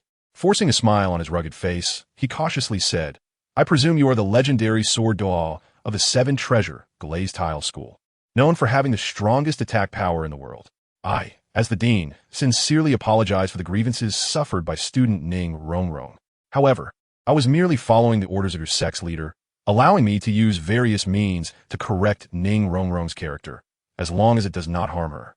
As he spoke, Flander raised his slightly trembling right hand and pulled out an envelope from beneath his chest, bowing respectfully to present it. At the moment he lowered his head, Flander secretly breathed a sigh of relief, feeling fortunate. It turned out that after receiving the letter from Ning Fengji, he decided to let the students ostracize each other to ultimately make Ning Rongrong suddenly realize her character issues. Therefore, every day upon waking, the first thing he did was to keep the amulet, that is, the letter from Ning Fengji, hidden in his chest for emergencies. Indeed, if he hadn't been prepared, he might have faced serious consequences today. Just as Flander was praising his own cleverness and feeling fortunate, Zhao Wujia beside him was equally impressed by Flander's cunning methods. At this moment, Flander suddenly sensed a sharp sword wind flickering above his hands. Instinctively looking up, Flander saw that the letter he had been holding had turned into countless shreds of paper, fluttering in the wind and falling all over the bamboo forest. At this moment, Flander was somewhat stunned. A chill surged through the soles of his feet, striking straight to the top of his head. Could it be that sword Douluo did not recognize that letter? Just as Flander's face turned pale and his body trembled uncontrollably, sword Douluo finally spoke not far in front of him, correcting little Rongrong's character. "You should first sort out your own worldview and your philosophy on training soul masters. Not daring to provoke trouble is the mark of a mediocre talent. If you have the ability, come out yourself to cover for your students and provoke me." Hearing this, Flander, who had originally turned pale and was trembling, suddenly breathed a sigh of relief, as he could tell from sword Douluo's tone that he did not intend to kill him. However, at the same time, Flander's face flushed red, and he even dared not to look at the several young ones beside him, Dai Mubai and the others. Provoking sword Douluo? ISNT that like the old longevity star eating arsenic, seeking death. On the opposite side, Chen Xian watched Flander's change in expression, and he couldn't be bothered to argue with Flander. After all, he indeed had the letter written specifically by Ning Fengji in his hand. As an elder of the Seven Treasure Glazed Tile School, Chen Xian also did not want to lose face and authority in front of outsiders. His gaze shifted slightly, and Chen Xian's sharp eyes turned to Zhao Wujia, who was hunched over beside Flander. He suddenly snorted and said, "You are Zhao Wujia, a mere soul sage. How dare you use another title Douluo's name to oppress my little Rongrong? Where do you get your courage?" The moment his words fell, a sharp sword light appeared out of thin air, piercing through Zhao Wujia's left shoulder and sending him crashing violently into the nearby bamboo forest. Zhao Wujia, who had been admiring Flander's cleverness in his heart, was now completely stunned. Zhao Wujia. Then, sword Douluo's gaze swept over Ma Hongjun and the other three, lingering for a moment on Dai Mubai. Instantly, Dai Mubai, who was lying on the ground, felt an overwhelming pressure enveloping him, and his bones creaked all over. Ultimately, he couldn't help but feel a sweetness in his throat, and he spat out a mouthful of blood, puffed. Seeing this, Chen Xian finally restored his original imposing aura. Coldly glancing at the prostrate Dai Mubai, "Considering you are merely a junior, today will be a small punishment for a great warning. Otherwise, just based on what you said to little Rongrong and that time you acted against her, you would already be dead. Even if the star Luo Emperor were here, he couldn't save you." On the ground, Dai Mubai, at this moment, felt no resentment towards Chen Exan. Instead, he was immensely grateful that Sword Douluo spared his life. Because, as Sword Douluo, Chen Exan said, compared to being killed, merely being forced to spit blood under pressure was already a very light punishment. This was the naked rule of Douluo continent. The strong are respected. After resolving the grievances between Shrek's other students and Ning Rongrong, Sword Douluo finally turned his gaze to the ground not far away, where Tang San was lying, his fingers digging into the ground and leaving trails of blood. His entire aura became extremely sharp and fierce. Tang San, before coming here, I investigated all your battles during the 6 years in Nodding City. I found that before you were exposed on the Heavendo ranking, you already knew Xian Tiangong, Xian Yu Hand, Ghost Shadow Mysterious Step, and even made hidden weapons. And you would wake up early every morning to practice the purple extreme magic eye on the roof. In other words, you had already awakened your past life memories long ago. And it's even possible that you were born with the memories of your previous life. Therefore, can I assume that in this 12-year-old body of yours, the soul that has been inhabiting it all along is actually that of the 29-year-old from your past life? Listening to Sword Douluo's account, whether it was Flander, the Dean of Shrek, or the students Oscar, Ma Hongjun, and Dai Mubai, they were all taken aback, their faces filled with disbelief. Even Ning Rongrong couldn't help but cover her mouth, her eyes full of incredulity. Zhu Zhuqing's gaze also flickered. Then she looked thoughtfully at Tang San, who was pressed to the ground by Sword Douluo's aura and unable to lift his head. At this moment, Tang San's fingers digging into the ground also froze. Taking all this in, Sword Chen Xian's aura suddenly became even sharper. Therefore, although I cannot understand how, with your mature soul, you have the audacity and way of thinking to dare to attack my little princess, the sole heir of the 7-treasure glazed tile school. And even twice. But, since you dared to act and dared to disregard the dignity of my 7-treasure glazed tile school, then you must accept the punishment from the 7-treasure glazed tile school. After saying this, Sword Douluo Chen Xian raised his right arm, his right hand forming a sword finger. In an instant, the 3-foot green peak, the 7-killing sword which had been quietly hovering beside Sword Douluo Chen Xian, suddenly trembled, reflecting a cold light as the sword blade emitted a sharp sword energy, shredding all the bamboo, leaves floating around. The next moment, with Chen Xian's sword finger commanding, the 7-killing sword shot towards Tang San's neck like a drawn sword. Enough! At this moment, with a hoarse shout, a large hammer with strange patterns suddenly smashed down from the sky. Seeing the giant hammer appear, Sword Douluo Chen Xian's expression did not change, showing no surprise. As if he had known all along, he stepped forward, shielding Ning Rongrong and Zhu Zhuqing behind him, and Chen Xian's aura suddenly surged, becoming even sharper. Then, he saw Chen Xian's right-hand sword fingerhook. Instantly, the 7-killing sword, which was originally aimed at the prostrate Tang San, turned sharply. The sword body wrapped in an incredibly sharp sword energy, piercing directly upwards towards the giant hammer in the sky. In that instant, the sword energy of the 7-killing sword collided with the violent wind generated by the Haotian hammer. Boom! Accompanied by a deafening explosion. The chaotic and violent shockwave instantly snapped all the bamboo within dozens of meters, sending bamboo leaves and broken branches flying everywhere. As a soul sage, Flander immediately recognized who the familiar giant hammer in the sky belonged to the moment he saw it. At the same time, a chill suddenly rose in his heart, and he instinctively unleashed his soul power to protect himself and the 3 lying on the ground, Ma Hongjun and the injured Yu Xiaojiang. However, even so, when facing the shockwave generated by the confrontation between the 7-killing sword and the Haotian hammer, Flander, even while gritting his teeth and using all his strength, still stumbled back several steps before stabilizing himself, and blood involuntarily seeped from the corner of his mouth. Yet, at this moment, Flander had no time to check his injuries. Instead, he stared anxiously at the battlefield ahead, silently praying, sigh, "What a terrible day. Is this what they mean by when the city gate catches fire? The fish in the moat suffer? I never expected that I, Flander, who have been so shrewd all my life, would encounter such a situation. I hope these 2 title daw don't really start a battle. My little Shrek Academy can't withstand the chaos from the 2 title Douluos. Let us talk things over. Peace is precious." On the other side, due to Sword Douluo Chen Xian blocking in front, directly withstanding the aftermath of the battle, Zhu Zhuqing and the other girls hiding behind Chun Xian were filled with curiosity as they looked towards the center of the battlefield, eager to know the outcome of the previous clash. Is this the level of a tidal Douluo battle? Zhu Zhuqing turned her head to look at the surrounding bamboo forest that had been destroyed, her beautiful brows furrowing slightly, seemingly puzzled. However, when she saw the sword Douluo in front of her, his clothes dancing lightly in the wind, his body standing straight, and his sharp aura unchanged, her brows relaxed again, as if she had come to a realization. No, that earlier strike should have been merely the result of an exchange between the sword Douluo and the Haoyan Douluo Tang Hao. But I wonder what kind of scene would unfold in a full battle between the so-called #1 attacker in the continent, the 96th level title Douluo, sword Douluo Qinshin, and the Haoyan Douluo Tang Hao, who had just entered the title Douluo realm and had previously killed the last generation of the Spirit Hall's Pope with a single strike. At an altitude of 10,000 meters above Shrek Academy, the Emperor Tian, who had been watching the spectacle with great interest, suddenly exclaimed, "Huh? That guy wielding the big hammer seems to be the one I sent flying with a claw a few days ago.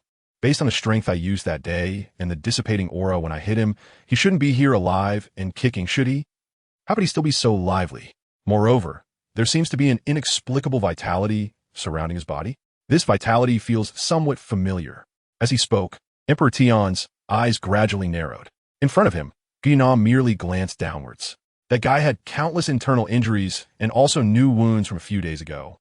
But his right leg seemed to have fused with a 100,000-year-old soul bone, with effects similar to restoring vitality and healing injuries.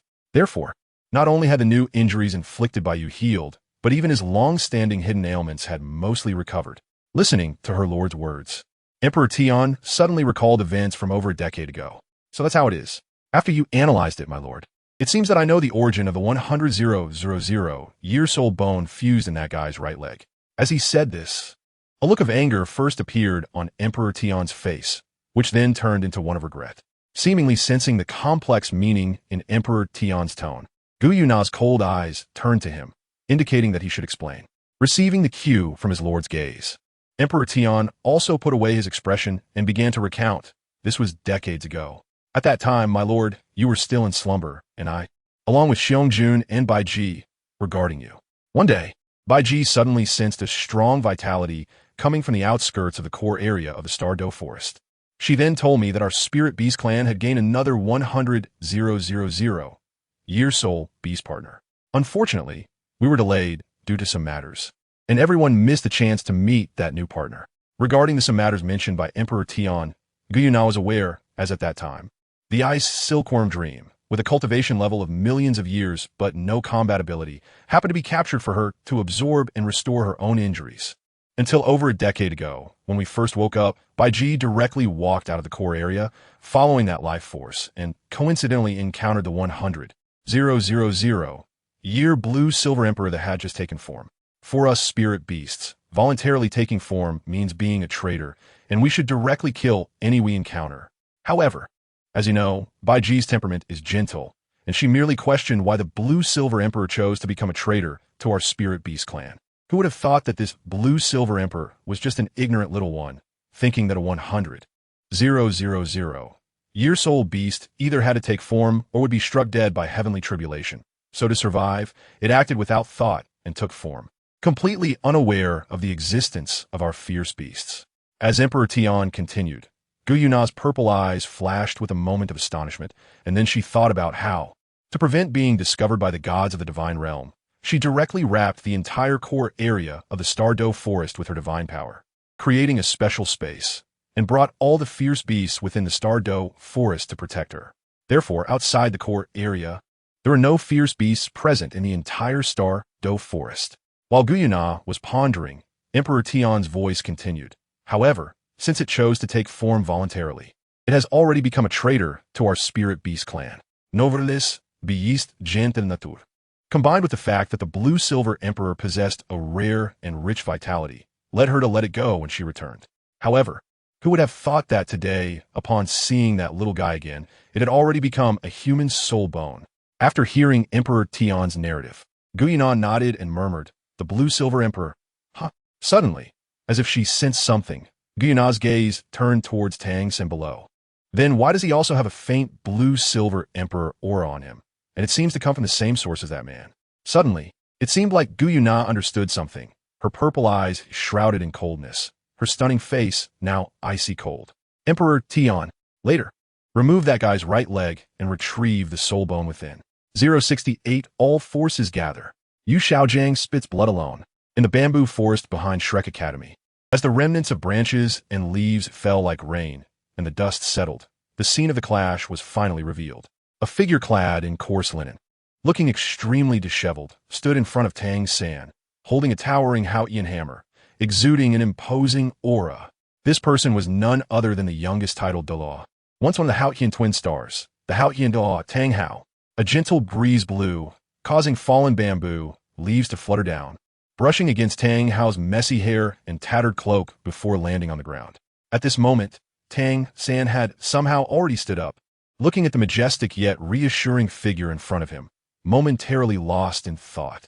Although he had heard from Zhao Wujin a few nights ago in the town outside the Star Do Forest that a titled Law was silently protecting him, and he had speculated and hoped that the titled Zhao Wujin mentioned was his father at this moment when this man stood before him, Tang San felt a sense of unreality.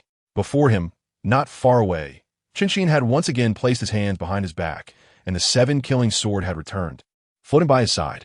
Looking at this scruffy, disheveled, middle-aged man with a face that bore the marks of time, Qinshin raised an eyebrow in surprise. I never expected that the Haotian Tang Hao, who once severely injured the 95th level titled Pope of the Spear Hall and killed several Soul Douluos and Soul Saints, making his name resound throughout the Douluo continent, would now be in this state. Setting the Haotian hammer down, Tang Hao lifted the rag on his head to reveal his true face, then cupped his fists towards Qinshin and said in a hoarse and deep voice, "Senior Qinshin, I have long heard of your great name." Seeing this, Qinshin had already reigned in his surprise, his eyes once again sharp as swords, coldly staring at Tang Hao. "Tang Hao, your reputation and strength are not enough to make me back down. Tang San has repeatedly attempted to lead my seven-treasure glazed tile school's young master to his doom. Even if he is your son, the Haotian Douluo Tang Hao, he still must face punishment at my seven-treasure glazed tile school." Hearing the resolute tone in Qinshin's voice, Tang Hao gave up on playing the emotional card of the three sects being connected by blood and gripped the Haotian hammer in his right hand again. His voice was rough yet determined. "I'm sorry, Senior Qinshin, but I cannot hand my son over to anyone. As my son, no one in the world can harm Tang San. If anyone insists on trying, then this Haotian hammer in my hand will have a good chat with them. Perhaps, just a few days ago, with a body that could barely suppress the adult chronic illness, Tang Hao was unwilling to engage in battle with the sword Douluo Qinshin, who was reputed to be the strongest in attack on the continent, and he had no chance of winning. However, ever since that night, when he was severely injured by the sudden dragon claw attack, almost to the point of death, and even had his soul power level dropped by 1 rank, he had a fuse with the blue-silver emperor's right leg bone left by Ayin. Not only did he heal from his serious injuries, but even the adult chronic illness had nearly been cured under the effect of one of the soul skills from the blue-silver emperor's right leg bone, which Tang Hao named Endless Life. Originally named Wildfire cannot be extinguished. Spring breeze blows again by Tang San. At the same time, the soul power within him directly broke through to level 96 again. So Tang Hao's current soul power level was actually not inferior to the sword Douluo Qinshin. Coupled with the chaotic cloak hammer method and the Haotian 9 absolute techniques, Tang Hao was absolutely confident in battling Qinshin and achieving victory. As soon as Tang Hao finished speaking, both Qinshin and Tang Hao understood each other's thoughts. In an instant, they unleashed their soul power, and the aura of the 96 level Super Douluo was finally released. In an instant, within a radius of 100 meters, the aura surged and shook, completely destroying the bamboo forest. Only Zhu Zhuqing, Ning Rongrong, and Tang San were protected by Qinshin and Tang Hao, allowing them to stand unharmed and watch the confrontation of the two Super Douluo Zoras. On the other side, Flinder had already sensed the firmness in Qinshin and Tang Hao's tone during their conversation and quickly made a run for it, grabbing Yu Xiaojiang and leading Dai Mubai and the others to 100 meters away. Wow, is this the power of a title Douluo? At this moment, Mahong Jun, sitting on the ground, stared wide-eyed at the clash of auras between the two titled Douluos, feeling envious. I wish I could become a titled Douluo too. When that time comes, I will definitely go to the highest-end restaurant to have a taste. Beside him, Flinder, who was looking dejected and reminiscing about the Shrek Academy he was about to lose. rolled his eyes at Ma Hongjuan's lack of ambition and was too lazy to teach him a lesson. Just as he was about to go to Soto City to find that healing-type soul emperor to treat Yu Shaojiang, who was lying on the ground with barely a breath left, he suddenly saw a group of figures approaching, especially after clearly seeing their clothing. Flinder's heart suddenly skipped a beat. Damn it, why are the Wuhuan Temple people here? Moreover, the leader among them appeared to be of the Platinum Bishop level from the Wuhuan Temple based on his attire. It seemed today was going to be a big trouble. At the same time, Flinder also sensed that he seemed to be targeted by several gazes, and the owners of each gaze seemed to be stronger than him, warning him not to leave this place.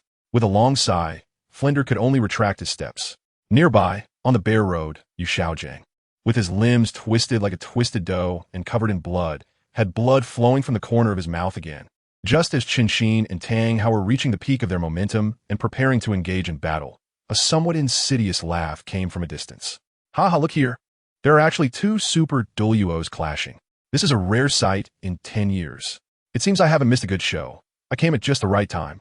Ha ha ha. Hearing this mocking laughter, Qinshin and Tang tacitly withdrew their auras and looked in the direction of the sound. Behind Qinshin, a hint of disappointment flashed in Zhu Zhuqing's beautiful eyes, as if regretting not witnessing the battle between the two super Douluos.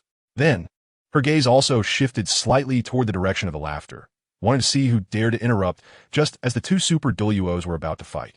At this moment, in the direction where Flinder and the others were, a group dressed in Wuhuan Temple uniforms, all radiating strong auras, was approaching, led by an old man with snow-white hair, triangular eyes, a cunning appearance, and a goatee. Upon seeing the face of the leader, Qinshin frowned slightly. Saras? I didn't expect the Wuhuan Temple to send him this time. Qinshin had heard of this platinum bishop stationed in Heavendo City, although he disdained his methods.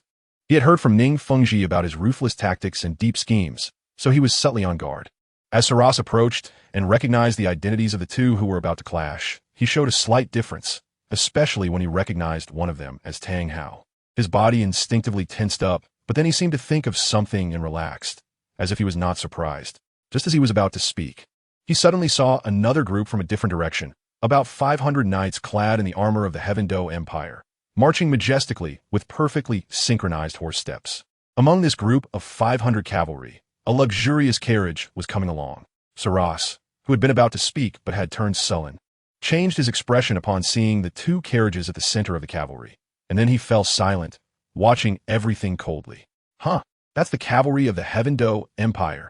Ningrongrong, who was familiar with the affairs of the Heavendo Empire due to her frequent visits to the imperial palace, immediately recognized the imposing cavalry. However, when she saw the two carriages at the center of the cavalry, her pretty brows furrowed slightly. That's senior brother Qinghe's exclusive carriage. I didn't expect senior brother Qinghe to come here too. Hearing Ning Rongrong's words, Zhu Zhuqing also turned her gaze toward the carriage, secretly muttering. The crown prince of the Heavendo Empire, Xue Qinghe, is said to be courteous and elegant, very popular among the residents of the Heavendo Empire. I wonder who is more like an imperial heir, him or that Davis guy. As everyone's gaze focused, the cavalry had already arrived in front of the bamboo forest, and the team split to the sides, allowing the carriage in the middle to slowly drive out. Then, under everyone's watch, a handsome young man exuding an aura of elegance and refinement stepped down from the carriage, quickly spotting Sword Douluo Qinshin and the Ning Rongrong behind him. He smiled lightly and greeted them. Sword Do, junior sister Rongrong, it's been a long time. I didn't expect to run into everyone here today. This is truly fate. The moment Qinshin saw Xue Qinghe, he understood that the Tiando royal family had plans similar to those of the Seven Treasure Glazed Tile School. However, he had a good impression of this prince disciple, Ning Fengji, and nodded in response. At this moment, Ning Rongrong looked at the incoming Xue Qinghe, her small face showing great joy as she cheerfully said, Brother Qinghe, long time no see. While chatting, Ning Rongrong introduced Zhu Zhuqing and Xue Qinghe to each other. However, during this process, another group arrived, led by Yu Lumian, the second in command of the Blue Lightning Tyrant Dragon clan. Following that, many others came, all from various major forces. Among them were two third-generation disciples of the Haotian school, Tang Long and Tang Hu were hiding in the crowd. Seeing that there were no other title Duo among the people who came from various forces in the Douluo continent, Qinshin's sword-like gaze flickered slightly, and he proactively said aloud, Ladies and gentlemen, today is the day for my Seven Treasure Glazed Tile School and the Hao Ian Douluo, to resolve our grievances. I hope you all will not gather here to watch. Otherwise, be careful of the blades and swords. Beside him, Tang Hao understood Qinshin's intentions the moment he spoke. But he also knew that everyone present actually shared the same thoughts as Qinshin regarding the sword path. However, it was clearly more advantageous to engage in conflict with one person and one force than to start a battle with all the forces present. So Tang Hao remained silent, tacitly agreeing with Qinshin's statement. Unexpectedly, just as Qinshin's words fell, the platinum bishop of the Spirit Hall, Salus, who was stroking his goatee with a sinister and cunning expression, sneered and chuckled twice. What a joke. A big Sumera hammer. Our Spirit Hall has received reports that someone is privately running a high-level Soul Master Academy without registering with our Spirit Hall or obtaining official recognition from the Tiando Empire. They're also using this opportunity to make a fortune, deceiving ordinary people. At the same time, they are using the title of monsters to trick talented young Soul Masters into joining, while advocating a teaching philosophy of actively seeking trouble, which is cutting off the cultivation path of future talents on the Douluo continent and nurturing future evil Soul Masters that could lead the entire continent into chaos. Such an academy has openly operated in Soto City for nearly 20 years, harming countless talented Soul Masters, turning them from once promising youths into mere commoners, disappearing from the stage that belongs to Soul Masters on the Douluo continent. Even among the 40 graduates, the only one who has achieved success is teacher Qin Ming at the Tiando Royal Academy, while the others have not achieved anything. You should know that this Shrek Academy has an admission standard that first requires students to be under 13 years old and have soul power exceeding level 20. Of course, after filtering through 3 other admission conditions, only those with talent above level 25 remain. Such talents, under the age of 12, with soul power exceeding level 25, would be key talents for focused training even in the Spirit Hall. Yet this academy has wasted more than 40 such talented Soul Masters. This is a significant loss for the Soul Master community. As the Spirit Hall, which upholds the interests of many Soul Masters, we must come today to eliminate this den of demons. Moreover, I have also heard that this academy dares to boldly claim that the best students among past graduates have achieved title Douluo status and become elders of the Spirit Hall, with authority second only to the Pope, deceiving people. To maintain the dignity of our Spirit Hall, I should indeed be here today. What do you all say? Although it was a question at this moment, whether it was from the elder's tone, the smug expression on his cunning face, or the gesture of stroking his goatee, it all seemed to convey a fact. Meanwhile, surrounded by numerous members of the Spirit Hall and having to stand cautiously behind Salus, Flander felt the blood drain from his face with each of Salus's words until finally, his calves trembled uncontrollably and his complexion turned pale, with beads of cold sweat forming on his forehead. It was over. This time it was truly the end. He never expected to dodge the criticisms of the Sword Douluo and escape the storm of the battle between the 2 Super Douluos, only to fall into the hands of the Spirit Hall in the end. Damn it, if I find out which little brat reported me, causing me to be captured, I will make him pay. Sigh. It seems that today, my Shrek Academy, which has been maintained for 20 years and is considered my lifelong effort, is really going to turn to dust. However, no one at the scene was interested in exploring Flander's inner thoughts at this moment, because everyone knew their goal for coming here. As for words like upholding the dignity of the Spirit Hall, they were just an excuse for coming here openly. Therefore, even though Salus just described Shrek Academy in such an unflattering manner, everyone was too lazy to even care about who the real dean of the academy was or to understand it. Originally, Xue Qinghe had been watching Salus's performance together with Ning Rongrong and Zhu Zhuqing, but now he stood up, first casting an apologetic glance at Qinshin, then retracting his friendly expression, instantly becoming serious. As the crown prince of the Tiando Empire, I too have recently received reports. According to the dean of Tsanghue Academy and the students, on that day in the Stardew Forest, they were provoked by Shrek, and teacher Yijiqiu unfortunately passed away on the way back after sustaining severe injuries. Therefore, I have come here to investigate the matter of that day and to capture the murderer. Though he said so, in reality, neither Xue Qinghe nor the 500 knights standing beside him had any intention of investigating the case or capturing Zhao Wujie. Everyone present understood that Xue Qinghe was just like Salus, casually providing a reason to come here to fulfill the royal family's plans.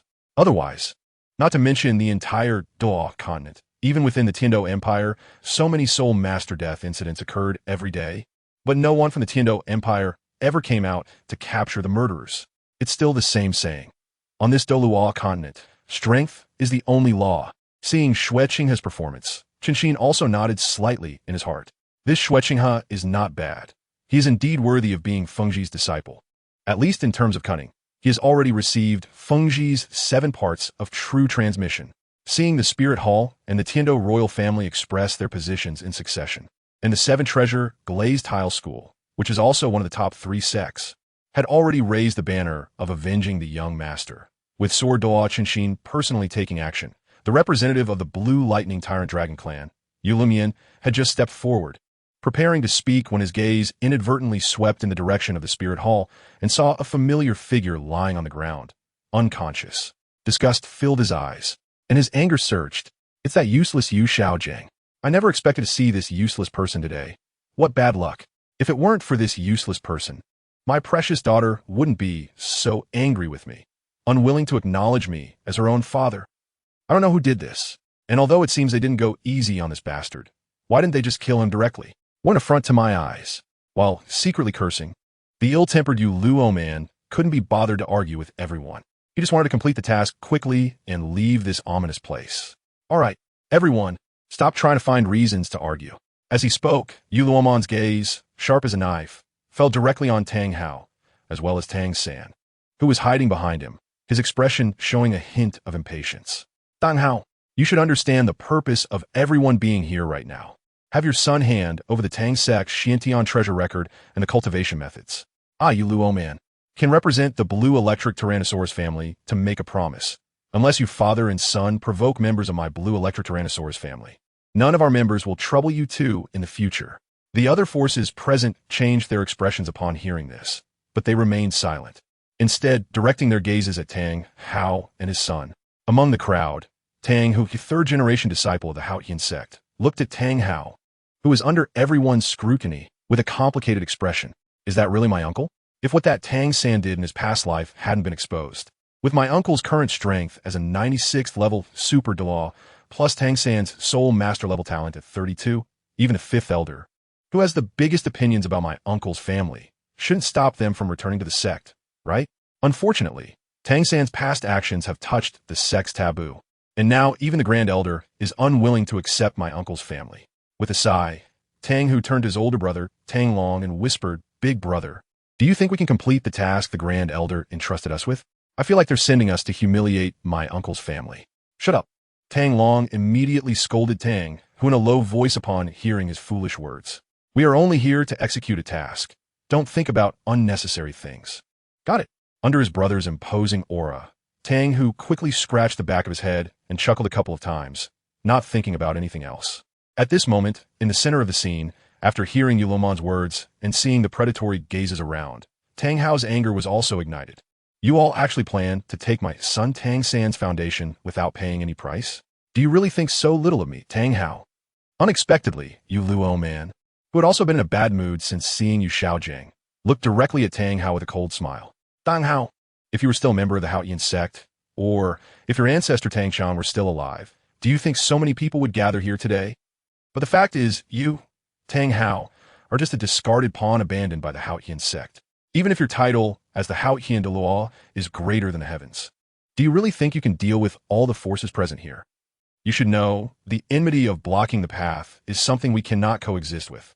The Xiantian treasure record in your son Tang San's hands may be our shortcut to becoming god level. In the face of the temptation of becoming gods, any obstacle will be flattened. Therefore, even if you are the Haotian Douluo, you cannot scare us away." As he spoke, however, a peculiar gleam flickered deep in Yu Luoman's eyes. Around them, members of the lower 4 sects and other soul master families, who had originally come to take advantage, also began to speak up from within the crowd. Indeed, Haotian Douluo, even if you were strong, you wouldn't want to offend all the soul master forces on the continent, would you? Just give it up, and everyone can live in peace. Tang Hao, I advise you not to be ungrateful, even if you could deal with us. What about your son Tang San? Hearing this group of cowards who didn't even dare to show their faces threatening his son, Tang Hao's anger surged uncontrollably. His once weathered eyes instantly turned into an endless cold and killing intent, and his soul power surged violently. Yellow, yellow, purple, purple, black, black, black, black, red. 9 soul rings emerged simultaneously, killing God Domain. In an instant, An aura resembling a sea of corpses and blood enveloped everyone present. At the same time, Tang Hao raised the Haotian hammer high with both hands and swung it forward. Great! Wish! Me! Hammer! A group of titled Douluo appeared. Black Hand. A bunch of insignificant forces that didn't even have titled Douluo to sit in the headquarters dared to provoke Tang Hao's dignity. Great Wish Me Hammer. For beings below the titled Douluo level, under the Great Wish Me Hammer, all lives are equal. However, it seemed unintentional. The positions of everyone in the crowd were almost aligned with the major forces like the Spirit Hall and the Blue Electric Tyrannosaurus family. Moreover, these major forces also strangely did not drive others away, as they usually would, to display their families and sex authority. Therefore, Tang Hao's Great Wish Me Hammer nearly enveloped all the people sent by the major forces under the attack of the Haotian hammer. Tang Hao, you dare! Stop! Impudent! In an instant, several figures jumped out from the crowd, each surrounded by a terrifying aura, with 9 soul rings swirling beneath them. Suddenly, the entire sky was colored by countless soul rings. 6 soul skill, breaking heaven dragon roar. 6 soul skill, golden petals flowing clouds. 5th soul skill, ghost shadow earth abyss hand. As the 6 soul skills lit up in the sky, everyone launched their attacks, charging towards the Haotian hammer with all their might. Boom! With a deafening sound, countless people were blown off balance by the gale and pressure produced by the attacks. And many of the weaker individuals had their eardrums ruptured by the previous loud noise, with blood trickling from their ears down their cheeks. On the spot, the Sword Douluo, who had not made a move, protected Ning Rongrong, Zhu Zhuqing, and the newly arrived Xue Qinghe, while frowning and paying attention to the outcome of the battle. The old dragon of the Blue Electric Tyrannosaurus family, the Spirit Hall's Zhu, and the Ghost Douluo, the breaking army Douluo who broke through the titled Douluo level over 30 years ago. The Mad Lion Douluo who has been hidden for 20 years. Goodness, with this hammer, Tang Hao not only smashed out the patriarch of the Blue Electric Tyrannosaurus family, Yu Engine, and the Spirit Hall's Zhu, Ghost Douluo, but also the 3 titled Douluo secretly recruited by the 8 hidden families. Now, this is going to be a good show. Moreover, it seems like these 8 hidden families are also about to appear. The waters of this continent are getting murkier. At the same time, the Sword Douluo Chan Xin felt a bit shocked. He didn't expect that the hidden families controlling the Soul Arena would actually send titled Douluo to come this time. It looks like the Soul Masters are planning to unite the 8 families to seize the Xiantian treasure record from Tang San. If that doesn't work, he would call the Old Bones and directly take little Rongrong and this girl named Zhu Zhuqing to flee. Meanwhile, no one noticed that Xue Qinghe was staring intently at Tang Hao, who was fighting with the titled Douluo with a hint of fierce light flickering in his eyes, which quickly faded. As for Zhu Zhuqing, who was holding Ning Rongrong's hand, she was simply enjoying the spectacle, watching the battle between the titled Douluo with great interest. Boom! In the midst of battle, Tang Hao was found vulnerable by one of the titled Douluo from a hidden family, who then took the opportunity to strike him hard in the chest with his 8th soul skill, sending Tang Hao crashing to the ground and creating a deep pit. Meanwhile, the other titled Douluo who had been fighting Tang Hao also descended, standing before their respective factions. After landing, Yue Guan and Gui Mei exchanged surprised glances at the titled Douluo who had just struck Tang Hao, along with 2 unfamiliar titled Douluo beside him. They clearly did not expect that the 8 hidden families had quietly recruited at least 3 titled Douluo. However, recalling the might of His Majesty the Pope, Yue Guan and Gui Mei both secretly scoffed in their hearts before retracting their gazes. Yue Guan waved his hand to stop the members of the Spirit Hall behind him, including Salus, from bowing and looked towards the Blue Lightning Tyrant Dragon family. Yue Guan raised his hand to support his cheek, fingers forming a delicate gesture, exuding an indescribable charm. In a voice that sounded quite effeminate, he spoke, "Oh, ISNT this the old patriarch of the Blue Lightning Tyrant Dragon family. Yu Engine? What is this? You're actually going to make a move to seize the Xiantian treasure record? I heard that Tang San is your youngest son Yu Xiaojing's disciple. So, wouldn't this be akin to robbing your own grandson?" Hearing Yue Guan's sarcastic remarks, Yu Engine hadn't had the chance to respond when Yu Luomian, who had already been seething with anger, interjected, "Let me clarify.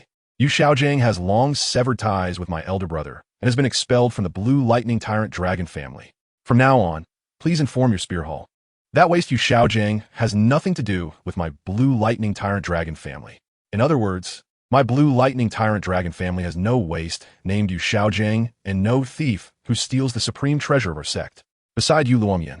Yu Yuanjin merely frowned, but did not voice any rebuttal.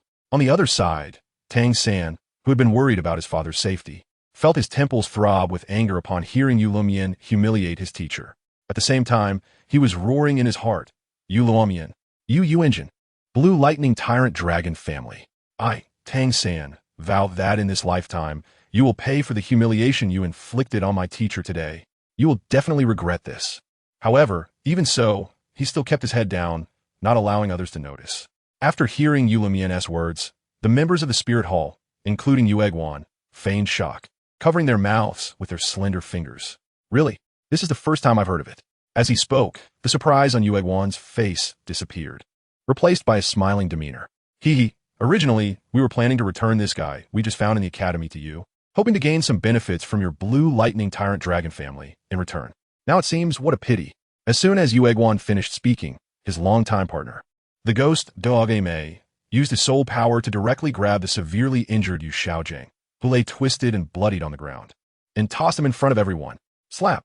The ghost Douluo's actions showed no restraint, and thus Yu Xiaojing, who was thrown to the ground, had blood oozing from the corner of his mouth again. The moment Yu Yuanjin saw this, his pupils constricted, and his heart suddenly felt a sharp pain. Someone, take Xiaojing down for treatment. Yu Yuanjin's low voice suddenly rang out.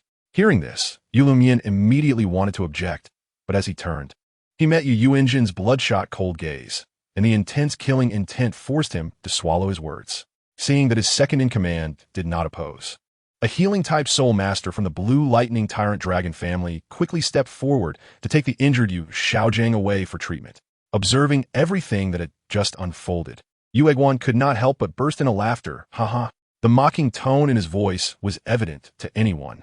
On the other side, the three unfamiliar titled Douluo, who were completely unconcerned about the feud between the Spirit Hall and the Blue Lightning Tyrant Dragon family, were now intently focused on the deep pit created by Tang Hao, their soul power surging, and their expressions highly vigilant.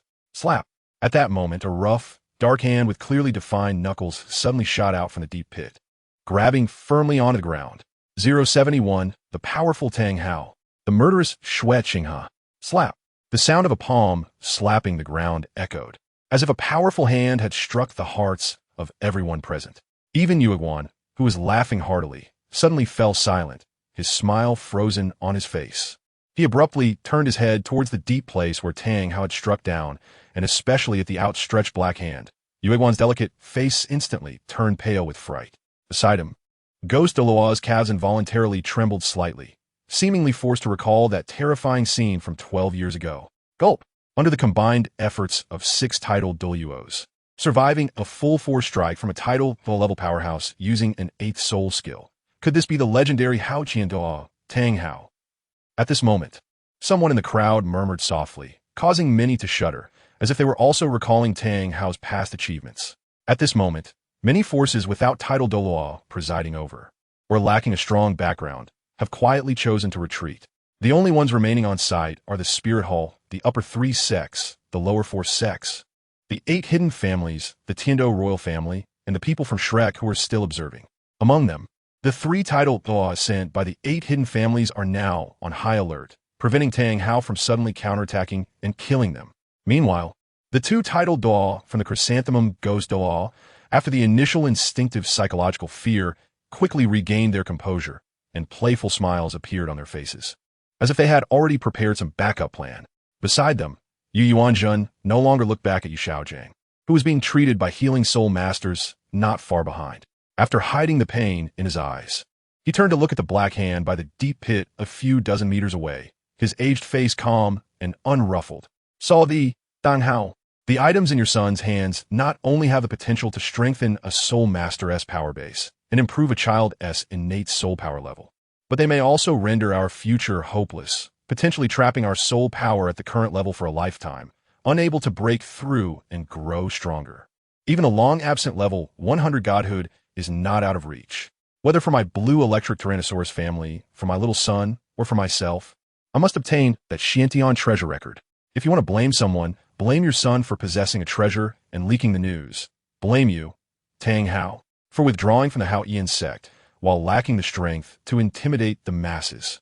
As previously stated, in the face of the opportunity for level 100 godhood. All obstacles will be cleared away.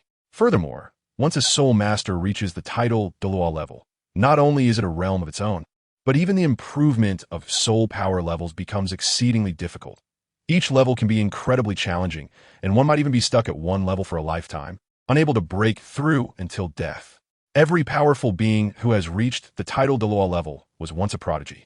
How could they calmly accept the fate of dying without being able to break through their power level? And precisely because they are true prodigies. When the Heavenly Tao rankings were broadcast, they compared their training methods with Tang San's process of cultivating the Shintian skill, subtly sensing that there might be issues with the soul master system and meditation practices on this continent. Especially after investigating that Tang San often went to the back mountain alone before the age of 6, combined with descriptions from passing villagers. They deduced from the content exposed in the Heavenly Tao rankings that he was cultivating the Shintian skill. After awakening his martial soul as an ordinary blue silvergrass at 6 years old, yet possessing innate full soul power, all major forces instantly concluded the Shintian skill can enhance a soul master's talent.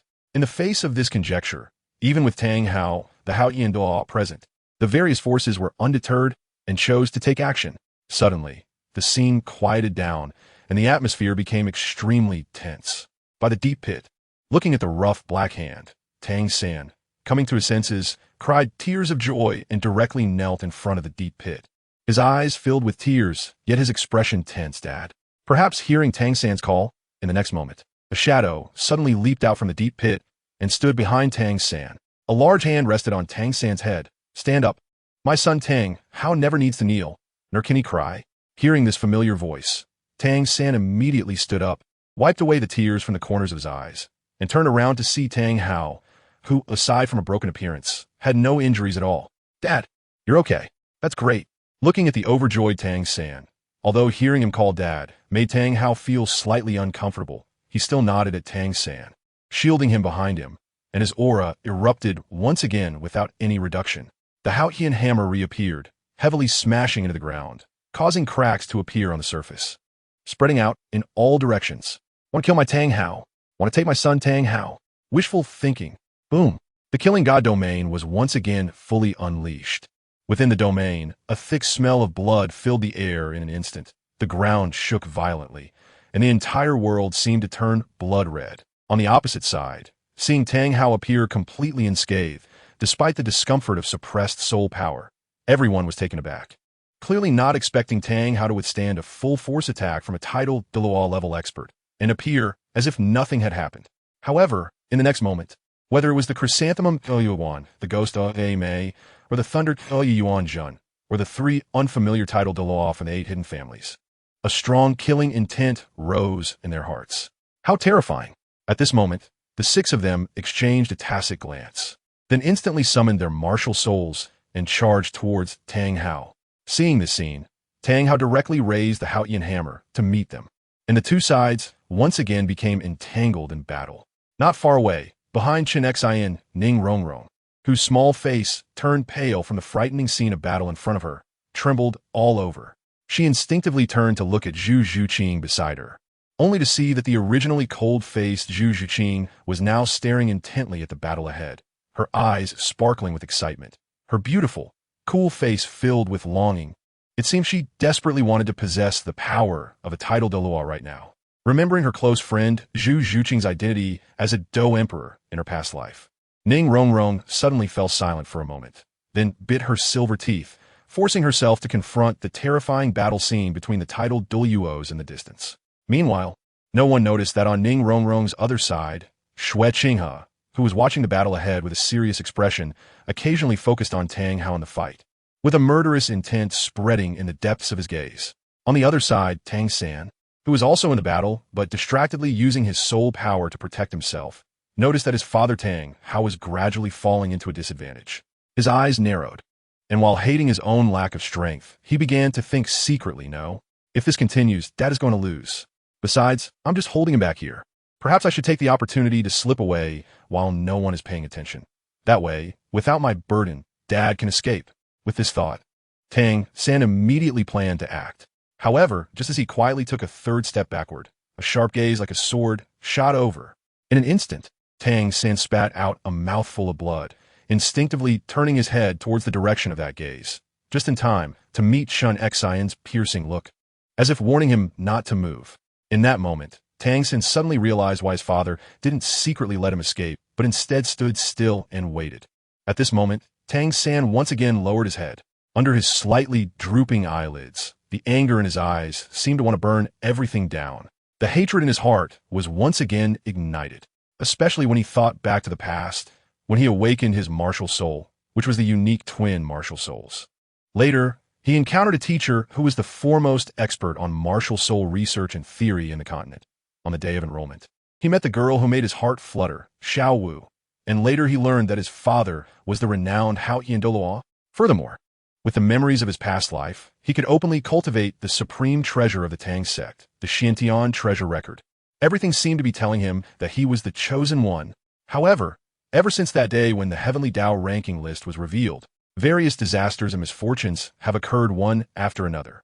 His most respected teacher's life and death were unknown.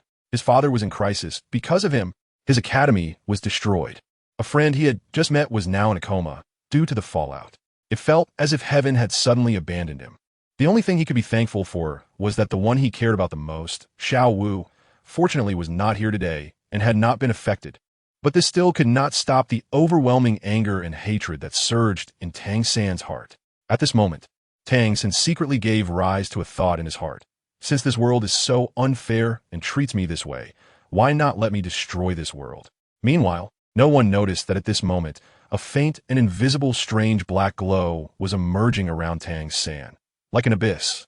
At this moment, not far away, Tang San, who had originally calmed down, suddenly felt an uncomfortable sensation in his heart as he was about to retract his gaze from Shun Xian, with his sword-like eyebrows slightly raised. Just as Tang San was preparing to sense it carefully, he found nothing and thought it was just an illusion, so he didn't pay it any mind. Damn it! The damned 7 treasure, glazed tile school, the damned sword Douluo, Shun Xian, and the most damned Ning Rongrong. If it weren't for you, none of this would have happened today. My teacher wouldn't be in a life-or-death situation. Even my father was attacked. Each of you has a path to death. I will make you all pay the price. I will stop at nothing to make you pay the price.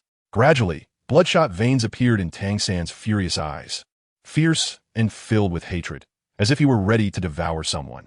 In an instant, the strange black aura surrounding Tang San intensified. However, at this moment, from beneath his slightly lowered eyelids, his fierce gaze turned towards Zhu Zhuqing, who was beside Ning Rongrong. And you, Zhu Zhuqing, if it weren't for you exposing me outside the Star Do forest town back then.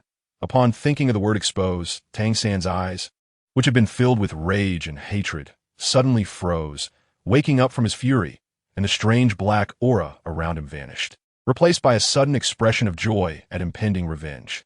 Sensing Tang San's malicious gaze, Zhu Zhuqing instinctively turned her head, only to see that joyful expression on Tang San's face. With a quick thought, Zhu Zhuqing seemed to understand Tang San's intention, and her heart sank. Her cold expression changed, and there was a hint of golden flames appearing in her eyes as she looked at Tang San. On the opposite side, feeling the heat and pain coming from her eyes, Tang San immediately retracted his gaze, shocked. Damn it, that golden flame. Could it be the 4th ranked on the Heavenly Tao's exposure list, the Golden Emperor Burning Heaven Flame? Could it be that the Golden Emperor Burning Heaven Flame became Zhu Zhuqing's 2nd martial soul, the one with a path to death? But Zhu Zhuqing shouldn't be able to unleash the full power of the Golden Emperor Burning Heaven Flame at this moment. However, to prevent any accidents, Tang San quickly suppressed his hatred and anger, instead showing a respectful expression as he bowed towards the front, while directly channeling his soul power and shouting out, "Respected seniors, please stop. I am willing to present the Xiantian treasure record as a gift to all of you. Please, seniors, stop." Tang San's voice echoed above Shrek Academy, with no trace of the blood-red eyes filled with overwhelming hatred and anger just moments ago. It was as if he were inviting his most respected figures. The moment Tang San's voice fell, Zhu Zhuqing felt no hope left. Although her expression cooled down, she did not panic at all, only falling silent. At this moment, whether it was the various powers outside, the battlefield watching, or Tang Hao and the others who were fighting desperately, all of them stopped their actions and turned their gazes towards Tang San upon hearing his voice. On the other side, Tang Hao, who had just halted and separated from Yu Yunjin and the others, instantly appeared beside Tang San, his voice still strong and powerful. Xiao San, with your father here, no one can take anything from you. This is what I, Hao Ian Douluo Tang Hao, say, and I can definitely do it. Xiao San looked at this man before him, who was drenched in sweat and had several wounds on his body. His eyes turned slightly red, and he quickly suppressed the emotions in his heart, shaking his head to stop Tang Hao from continuing. Instead, he turned to look at Yu Yunjin and the other titled Douluo who had appeared nearby at some point. Their gazes fixed on him. Taking a deep breath, he respectfully said, "Respected seniors, as I just mentioned, I will copy out the Xiantian treasure record shortly, and each of you will receive a copy. Surely, what you seniors truly care about is the Xiantian treasure record, rather than this thief in your eyes." As he spoke, Tang San's expression remained extremely respectful, as if the thief he referred to was not himself. Not far away, Chun Xin, seeing Tang San's current performance, couldn't help but exclaim, "Although I don't know what Tang San is plotting now, just based on his demeanor displayed at this moment, he is definitely not a simple character, even without any so-called past life." Hearing this, Xue Qinghe, who had the most say, silently nodded in agreement, but his eyes flickered with a strange color. And he thought to himself, if there is hatred with him, then it must either be resolved early or early extermination. And I can only choose the latter. Blame it on your father. 073 Zhu Zhuqing's killing intent. Is the situation reversing? Likewise, Yu Yunjin and others, seeing Tang San's young age, yet such composure, felt a sense of admiration, but at the same time, a faint sense of vigilance and killing intent arose towards this originally inconspicuous ant. Such a person, the son of the enemy Tang Hao, it's better to kill him along with his father. After all, it's best to eliminate the enemy completely. For a moment, Yu Yunjin and the three members of the Mad Lion all looked at Tang Hao and his son with murderous intent. As for the Chrysanthemum Douluo and the Ghost Douluo, who had long-standing grudges against Tang Hao, their goal from the very beginning was very consistent: to completely eradicate Tang Hao's family. What a clever little guy. It seems we might be reluctant to kill your little brother. With his left arm crossed over his chest and his right hand holding a blooming golden chrysanthemum, Yu Egwan's face, more beautiful than a woman's, wore a charming smile, as if a lovely neighbor sister were giving compliments. Tang San, who was confused, had just begun to show a hint of a smile, as if he could already see the scene where he would control the situation. However, Yu Egwan's next words sent Tang San into an ice pit. "So, how about we smash all your little brother's bones and use your blood as fertilizer for the little treasures in our garden?" On the side, the ghostly Ghost Douluo, shrouded in ghostly energy, couldn't he help but cackle, saying, "Yu Egwan, that is a good idea. Remember to pick a flower to offer at Tang Hao's grave as a tribute." The people around, hearing Yu Egwan and Gue Mei's words, couldn't help but shiver and retreated in fear. Even the people from the Spirit Hall, who were also watching from the edge of the battlefield, couldn't help but show fear, vowing in their hearts never to offend these two titled Douluo, or it would be better to end their lives early. Meanwhile, Yu Yunjin, hearing their words, turned his head in disdain. If it weren't for the need to deal with Tang Hao today and to obtain the Xiantian treasure record from Tang San, Yu Yunjin would have wanted to leave with his family. Turning his head, Yu Yunjin's gaze swept to Tang San, who was not far from Tang Hao. His eyes first revealed a hint of appreciation, but then turned into disgust. Calm and composed, with deep schemes, he did not disgrace the name of Xiao Gang.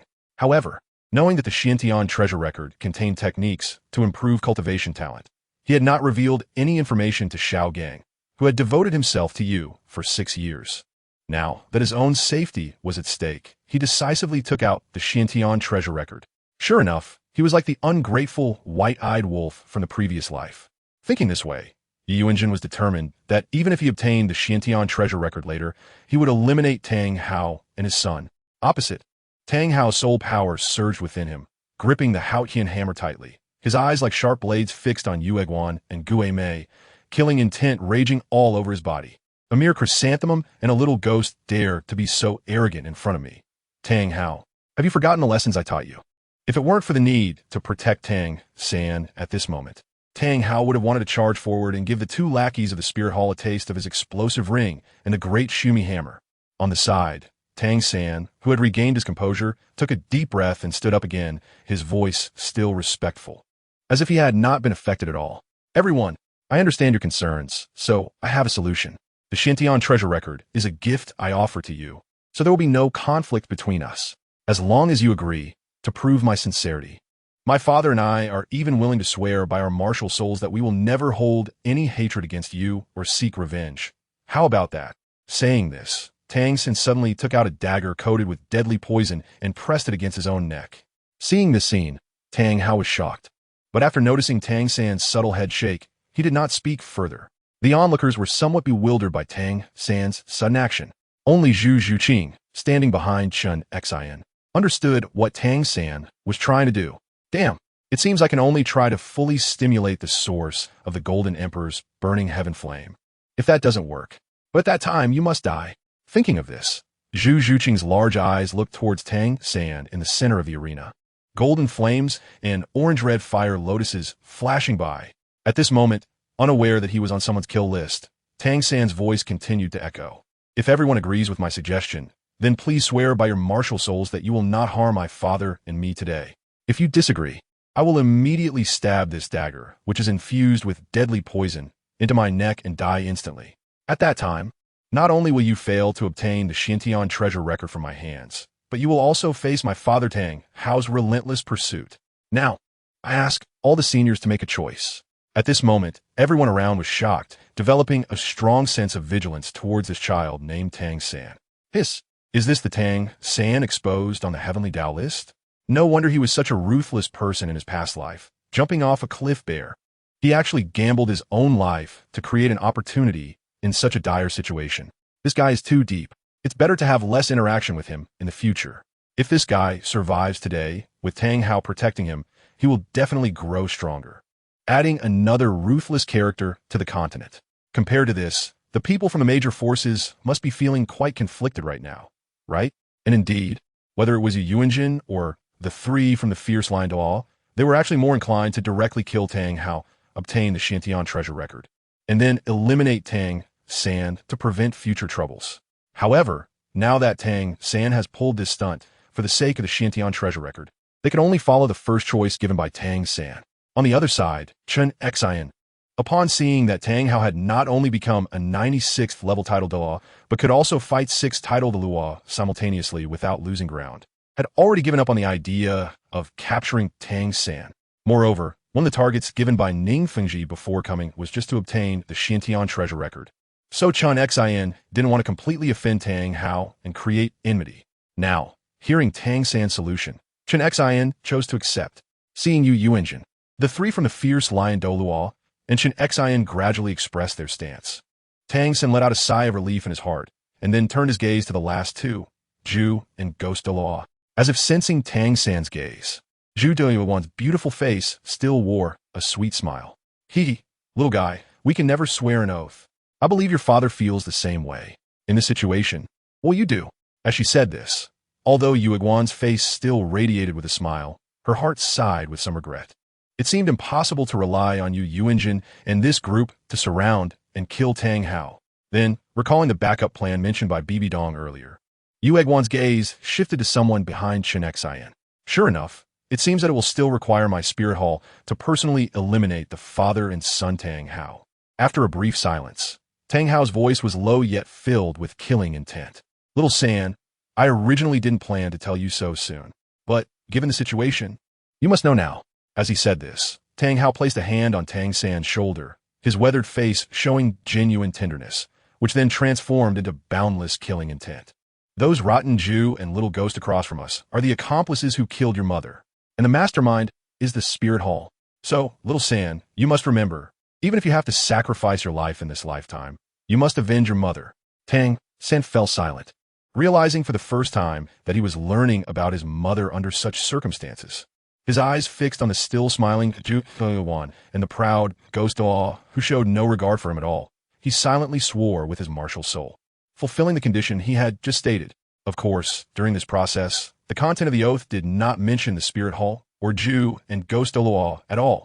Seeing his son do this, Tang Hao also swore by his martial soul. On the opposite side, Yu Yuanjin, the three from the fierce line Douluo, and Chen Xian also swore by their respective martial souls after witnessing Tang Hao and his son's actions.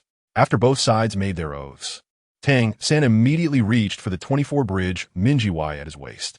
A long table, A stack of papers, a pen, and a pile of ink appeared on the scene. And then Tang San began to write, seemingly unconcerned about being attacked by the Spirit Hall members and Yu Egwan and Ghost. In fact, since both sides had just sworn by their martial souls, the originally surrounding Yu Yuanjin and the three from the fierce line Douluo were now silently guarding against Yu Egwan and Ghost. Even Chun Xian's sword-like eyes occasionally swept over Yu Egwan and Ghost, with an obvious warning in his gaze. The purpose of all the forces coming here was to seize the Xiantian treasure record, now that they were about to obtain it. How could they allow others to ruin it? They also didn't want to turn against the major forces at this moment. So Yu Egwan and Ghost led the Spirit Hall members and took no further actions, quietly waiting for Tang San to finish copying. When Tang San stopped writing, the 7 treasure glazed tile school, the blue lightning tyrant dragon family, and the hidden 8 great families who had just sworn by their martial souls received the handwritten copy of the Xiantian treasure record, and it was then that the Spirit Hall would eliminate Tang, Hao, and his son. The scene instantly fell silent, and the atmosphere eased a bit.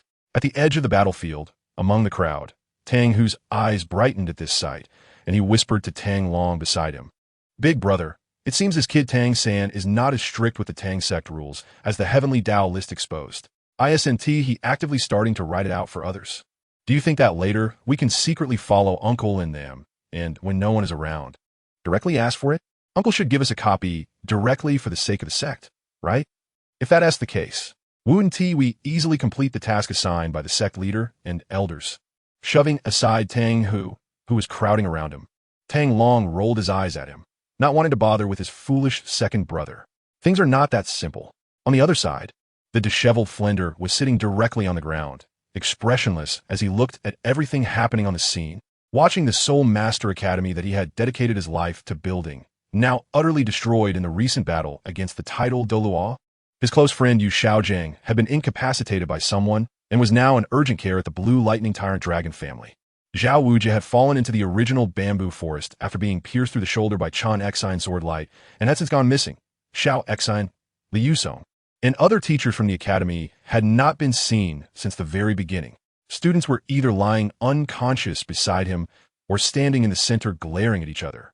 Most importantly, the Platinum Bishop of the Spirit Hall had just announced the punishment results for him and Shrek Academy. Dissolution of Shrek, never to be rebuilt in this lifetime. Additionally, a fine of 100,000 gold soul coins. In that moment, Flander felt as if his heart had turned to ashes.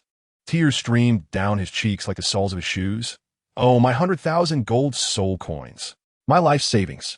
What Flander didn't know was that this leniency was granted to him by Salus, who held a certain position in the Spirit Hall and was aware of some past events involving Pope Bibi Don and Yu Xiaojiang.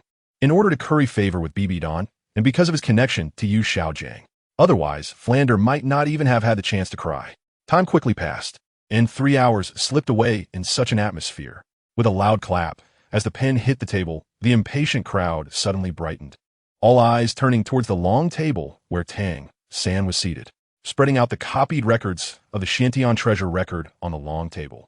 Tang San then stood up, raised his head, and looked at everyone, still maintaining a respectful attitude. "Mr. Yu Yuanjin, the 3 seniors of the Mad Lion, Senior Chun Xian, and His Royal Highness, the Xiantian treasure record has been copied.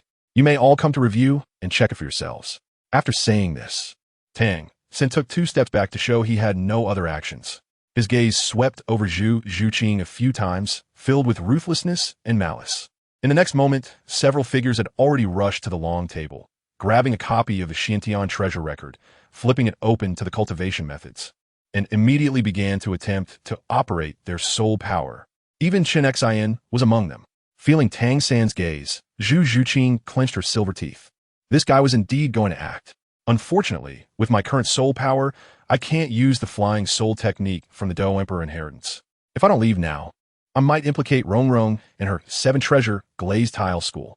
Just as Zhu Zhuqing was internally conflicted, a pale hand suddenly landed on her shoulder. "You are Zhu Zhuqing, right? Although I don't know what grievances you have with Tang San, as a friend of Rong Rong, I just want to remind you to be careful." His gaze toward you just now was very unsettling. Instinctively following the voice, she saw Shui Qinghe speaking to her, his hand resting on her shoulder. Frowning slightly, just as Zhu Zhuqing was about to brush off that hand, she saw Shui Qinghe retract it, still maintaining his elegant and affable demeanor, his gaze clear. Thank you. Understanding that Xue Qinghe did not mean to take advantage, Zhu Zhuqing still spoke coldly in gratitude.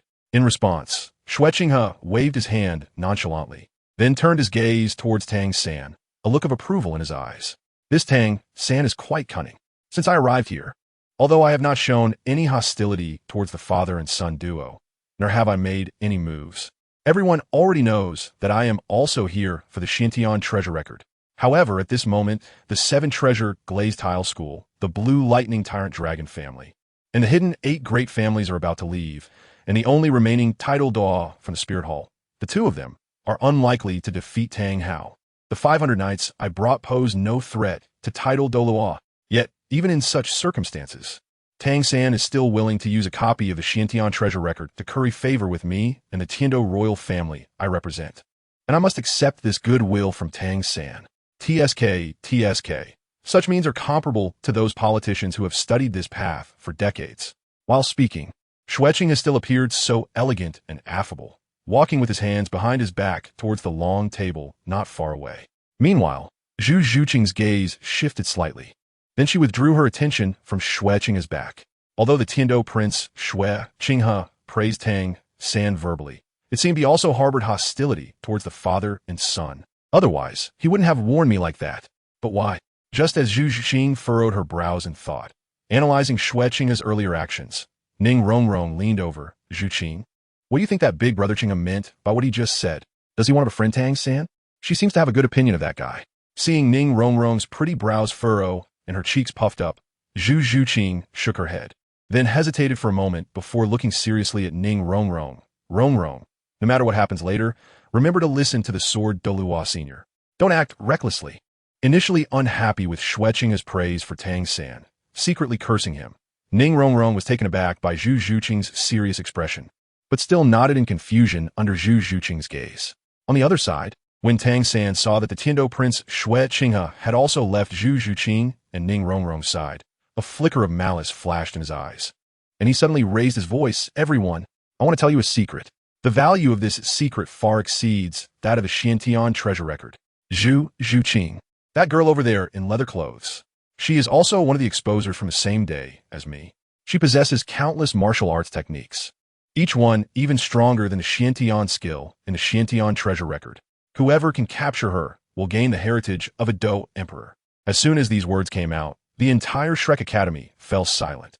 All eyes filled with shock as they turned to look at the icy Zhu Zhuqing, who was standing with Ning Rongrong. Even the title Douluo who had been trying to operate the Xintian skill suddenly opened their eyes wide and turned their heads to look at Zhu Zhuqing.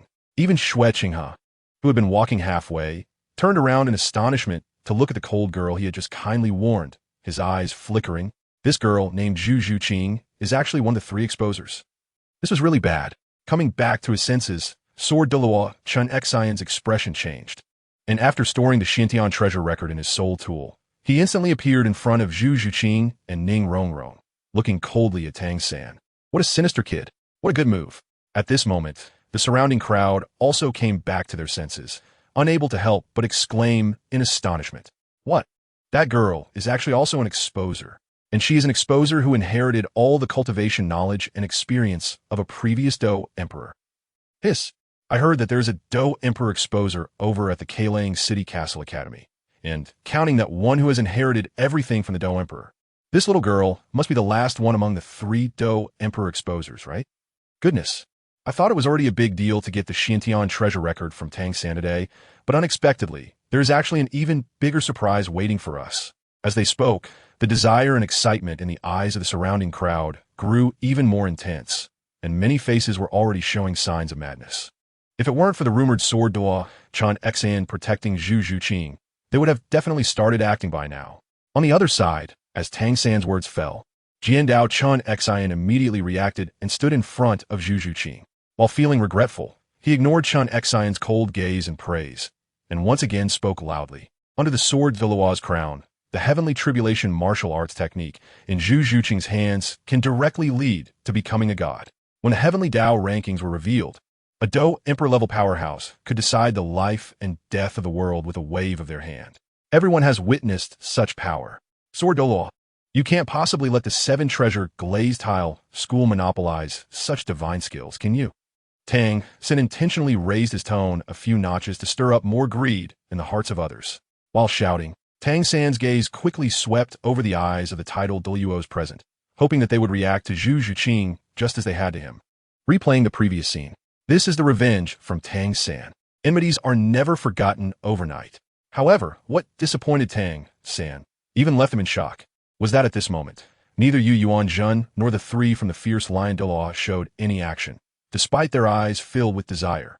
Even the ghost Douluo from the spirit hall, not far away, merely looked surprised, seemingly shocked by Zhu Zhuqing's identity revelation, without any further movement. For a moment, Tang San's eyes couldn't help but widen in disbelief. What? What is going on? Why aren't they trying to seize Zhu Zhuqing? Behind him, Tang Hao's deep voice came, because beside Zhu Zhuqing stands a sword Thaw Chun Exan, representing the attitude of the seven-treasure glazed tile school. At the same time, there is that unknown Douluo who is a powerful Do emperor, offending his father and son. These people would at most be entangled with us, maybe have a fight, with a few casualties. The consequences would be within the scope of what they and their backing forces can bear. But if they offend a Do emperor, their entire sect or family could be annihilated, with no force able to resist. Therefore, even if it's just a possibility, they don't dare to take the risk. This is the true respect for strong. At that moment, Tang Sen seemed to once again witness the true rules of this continent. What does it mean to be strong? A Do emperor-level powerhouse? No. At this time, Tang Hao stepped forward and declared, someone like me. As soon as the words fell, Tang Hao directly summoned his Haotian hammer martial soul and swung it fiercely towards Sword Douluo Chun Xin. Haotian hammer. Chaotic wind. Haotian 9 extremes. Shock. Seeing that Tang Hao actually dared to make a move, Yu Yuan Jun and the others also felt a surge of excitement. After all, the temptation was too great. And the onlookers around, upon seeing someone really attacking Zhu Zhuqing, were all filled with greed, suddenly darting out from the crowd. Their expressions greedy and fierce as they rushed towards Zhu Zhuqing. Of course, many chose to stay and watch the show, remaining in place with their eyes glued to the chaotic developments. On the spot, Chun Xan glanced at the miscellaneous fish rushing in from all sides and the approaching Tang Hao. His gaze turned cold, and he directly summoned the 7-killing domain in an instant, centered around Chun Xan within a radius of 30 meters. All Soul Masters suddenly felt their attack power reduced by 90%, their defensive ability reduced by 70%, and their speed also reduced by 70%. Everyone was shocked. Then, in the next moment, an even more despairing scene unfolded. In the center of the domain, 9 soul rings appeared beneath Chun Xan, summoning the 7-killing sword, and then the 5th black soul ring lit up. 5th soul skill. Shock the world. 076 Bone Yong appears. The hidden old 6th. In an instant, countless powerful sword energies surged from Chun Xan's position, slicing in all directions. I was wrong. Let go. Chun Xan, you old bastard. After that, Chun Xan didn't even look at the miscellaneous fish, his gaze fixed solely on the hammer-wielding Tang Hao. Boom! At that moment, a blood-red domain filled with the scent of blood and slaughter also unfolded, directly countering the negative suppression effect of the 7-killing domain on Tang Hao. Facing his own 5th soul skill, just the chaotic wind hammer technique, after stacking 2 hammers, easily broke through. Even Tang Hao's own violent aura was further enhanced. It was as if he wanted to completely hammer Chun Xan down right there. Afraid of you? Seeing Tang Hao make such a move, Chun Xan showed no fear. Instead, his sword brows slightly furrowed as he faced Tang Hao's Haotian hammer head on. 10,000 swords conceal the edge. Do not disturb the red dust. First soul skill. The sword draws forth. Sword energy crisscrossed. Cold light for thousands of miles. Fury slashes the gods and demons. 9th soul skill. God and demon double slash. As Chun Xan leaped into the air, his 1st and 9th soul rings shone brightly, and he suddenly slashed out with his sword. In an instant, a massive space was released in the sky, shooting out countless beams of sword light, capable of devastating the world, possessing extremely strong attack power, even able to instantly kill a titled Douluo of the same level. The sky-covering sword light descended directly onto the hammering Tang Hao.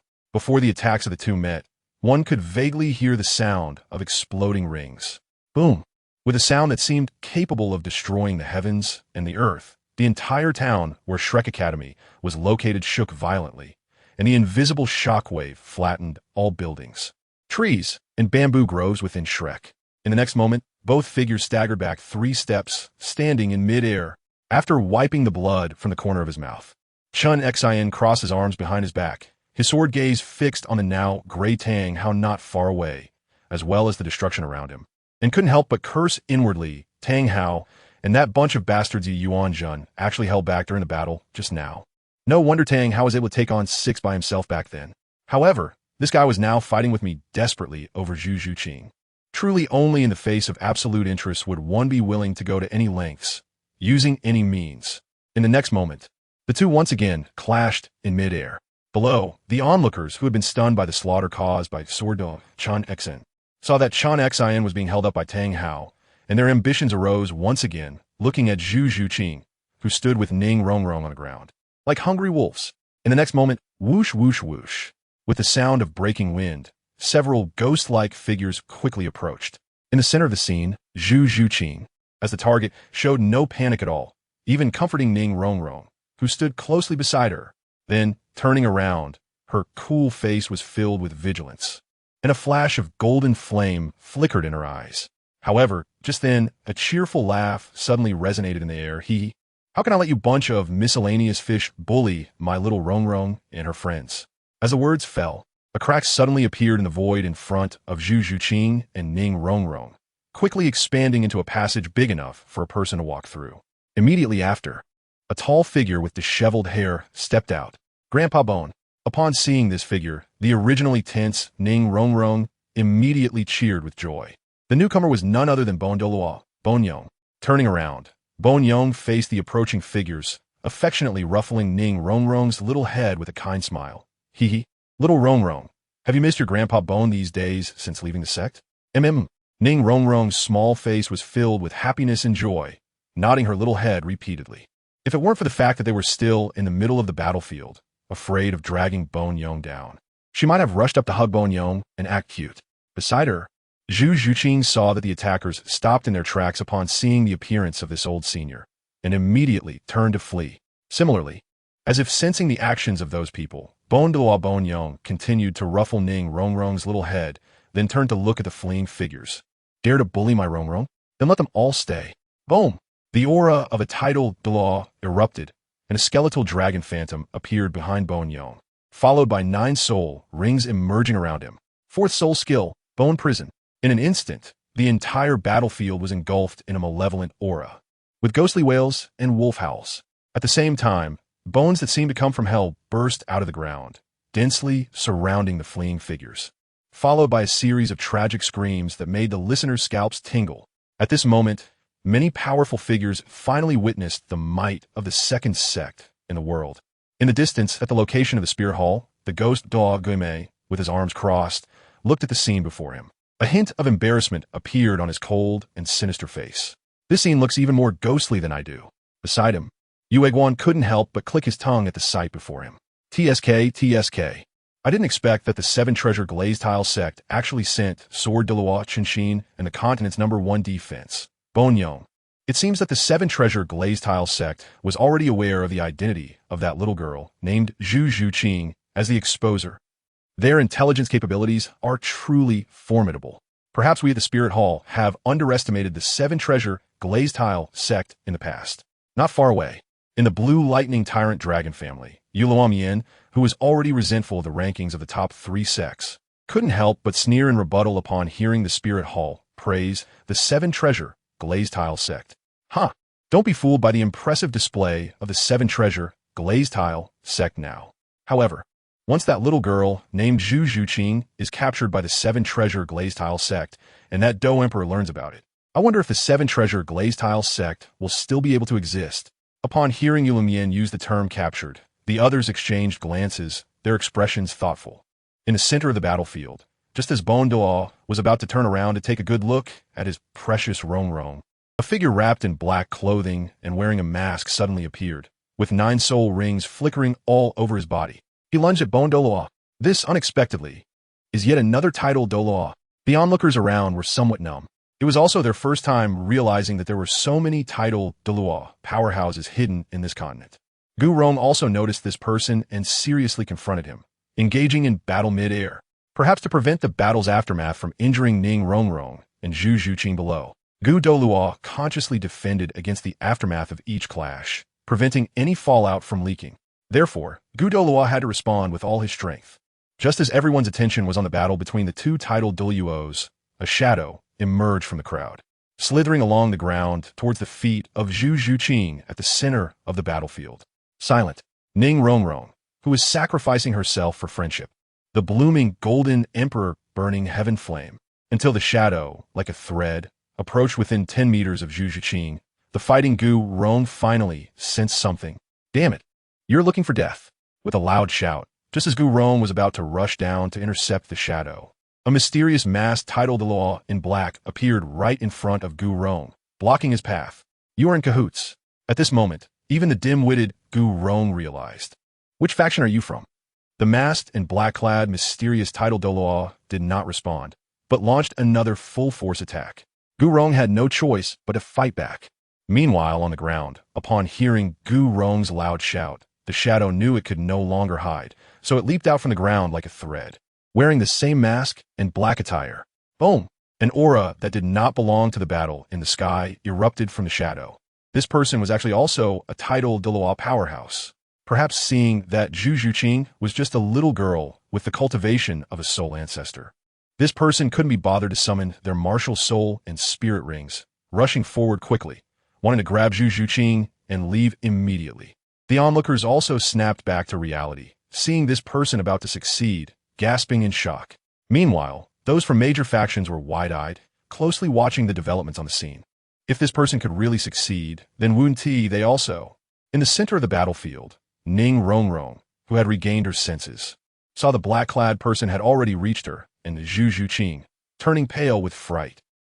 Beside her, Zhu Zhuqing, who had already sensed the first black-clad person's appearance and Gu Douluo's distraction, now saw another black-clad person charging toward her. A faint sneer appeared on her cold face, and golden flames suddenly ignited in her eyes. Golden Emperor burning heaven flame, it's time for the people of this continent to know your name. Just as Zhu Zhuqing was about to take action, she heard Ning Rongrong's terrified scream, and in the next moment, she saw Ning Rongrong's violently trembling body suddenly appear, stretching her thin and weak arms to shield Zhu Zhuqing. It was as if the scene of Zhu Zhuqing protecting Ning Rongrong back then was being replayed. Only this time, the roles were reversed. Right in front, the black-clad person had already rushed to the two girls, preparing to capture Zhu Zhuqing, the exposed Do Emperor, but was momentarily stunned to see the little princess of the Seven Treasure glazed tile school suddenly leap out, eyes closed, blocking in front of the target. Recovering quickly, the black-clad person's eyes shone with cold light beneath the mask, their raised right hand glimmering with sharp cold light, and then they struck down fiercely, slicing through the air. In the sky, Gu Rong and Shun Xian, who were still fighting, both noticed this scene and were terrified. Damn it! If you dare to hurt Rongrong, my Seven Treasure glazed tile school will not rest until we settle this with you. Stop! How dare you? Do you believe I will go to the Netherworld and the Yellow Springs to make you pay the price? In the center of the battlefield, Ning Rongrong, trembling and with her eyes tightly shut, heard the shouts of Chun Xian and Gu Rong, and felt the sharp aura in front of her. I'm sorry, Grandpa's sword. Grandpa Bone. This time, little Rongrong might really die. I hope that old man, that grouchy old man, won't be too sad when he hears the news. But Rongrong does not regret. I hope that with Rongrong's life, I can exchange for a glimmer of hope for Zhuqing. Just as Ning Rongrong awaited death, she suddenly felt arms wrapping around her neck from behind and warmth enveloping her. Instinctively opening her eyes, she was greeted by a sea of golden flames, beautiful and magnificent. Like a dream, seeing such a scene for the first time, Ning Rongrong couldn't help but widen her eyes, her small mouth slightly agape, somewhat entranced. However, unlike Ning Rongrong, who was wrapped in the golden flames and admiring the beautiful scenery, everyone, whether in the sky as two battlefields or around the edges of the battlefield below, looked at the central scene filled with golden flames and the two girls within, their expressions filled with unspeakable terror and shock. The scene was silent. A pin drop could be heard. Dead. A dignified, tidal Douluo powerhouse, merely unable to react, was turned to ash the moment their palm touched the golden flames. How terrifying! Gulp. Someone, scared and swallowing hard. The sound reached everyone's ears. Yet at this moment, no one mocked them. Instead, they all snapped back to reality, quickly retreating several steps before stopping. Is this the Golden Emperor burning heaven flame exposed on the Heavenly Dao rankings? It's truly terrifying. A tidal Douluo powerhouse was burned to nothing just by touching the Golden Emperor burning heaven flame? How horrifying. I remember. The exposer of the Golden Emperor burning heaven flame seems to be the Dou Emperor, known as Gu Suna in her past life. In other words, this little girl named Zhu Zhuqing is the reincarnation of Gu Suna. Now that you mention it, I remember that Gu Sunan, the heavenly rankings, was not only powerful, but also very clever. And this Zhu Zhuqing clearly had the means to kill a tidal Douluo from the very beginning. Yet she hid it until that black-clad person approached. And then she unleashed her power to kill the enemy. Truly clever as always. In midair, the other black-clad person who saw their companion meet such a fate had already begun to think of retreating. But just as they were about to escape, they were intercepted by Gu Rong, who had also regained his senses, with a face filled with both luck and anger. And the two engaged in battle once more. On the other side, Tang Hao saw that Zhu Zhuqing below not only was he captured, but also had the means to counterkill a tidal Douluo, causing alarm bells to ring in his heart. Immediately, he transformed into a more intense, killing intent. His cold gaze shot towards Zhu Zhuqing. Today, I must eliminate this girl. Otherwise, my son and I will truly be in danger. I must find an opportunity to strike decisively. Just as Tang Hao was about to make his move, he was blocked by Chun Xin, who had also reacted. Tang Hao, your opponent is me. With no choice, Tang Hao could only engage in battle with Chun Xin once more. Below, Ning Rongrong, who was originally admiring the beautiful scene of golden flames filling the sky, suddenly saw the flames dissipate in an instant, the beauty disappearing in a blink. At the same time, she felt a weight on her back. Instinctively turning her head, she saw Zhu Zhuqing, pale and leaning against her back. Her expression changed, and just as she was about to speak, she realized and quickly covered her mouth, whispering, Zhuqing, what's wrong? 078 old 6 reappears. 3 seals combined. Zhuqing, are you okay? Ning Rongrong's voice was filled with urgency. At this moment, with a pale face, Zhu Zhuqing opened and closed her mouth as if she was saying something, but apart from Ning Rongrong, no one else could hear her. However, those with sharp eyes around noticed Zhu Zhuqing's pale complexion and began to discuss among themselves. It seemed that for Zhu Zhuqing, who had only reached the Soul Sovereign level, summoning the Golden Emperor's burning heaven flame was still too strenuous. Indeed, it appeared that she could only exert the power of a single strike. As a result, the terrifying threat posed by this little girl, before she had fully grown, would be significantly reduced. In the sky, Tang Hao, who was engaged in battle, also noticed Zhu Zhuqing's current state and couldn't help but feel delighted. Then his expression turned fierce, and the 7th black soul ring and the 9th red soul ring on his body suddenly shone brightly. 7th soul skill, Hao Yin True Body. 9th soul skill, Ling Tian Strike. Seeing this, Chun Xin, not daring to be careless, immediately activated his 7th soul skill, 7 killing True Body, and his 9th soul skill, God Demon 2 Slashes, charging towards Tang Hao. However, unexpectedly, Tang Hao's massive phantom suddenly threw out the Hao Ian Hammer's phantom, and the target was not Chun Xion's 7 killing True Body, but Zhu Zhuqing and the other girl in the center of the battlefield below. Meanwhile, Tang Hao himself quickly dodged Chun Xion's 9th soul skill with the support of the 2nd soul bone skill of the Blue Silver Emperor's right leg bone. Oh no! Old bones! Upon seeing this, Chun Xion shouted loudly. On the other side, Bone Doa Gurong, who was preparing to kill the black-clothed masked man, instinctively reacted to Chun Xion's shout. Years of tacit understanding made his body flash, and he instantly teleported to the mid-air between the Hao Ian Hammer's phantom and Zhu Zhuqing. His 7th soul ring and 9th soul ring began to flicker. 7th soul skill, Ancient Dragon True Body. 9th soul skill, Bone Transformation Divine Dragon. Roar. In the next instant, a massive bone dragon soared into the sky, roaring towards the heavens, its voice resonating, even audible in Suodo City. At this moment, the Hao Ian Hammer's phantom, which carried unmatched might, finally smashed down. Bang! A thunder-like loud sound suddenly echoed through the heavens and the earth. Just as everyone was tense and focused on the outcome of the battle between the strongest power and the strongest defense on the Douluo continent. A black-clothed masked man stealthily approached the ground, then suddenly charged towards the pale-faced Zhu Zhuqing, who could only lie on Ning Rongrong's back. At this moment, the eyes visible under the masked man's mask gleamed with a sense of triumph. It turned out that in the sky, the black-clothed masked man, who had been slightly fatigued from the Bon Douluo's attack and was looking for an opportunity to escape, saw the Bon Do rush to take on Tang Hao's fierce attack and decided to abandon his escape plan, refocusing his gaze on Zhu Zhuqing on the ground. While the clam and the snipe fight, it's the fisherman who profits. Now, even that Do Emperor reincarnate had exhausted all his tricks and was powerless. I wonder who can stop me this time. Ha ha! In midair, Bon Douluo Gu Rong had just withstood the immense force of the Haotian hammer's attack when he suddenly sensed that familiar aura approaching again. Turning his head to look down at the ground, Gu Rong immediately shouted with a face full of anger, "Bastard! Stop right there!" But unfortunately, at this moment, he still had to withstand the residual force from the Haotian hammer's attack. Otherwise, whether Zhu Zhuqing, who had the heritage of a Do emperor, would be harmed was uncertain. But his little Rongrong would definitely be reduced to nothing. He simply couldn't extricate himself. At this moment, Bon Douluo Gu Rong was almost exploding with anger. Damn it, who the hell is this bastard trained by that force?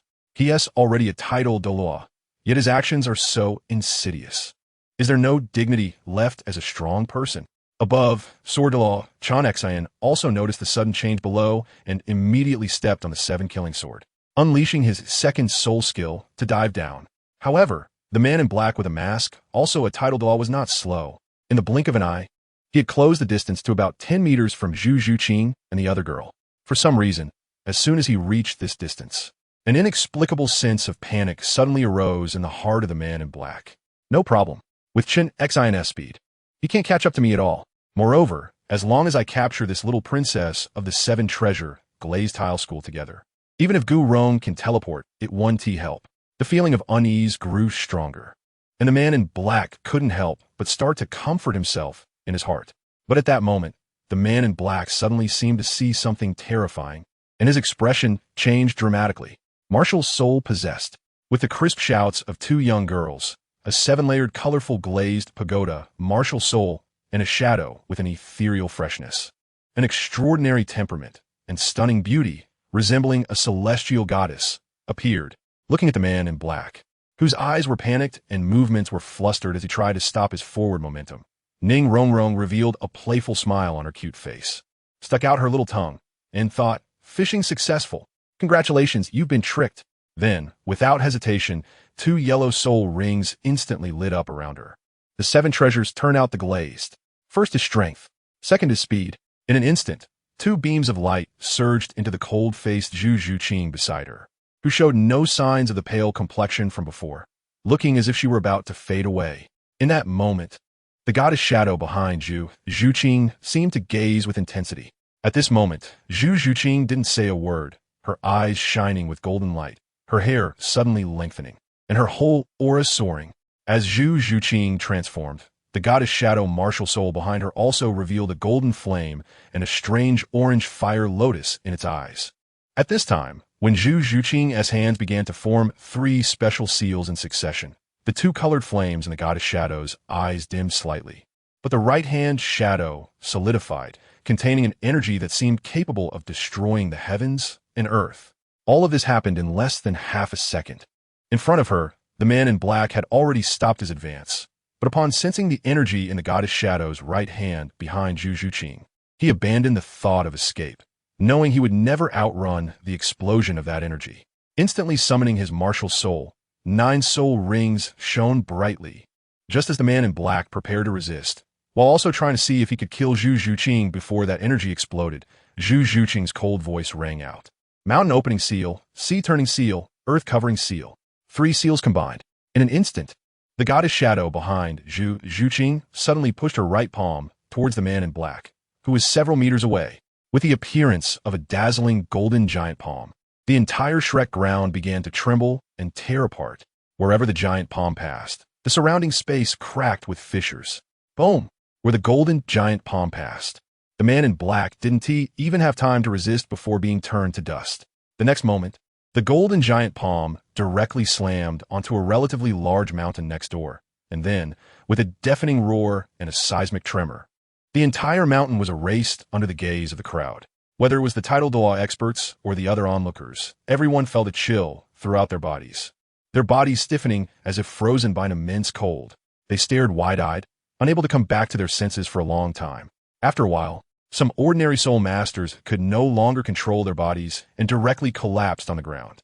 At this moment, it seemed as if a switch had been activated, and the entire Shrek Academy was filled with countless sounds of sharp inhalations. Hiss! Hiss! What is this technique? So terrifying. Hiss! The whole mountain just vanished. Is this power really something that humans can control? At this moment, in the direction of the blue lightning tyrant dragon family, Yuanjin was still in a daze. With cold sweat all over his forehead, in a hidden family position, the three tidal Douluo couldn't help but exchange glances, trembling all over. At the spear hall, Ghost Douluo, who had originally crossed his arms, didn't know when his hands had dropped, his face already pale, now even more covered in cold sweat. Beside him, Zhu Yuan was so frightened that his face lost color, his lips shaking uncontrollably. At this moment, when the tidal Douluo came back to their senses and looked towards the original center of the battlefield with the others, especially upon seeing the culprit that caused everyone's worldview to collapse, who was now also pale and gasping for breath, being supported by Ning Rongrong, their mouths twitched. Could it be that this insidious little girl thought that killing two tidal Douluo was not enough and was planning to lure a few more over to kill again? Especially when looking at Zhu Zhuqing's clear and bright big eyes, as well as her seemingly harmless and weak appearance. Everyone felt a chill running down their backs, as if they could see the grim Reaper waving at them. Gulp! Everyone swallowed hard, and then collectively took several steps back, as if only this way could they feel a sense of safety. She must have really used her trump card, right? Someone whispered, and was met with countless eye rolls from those around. In the center of the battlefield, supporting the pale Zhu Zhuqing, Ning Rongrong's little face was flushed with excitement. Zhuqing, you're amazing. You actually anticipated that someone would come to ambush us, and you've already taken down two tidal Douluo strongholds. That's incredible. They are tidal Douluo after all. And I didn't expect that I would also be involved in the action of killing tidal Douluo. I have to tell my dad when I go back. It will definitely shock him. Looking at the delighted and excited Ning Rongrong, a faint smile appeared on Zhu Zhuqing's cold and pale face. However, recalling the tidal Douluo who had ambushed them just now, Zhu Zhuqing's heartbeat had not calmed down yet. When she first encountered the ambush of a tidal Douluo, Zhu Zhuqing merely activated the origin of her Golden Emperor Burning Heaven Flame to summon it to burn her enemies. However, at that time, she had already realized how powerful her allure was to tidal Douluo, which made her even more cautious. Unexpectedly, a second tidal Douluo had really appeared to ambush her. This time, Zhu Zhuqing directly drew on part of the power of the Golden Emperor Burning Heaven Flame and the pure Lotus Demon Fire to activate the Emperor Seal technique, simultaneously infusing all her soul power into it. While achieving astonishing results, she had indeed almost drained all her strength. This meant that at this moment, Zhu Zhuqing was not fishing. She was truly extremely weak. However, if another tidal Douluo were to ambush her at this time, he might witness the terror of the pure Lotus Demon Fire, which was even more fearsome than the Golden Emperor Burning Heaven Flame. Swish! Standing on the 7 killing sword. The sword Douluo Qinshin was also looking at the half-squatting Zhu Zhuqing with a shocked expression, unable to hide the astonishment in his eyes. At this moment, Chen Xian seemed to want to say something, but he couldn't find the words. He didn't even know what he wanted to say. On the other side, a passage for one person opened up in the space, and then Bon Douluo Gu Rong stepped out. As expected of a Do Emperor who has been reborn. Even though Miss Zhuqing has only inherited part of her previous life's strength, she can still easily kill a tidal Douluo. It really opens my eyes. Seeing the appearance of Sword Douluo and Bon Douluo, Zhu Zhuqing, who had recovered somewhat, stood up and showed her gratitude. Thank you, seniors, for saving me multiple times. Chen Xian and Gu Rong silently nodded in their hearts when they saw Zhu Zhuqing thanking them with a bow. It's not a problem. Gu Rong raised his hand to touch the few precious strands of hair left on his head and laughed heartily. Miss Zhuqing is a good friend of my little Rongrong, and she has even protected little Rongrong before. So, as elders, we should repay the kindness. Speaking of which, Even we old guys didn't expect that little Zhu Qing actually had such hidden means. Otherwise, with the two of us, we wouldn't have been able to protect Miss Zhu Qing and little Rong Rong. So, we really owe it to little Zhu Qing. The nearby, Sword Douluo, Chun Xian also nodded in agreement with Gu Rong's words. On the side, Ning Rong Rong saw that her two grandfathers were ignoring her, immediately puffed up her cheeks. Oof. I also helped kill that title Douluo, okay. Grandpa Bone, Grandpa Jian. You actually ignore me. I'm angry. Seeing the jealous Ning Rong Rong, Zhu Qing's cold and beautiful face showed a hint of a smile. Yes, it was also thanks to Rong Rong's cooperation that we could successfully kill that title Douluo. Hearing Zhu Qing's words, Ning Rong Rong immediately beamed with joy, hugging Zhu Qing's arm and not letting go. Seeing Ning Rong Rong being so close to Zhu Qing, Chun Xian and Gu Rong exchanged glances, both thinking at the same time. Is this still the little witch from the sect? When did she become so easy to talk to? The two, puzzled, temporarily set aside their doubts and then turned around in unison, their gazes falling on Tang Hao, who had already landed beside Tang San in the distance, with cold smiles on their faces. At this moment, Tang Hao, standing next to Tang San, ignored the gazes of Chun Xian and Gu Rong. Instead, he fixed his eyes on Zhu Qing and couldn't help but sigh inwardly. Damn, it seems I can't kill this girl named Zhu Qing today. In the future, it might be troublesome. Forget it. Let's deal with future matters later. It's not a good place to stay. We should withdraw. Just as Tang Hao was pondering in his heart, a certain point 10,000 meters high in the sky, Di Tian looked at Gu Yuna beside him with surprise and respect, his golden eyes filled with admiration. No wonder the master just stopped his subordinates from acting. It turns out he already knew that the girl named Zhu Qing had such a terrifying trump card. The master really has a keen eye. Hearing Di Tian's praise, Gu Yuna's calm and beautiful face showed a slight emotional fluctuation for the first time, her lips twitching slightly. I just guessed that a reborn Dou Emperor would have some means to defend against enemies. I just wanted to see it. Who would have thought it would be such a terrifying trump card?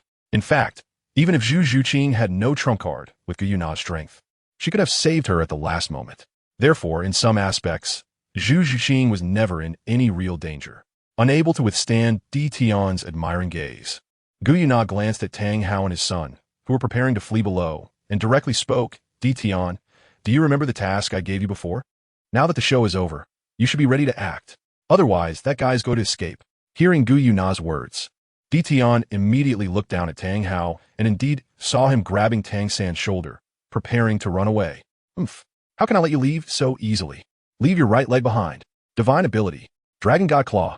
Suddenly, the entire sky became overcast with thunder and lightning and fierce winds. On the ground, Tang Hao, who had just grabbed Tang San's shoulder and was preparing to escape, felt his heart suddenly race, as if a great terror was about to descend upon him. Especially at this moment, feeling the familiar aura from a few days ago that nearly brought him to death, Tang Hao's face changed instantly, and without saying a word, he pulled Tang San and fled toward Shrek.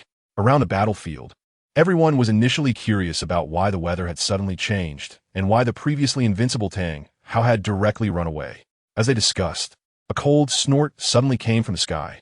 Oomph. On the ground, as Tang Hao was running frantically, he heard that familiar cold snort again, and his rough, dark face turned pale in an instant, making his feet move even faster. But at that moment, a massive black dragon claw appeared out of nowhere, and under the astonished gaze of everyone below, the huge black dragon claw reached out toward the direction Tang Hao was fleeing. Soon, everyone vaguely heard words like explosion ring, great Sumeru hammer, followed by a huge booming sound and the faint sound of Tang Hao's wailing. On the ground, Xue Qinghe, who was also stunned by this change, snapped back to reality upon hearing Tang Hao's wailing and immediately signaled to two figures in the crowd behind him.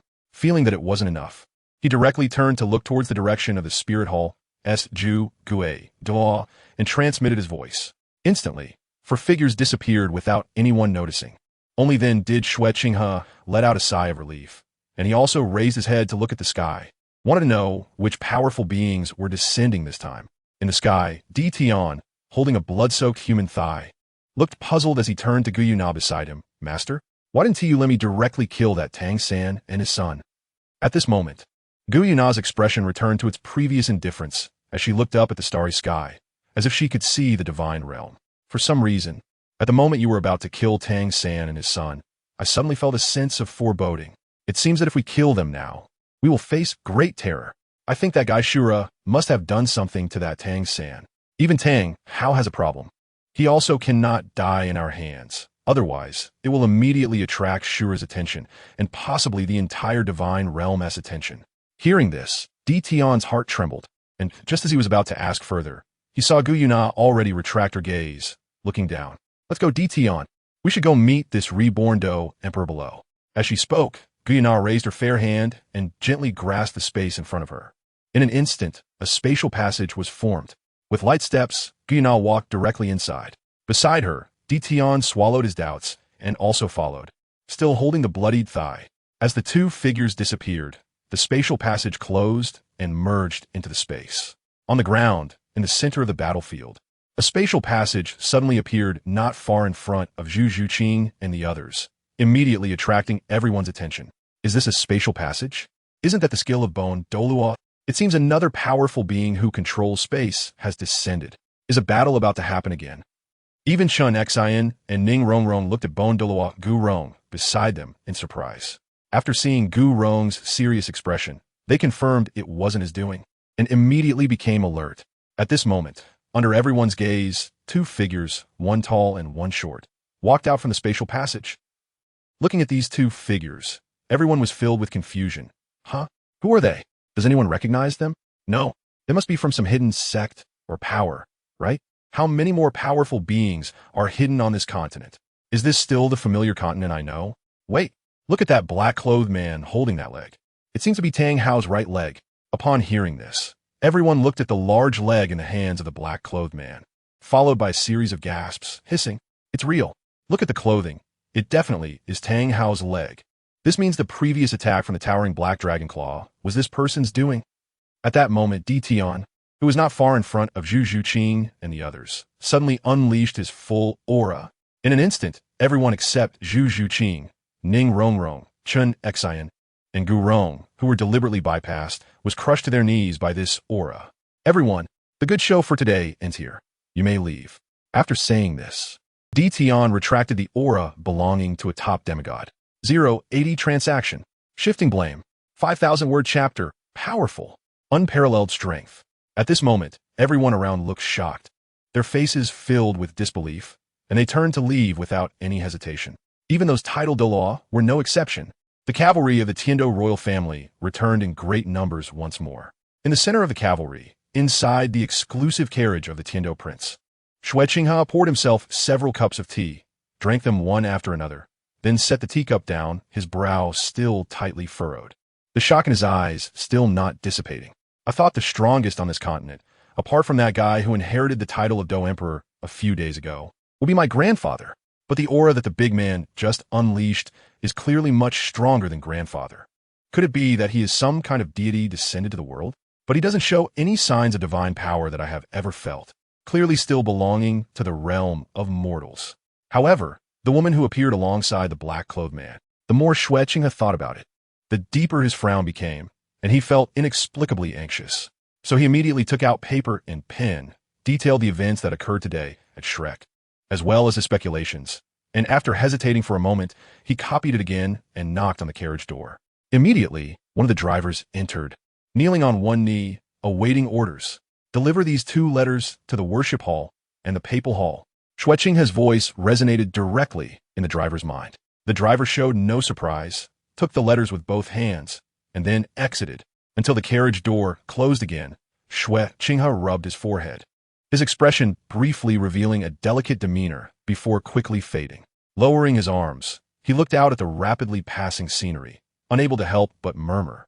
With the exposure of the heavenly Tao ranking and the emergence of the exposer, this continent has begun to change from what it used to be. All kinds of monsters and hidden powers have begun to show themselves. Chaos is about to arrive. Now, what I need to do most is to quickly increase my strength. Perhaps only by inheriting the divine position can I lead the spirit hall to suppress this continent again and restore the peace of the past. Thinking of this, a fierce light flickered in Xue Qinghe's eyes. No, I can't keep playing this acting game with those old fellows. I need to speed up my actions. A few minutes ago, just as Di Tian was about to confront Tang Hao and his son in another small world, a figure clad in blood-red armor suddenly swung the blood-colored long sword in his hand, instantly unleashing a sharp blood-red sword light that swept across the countless despairing faces below. Shura, you shall die. How can scum like you become gods? The heavens are unfair. I hate this. In the sky, the blood-colored figure had a cold expression, not caring for the wails of the people below before their deaths. You do not submit to the rule of the gods, nor do you believe in the gods. You seek death on your own. I, the god of Shura, sentence you to death. With the words of the god of Shura falling, the sounds of wailing and cursing from below had completely vanished, and the entire land was enveloped in a thick smell of blood. In the sky, as the god of Shura looked at all the sinners below dying, he was about to move on to execute judgment elsewhere when suddenly his body paused. Huh? Did something happen to Tang San on Douluo continent just now? Instantly, the god of Shura closed his eyes, carefully sensing the residual aura left on Tang San. After a moment, his eyes suddenly opened wide. What is going on? A third of the fortune on Tang San has already dissipated? Damn.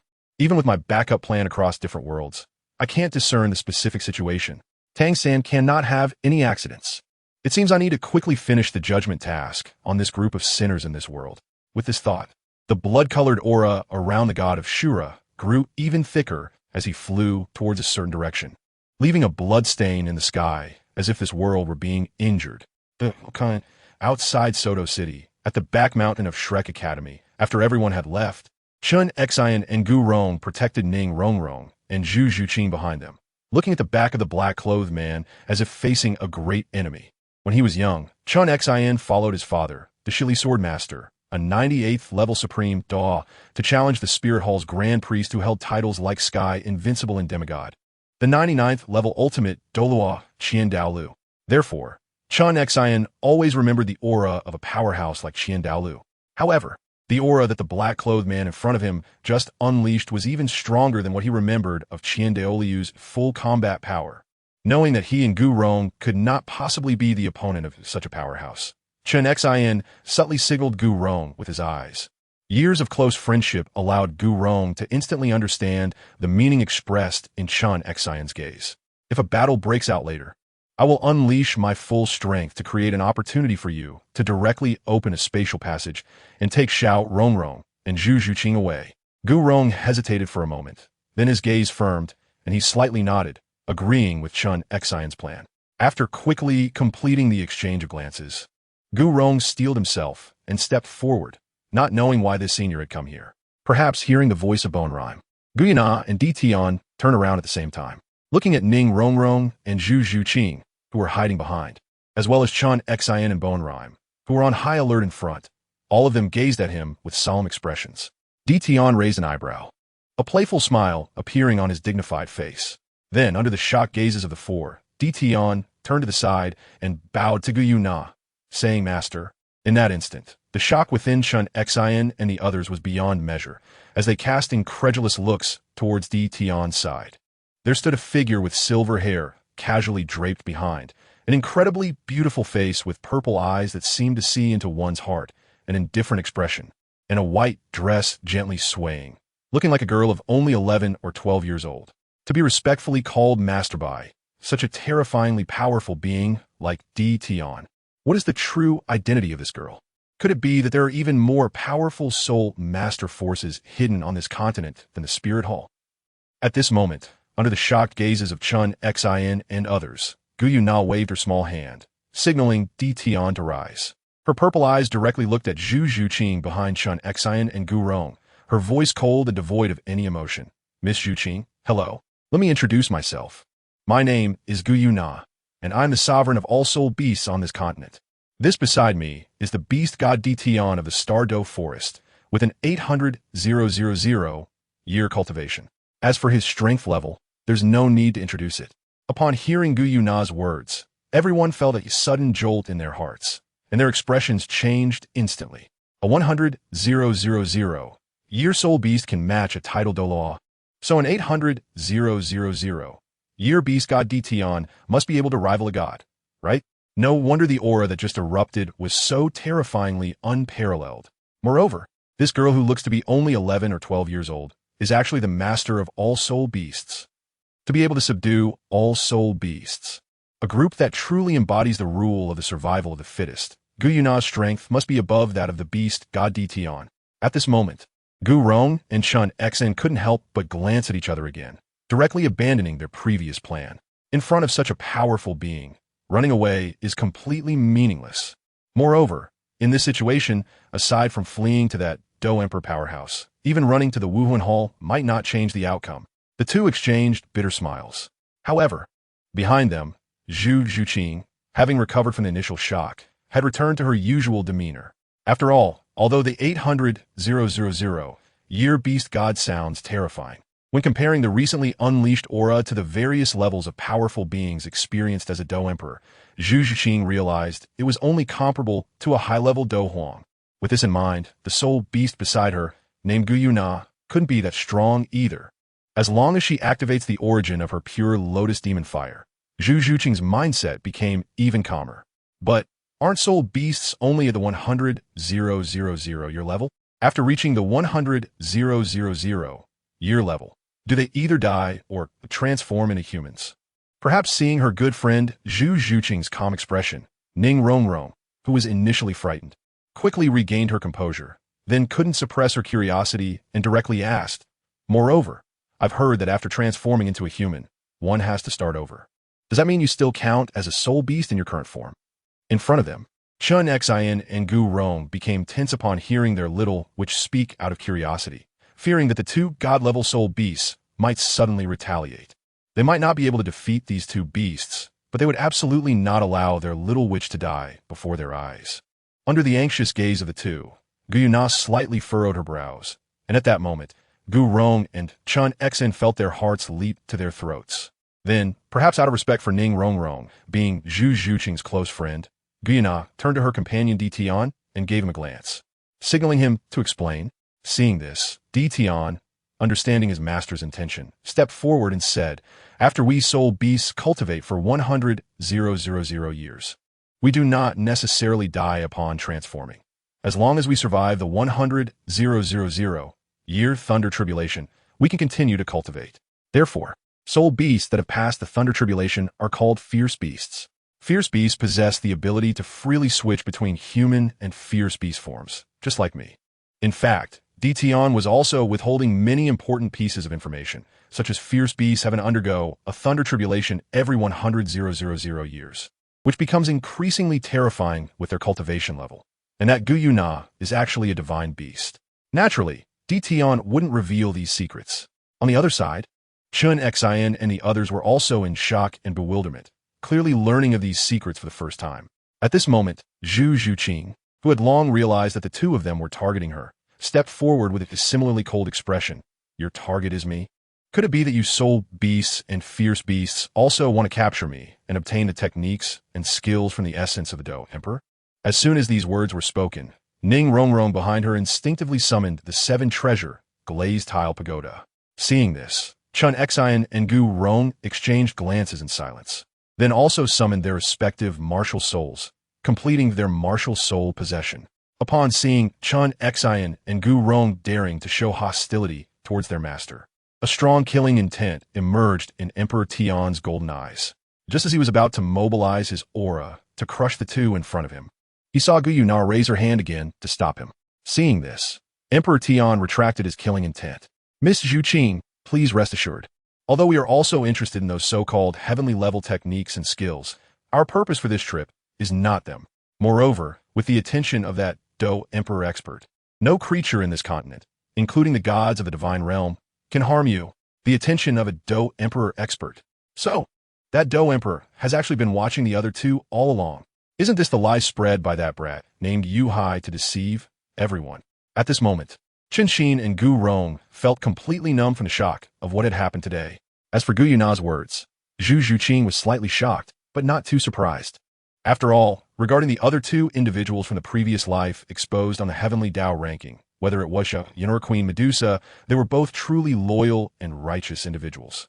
No matter what kind of people they became in this life after reincarnation, as long as they inherited all the memories and emotions from their past life, they would always be influenced by it. Zhu Zhuqing had long suspected this. At this moment, what intrigued Zhu Zhuqing even more was that since the other party was not after her Do Emperor heritage, what exactly were they looking for? Suddenly, Gu Yuna raised her hand, and a powerful divine force enveloped everyone present, preventing anyone who didn't exceed Gu Yuna's strength and wasn't specifically watching her from hearing the conversation inside. We are here to ask you for a favor, or rather, to complete a transaction with you. Surely, as someone who has inherited the Douluo Emperor heritage, you have also noticed the issues with the cultivation system of this continent. Your soul masters have shackles within your martial souls, and the so-called soul power cultivated seems like a rootless floating weed, having no foundation at all, which is why reaching the title Douluo level is nearly the end of the road. The soul rings generated within our soul beasts are the key to unlocking the shackles in your martial souls. At the same time, the time we soul beasts spend on cultivation does not equate to the strength we gain. All of this is actually manipulated by a hidden hand, whose purpose is to completely exterminate us soul beasts while also sealing your human cultivation talents, cutting off your path to cultivation. Without their permission, reaching the title Douluo level is the limit for humans, and achieving 100 levels to become a deity is merely a distant and beautiful dream. And this hidden hand is the gods of the divine realm. Humans are merely their tools for collecting faith and exterminating us soul beasts. It is impossible for you to have the opportunity to stand on equal footing with them. The reason for exterminating soul beasts is that they fear the emergence of divine beasts among us soul beasts that could rival the gods and overthrow their rule. After explaining the relationship between the gods and soul beasts on Douluo continent to Qin and Gu Rong, Gu Yuna continued, therefore, we hope that after Miss Zhu Qing and young friend Yu Hai, as reincarnated Douluo emperors, grow up, they can create a cultivation method that can break the shackles of your human martial souls and create a method that accelerates our soul beast cultivation. As a transaction, both Di Tian and I are willing to personally protect your safety, and even if you need soul rings, I can sacrifice soul beasts beyond their years for you until you grow into soul sage powerhouses. How about it? Qin and Gu Rong were now completely stunned and numb from Gu Yuna's revelations about the gods of the divine realm and the issues with the soul master cultivation system. Although they had vaguely sensed that there seemed to be some issues with their cultivation to the title Douluo level, they never imagined that it was actually the work of the gods manipulating everything, aiming to completely cut off the future of these soul masters. At this moment, the image and status of the gods in the hearts of the two people were completely shattered. Beside them, Ning Rongrong's face was puffed up with anger. HMPF. No wonder our 7-treasure, glazed tile martial soul can only be cultivated to soul sage. It turns out it was all the tricks of the gods from the divine realm. HMPF. What kind of gods are these? Just wait until this young lady encounters those so-called gods, or I'll smash your heads with the 7-treasure glazed tile. HMPF. Opposite them, Di Tian looked at the adorable little human girl in front of him with a strange expression, giving her a thumbs up in his heart. At the same time, he thought to himself, good ambition.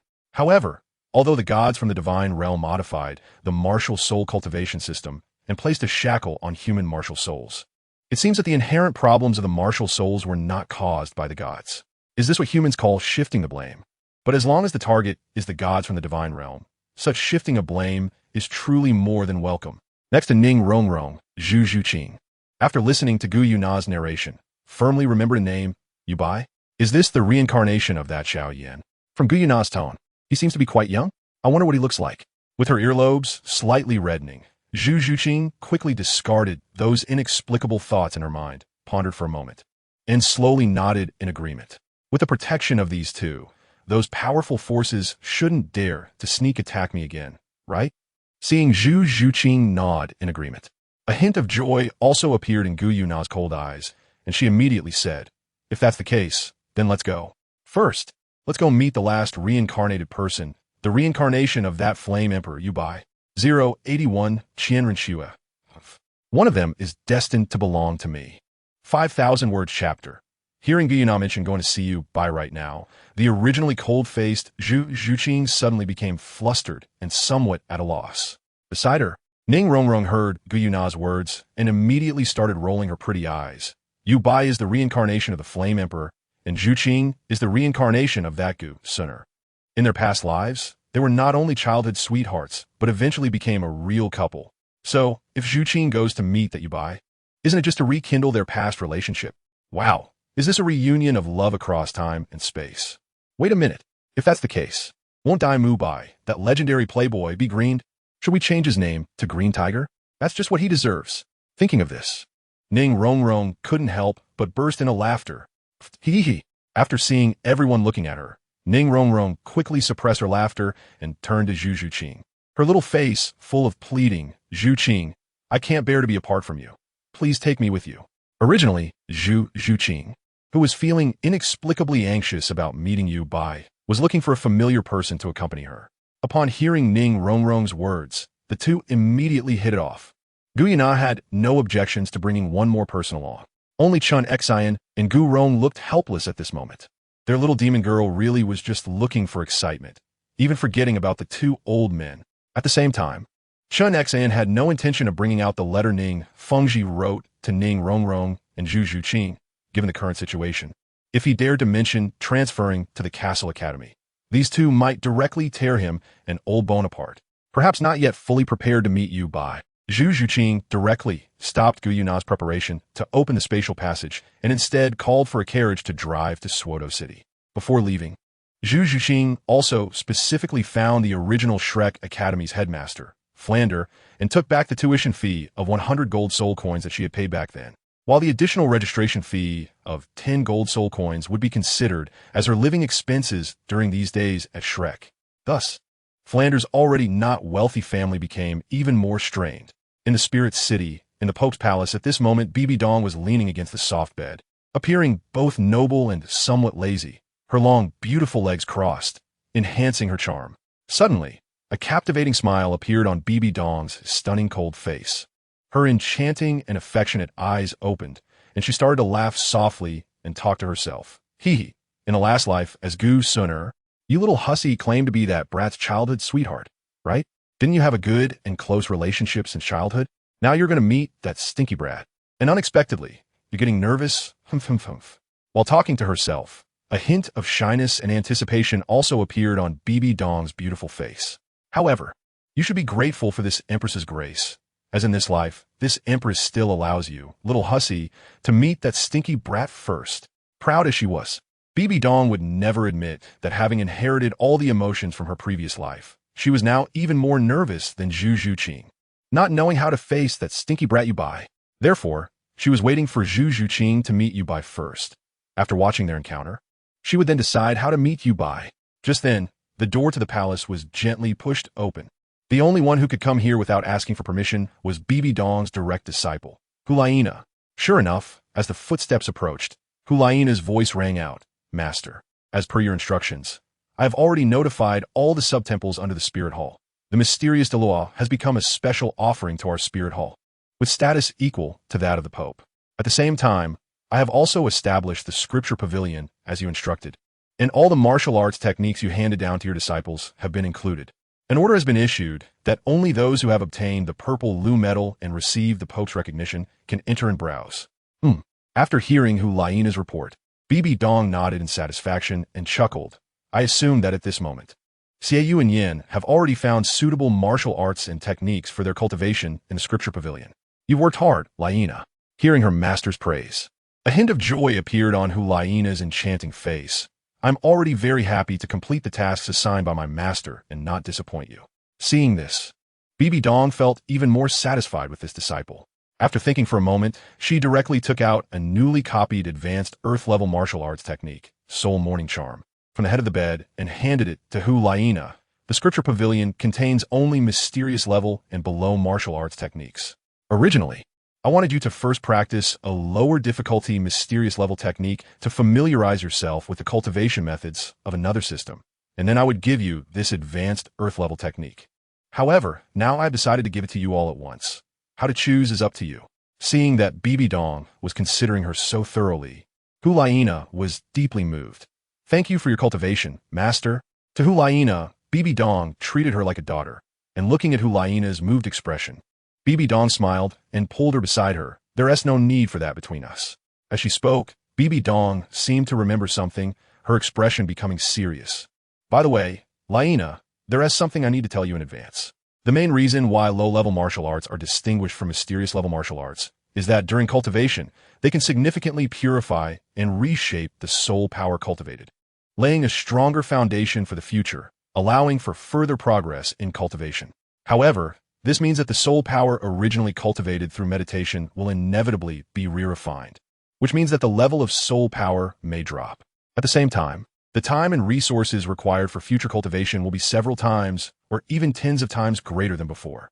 As she spoke, Bibi Dong showed a hint of regret on her face. Unfortunately, Nana, you don't have the bloodline of a Dough Emperor, and I also cannot refine pills or medicines. After sighing, Bibi Dong turned to look at Hu Liena beside her, her expression serious. So, now the teacher presents you with two options for cultivation. The first is to directly cultivate the Soul Morning Charm Manual to build a stronger foundation. But the downside is that the soul power level will drop, and the cultivation speed will be slow. The second is to first go to the Scripture Pavilion and choose a suitable advanced mysterious level martial arts manual, which will increase your cultivation speed several times and slightly improve the quality of your soul power. Then, seek a place of divine inheritance. And by completing the first 8 divine tests, you can reshape your foundation through divine power. The downside is that the foundation created by divine power may not be as strong as the one you refined yourself. As for the divine punishment faced in case of failure in the divine test, if it dares to come down, the teacher will destroy that God along with it. When she said this, an indescribable majesty and dominance emanated from Bibi Dong, making Hu Liena beside her look at her with admiration. Seeing this, Bibi Dong humorously raised her long right hand and knocked on Hu Liena's head with her finger, which brought Hu Liena back to her senses. Apologetically sticking out her pink tongue, Hu Liena finally calmed down, thought carefully for a moment, and then looked at Bibi Dong with a serious expression. Teacher, I choose the second option. In 2 years, it will be the 5-year Continental High-Level Soul Master Academy competition. I don't want to wait for the strength of a great soul master or soul venerable to compete. That would tarnish the reputation of my spirit hall. Even if I win the final victory, it will still attract unnecessary comments. As for strength in this world, with you, a Dough Emperor, as my protector, I can just barely be a God King. Hearing Hu Liena's words, Bibi Dong shot her a disapproving glance, but said nothing more. After all, as Hu Liena said, with her protection as a Dough Emperor, living happily as a God King without needing to care about others' opinions is quite good. Meanwhile, the events happening at Shrek Academy had finally spread out completely as the crowd around dispersed. Hey, have you all heard about what happened at Shrek Academy? It really shocked me for a whole year. Who can say no? The 2 titled Douluos from the Spirit Hall, the 2 guardian titled Douluos from the 7 Treasure Glazed Tile School, the patriarch of the Blue Electric Tyrannosaurus family, Yu Engine, and 3 unfamiliar titled Douluos sent by the hidden 8 families behind the Soul Arena, not to mention the Hao Yandoa Tang Hao.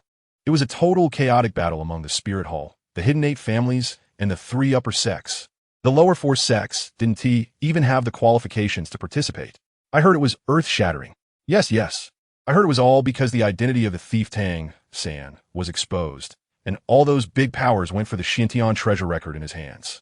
It seems that in the end, only the 7 Treasure Glazed Tile School, the Blue Electric Tyrannosaurus family, and the family behind the Great Soul Arena, along with the Tiendo Crown Prince, got the Xintian treasure record, right? Moreover, who would have thought that the so-called Shrek Academy, apart from the exposer Tang San, also hid another Dough Emperor exposer? TSK. In the end, it said that even a hidden 99-level titled Douluo was drawn out. While ordinary people and soul masters across the continent were discussing, the situation on the continent was subtly changing, especially when they heard that the Spirit Hall did not obtain the Xintian treasure record. The lower 4 sects that had secretly allied with the Spirit Hall began to draw closer to the 7 Treasure Glazed Tile School, the Blue Electric Tyrannosaurus family, and the Tiendo Royal family. Many small forces and small soul master families openly sided with the Tiendo Royal family. However, at this moment, another piece of news came from the Spirit Hall. The reincarnated Dough Emperor Medusa became a special offering to the Spirit Hall. The Spirit Hall's newly established Scripture Pavilion contains martial arts and techniques that only those with the purple Lu medal from the Spirit Hall can learn. Once the news spread, the entire continent erupted. The lower 4 sects that had secretly contacted the 3 upper sects immediately turned back and returned to the embrace of the Spirit Hall. Countless geniuses and some hidden strong figures across the continent flocked to the Spirit Hall, all to catch a glimpse of the martial arts essential for cultivation in other worlds. There were also various techniques similar to self-created soul skills. Moreover, even the Star Luo royal family, far away in Star Luo, sent people to the Tiendo Empire after hearing news about Zhu Zhuqing joining forces with the Zhu family. The entire continent situation suddenly became tumultuous. In this atmosphere, 2 days slowly passed. A cavalry escorting a luxurious carriage quickly entered Tiando City. In the prince's mansion, Xue Qinghe, who had just returned, did not have time to wash up or rest when two middle-aged figures appeared. Raising an eyebrow, Xue Qinghe's eyes lit up with expectation. Uncle Stingray, Uncle Serpent Spear. What was the result? Did Tang Hao and Tang Sandai? Seeing this, both the Stingray Douluo and Serpent Spear Douluo lowered their heads in shame. Sorry, young master. When we arrived, there was only a deep pit and a pool of blood left at the scene. Aside from that, we found nothing to prevent Tang Hao and his son from hiding nearby. During these 2 days, we searched the area within hundreds of miles carefully with the 4 titled Douluos, Jiuge and Gue, but still found no trace of Tang Hao and his son. Jiu Douluo and Gue Douluo are currently reporting to the Spirit Hall. Upon hearing this, the smile in Xue Qinghe's eyes gradually faded, but he still feigned nonchalance and comforted the two. Since that's the case, then it's fine. It can only be said that Tang Hao and his son are destined to survive. You two uncles have worked hard. You can go rest now. Hearing this, the Serpent Spear Douluo and Stingray Douluo hurriedly withdrew. After taking a long breath, Xue Qinghe finally suppressed the unwillingness in his heart. Just after washing up and preparing to go to the Tiando Imperial Palace to report to Emperor Shuiyi about this trip, a figure in black suddenly appeared beside him, knelt on one knee, and reported, "Young master, the person you asked us to keep an eye on, Douluo, has news. A few days ago, after you set off for the Barak Kingdom's Sotawa City, Douluo brought 2 young boys and arrived in Tiando City by carriage. According to our investigation, Douluo's goal this time is to buy a large batch of medicinal materials, with poisonous materials accounting for 70%. Furthermore, 2 days ago, Douluo went to the Tiando Royal Academy to pick up his granddaughter, Douluyen. The reason they have not left yet is that they learned from the Tiando City auction house that a special herb they need will be auctioned tonight." After hearing the report, Xue Qinghe's eyes brightened, and he quickly turned around to look at the intelligence officer kneeling before him, eagerly asking, "What do those 2 boys look like? Is one of them you Bai?" "Sorry," the intelligence officer hurriedly said upon seeing Xue Qinghe so concerned. "The 2 boys have been wearing masks from the beginning. We cannot know. However, one of the boys resembles you by about 80% based on our investigation." After hearing the intelligence officer's report, Xue Qinghe's expression turned joyful. He waved his hand to dismiss the intelligence officer. Then a smile appeared at the corner of his mouth. "You Bai, you've finally shown up." He chuckled. 3 reincarnated Do Emperors. One of them is destined to be mine. And you, Douluo, you old fellow, actually planned to use your granddaughter to win over you Bai? If I hadn't returned in time, you might have succeeded. But since I've caught you, there's nothing for you to do now. Hee, little you Bai. See you at the big auction tonight. With that, Xue Qinghe quickly tidied up his attire and headed towards the Tiando Imperial Palace, to the study of the Snow Knight Emperor. Meanwhile, in Tiando City, on a street lined with food stalls, a girl with short, deep purple hair, exuding a heroic aura, not necessarily stunning, but possessing an enchanting charm, was frantically sweeping through the snacks at various vendor stalls. Each time she tasted a favorite snack, her green eyes would squint joyfully, as if savoring the flavors. "Boss, this one, and this one." The girl pointed at several snacks on a stall, confidently declaring, "Give me 10 of each." Seeing the girl so generous, the stall owner smiled widely, his eyes squinting with joy, and quickly responded, "All right, little girl, you sit down first, and I'll get it ready for you shortly." Hearing this, the girl happily sat at a nearby wooden table, then waved her hand behind her, calling out, "Hey, little fox, little chubby, what are you doing? Hurry up and come over. Your sister Yinzi is treating you to good food." Not far away, 2 boys wearing masks, who appear to be around 11 or 12 years old, were each holding 7 or 8 large plastic bags filled with snacks and carrying a stick loaded with candied fruit on their shoulders, stumbling forward, panting heavily. Anyone who saw them on the street couldn't help but show sympathy, especially some males accompanying their girlfriends, who almost pulled the 2 boys to be their brothers. Finally reaching the table where the girls sat, the 2 boys placed everything they were carrying on the table, then collapsed onto the ground, their faces under the masks drenched in sweat. The boy with the fox mask couldn't help but complain first. "Huff, huff. I said, Sister Yinzi, didn't you say you would bring us to the food street? Why is it us doing all the carrying in the end?" Next to him, the other boy wearing a skull mask quickly added, "Exactly. Besides, these snacks could clearly fit in a storage soul guide. Why do we have to carry them?" Hearing the boy's complaints, The girl sitting at the table casually took out a portion of snacks from the table and started eating, glancing sideways at the two. Then waved her other hand, tossing 2 pouches embroidered with unknown flowers in front of the boys, 100 gold soul coins in each bag. Any more questions? Upon hearing this, the 2 boys, who were originally exhausted, instantly reached out like lightning to grab the pouches, weighed them in their hands, and then shouted in unison with full energy, "Report, Sister Yinzi, no problems at all." These 3 were naturally Yu Bai, Shi Zheng, and Dugabo's granddaughter, Duga Yin. Duga Yin felt a sense of pride on her pretty face as she easily managed Yu Bai and Shi Zheng. "All right, considering you 2 little guys are accompanying me today, let this be my treat. Feel free to eat whatever is on the table." As soon as Duga Yin finished speaking, Shi Zheng's figure shot across like a whirlwind, instantly appearing on the other side of the wooden table, leaning over it with shining eyes, then uncertainly turned to look at the astonished Duga Yin, Sister Yinzi. "Can we really eat freely?" Meanwhile, Yu Bai, still sitting on the ground, looked at Shi Zheng's unseemly behavior and covered his face, muttering, "I can't bear to look at this." Even after successfully refining his body, he couldn't resist the temptation of food. His self-control was too weak. This embarrassing display was truly hard to watch. Though he said that, Yu Bai's body was very honest, as he almost instantly made it to the wooden table. Then looked at Duga Yin, his eyes under the mask sparkling with the same look as Shi Zheng's.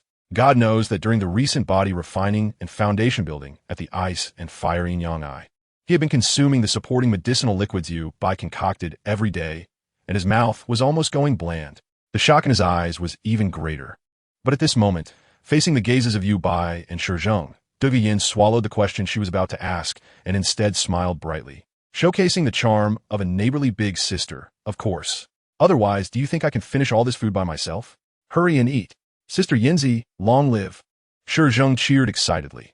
Then his hands became blurs as he directly took out portions of snacks and started devouring them. Yu Bai looked at his friend's behavior and couldn't help but shake his head again, complaining, "I can't bear to look." While speaking, Yu Bai's hands were also quick, repeatedly sweeping over the food on the table and elegantly stuffing it into his mouth, which was slightly revealed under the lifted mask. The food on the table visibly decreased. Duga Yin didn't mind this at all. At this moment, her mind was filled with the speed that Yu Bai and Shi Zheng had just displayed. Even she, a level 38 soul master, couldn't see how they had instantly appeared at the table from several meters away. It was important to note that Duga Yin had seen Yu Bai and Shi Zheng's true faces and knew that they were only 12 years old. Could it be that these 2 little guys are 12-year-old soul masters? Is there really such a genius in this world?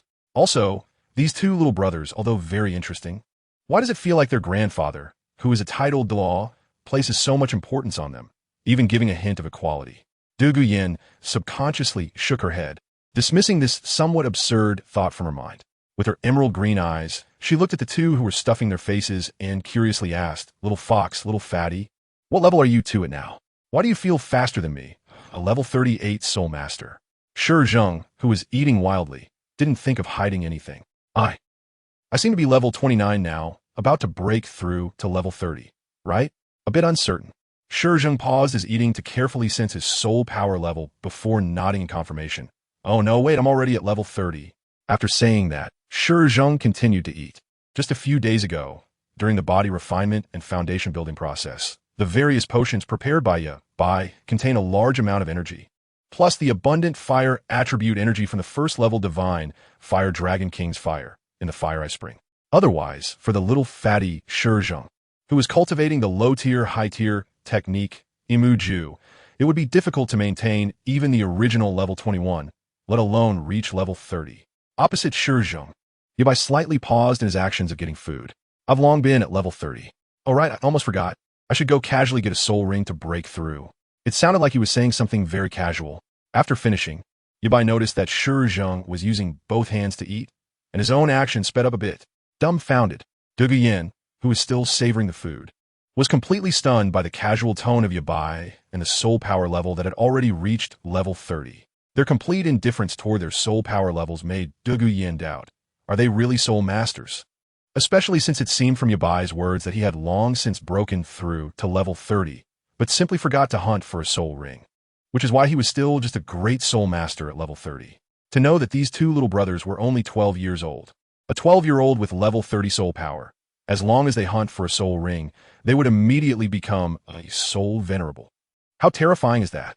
Comparing herself to these two, Douluo suddenly felt that at 21 years old, being only a level 38 Soul Master while still being called a genius in the entire Tiando Royal Academy's Royal Fighting Team was so ridiculous. Even the captain of the Royal Fighting Team, who was originally seen as extraordinarily talented in her eyes, Yu Qianheng, the grandson of the Blue Lightning Tyrant Dragon family and the future leader of the family, appeared so mediocre in front of these two. How did her grandfather know such two prodigies? The shock in her heart was overwhelming. After a long time, Douluo gradually calmed her shocked feelings. But another doubt resurfaced. But that's not right. Although you are both geniuses, you only have the cultivation of a level 30 Great Soul Master. How can your speed be faster than me? A level 38 Soul Venerable. Could it be that you two are following the path of pure Agility Soul Masters? A pure Agility Soul Master is someone who gives up all forms of attack, defense, control, and support, pursuing the extreme of speed. Hearing Douluo, the financial backer, ask, little fatty Shijing answered without thinking, my martial soul is food-related, as for speed. As he spoke, little fatty Shijing seemed to sense something unusual, and his eating action paused. He looked up at Yabai across from him, signaling something with his gaze.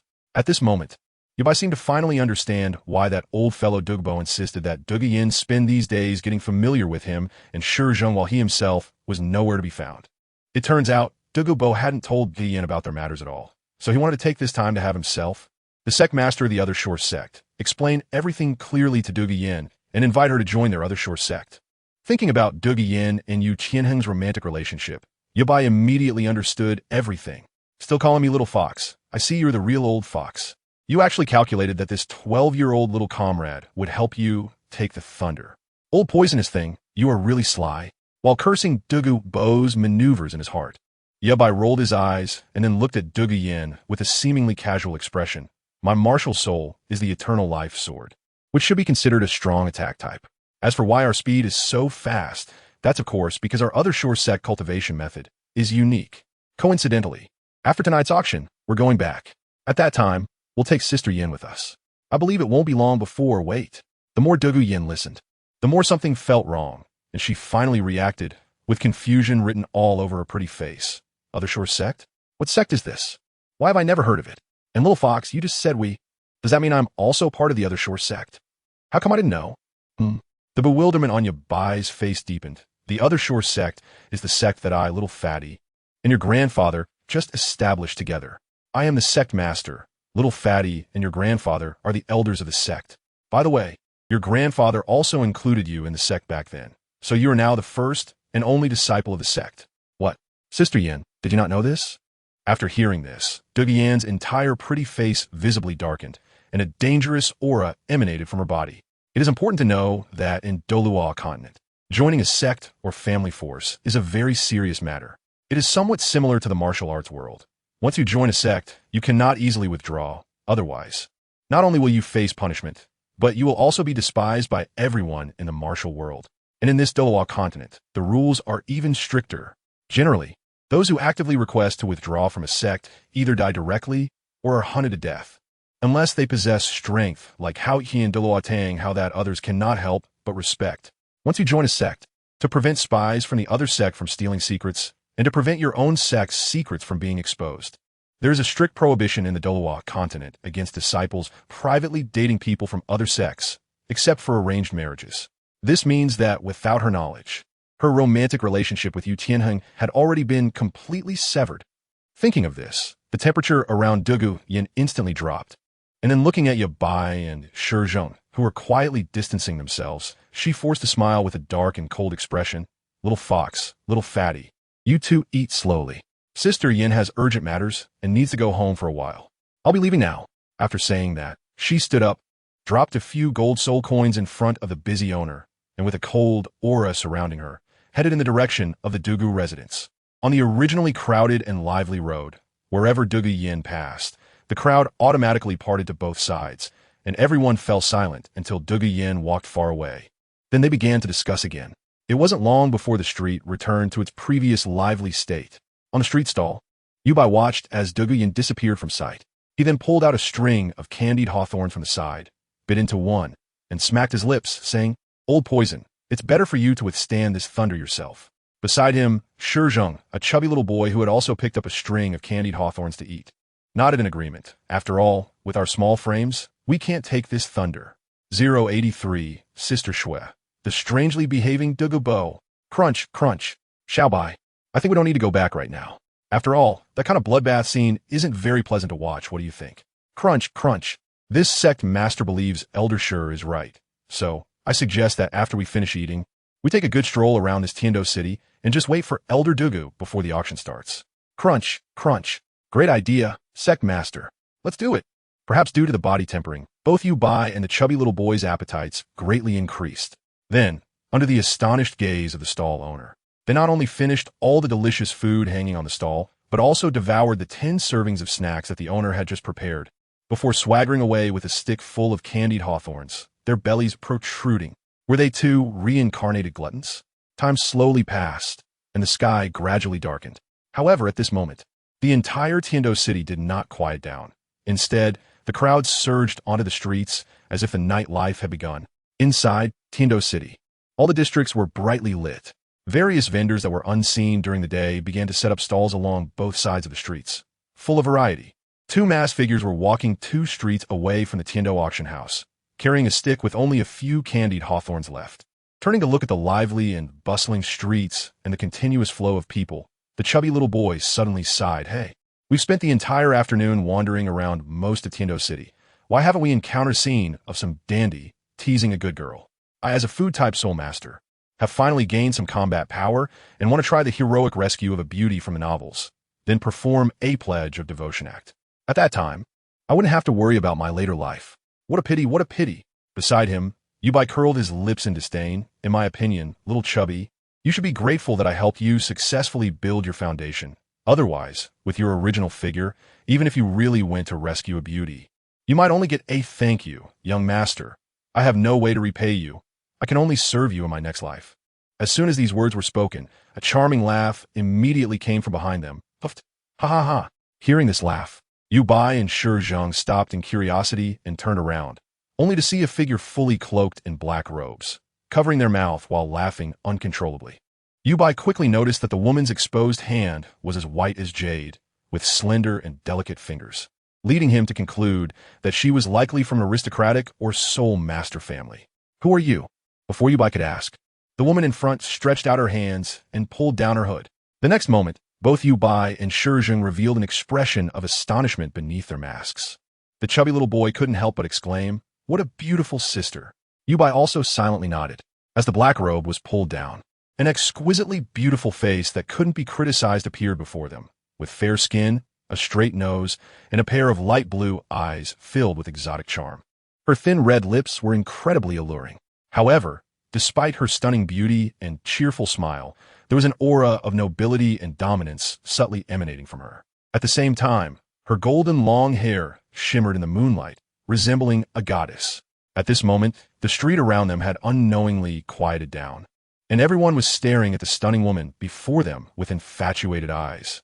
The woman seemed to be used to this attention, directly ignoring the gazes of those around her, and instead smiled at Yu Bai and Shi Zheng. You 2 little brothers are really interesting. Originally, I just saw you carrying candied hawthorns and wanted to buy a couple of strings, but unexpectedly overheard your conversation. Ha ha! Seeing the beautiful woman before them laughing so hard that her whole body shook, Yu Bai and Shi Zheng exchanged a glance, and their old faces under the masks turned slightly embarrassed. However, fortunately, both of them were wearing masks at the moment, so they didn't fear being seen. Yu Bai casually took 2 strings of candied hawthorns from the stick on Shi Zheng's shoulder and handed them to the woman. Since you're laughing so hard, these 2 strings of candied hawthorns are for you. Also, we're not selling candied hawthorns, remember that. Suppressing her laughter, the stunning woman extended her jade-like right hand to take the candied hawthorns. As she watched the 2 little guys turn to leave, she hurriedly ran a couple steps to catch up. You 2 are so interesting. My name is Schwerer. You can call me Sister Schwerer. May I have the honor of getting to know you? If you agree, Sister Schwerer will take you to tonight's Tiando auction house, let you see the world. If you find something you like, I can buy it for you. How about it? Are you interested? Just call me Sister Schwerer, and that's it. As she spoke, she had already come to Yu Bai's side, slightly bending down and placing one hand on Yu Bai's head, looking as if she were coaxing a child. Rolling his eyes, Yu Bai thought to himself, is she treating us like 8-year-old kids? Just as he was about to say something, he heard the chubby little boy's voice, Sister Schwerer. Just call me Xiao Pao Dun. Hiss. Yubai gasped in disbelief, turning to look at his buddy beside him, his eyes under the mask revealing an incredulous expression. What's up with you, Xiao Pao Dun? I've never seen you speak so sweetly before. Weren't you the one who used to hide far away when you saw pretty girls? Could it be that this is the legendary case of wearing a mask and losing all restraint, directly exposing that lecherous and shy true self? Just as Yubai was incredulously looking at Shizhen, he received a roll of the eyes from Shizhen, who then blinked, as if saying, "Don't hold back. A beauty like this clearly has an interest in you. Hurry up and thank me for creating this opportunity for you." Understanding the meaning expressed in Shizhen's eyes, Yubai shot him an exasperated glare. Just then, the woman who called herself Schwer chuckled and said in Yubai's ear, "Hee hee, Xiao Pao Dan, right? Sister Schwer acknowledges you as my little brother. Later at the auction house, if you see anything you like, Sister Schwer will buy it for you." Yubai clearly saw that upon hearing this, Shizhen's eyes were practically sparkling. Just as Yubai was about to scold the chubby boy for being useless and so easily bribed, he felt a gentle tug on his head, turning it to the side, and was met with a stunningly beautiful face just inches away. He could even faintly smell a pleasant fragrance. Little chubby boy has already agreed. "What about you, little brother?" At this moment, looking at the smiling, beautiful face in front of him, a muffled voice came from under Yubai's mask. "Hello, Sister Schwer. Just call me Little Fox." Upon hearing Yubai's words, a hint of pride flashed in Schwer's light blue eyes, and her beautiful face smiled even more. "All right, Little Fox and Little Chubby Boy, Sister Schwer will take you to the Tiendo auction house now." Saying this, she took Yubai's hand and, laughing and chatting, headed towards the Tiendo auction house. Feeling the soft touch from her hand, the corner of Yubai's mouth under the mask slightly curled up, secretly thinking. In this Tiendo city, there aren't many women in their 20s whose appearance, temperament, and soul power surpass those of Sister Yin. The noble and domineering aura of Schwer with her golden hair. Hee, Sister Schwer, I wonder what tricks you want to play. After a few minutes, the three arrived in front of a luxurious and grand brightly lit door, with the words Tiendo Auction House shining in gold above it. "We're here." Just as the three were about to enter, sharp-eyed Yubai noticed a familiar figure standing not far away. "Sister Schwer, wait a moment. I think I saw someone I know. Let me go check." Saying this, Yubai broke free from Schwer's hand and walked towards the increasingly familiar figure. Beside him, the chubby boy also spotted the figure and couldn't help but exclaim, "Hey, isn't that old man Douluo? Why is he standing there with his back to the auction house entrance? If it weren't for Little Fox's keen eyes, I would have almost missed it." Hearing the chubby boy's murmurs, Schwer's beautiful eyes flashed, secretly thinking, it seems that old man Douluo has a good relationship with these two little ones. It looks like I need to gain their trust and affection faster, or even recruit Douluo together. Thinking of this, Schwer's light blue eyes brightened, as if she found it to be a good idea. On the other side, at this moment, Yubai had already reached Douluo's back. "Hey, old poison, what are you doing standing here? Why don't you go wait inside the hall?" Saying this, Yubai patted Douluo's shoulder, perhaps hearing Yubai's voice. Douluo turned around. "It's nothing. I just think the starry sky tonight is quite beautiful, and I got a bit lost in the scenery." Hearing this, Yubai couldn't help but scratch his head, then looked up at the dark starry sky except for the round moon, feeling a bit confused. Moreover, seeing Douluo at this moment with his right hand pressed against his brow, perfectly covering his right eye, his expression was even more puzzling. "But there aren't even any stars in tonight's sky. And what else with your pose, old poison? You seem a bit strange tonight. Old Douluo, you brat. You're quite the player." While speaking, Yubai glanced around, finding no sign of Douluo Yin, deepening his confusion, and couldn't help but look back at Douluo. "Also, where's Sister Yin? Didn't we agree to come to the auction house together tonight? Why don't I see her?" Perhaps this stirred up Douluo's unhappy thoughts. At this moment, his hand that was pressed against his brow shot out and slammed hard on Yubai's shoulder. The voice was filled with anger. "Where's Yin Yin? How can you still have the face to ask me where she is? You little brat. Do you not know what I mean by asking you to help take care of my granddaughter these past few days? I just want you to explain the situation to Yin properly, and personally invite her to join our other Shore sect." "How did you explain it to her? You didn't mention that you could help her remove the poison in her body. You didn't explain your identity. And you didn't say the benefits of joining our sect. You little brat only emphasized that our other Shore sect currently has only one sect master and 2 elders. And including Yin as the only disciple, there are only 4 people in total. What are you trying to do? Most importantly, you little brat actually sold me out. You brat, you're quite the player." Looking at Douluo, who was gritting his teeth, Yubai suddenly remembered what had happened during the day. Just as a hint of guilt rose on his face, he inadvertently noticed that at this moment, there was a rather small bruise, about the size of a girl's fist, on Douluo's right eye. Wait, could it be? As if he thought of something, Yubai's smile could no longer be contained, and he burst into laughter. Ha, old poison, you. Ha ha ha, you're killing me. Ha ha ha.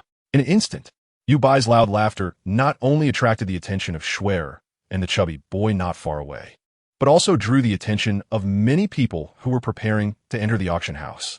Except for the chubby boy and Schwer, who already knew Douluo's identity. The others only saw an old man with white hair who seemed to have been punched by a little girl, leaving him with a panda eye. Some mischievous guys immediately started to laugh lewdly. Oh ho ho ho.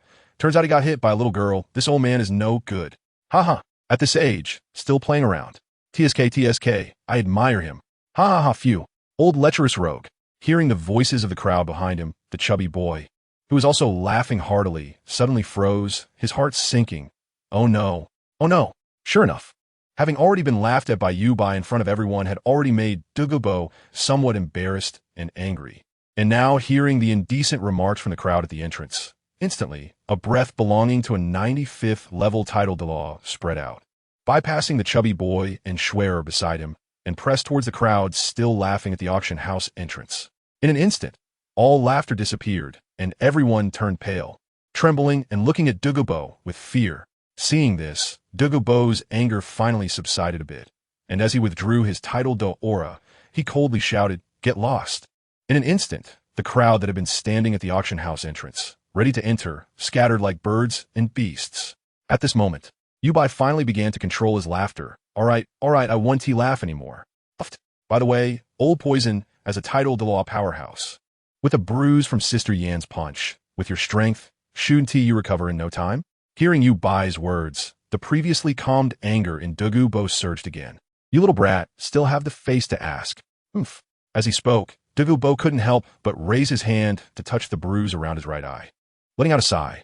Ah, Yin is really angry, isn't she? She said that if this dark circle isn't gone in 3 days, she won't pay any attention to me anymore. What can I do?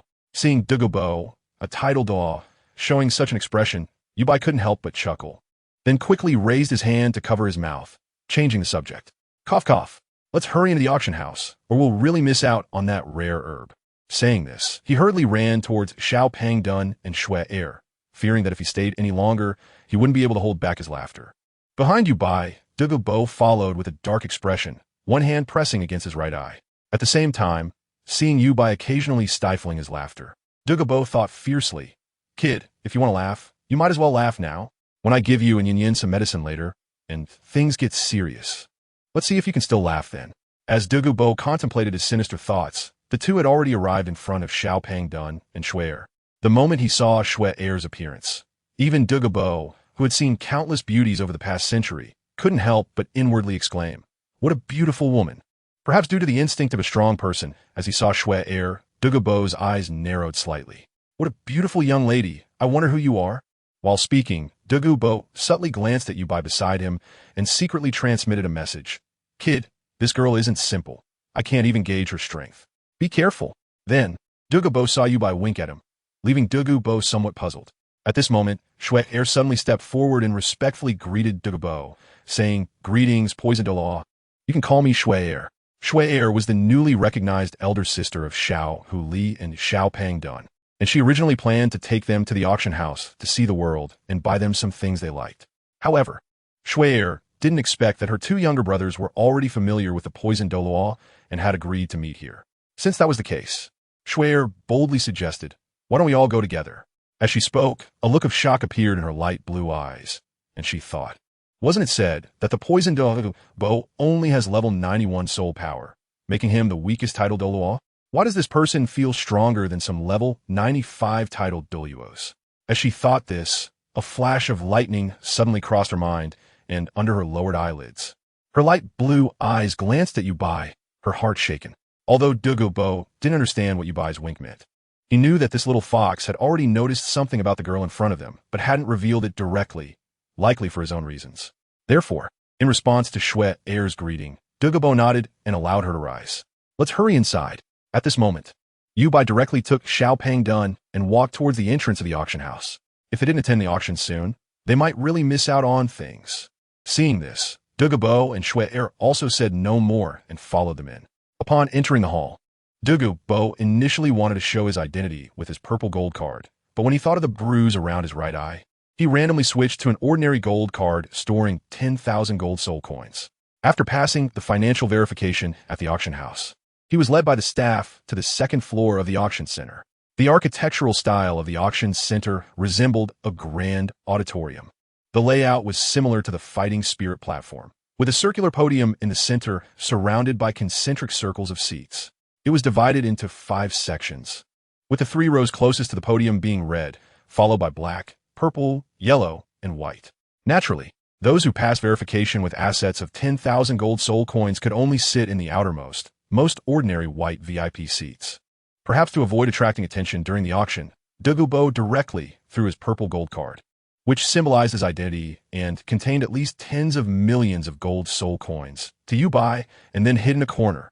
Finding it somewhat amusing to see this prideful old man, Yubai withdrew his gaze and turned to look at the auction scene on the circular podium below.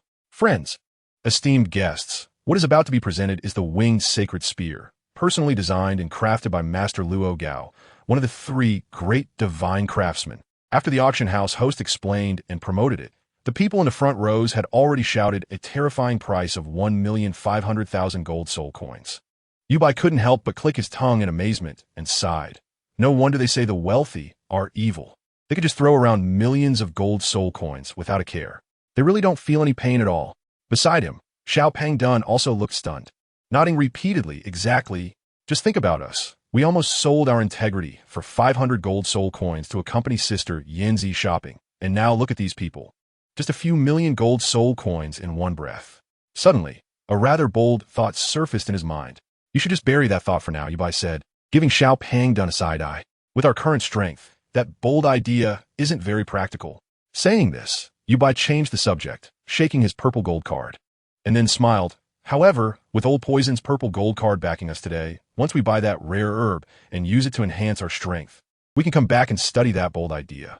Listening to the conversation between these 2 little guys, Shui felt a mix of amusement and exasperation.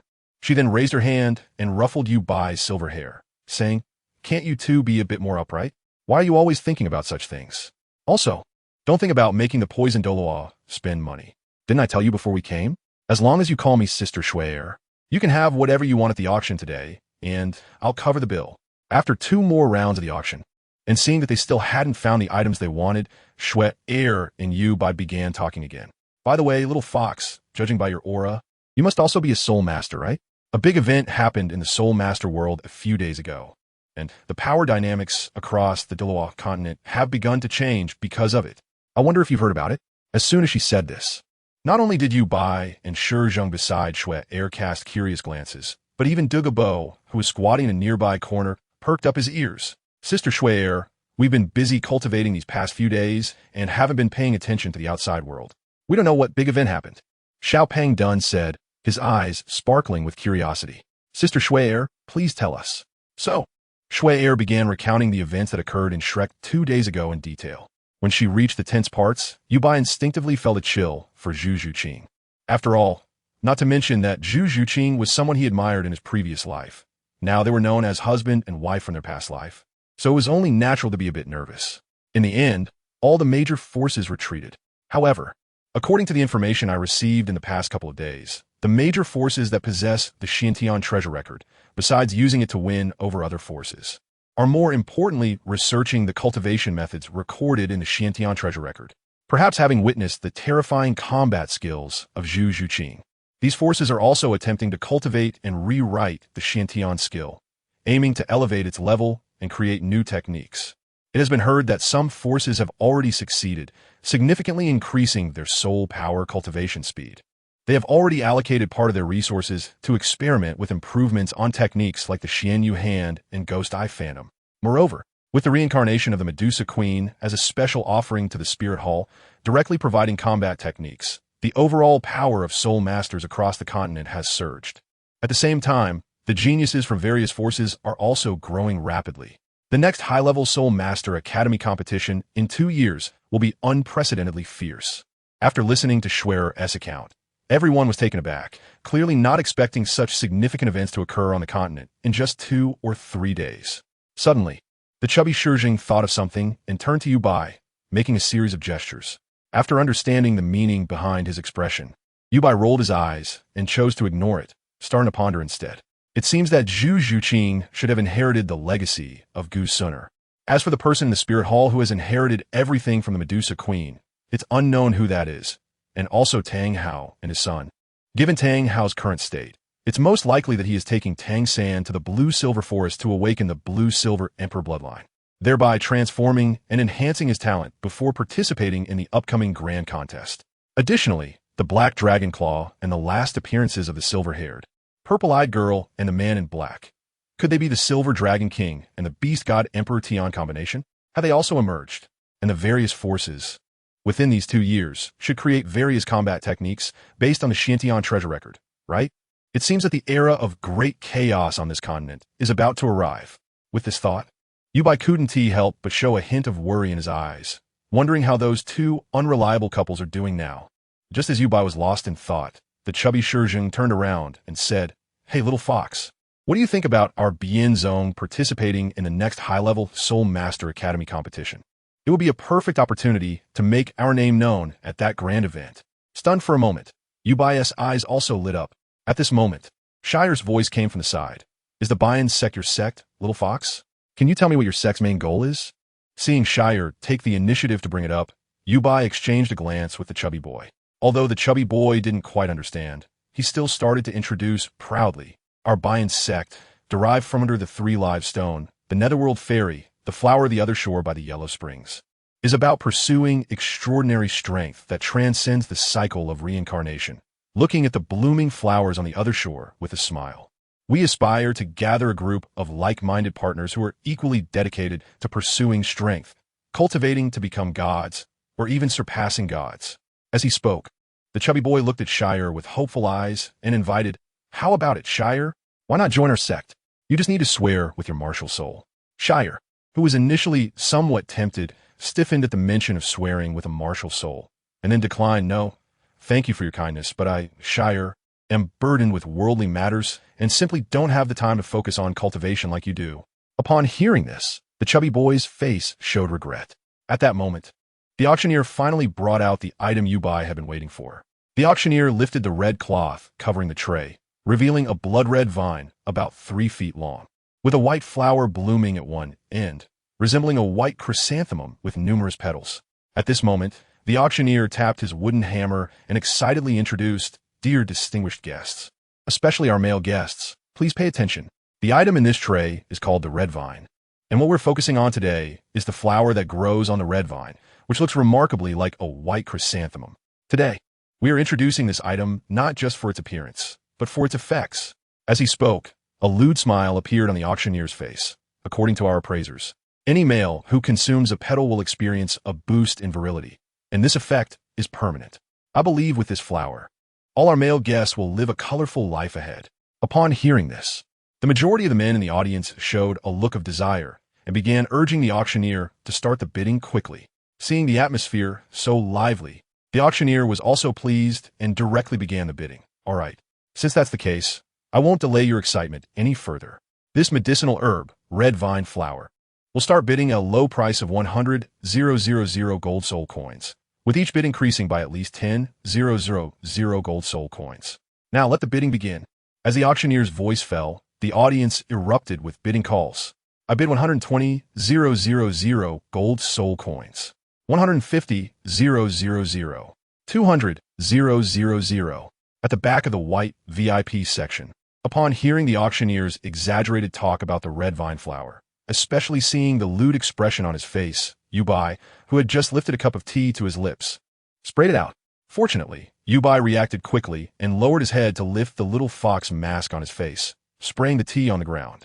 Even so, Yubai was still choked and coughed continuously. After a series of coughs, when Yubai looked up again, he was met with 3 strange gazes. The little fox, in the end, had a faint alluring blush appear on Shire's beautiful face. After several attempts to speak, she finally said, "You're still young. Take care of your health. Don't overdo it." As she spoke, Shire's crystal white earlobes turned completely red, resembling red jade. Beside her, the chubby boy exclaimed, "You little fox. You said we needed it for alchemy. But who would have thought you were actually—" Bang! Before the chubby boy could finish his sentence, Yubai punched him on the head, immediately silencing him. Then, Yubai glared fiercely at the disdainful Douluo nearby, before looking back at the auctioneer, cursing, "Bastard. Watered vine, red vine flower. That thing is clearly called blood dragon vine. It is a celestial-grade medicinal herb. Moreover, its medicinal essence is not in those white flowers, but in the blood-red vine. When combined with some auxiliary herbs, it can fully activate the properties of the blood dragon vine, completely stimulate the fire attribute in the human body, thus enhancing the body and increasing soul power levels. For fire and dragon attribute soul masters, it can purify bloodlines, enhance talents, and evolve martial souls. Such a celestial-grade medicinal herb being sold as an aphrodisiac is simply an insult to it." Hearing Yubai's explanation, the chubby boy gasped. And when he looked at the blood dragon vine below, his eyes lit up. Meanwhile, Shire was gazing at the boy beside her with sparkling eyes, her desire to claim Yubai for herself growing stronger. If she could get this little guy's assistance, even without considering his future growth to possess the strength of a Dou emperor, it wouldn't be difficult to conquer the entire Douluo continent. At this moment, Yubai was still unaware of what the person beside him was thinking. Instead, he noticed that the bidding had already reached a terrifying price of 650,000 gold soul coins, and the auctioneer seemed ready to hammer down the gavel, making him a bit restless. The thought of such a precious herb being used as an aphrodisiac by these ignorant people made Yubai feel a bit sad. So he directly shouted 1,000,000 gold soul coins. As soon as these words came out, the entire auction hall erupted, and everyone turned to look back. TSK, TSK. Spending 1,000,000 gold soul coins on this red vine flower. This kid seems to be some rich young master. Oh, look at the beauty next to the masked boy. Such beauty I've never seen before. No wonder that kid needs to buy the red vine flower. Huh, just afraid he has the money to buy it, but not the life to use it. He actually dares to compete with the fourth prince, Shui Peng, for something. He's done for. Just as everyone was buzzing with discussion, a raucous voice rang out. "You bastard. How dare you steal something the crown prince wants? Are you looking for death?" With that, a disheveled young man in the front row of the red VIP section suddenly turned around, glaring fiercely at Yubai and the others. This person was none other than the fourth prince of Tiando, known throughout the Tiando Empire as a notorious young master, Shui Peng. As the crowd saw the furious Shui Peng turn around, their eyes gleamed with glee, almost spilling over with schadenfreude. However, the next scene left everyone dumbfounded. The originally furious Shui Peng, with a crazed look in his eyes locked on Yubai and the others, was about to curse. But as soon as his gaze swept over Shire's stunningly beautiful face, he revealed a lecherous expression. The moment Shui Peng's eyes met Shire's light blue ones, he suddenly felt a chill run down his spine, shivering involuntarily from the depths of his heart, and immediately turned around, no longer speaking. In just a few seconds, the sudden change of Snow Avalanche's expression stunned everyone. Originally, Yubai thought it was going to be the usual glitch of an auction house and a playboy entangled in a complicated drama. But unexpectedly, before he could say anything, Snow Avalanche wilted, leaving Yubai, who had prepared to enjoy the thrill of pretending to be a pig to eat a tiger, greatly disappointed. TSK, TSK. Casually glancing at the slightly squinting eyes of Shui Air beside him, Yubai couldn't help but click his tongue in his heart. On the other side of the VIP seats, everyone immediately withdrew their gazes, no longer daring to look back at Yubai and the others. Soon, the staff of the auction house respectfully brought over the dragon blood vine, and after Shui paid first, just as everyone was about to leave the auction house, they saw the auction house take out a very nice cauldron. Thinking about the upcoming alchemy needs, they also bid for it. After leaving the auction house, Douluo was nowhere to be seen. That old poison master still cared so much about his face. Knowing where Douluo was hiding, Yubai shook his head and chuckled. He then looked at Shui, who appeared to be hesitant to speak. "Sister Shui, do you have something on your mind?" The chubby little Shizhong beside him also cast a puzzled glance. Seeing the gazes of these two little brats, Shui's beautiful face twitched, and she felt a surge of anger in her heart. These two little rascals. I just spent over 1,000,000 gold soul coins on you, and these two little rascals don't even have the intention to treat me to a meal. How can I continue to build a relationship and then capture this little brat Yubai? Shui cursed in her heart, but facing the gazes of Yubai and the other two, she suddenly had a flash of inspiration. A look of difficulty immediately appeared on her stunningly beautiful face. You two are buying medicinal materials and a medicinal cauldron, plus the way the little fox just showed knowledge about medicinal materials. You wouldn't be preparing to refine medicine, would you? Don't be nervous. I just want to ask if you're interested in collaborating with me, your sister. After speaking, Shue'er looked at Yubai with anticipation, thinking to herself, as long as we have more contact, this young lady will definitely be able to capture you. A little brat. At this moment, no one knew the expression hidden beneath Yubai's fox mask. He spoke with a hint of vigilance. Sister Shue'er, what exactly is your identity? Not only do you have such a terrifying intelligence network, but you can also analyze our plans. And you can casually pull out 1,000,000 gold soul coins. You must not be an ordinary person. Hearing the wary words from this little fox in front of her, Shue'er secretly praised his vigilance, then showed a hesitant expression as if pondering something. After a moment, she seemed to lay her cards on the table. All right, since you are my little brothers, it's no trouble to tell you both. I am from a Li family, one of the hidden families supporting all the Great Soul Arena on the continent. You, as Soul Masters, should know about the Great Soul Arena. If we could do alchemy business there, we will definitely make a fortune. Moreover, as one of the families behind the Great Soul Arena, our Li family has the ability to open another department there, specifically responsible for purchasing various medicinal materials for your sect's alchemy needs. What do you think of this win-win deal? Li Shue'er, Yubai blinked in confusion, but then quickly reacted. His eyes narrowed under the mask, and he immediately became enthusiastic. So Sister Shue'er is from a family behind the Great Soul Arena. No wonder she is so rich, and her intelligence ability is outstanding. Furthermore, Sister Shue'er's proposal seems quite good. We will bring this news back to the sect, and those elders and the sect master will definitely agree to such a win-win business. Seeing Yubai say this, Li Shue'er's stunningly beautiful face also showed a charming smile. After they agreed to contact each other in the Great Soul Arena in Tiando City to complete the follow-up transaction, Yubai took the chubby Shizheng and left.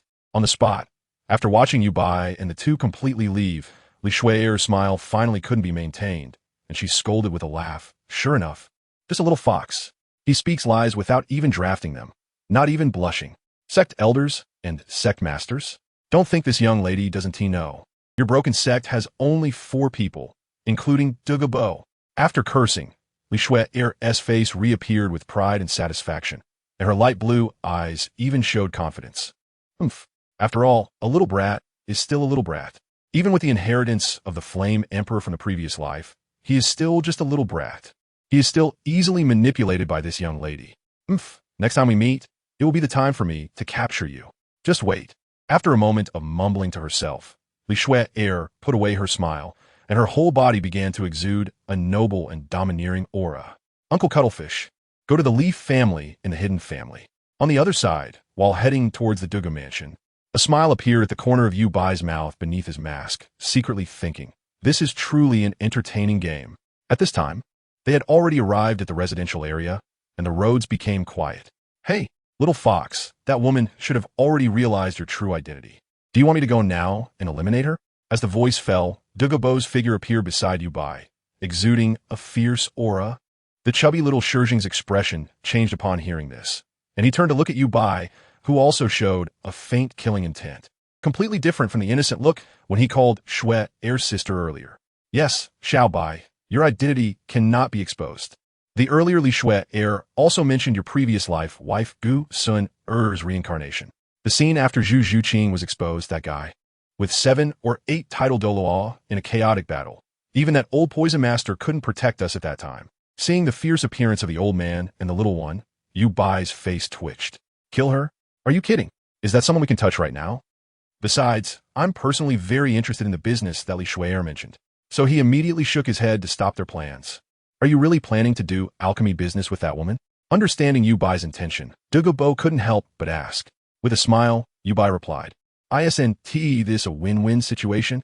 As for the so-called crisis, old poison master, if even Zhu Zhuqing has inherited the origin fire martial soul, then this so-called flame emperor of mine, do I also have the origin fire inheritance? As he spoke, Yubai turned around, and the blue fire lotus in his eyes slowly spun. Upon hearing Yubai's words, both Douluo and the little Shizheng were stunned. Especially when they saw the blue fire lotus spinning in Yubai's eyes, they were all dumbfounded. On the other side, in the Wuhuan Hall, in the Pope's sleeping quarters, Bibi Dong suddenly opened her eyes, her complex expression difficult to describe. Shui you must not. Although Bibi Dong had not favored her daughter in the past 20 years, she secretly kept an eye on her. Therefore, Bibi Dong herself perhaps understood her better than Xianren Xue. Through the power of the soul, Bibi Dong, who observed everything that happened at the auction house in Tiando City today, was feeling a bit worried at this moment. On the other side, Yubai the chubby one, Douluo, and the still angry Duvian had already returned to the ice and fire Yinyang eye under the cover of night. The first thing they did upon arrival was to address the soul ring issues of Yubai and the chubby one. Before hunting for soul rings, Yubai took out the large cauldron he had bought at the auction house and casually placed it near the fire eye. Then, from the numerous immortal herbs growing at the ice and fire Yinyang eye, he found gaze through autumn waters Duan, the 9th grade spiritual material Ninghun flower. Combining these with the herbs just purchased from Tiano City, he tossed them into the cauldron. Under the curious gaze of the others, he began his first alchemy journey. Boom! Yubai directly completed the attachment of his second martial soul fire burning eyes. A small cluster of blue lotus core fire ignited fiercely in the cauldron under the gaze of the fire-burning eyes. At the same time, Yubai's mental power extended out, enveloping the entire cauldron. One by one, the herbs were sent into the cauldron fluidly by Yubai's movements, while his mind recalled all the steps of alchemy, executing them perfectly according to memory. After more than 10 minutes, as Yubai cast the final alchemy seal, an enticing medicinal fragrance wafted from the cauldron. The others only had to inhale the aroma to feel their spirits invigorated, as if their clarity had improved significantly. Sensing this pill fragrance, Yubai smirked, and as he cast the last hand gesture, 8 green pills flew directly from the cauldron and landed in his hands. Looking at the 7 or 8 pill rings on each pill, Yubai couldn't help but sigh. It seemed that his strength was still too weak, leading to poor control over the alchemy process. With the inheritance of the Flame Emperor, he could only produce a second-grade Ninghun pill with the best quality having only 8 pill patterns, failing to reach the ultimate 9 patterns. It seemed he needed to improve his alchemy skills in the future. After a moment of sighing, Yubai directly tossed 2 of the pills to the chubby one, Shizhong, while Douluo and his grandson each took 2, leaving 2 for himself. These are second-grade Ninghun pills that could enhance soul power. Chubby, after you take them, you'll definitely be able to absorb a 10,000-year soul ring for your 3rd soul ring. Wow, why did my soul ring lose its color? A 10,000-year 3rd ring. Hearing Yubai's casual words, both the chubby Shizhong and Douluo, who was observing and learning Yubai's alchemy, as well as Dugian, who was also examining the 2 beautiful green pills with 9 patterns in her hands, were all taken aback. They tightened their grips on the Ninghun pills as if afraid of dropping them. Xiaobai, you're not joking with me, are you? The chubby one, still in disbelief, exclaimed. I know that only soul kings can absorb 10,000-year soul rings. Can my 100-pound body really absorb a 10,000-year 3rd ring? What if I explode? Beside them, Douluo, who had come back to his senses, wore a serious expression. Zaya Holy, this is no joke. Absorbing a 10,000-year soul ring requires your body strength to match or even exceed that of a soul king, or at least be lower than an ordinary soul king. Most importantly, after a 10,000-year soul beast dies, it will leave behind the resentment of its remnants in the soul ring. Once a soul master absorbs it, they will face the impact of a soul tremor. If you can't withstand it, the lightest outcome is a failed soul ring absorption, and you won't be able to step into the soul king realm for life. The worst case is instant soul collapse and death. Upon hearing this, the chubby one's face turned pale. Dugian at this moment also looked worriedly at Yubai. Rolling her eyes, Yubai glanced at the chubby one. Chubby, do you think I trained your body foundation for nothing? If you don't use your soul power and rely solely on your physical strength and combat experience, with your current body strength, it wouldn't be difficult to take down any Soul King powerhouse in a direct confrontation. Saying this, Yubai turned his attention to Douluo. As for you, old poisonous one, regarding the issue of residual souls causing soul tremors when absorbing soul rings, don't you think that among the 9 soul rings you possess, there isn't one that contains a residual soul? This was also something Yubai discovered after inheriting Xiao Yan's cultivation experience. In fact, every soul beast that dies has the remnants of its soul residing in the soul ring it produces. However, the souls of soul beasts under 10,000 years are not very solid. The remnants generated after death merely exist in a dormant state within the soul ring as a form of energy and cannot awaken like the remnants of soul beasts that are over 10,000 years old. The latter not only have powerful soul energy that allows them to awaken, but can even launch attacks on the spirit sea of those who absorb the soul ring.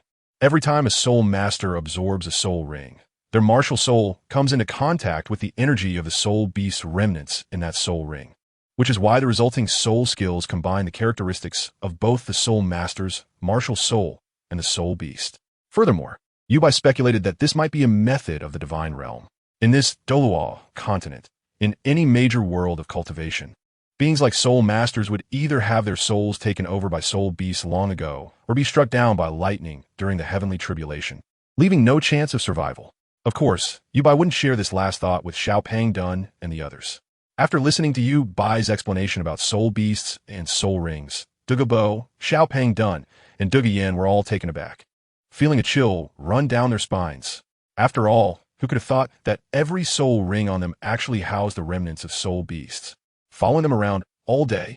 In response, Yubai chuckled and clapped his hands, reassuring them that since they were all members of his Bianzone, he would naturally solve these troublesome issues for them.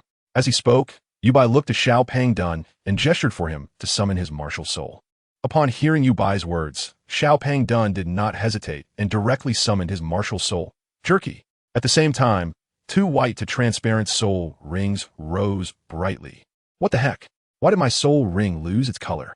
Yubai covered his ears and looked at the shocked Xiaopeng Dun, as well as the astonished and curious Douluo and Douluo beside him. Don't worry, Xiaopeng Dun.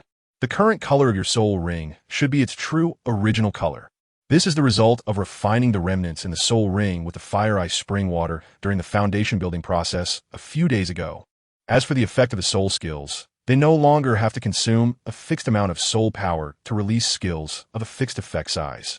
Instead, the effect of the soul skill will depend on the amount of soul power used. The more soul power used, the greater the effect of the soul skill.